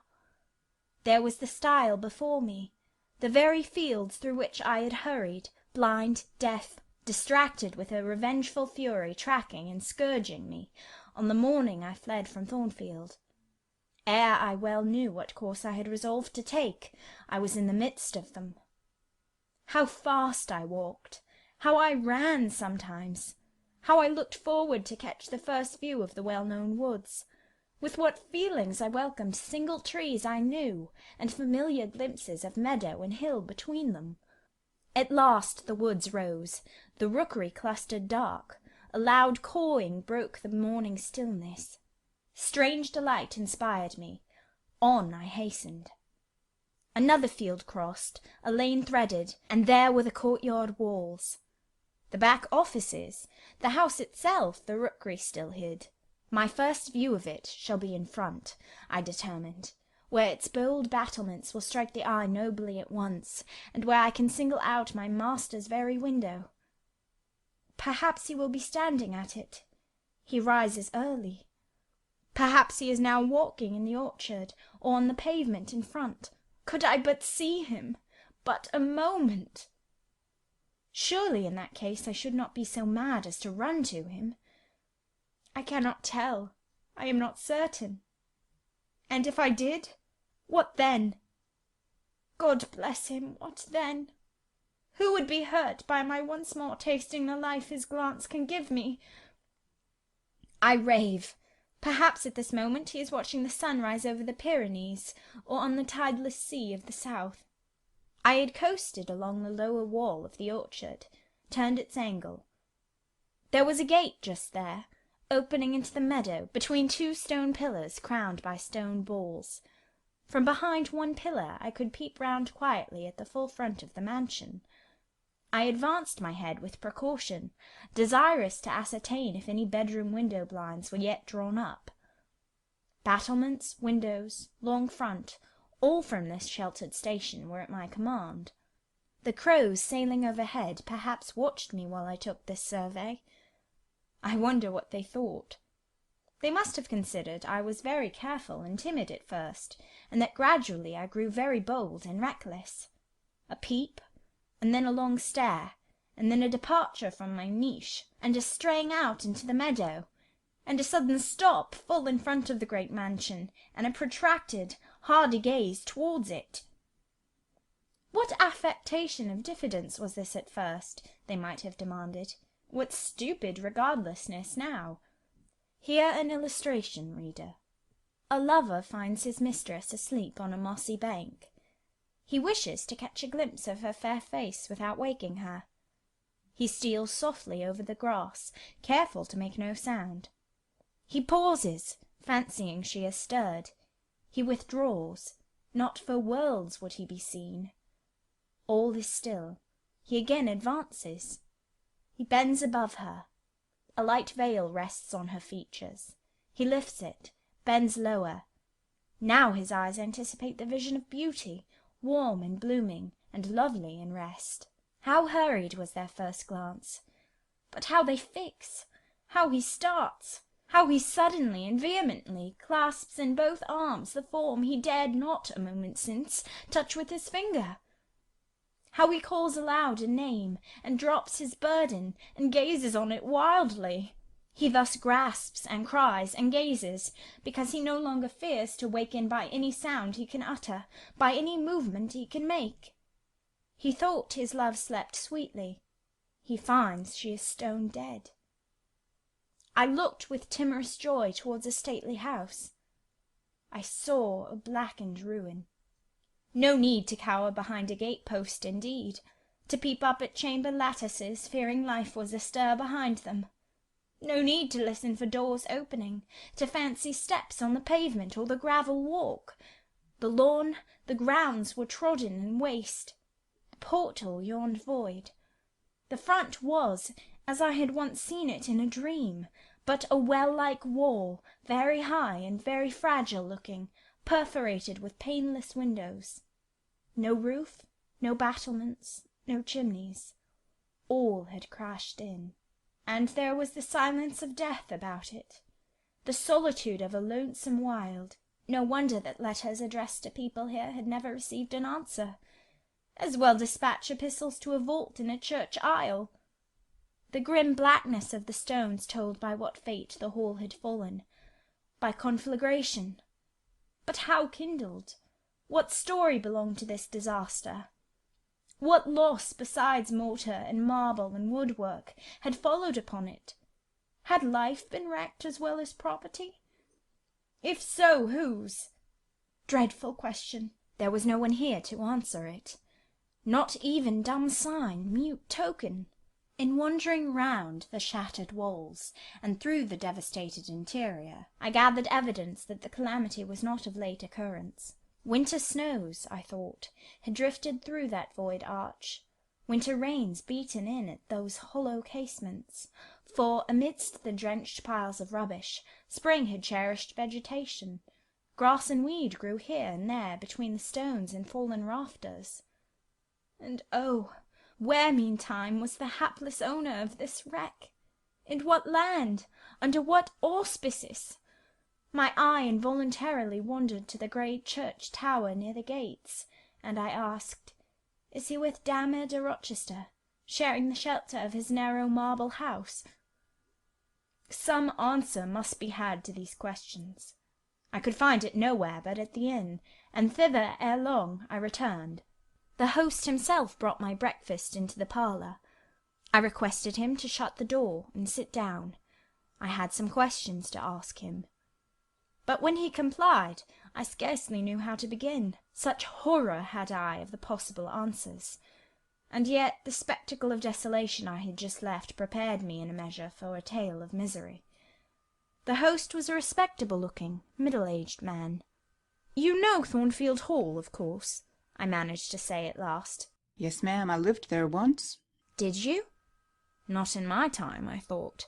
You were a stranger to me." "I was the late Mr. Rochester's butler," he added.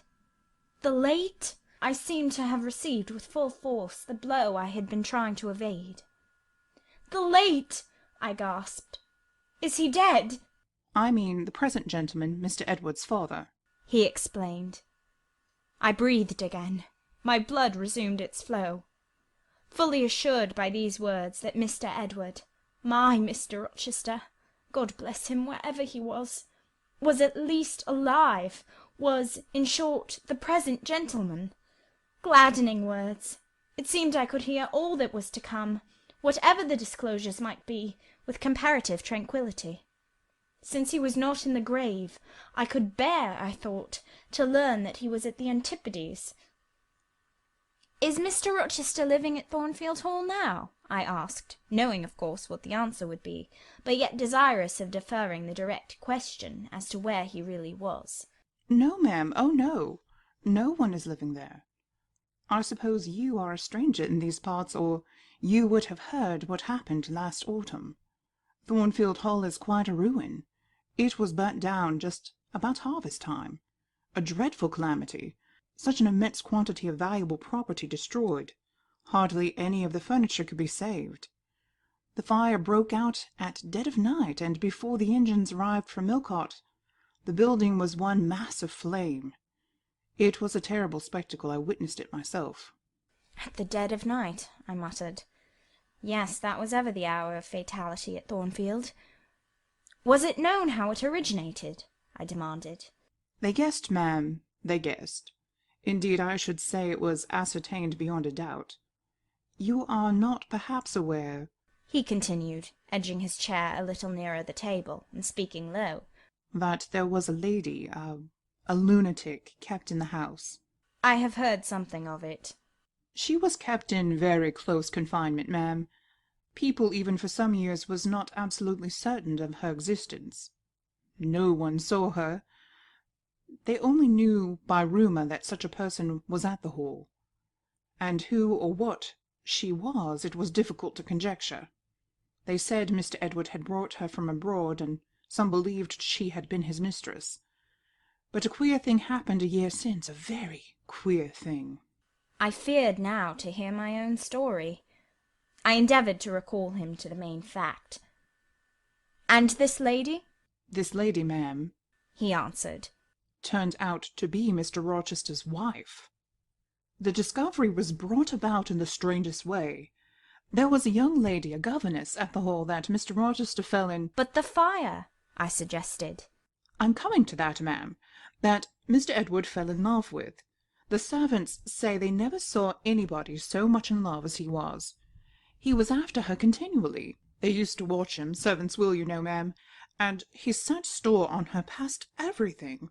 For all, nobody but him thought her so very handsome.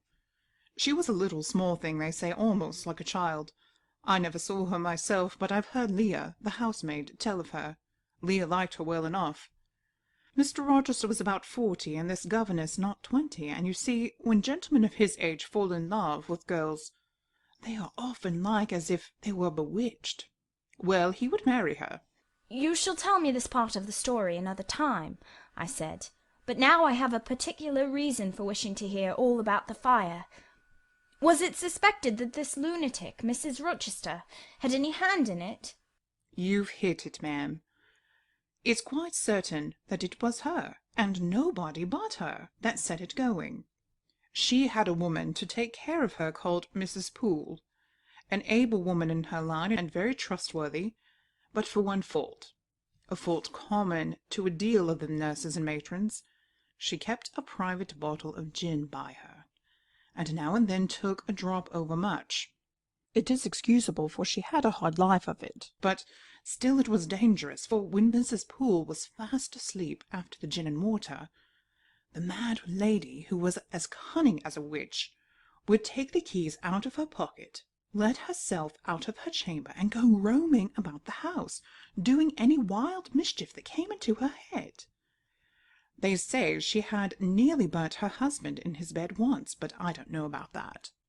However, on this night she set fire first to the hangings of the room next her own, and then she got down to a lower story, and made her way to the chamber that had been the governess's. She was like as if she knew somehow how matters had gone on, and had a spite at her, and she kindled the bed there. But there was nobody sleeping in it, fortunately. The governess had run away 2 months before, and for all Mr. Rochester sought her, as if she had been the most precious thing he had in the world, he never could hear a word of her, and he grew savage, quite savage, on his disappointment. He never was a wild man, but he got dangerous after he lost her. He would be alone, too. He sent Mrs. Fairfax, the housekeeper, away to her friends at a distance. But he did it handsomely, for he settled an annuity on her for life, and she deserved it. She was a very good woman. Miss Adele, a ward he had, was put to school. He broke off acquaintance with all the gentry, and shut himself up like a hermit at the Hall. What? Did he not leave England? Leave England? Bless you, no. He would not cross the door-stones of the house, except at night, when he walked just like a ghost about the grounds and in the orchard, as if he had lost his senses, which it is my opinion he had, for a more spirited, bolder, keener gentleman than he was before that midge of a governess crossed him, you never saw, ma'am. He was not a man given to wine, or cards, or racing, as some are, and he was not so very handsome. But he had a courage and a will of his own, if ever man had. I knew him from a boy, you see, and for my part, I have often wished that Miss Eyre had been sunk in the sea before she came to Thornfield Hall. Then Mr. Rochester was at home when the fire broke out? Yes, indeed was he. And he went up to the attics when all was burning above and below, and got the servants out of their beds, and helped them down himself, and went back to get his mad wife out of her cell. And then they called out to him that she was on the roof, where she was standing waving her arms above the battlements and shouting out, till they could hear her a mile off. I saw her and heard her with my own eyes. She was a big woman, and had long black hair. We could see it streaming against the flames as she stood. I witnessed, and several more witnessed, Mr. Rochester ascend through the skylight on to the roof. We heard him call, "Bertha!"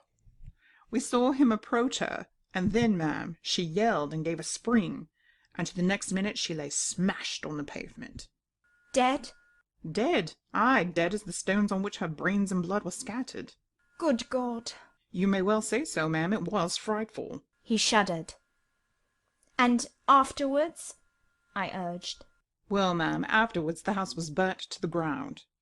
There are only some bits of wall standing now. Were any other lives lost? No, perhaps it would have been better if there had. What do you mean? Poor Mr. Edward, he ejaculated. I little thought ever to have seen it. Some say it was a just judgment on him for keeping his first marriage secret, and wanting to take another wife while he had one living. But I pity him, for my part. You said he was alive! I exclaimed. Yes, yes, he is alive. But many think he had better be dead. Why? How? My blood was again running cold. Where is he? I demanded. Is he in England? Aye, he's in England. He can't get out of England, I fancy. He's a fixture now. What agony was this? And the man seemed resolved to protract it. He is stone blind, he said at last. Yes, he is stone blind, is Mr. Edward. I had dreaded worse. I had dreaded he was mad. I summoned strength to ask what had caused this calamity. It was all his own courage, and about, you may say, his kindness in a way, ma'am. He wouldn't leave the house till every one else was out before him. As he came down the great staircase at last, after Mrs. Rochester had flung herself from the battlements, there was a great crash, all fell. He was taken out from under the ruins alive, but sadly hurt. A beam had fallen in such a way as to protect him partly, but one eye was knocked out and one hand so crushed that Mr. Carter, the surgeon, had to amputate it directly. The other eye inflamed. He lost the sight of that also. He is now helpless indeed, blind and a cripple. Where is he? Where does he now live? At Ferndean, a manor house on a farm he has, about 30 miles off, quite a desolate spot. Who is with him? Old John and his wife. He would have none else. He is quite broken down, they say. Have you any sort of conveyance? We have a chaise, ma'am, a very handsome chaise. Let it be got ready instantly, and if your postboy can drive me to Ferndean before dark this day, I'll pay both you and him twice the hire you usually demand. Chapter 37. The manor house of Ferndean was a building of considerable antiquity, moderate size, and no architectural pretensions, deep buried in a wood. I had heard of it before. Mr. Rochester often spoke of it, and sometimes went there. His father had purchased the estate for the sake of the game covers. He would have let the house, but could find no tenant, in consequence of its ineligible and insalubrious site. Ferndean then remained uninhabited and unfurnished, with the exception of some 2 or 3 rooms fitted up for the accommodation of the squire, when he went there in the season to shoot. To this house I came just ere dark, on an evening marked by the characteristics of sad sky, cold gale, and continued small penetrating rain. The last mile I performed on foot, having dismissed the chaise and driver with the double remuneration I had promised. Even when within a very short distance of the manor house, you could see nothing of it, so thick and dark grew the timber of the gloomy wood about it. Iron gates between granite pillars showed me where to enter, and passing through them, I found myself at once in the twilight of close-ranked trees. There was a grass-grown track descending the forest aisle between hoar and knotty shafts and under-branched arches. I followed it, expecting soon to reach the dwelling, but it stretched on and on. It would far and farther. No sign of habitation or grounds was visible. I thought I had taken a wrong direction and lost my way. The darkness of natural as well as of sylvan dusk gathered over me. I looked round in search of another road. There was none. All was interwoven stem, columnar trunk, dense summer foliage. No opening anywhere. I proceeded. At last my way opened. The trees thinned a little. Presently I beheld a railing, then the house, scarce by this dim light distinguishable from the trees, so dank and green were its decaying walls. Entering a portal, fastened only by a latch, I stood amidst a space of enclosed ground, from which the wood swept away in a semicircle. There were no flowers, no garden beds, only a broad gravel walk girdling a grass plat, and this set in the heavy frame of the forest. The house presented 2 pointed gables in its front. The windows were latticed and narrow. The front door was narrow too. 1 step led up to it. The whole looked, as the host of the Rochester Arms had said, quite a desolate spot. It was as still as a church on a weekday. The pattering rain on the forest leaves was the only sound audible in its vicinage. "Can there be life here?" I asked. Yes, life of some kind there was, for I heard a movement. That narrow front door was unclosing, and some shape was about to issue from the grange. It opened slowly. A figure came out into the twilight and stood on the step. A man without a hat. He stretched forth his hand as if to feel whether it rained. Dusk as it was, I had recognized him. It was my master, Edward Fairfax Rochester, and no other. I stayed my step, almost my breath, and stood to watch him, to examine him, myself unseen and, alas, to him invisible. It was a sudden meeting, and one in which rapture was kept well in check by pain. I had no difficulty in restraining my voice from exclamation, my step from hasty advance. His form was of the same strong and stalwart contour as ever. His port was still erect, his hair was still raven black, nor were his features altered or sunk. Not in 1 year's space by any sorrow could his athletic strength be quelled, or his vigorous prime blighted. But in his countenance I saw a change. That looked desperate and brooding. That reminded me of some wronged and fettered wild beast or bird, dangerous to approach in his sullen woe. The caged eagle, whose gold-ringed eyes cruelty has extinguished, might look as looked that sightless Samson. And, reader, do you think I feared him in his blind ferocity? If you do, you little know me. A soft hope blessed with my sorrow that soon I should dare to drop a kiss on that brow of rock, and on those lips so sternly sealed beneath it. But not yet. I would not accost him yet. He descended the one step, and advanced slowly and gropingly towards the grass plat. Where was his daring stride now? Then he paused, as if he knew not which way to turn. He lifted his hand and opened his eyelids, gazed blank and with a straining effort on the sky and towards the amphitheatre of trees. One saw that all to him was void darkness. He stretched his right hand, the left arm, the mutilated one, he kept hidden in his bosom. He seemed to wish by touch to gain an idea of what lay around him. He met but vacancy still, for the trees were some yards off where he stood. He relinquished the endeavour, folded his arms, and stood quiet and mute in the rain, now falling fast on his uncovered head. At this moment John approached him from some quarter. "Will you take my arm, sir?" he said. "There is a heavy shower coming on. Had you not better go in?" "Let me alone," was the answer. John withdrew without having observed me.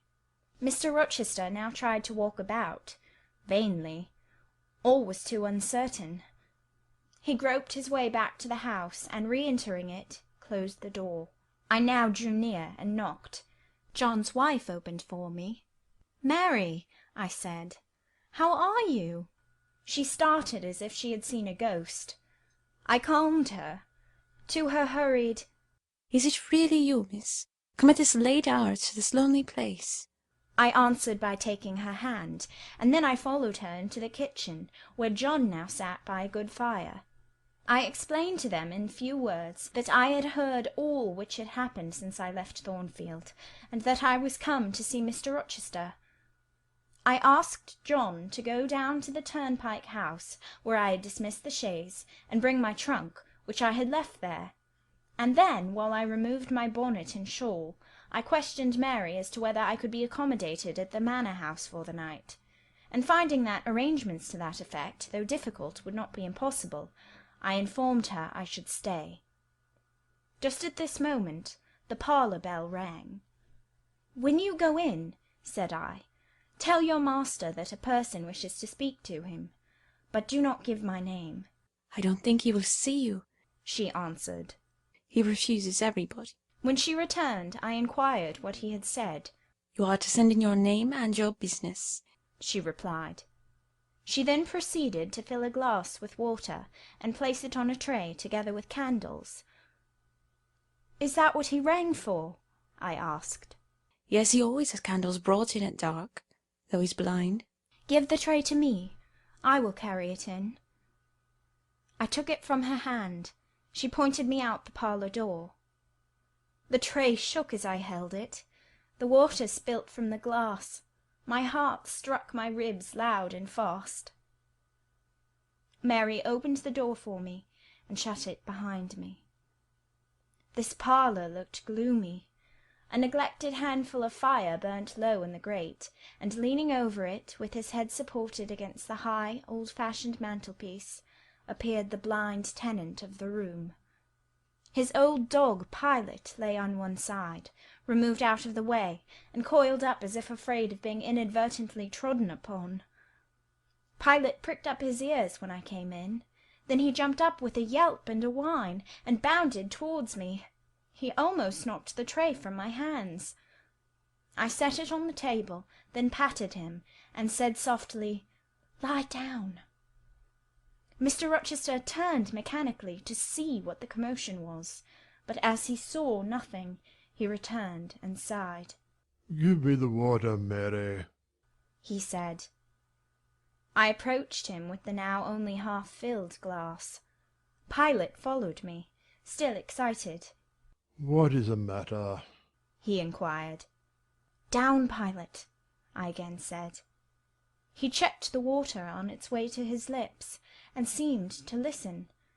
He drank and put the glass down. "This is you, Mary, is it not?" "Mary's in the kitchen," I answered. He put out his hand with a quick gesture, but not seeing where I stood, he did not touch me. "Who is this? Who is this?" he demanded, trying as it seemed to see with those sightless eyes.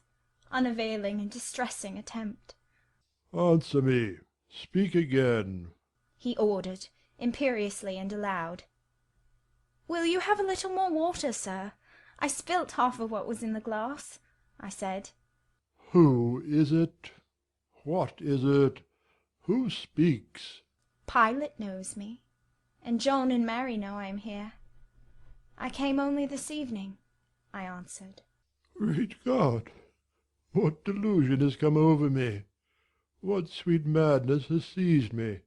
"No delusion, no madness. Your mind, sir, is too strong for delusion, your health too sound for frenzy." "And where is the speaker?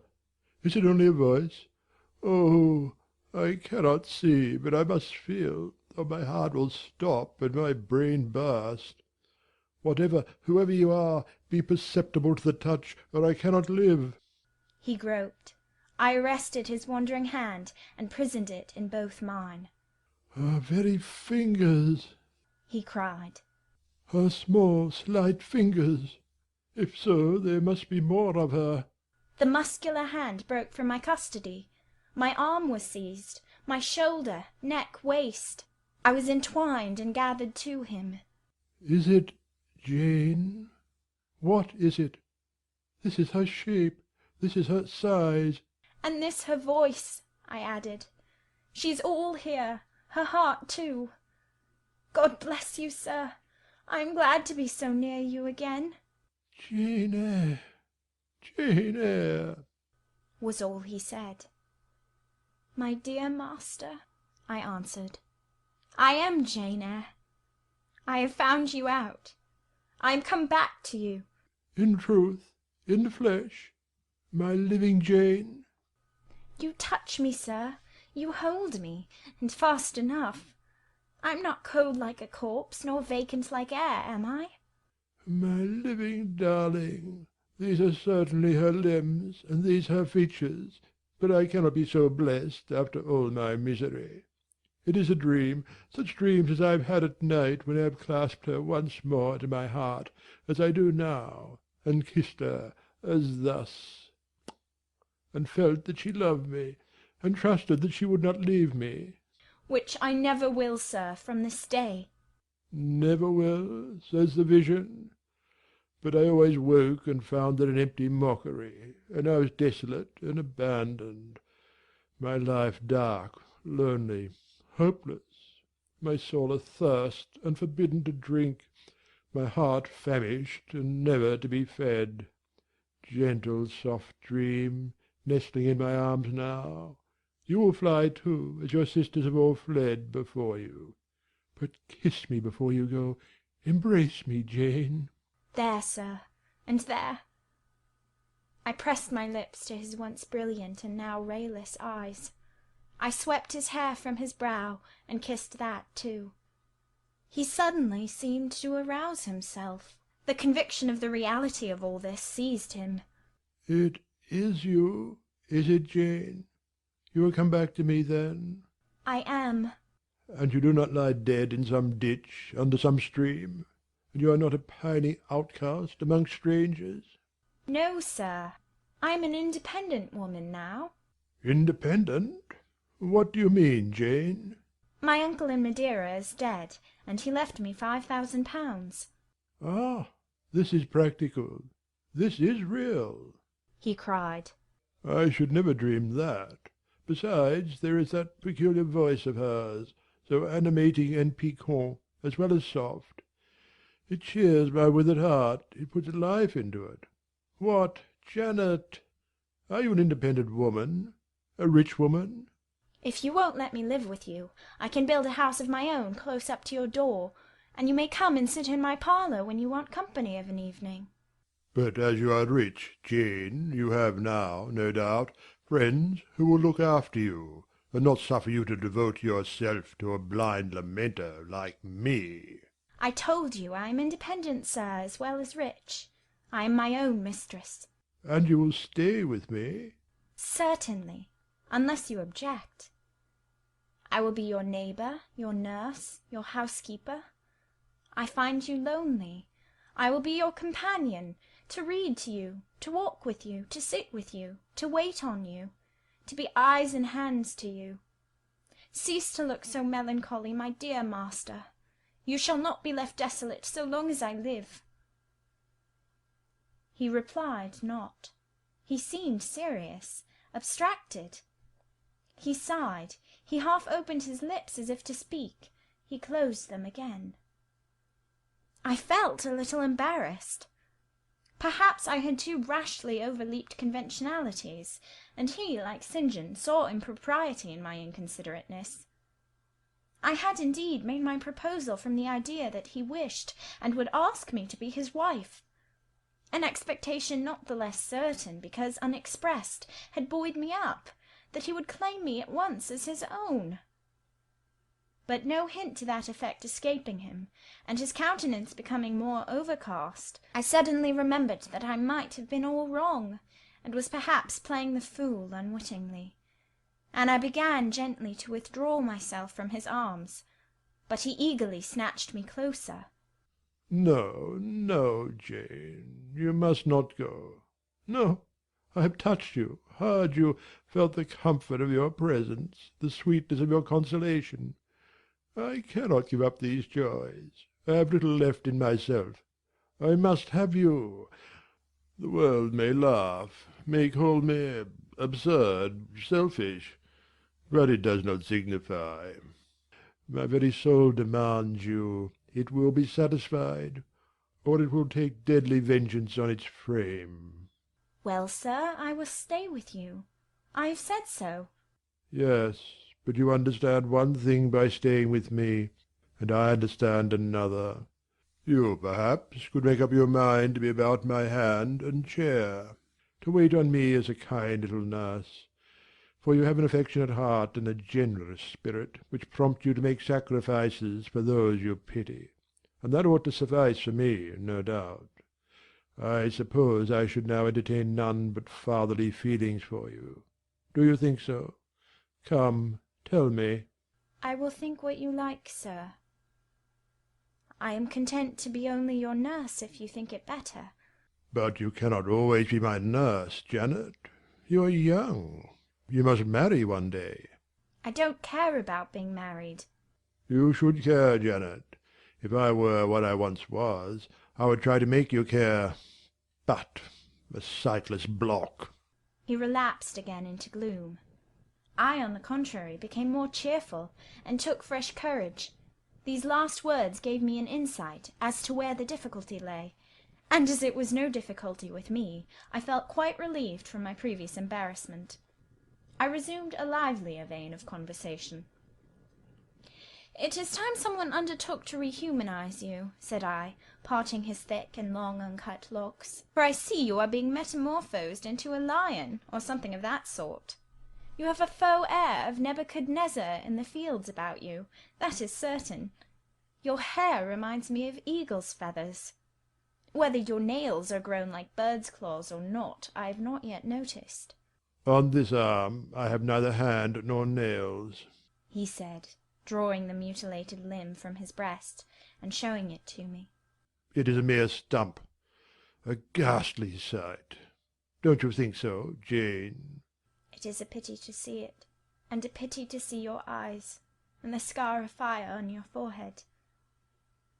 And the worst of it is, one is in danger of loving you too well for all this, and making too much of you. I thought you would be revolted, Jane, when you saw my arm and my cicatrized visage. Did you? Don't tell me so, lest I should say something disparaging to your judgment. Now, let me leave you an instant, to make a better fire and have the hearth swept up. Can you tell when there is a good fire? Yes, with the right eye I see a glow, a ruddy haze. And you see the candles? Very dimly. Each is a luminous cloud. Can you see me? No, my fairy, but I am only too thankful to hear and feel you. When do you take supper? I never take supper. But you shall have some tonight. I am hungry. So are you, I dare say, only you forget. Summoning Mary, I soon had the room in more cheerful order. I prepared him, likewise, a comfortable repast. My spirits were excited, and with pleasure and ease I talked to him during supper, and for a long time after.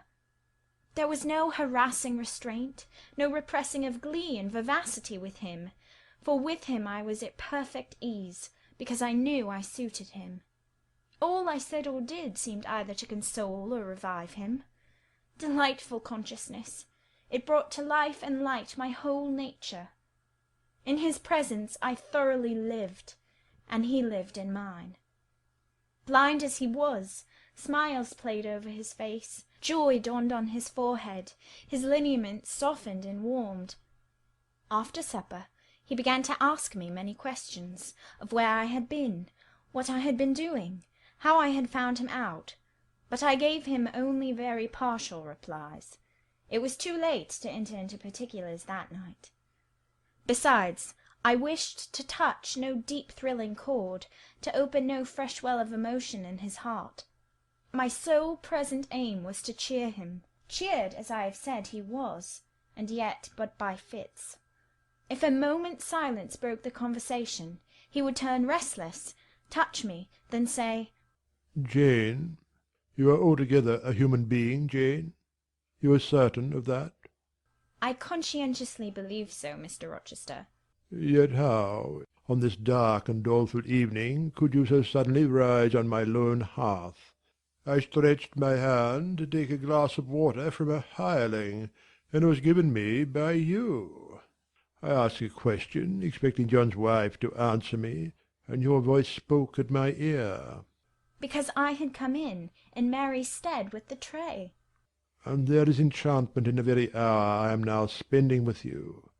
Who can tell what a dark, dreary, hopeless life I have dragged on for months past, doing nothing, expecting nothing, merging night in day, feeling but the sensation of cold when I let the fire go out, of hunger when I forgot to eat, and then a ceaseless sorrow, and at times a very delirium of desire to behold my Jane again. Yes, for her restoration I longed, far more than for that of my lost sight. How can it be that Jane is with me, and says she loves me? Will she not depart as suddenly as she came? To-morrow, I fear, I shall find her no more. A commonplace, practical reply, out of the train of his own disturbed ideas, was, I was sure, the best and most reassuring for him in this frame of mind. I passed my fingers over his eyebrows, and remarked that they were scorched, and that I would apply something which would make them grow as broad and black as ever.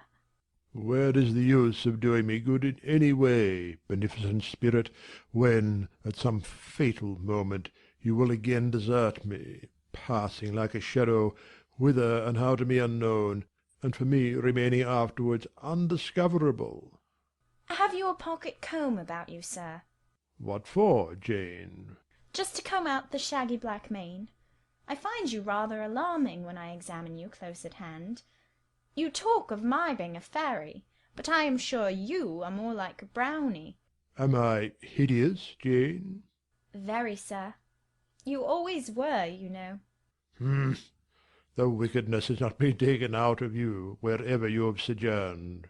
Yet I have been with good people, far better than you, 100 times better people, possessed of ideas and views you never entertained in your life, quite more refined and exalted. Who the deuce have you been with?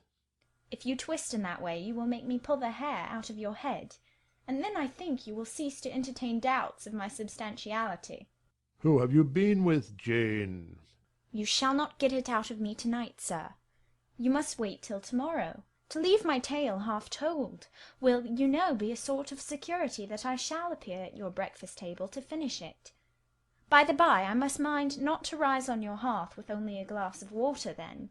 I must bring an egg at the least, to say nothing of fried ham. You mocking changeling, fairy born and human bred, you make me feel as I have not felt these 12 months. If Saul could have had you for his David, the evil spirit would have been exorcised without the aid of the harp. There, sir, you are redd up and made decent. Now I'll leave you.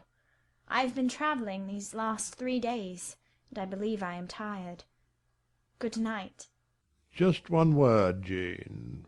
Were there only ladies in the house where you have been? I laughed and made my escape, still laughing as I ran upstairs. A good idea, I thought with glee.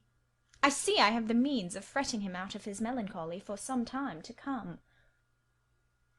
Very early the next morning I heard him up and astir, wandering from one room to another.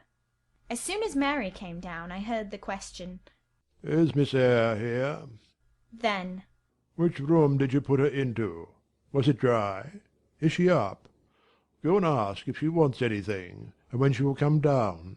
I came down as soon as I thought there was a prospect of breakfast. Entering the room very softly, I had a view of him before he discovered my presence. It was mournful indeed to witness the subjugation of that vigorous spirit to a corporeal infirmity. He sat in his chair, still but not at rest, expectant evidently, the lines of now habitual sadness marking his strong features. His countenance reminded one of a lamp quenched, waiting to be relit. And alas, it was not himself that could now kindle the lustre of animated expression. He was dependent on another for that office. I had meant to be gay and careless, but the powerlessness of the strong man touched my heart to the quick.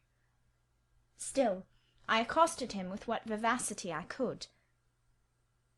"It is a bright, sunny morning, sir," I said. "The rain is over and gone, and there is a tender shining after it. You shall have a walk soon." I had wakened the glow. His features beamed. Oh, you are indeed there, my skylark. Come to me. You are not gone, not vanished? I heard one of your kind an hour ago, singing high over the wood, but its song had no music for me, any more than the rising sun had rays. All the melody on earth is concentrated in my Jane's tongue to my ear. I am glad it is not naturally a silent one. All the sunshine I can feel is in her presence. The water stood in my eyes to hear this avowal of his dependence, just as if a royal eagle, chained to a perch, should be forced to entreat a sparrow to become its purveyor. But I would not be lachrymose. I dashed off the salt drops, and busied myself with preparing breakfast. Most of the morning was spent in the open air. I led him out of the wet and wild wood into some cheerful fields. I described to him how brilliantly green they were, how the flowers and hedges looked refreshed, how sparklingly blue was the sky. I sought a seat for him in a hidden and lovely spot, a dry stump of a tree, nor did I refuse to let him, when seated, place me on his knee. Why should I, when both he and I were happier near than apart? Pilate lay beside us. All was quiet. He broke out suddenly while clasping me in his arms. Cruel, cruel deserter! Oh, Jane, what did I feel when I discovered you had fled from Thornfield, and when I could nowhere find you, and after examining your apartment ascertained that you had taken no money, nor anything which could serve as an equivalent. A pearl necklace I had given you lay untouched in its little casket. Your trunks were left corded and locked, as they had been prepared for the bridal tour. What could my darling do, I asked, left destitute and penniless? And what did she do? Let me hear now. Thus urged, I began the narrative of my experience for the last year. I softened considerably what related to the 3 days of wandering and starvation, because to have told him all would have been to inflict unnecessary pain. The little I did say lacerated his faithful heart deeper than I wished. I should not have left him thus, he said. Without any means of making my way. I should have told him my intention. I should have confided in him. He would never have forced me to be his mistress. Violent as he had seemed in his despair, he in truth loved me far too well and too tenderly to constitute himself my tyrant. He would have given me half his fortune, without demanding so much as a kiss in return, rather than I should have flung myself friendless on the wide world. I had endured, he was certain, more than I had confessed to him. Well, whatever my sufferings had been, they were very short, I answered.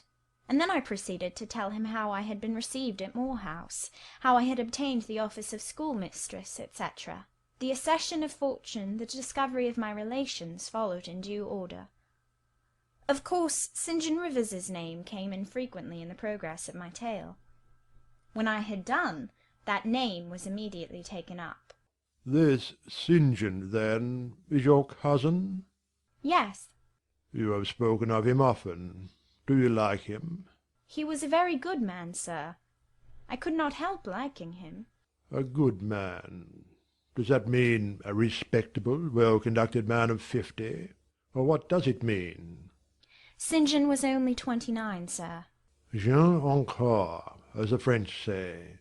Is he a person of low stature, phlegmatic and plain? A person whose goodness consists rather in his guiltlessness of vice than in his prowess and virtue? He is untiringly active. Great and exalted deeds are what he lives to perform. But his brain, that is probably rather soft. He means well, but you shrug your shoulders to hear him talk. He talks little, sir. What he does say is ever to the point. His brain is first-rate. I should think not impressible, but vigorous. Is he an able man, then? Truly able. A thoroughly educated man? St. John is an accomplished and profound scholar. His manners, I think, you said, are not to your taste? Priggish and parsonic? I never mentioned his manners, but unless I had a very bad taste, they must suit it. They are polished, calm, and gentlemanlike. His appearance. I forget what description you gave of his appearance. A sort of raw curate, half strangled with his white neckcloth, and stilted up on his thick-soled high-lows, eh? St. John dresses well. He is a handsome man, tall, fair, with blue eyes, and a Grecian profile. Aside. Damn him. To me. Did you like him, Jane? Yes, Mr. Rochester, I liked him, but you asked me that before. I perceived, of course, the drift of my interlocutor. Jealousy had got hold of him. She stung him, but the sting was salutary. It gave him respite from the gnawing fang of melancholy. I would not, therefore, immediately charm the snake. Perhaps you would rather not sit any longer on my knee, Miss Eyre, was the next somewhat unexpected observation. Why not, Mr. Rochester? The picture you have just drawn is suggestive of a rather too overwhelming contrast. Your words have delineated very prettily a graceful Apollo. He is present to your imagination, tall, fair, blue-eyed, and with a Grecian profile. Your eyes dwell on a Vulcan, a real blacksmith, brown, broad-shouldered, and blind and lame into the bargain. I never thought of it before, but you certainly are rather like Vulcan, sir. Well, you can leave me, ma'am, but before you go— and he retained me by a firmer grasp than ever. You will be pleased just to answer me a question or two. He paused. What questions, Mr. Rochester? Then followed this cross-examination. St. John made you schoolmistress of Morton before he knew you were his cousin? Yes. You would often see him? He would visit the school sometimes? Daily. He would approve of your plans, Jane?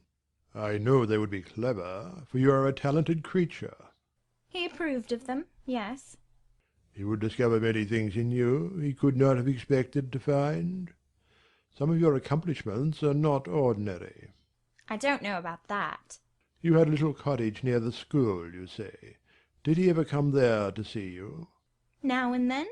Of an evening? Once or twice. A pause. How long did you reside with him and his sisters after the cousinship was discovered? 5 months. Did Rivers spend much time with the ladies of his family? Yes, the back parlour was both his study and ours. He sat near the window, and we by the table. Did he study much? A good deal. What? Hindustani. And what did you do meantime? I learnt German at first. Did he teach you? He did not understand German. Did he teach you nothing? A little Hindustani. Rivers taught you Hindustani? Yes, sir. And his sisters also? No. Only you? Only me. Did you ask to learn? No. He wished to teach you? Yes. A second pause. Why did he wish it? Of what use could Hindustani be to you? He intended me to go with him to India. Ah, here I reach the root of the matter. He wanted you to marry him? He asked me to marry him. That is a fiction, an impudent invention to vex me. I beg your pardon, it is the literal truth. He asked me more than once, and was as stiff about urging his point as ever you could be. Miss Eyre, I repeat it, you can leave me. How often am I to say the same thing?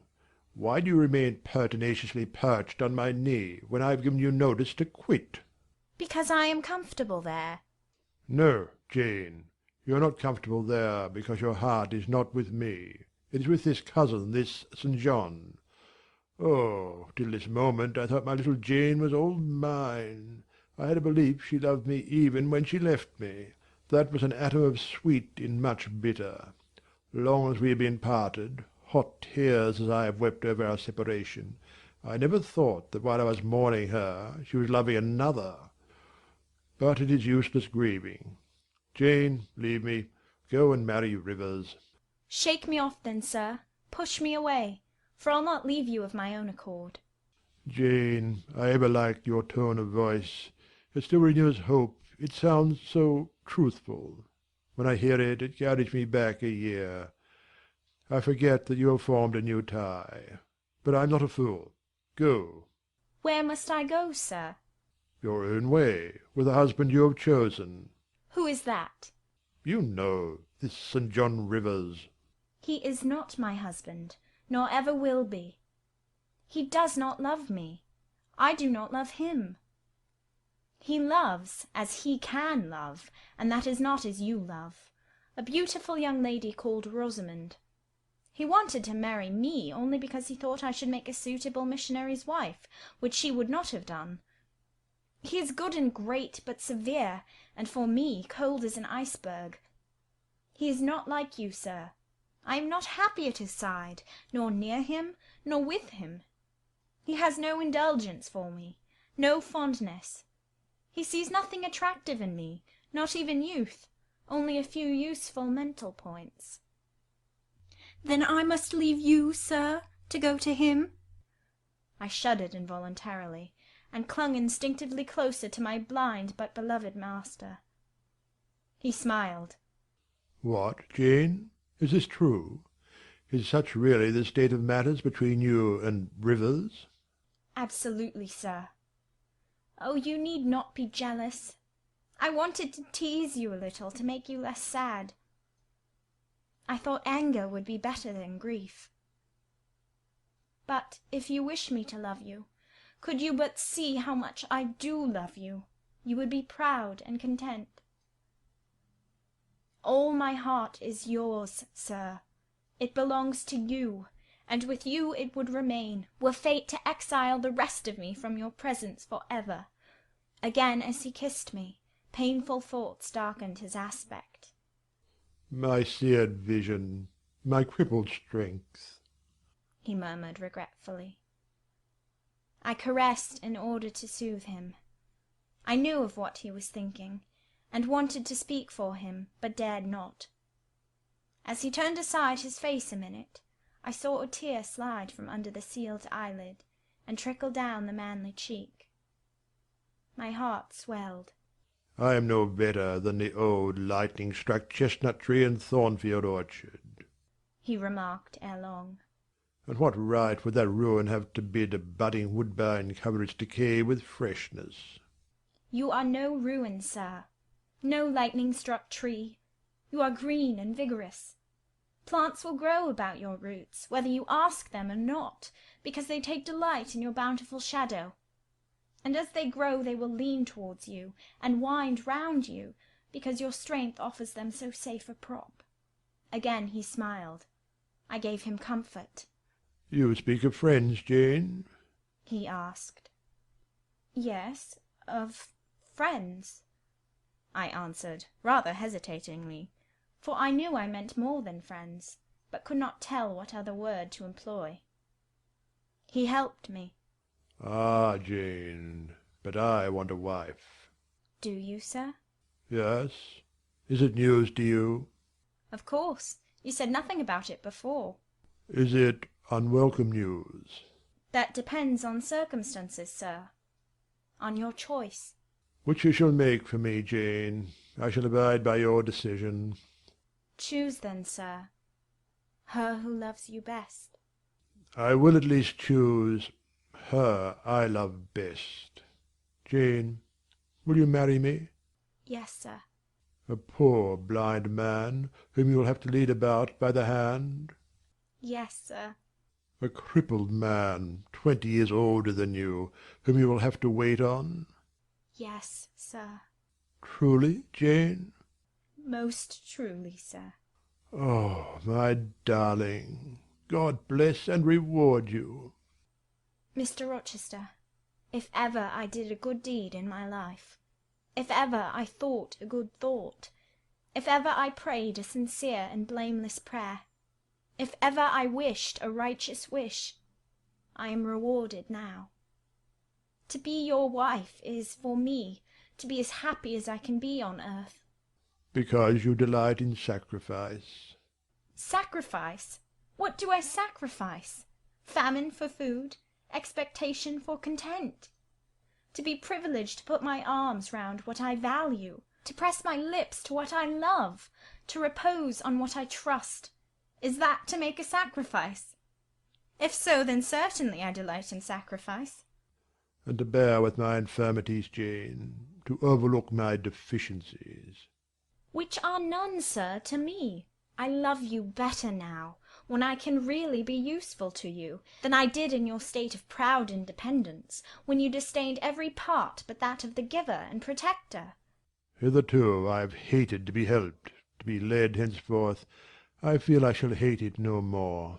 I did not like to put my hand into a hireling's, but it is pleasant to feel it circled by Jane's little fingers. I prefer utter loneliness to the constant attendance of servants, but Jane's soft ministry will be perpetual joy. Jane suits me. Do I suit her? To the finest fibre of my nature, sir. The case being so, we have nothing in the world to wait for. We must be married instantly. He looked and spoke with eagerness. His old impetuosity was rising. We must become one flesh without any delay, Jane. There is but the licence to get. Then we marry. Mr. Rochester, I have just discovered the sun is far declined from its meridian, and Pilot is actually gone home to his dinner. Let me look at your watch. Fasten it into your girdle, Janet, and keep it henceforward. I have no use for it. It is nearly 4 o'clock in the afternoon, sir. Don't you feel hungry? The 3rd day from this must be our wedding day, Jane. Never mind fine clothes and jewels now. All that is not worth a fillip. The sun has dried up all the raindrops, sir. The breeze is still. It is quite hot. Do you know, Jane, I have your little pearl necklace at this moment fastened round my bronze scrag under my cravat. I have worn it since the day I lost my only treasure, as a memento of her. We will go home through the wood. That will be the shadiest way. He pursued his own thoughts without heeding me. Jane, you think me, I dare say, an irreligious dog. But my heart swells with gratitude to the beneficent God of this earth just now. He sees not as man sees, but far clearer, judges not as man judges, but far more wisely. I did wrong. I would have sullied my innocent flower, breathed guilt on its purity. The Omnipotent snatched it from me. I, in my stiff-necked rebellion, almost cursed the dispensation. Instead of bending to the decree, I defied it. Divine justice pursued its course. Disasters came thick on me. I was forced to pass through the valley of the shadow of death.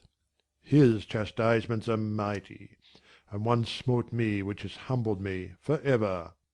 You know I was proud of my strength.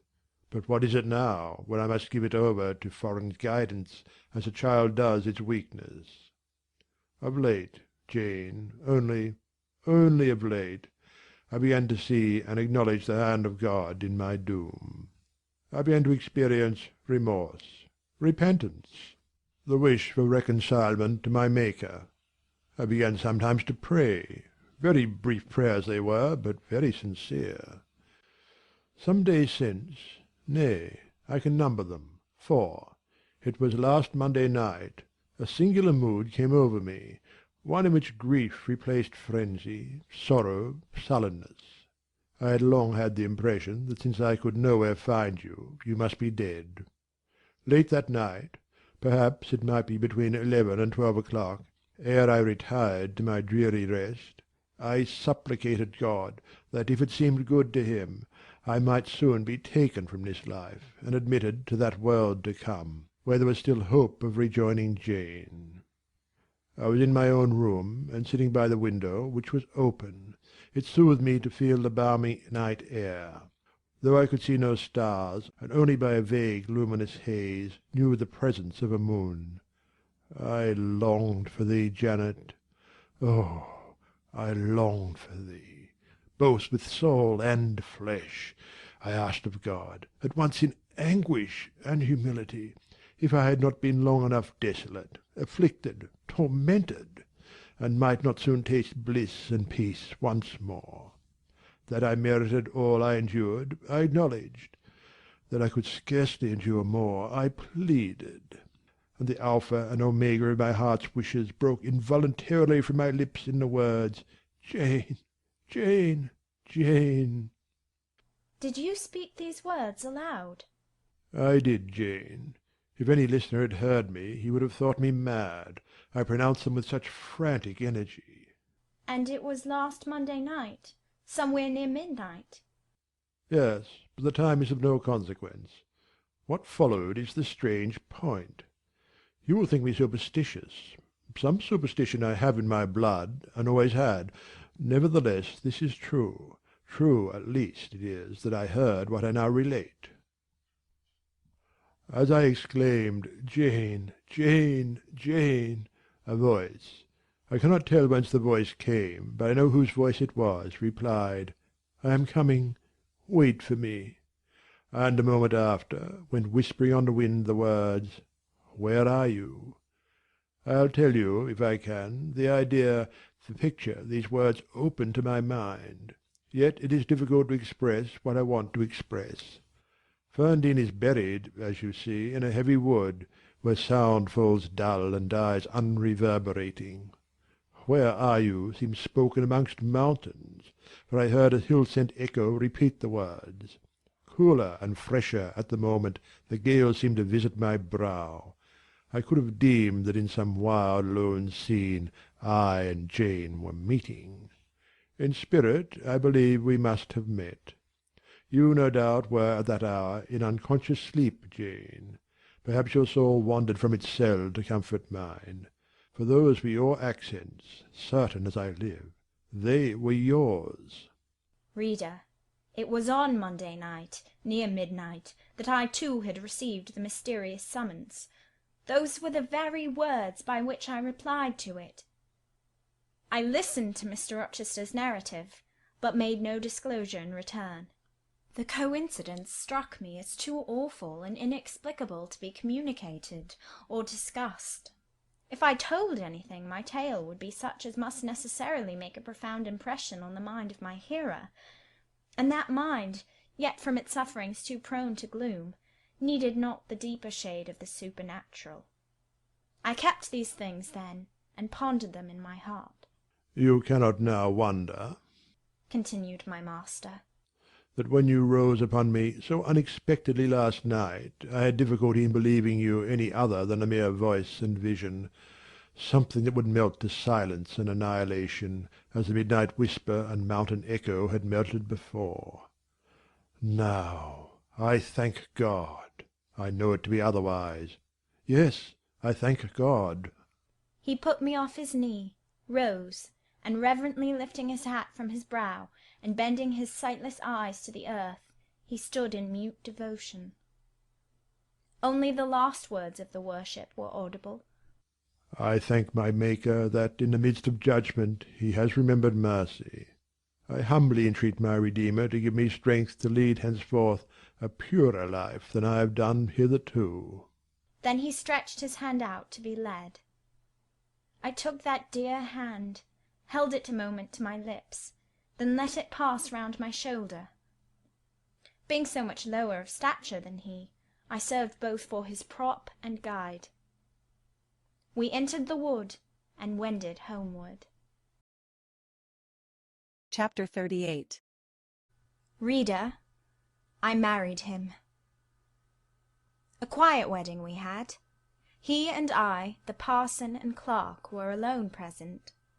When we got back from church, I went into the kitchen of the manor house, where Mary was cooking the dinner and John cleaning the knives, and I said, "Mary, I have been married to Mr. Rochester this morning."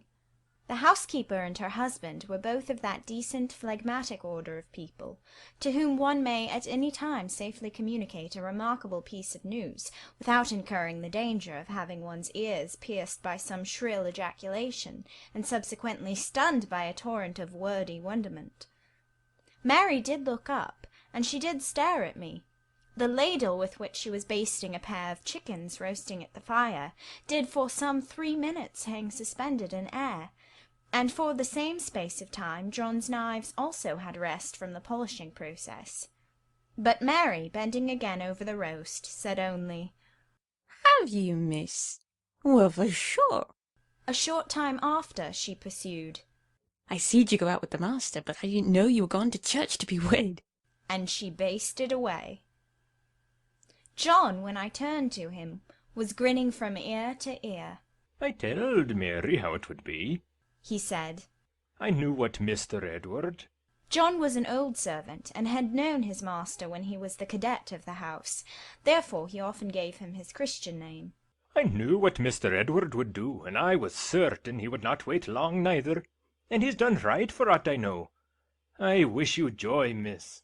And he politely pulled his forelock. "Thank you, John. Mr. Rochester told me to give you and Mary this." I put into his hand a £5 note. Without waiting to hear more, I left the kitchen. In passing the door of that sanctum some time after, I caught the words, "She'll happen do better for him nor any of the grand ladies." And again, "If she been one of the handsomest, she's no unfell and very good-natured, and in his een she's very beautiful. Anybody may see that." I wrote to Moor House and to Cambridge immediately, to say what I had done, fully explaining also why I had thus acted. Diana and Mary approved the step unreservedly. Diana announced that she would just give me time to get over the honeymoon, and then she would come and see me. She had better not wait till then, Jane, said Mr. Rochester, when I read her letter to him. If she does, she'll be too late, for our honeymoon will shine our life long. Its beams will only fade over your grave or mine. How St. John received the news, I don't know. He never answered the letter in which I communicated it. Yet 6 months after he wrote to me, without, however, mentioning Mr. Rochester's name or alluding to my marriage. His letter was then calm, and, though very serious, kind. He has maintained a regular, though not frequent, correspondence ever since. He hopes I am happy, and trusts I am not of those who live without God in the world, and only mind earthly things. You have not quite forgotten little Adele, have you, reader? I had not. I soon asked and obtained leave of Mr. Rochester to go and see her at the school where he had placed her. Her frantic joy at beholding me again moved me much. She looked pale and thin. She said she was not happy. I found the rules of the establishment were too strict, its course of study too severe for a child of her age. I took her home with me. I meant to become her governess once more, but I soon found this impracticable. My time and cares were now required by another. My husband needed them all. So I sought out a school conducted on a more indulgent system, and near enough to permit of my visiting her often, and bringing her home sometimes. I took care she should never want for anything that could contribute to her comfort. She soon settled in her new abode, became very happy there, and made fair progress in her studies. As she grew up, a sound English education corrected in a great measure her French defects, and when she left school I found in her a pleasing and obliging companion, docile, good-tempered, and well-principled. By her grateful attention to me and mine, she has long since well repaid any little kindness I ever had it in my power to offer her. My tale draws to its close. One word respecting my experience of married life, and one brief glance at the fortunes of those whose names have most frequently recurred in this narrative, and I have done. I have now been married 10 years. I know what it is to live entirely for and with what I love best on earth. I hold myself supremely blessed, blessed beyond what language can express, because I am my husband's life as fully as he is mine. No woman was ever nearer to her mate than I am, ever more absolutely bone of his bone and flesh of his flesh. I know no weariness of my Edward's society.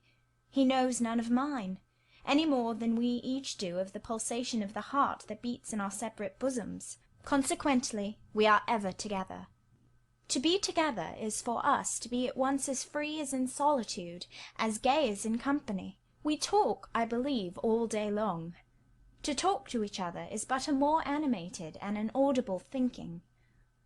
All my confidence is bestowed on him, all his confidence is devoted to me. We are precisely suited in character. Perfect concord is the result. Mr. Rochester continued blind the first 2 years of our union. Perhaps it was that circumstance that drew us so very near, that knit us so very close, for I was then his vision, as I am still his right hand. Literally I was what he often called me, the apple of his eye. He saw nature, he saw books through me, and never did I weary of gazing for his behalf, and of putting into words the effect of field, tree, town, river, cloud, sunbeam, of the landscape before us, of the weather round us, and impressing by sound on his ear what light could no longer stamp on his eye. Never did I weary of reading to him, never did I weary of conducting him where he wished to go, of doing for him what he wished to be done. And there was a pleasure in my services, most full, most exquisite, even though sad, because he claimed these services without painful shame or damping humiliation. He loved me so truly that he knew no reluctance in profiting by my attendance. He felt I loved him so fondly that to yield that attendance was to indulge my sweetest wishes. One morning, at the end of the 2 years, as I was writing a letter to his dictation, he came and bent over me, and said, "Jane, have you a glittering ornament round your neck?" I had a gold watch-chain. I answered, "Yes." "And have you a pale blue dress on?" I had. He informed me then that for some time he had fancied the obscurity clouding one eye was becoming less dense, and that now he was sure of it. He and I went up to London. He had the advice of an eminent oculist, and he eventually recovered the sight of that one eye. He cannot now see very distinctly. He cannot read or write much, but he can find his way without being led by the hand. The sky is no longer a blank to him, the earth no longer a void. When his firstborn was put into his arms, he could see that the boy had inherited his own eyes, as they once were, large, brilliant, and black. On that occasion he again, with a full heart, acknowledged that God had tempered judgment with mercy. My Edward and I, then, are happy, and the more so because those we most love are happy likewise. Diana and Mary Rivers are both married. Alternately, once every year, they come to see us, and we go to see them. Diana's husband is a captain in the navy, a gallant officer, and a good man. Mary's is a clergyman, a college friend of her brother's, and from his attainments and principles, worthy of the connection. Both Captain Fitzjames and Mr. Wharton love their wives, and are loved by them. As to St. John Rivers, he left England. He went to India. He entered on the path he had marked for himself. He pursues it still. A more resolute, indefatigable pioneer never wrought amidst rocks and dangers. Firm, faithful, and devoted, full of energy and zeal and truth, he labours for his race. He clears their painful way to improvement. He hews down like a giant the prejudices of creed and caste that encumber it. He may be stern, he may be exacting, he may be ambitious yet, but his is the sternness of the warrior Greatheart, who guards his pilgrim convoy from the onslaught of Apollyon. His is the exaction of the apostle, who speaks but for Christ when he says, "Whosoever will come after me, let him deny himself, and take up his cross, and follow me." His is the ambition of the high master spirit, which aims to fill a place in the first rank of those who are redeemed from the earth, who stand without fault before the throne of God, who share the last mighty victories of the Lamb, who are called, and chosen, and faithful. St. John is unmarried. He never will marry now. Himself has hitherto sufficed to the toil, and the toil draws near its close. His glorious sun hastens to its setting. The last letter I received from him drew from my eyes human tears, and yet filled my heart with divine joy. He anticipated his sure reward, his incorruptible crown. I know that a stranger's hand will write to me next, to say that the good and faithful servant has been called at length into the joy of his Lord. And why weep for this? No fear of death will darken St. John's last hour. His mind will be unclouded, his heart will be undaunted, his hope will be sure, his faith steadfast. His own words are a pledge of this. "My master," he says, "has forewarned me. Daily he announces more distinctly, 'Surely I come quickly.' And hourly I more eagerly respond, 'Amen. Even so, come, Lord Jesus.'" End of Jane Eyre by Charlotte Bronte. Thank you for watching. If you enjoyed this audiobook and love classical literature and public domain books, kindly subscribe to our channel as we upload the best audiobooks every week. Please like and click on the bell button so you can be notified every time we upload a video. Tell us your thoughts in the comment section and let us know which audiobook you would like to listen to next. Thank you once again.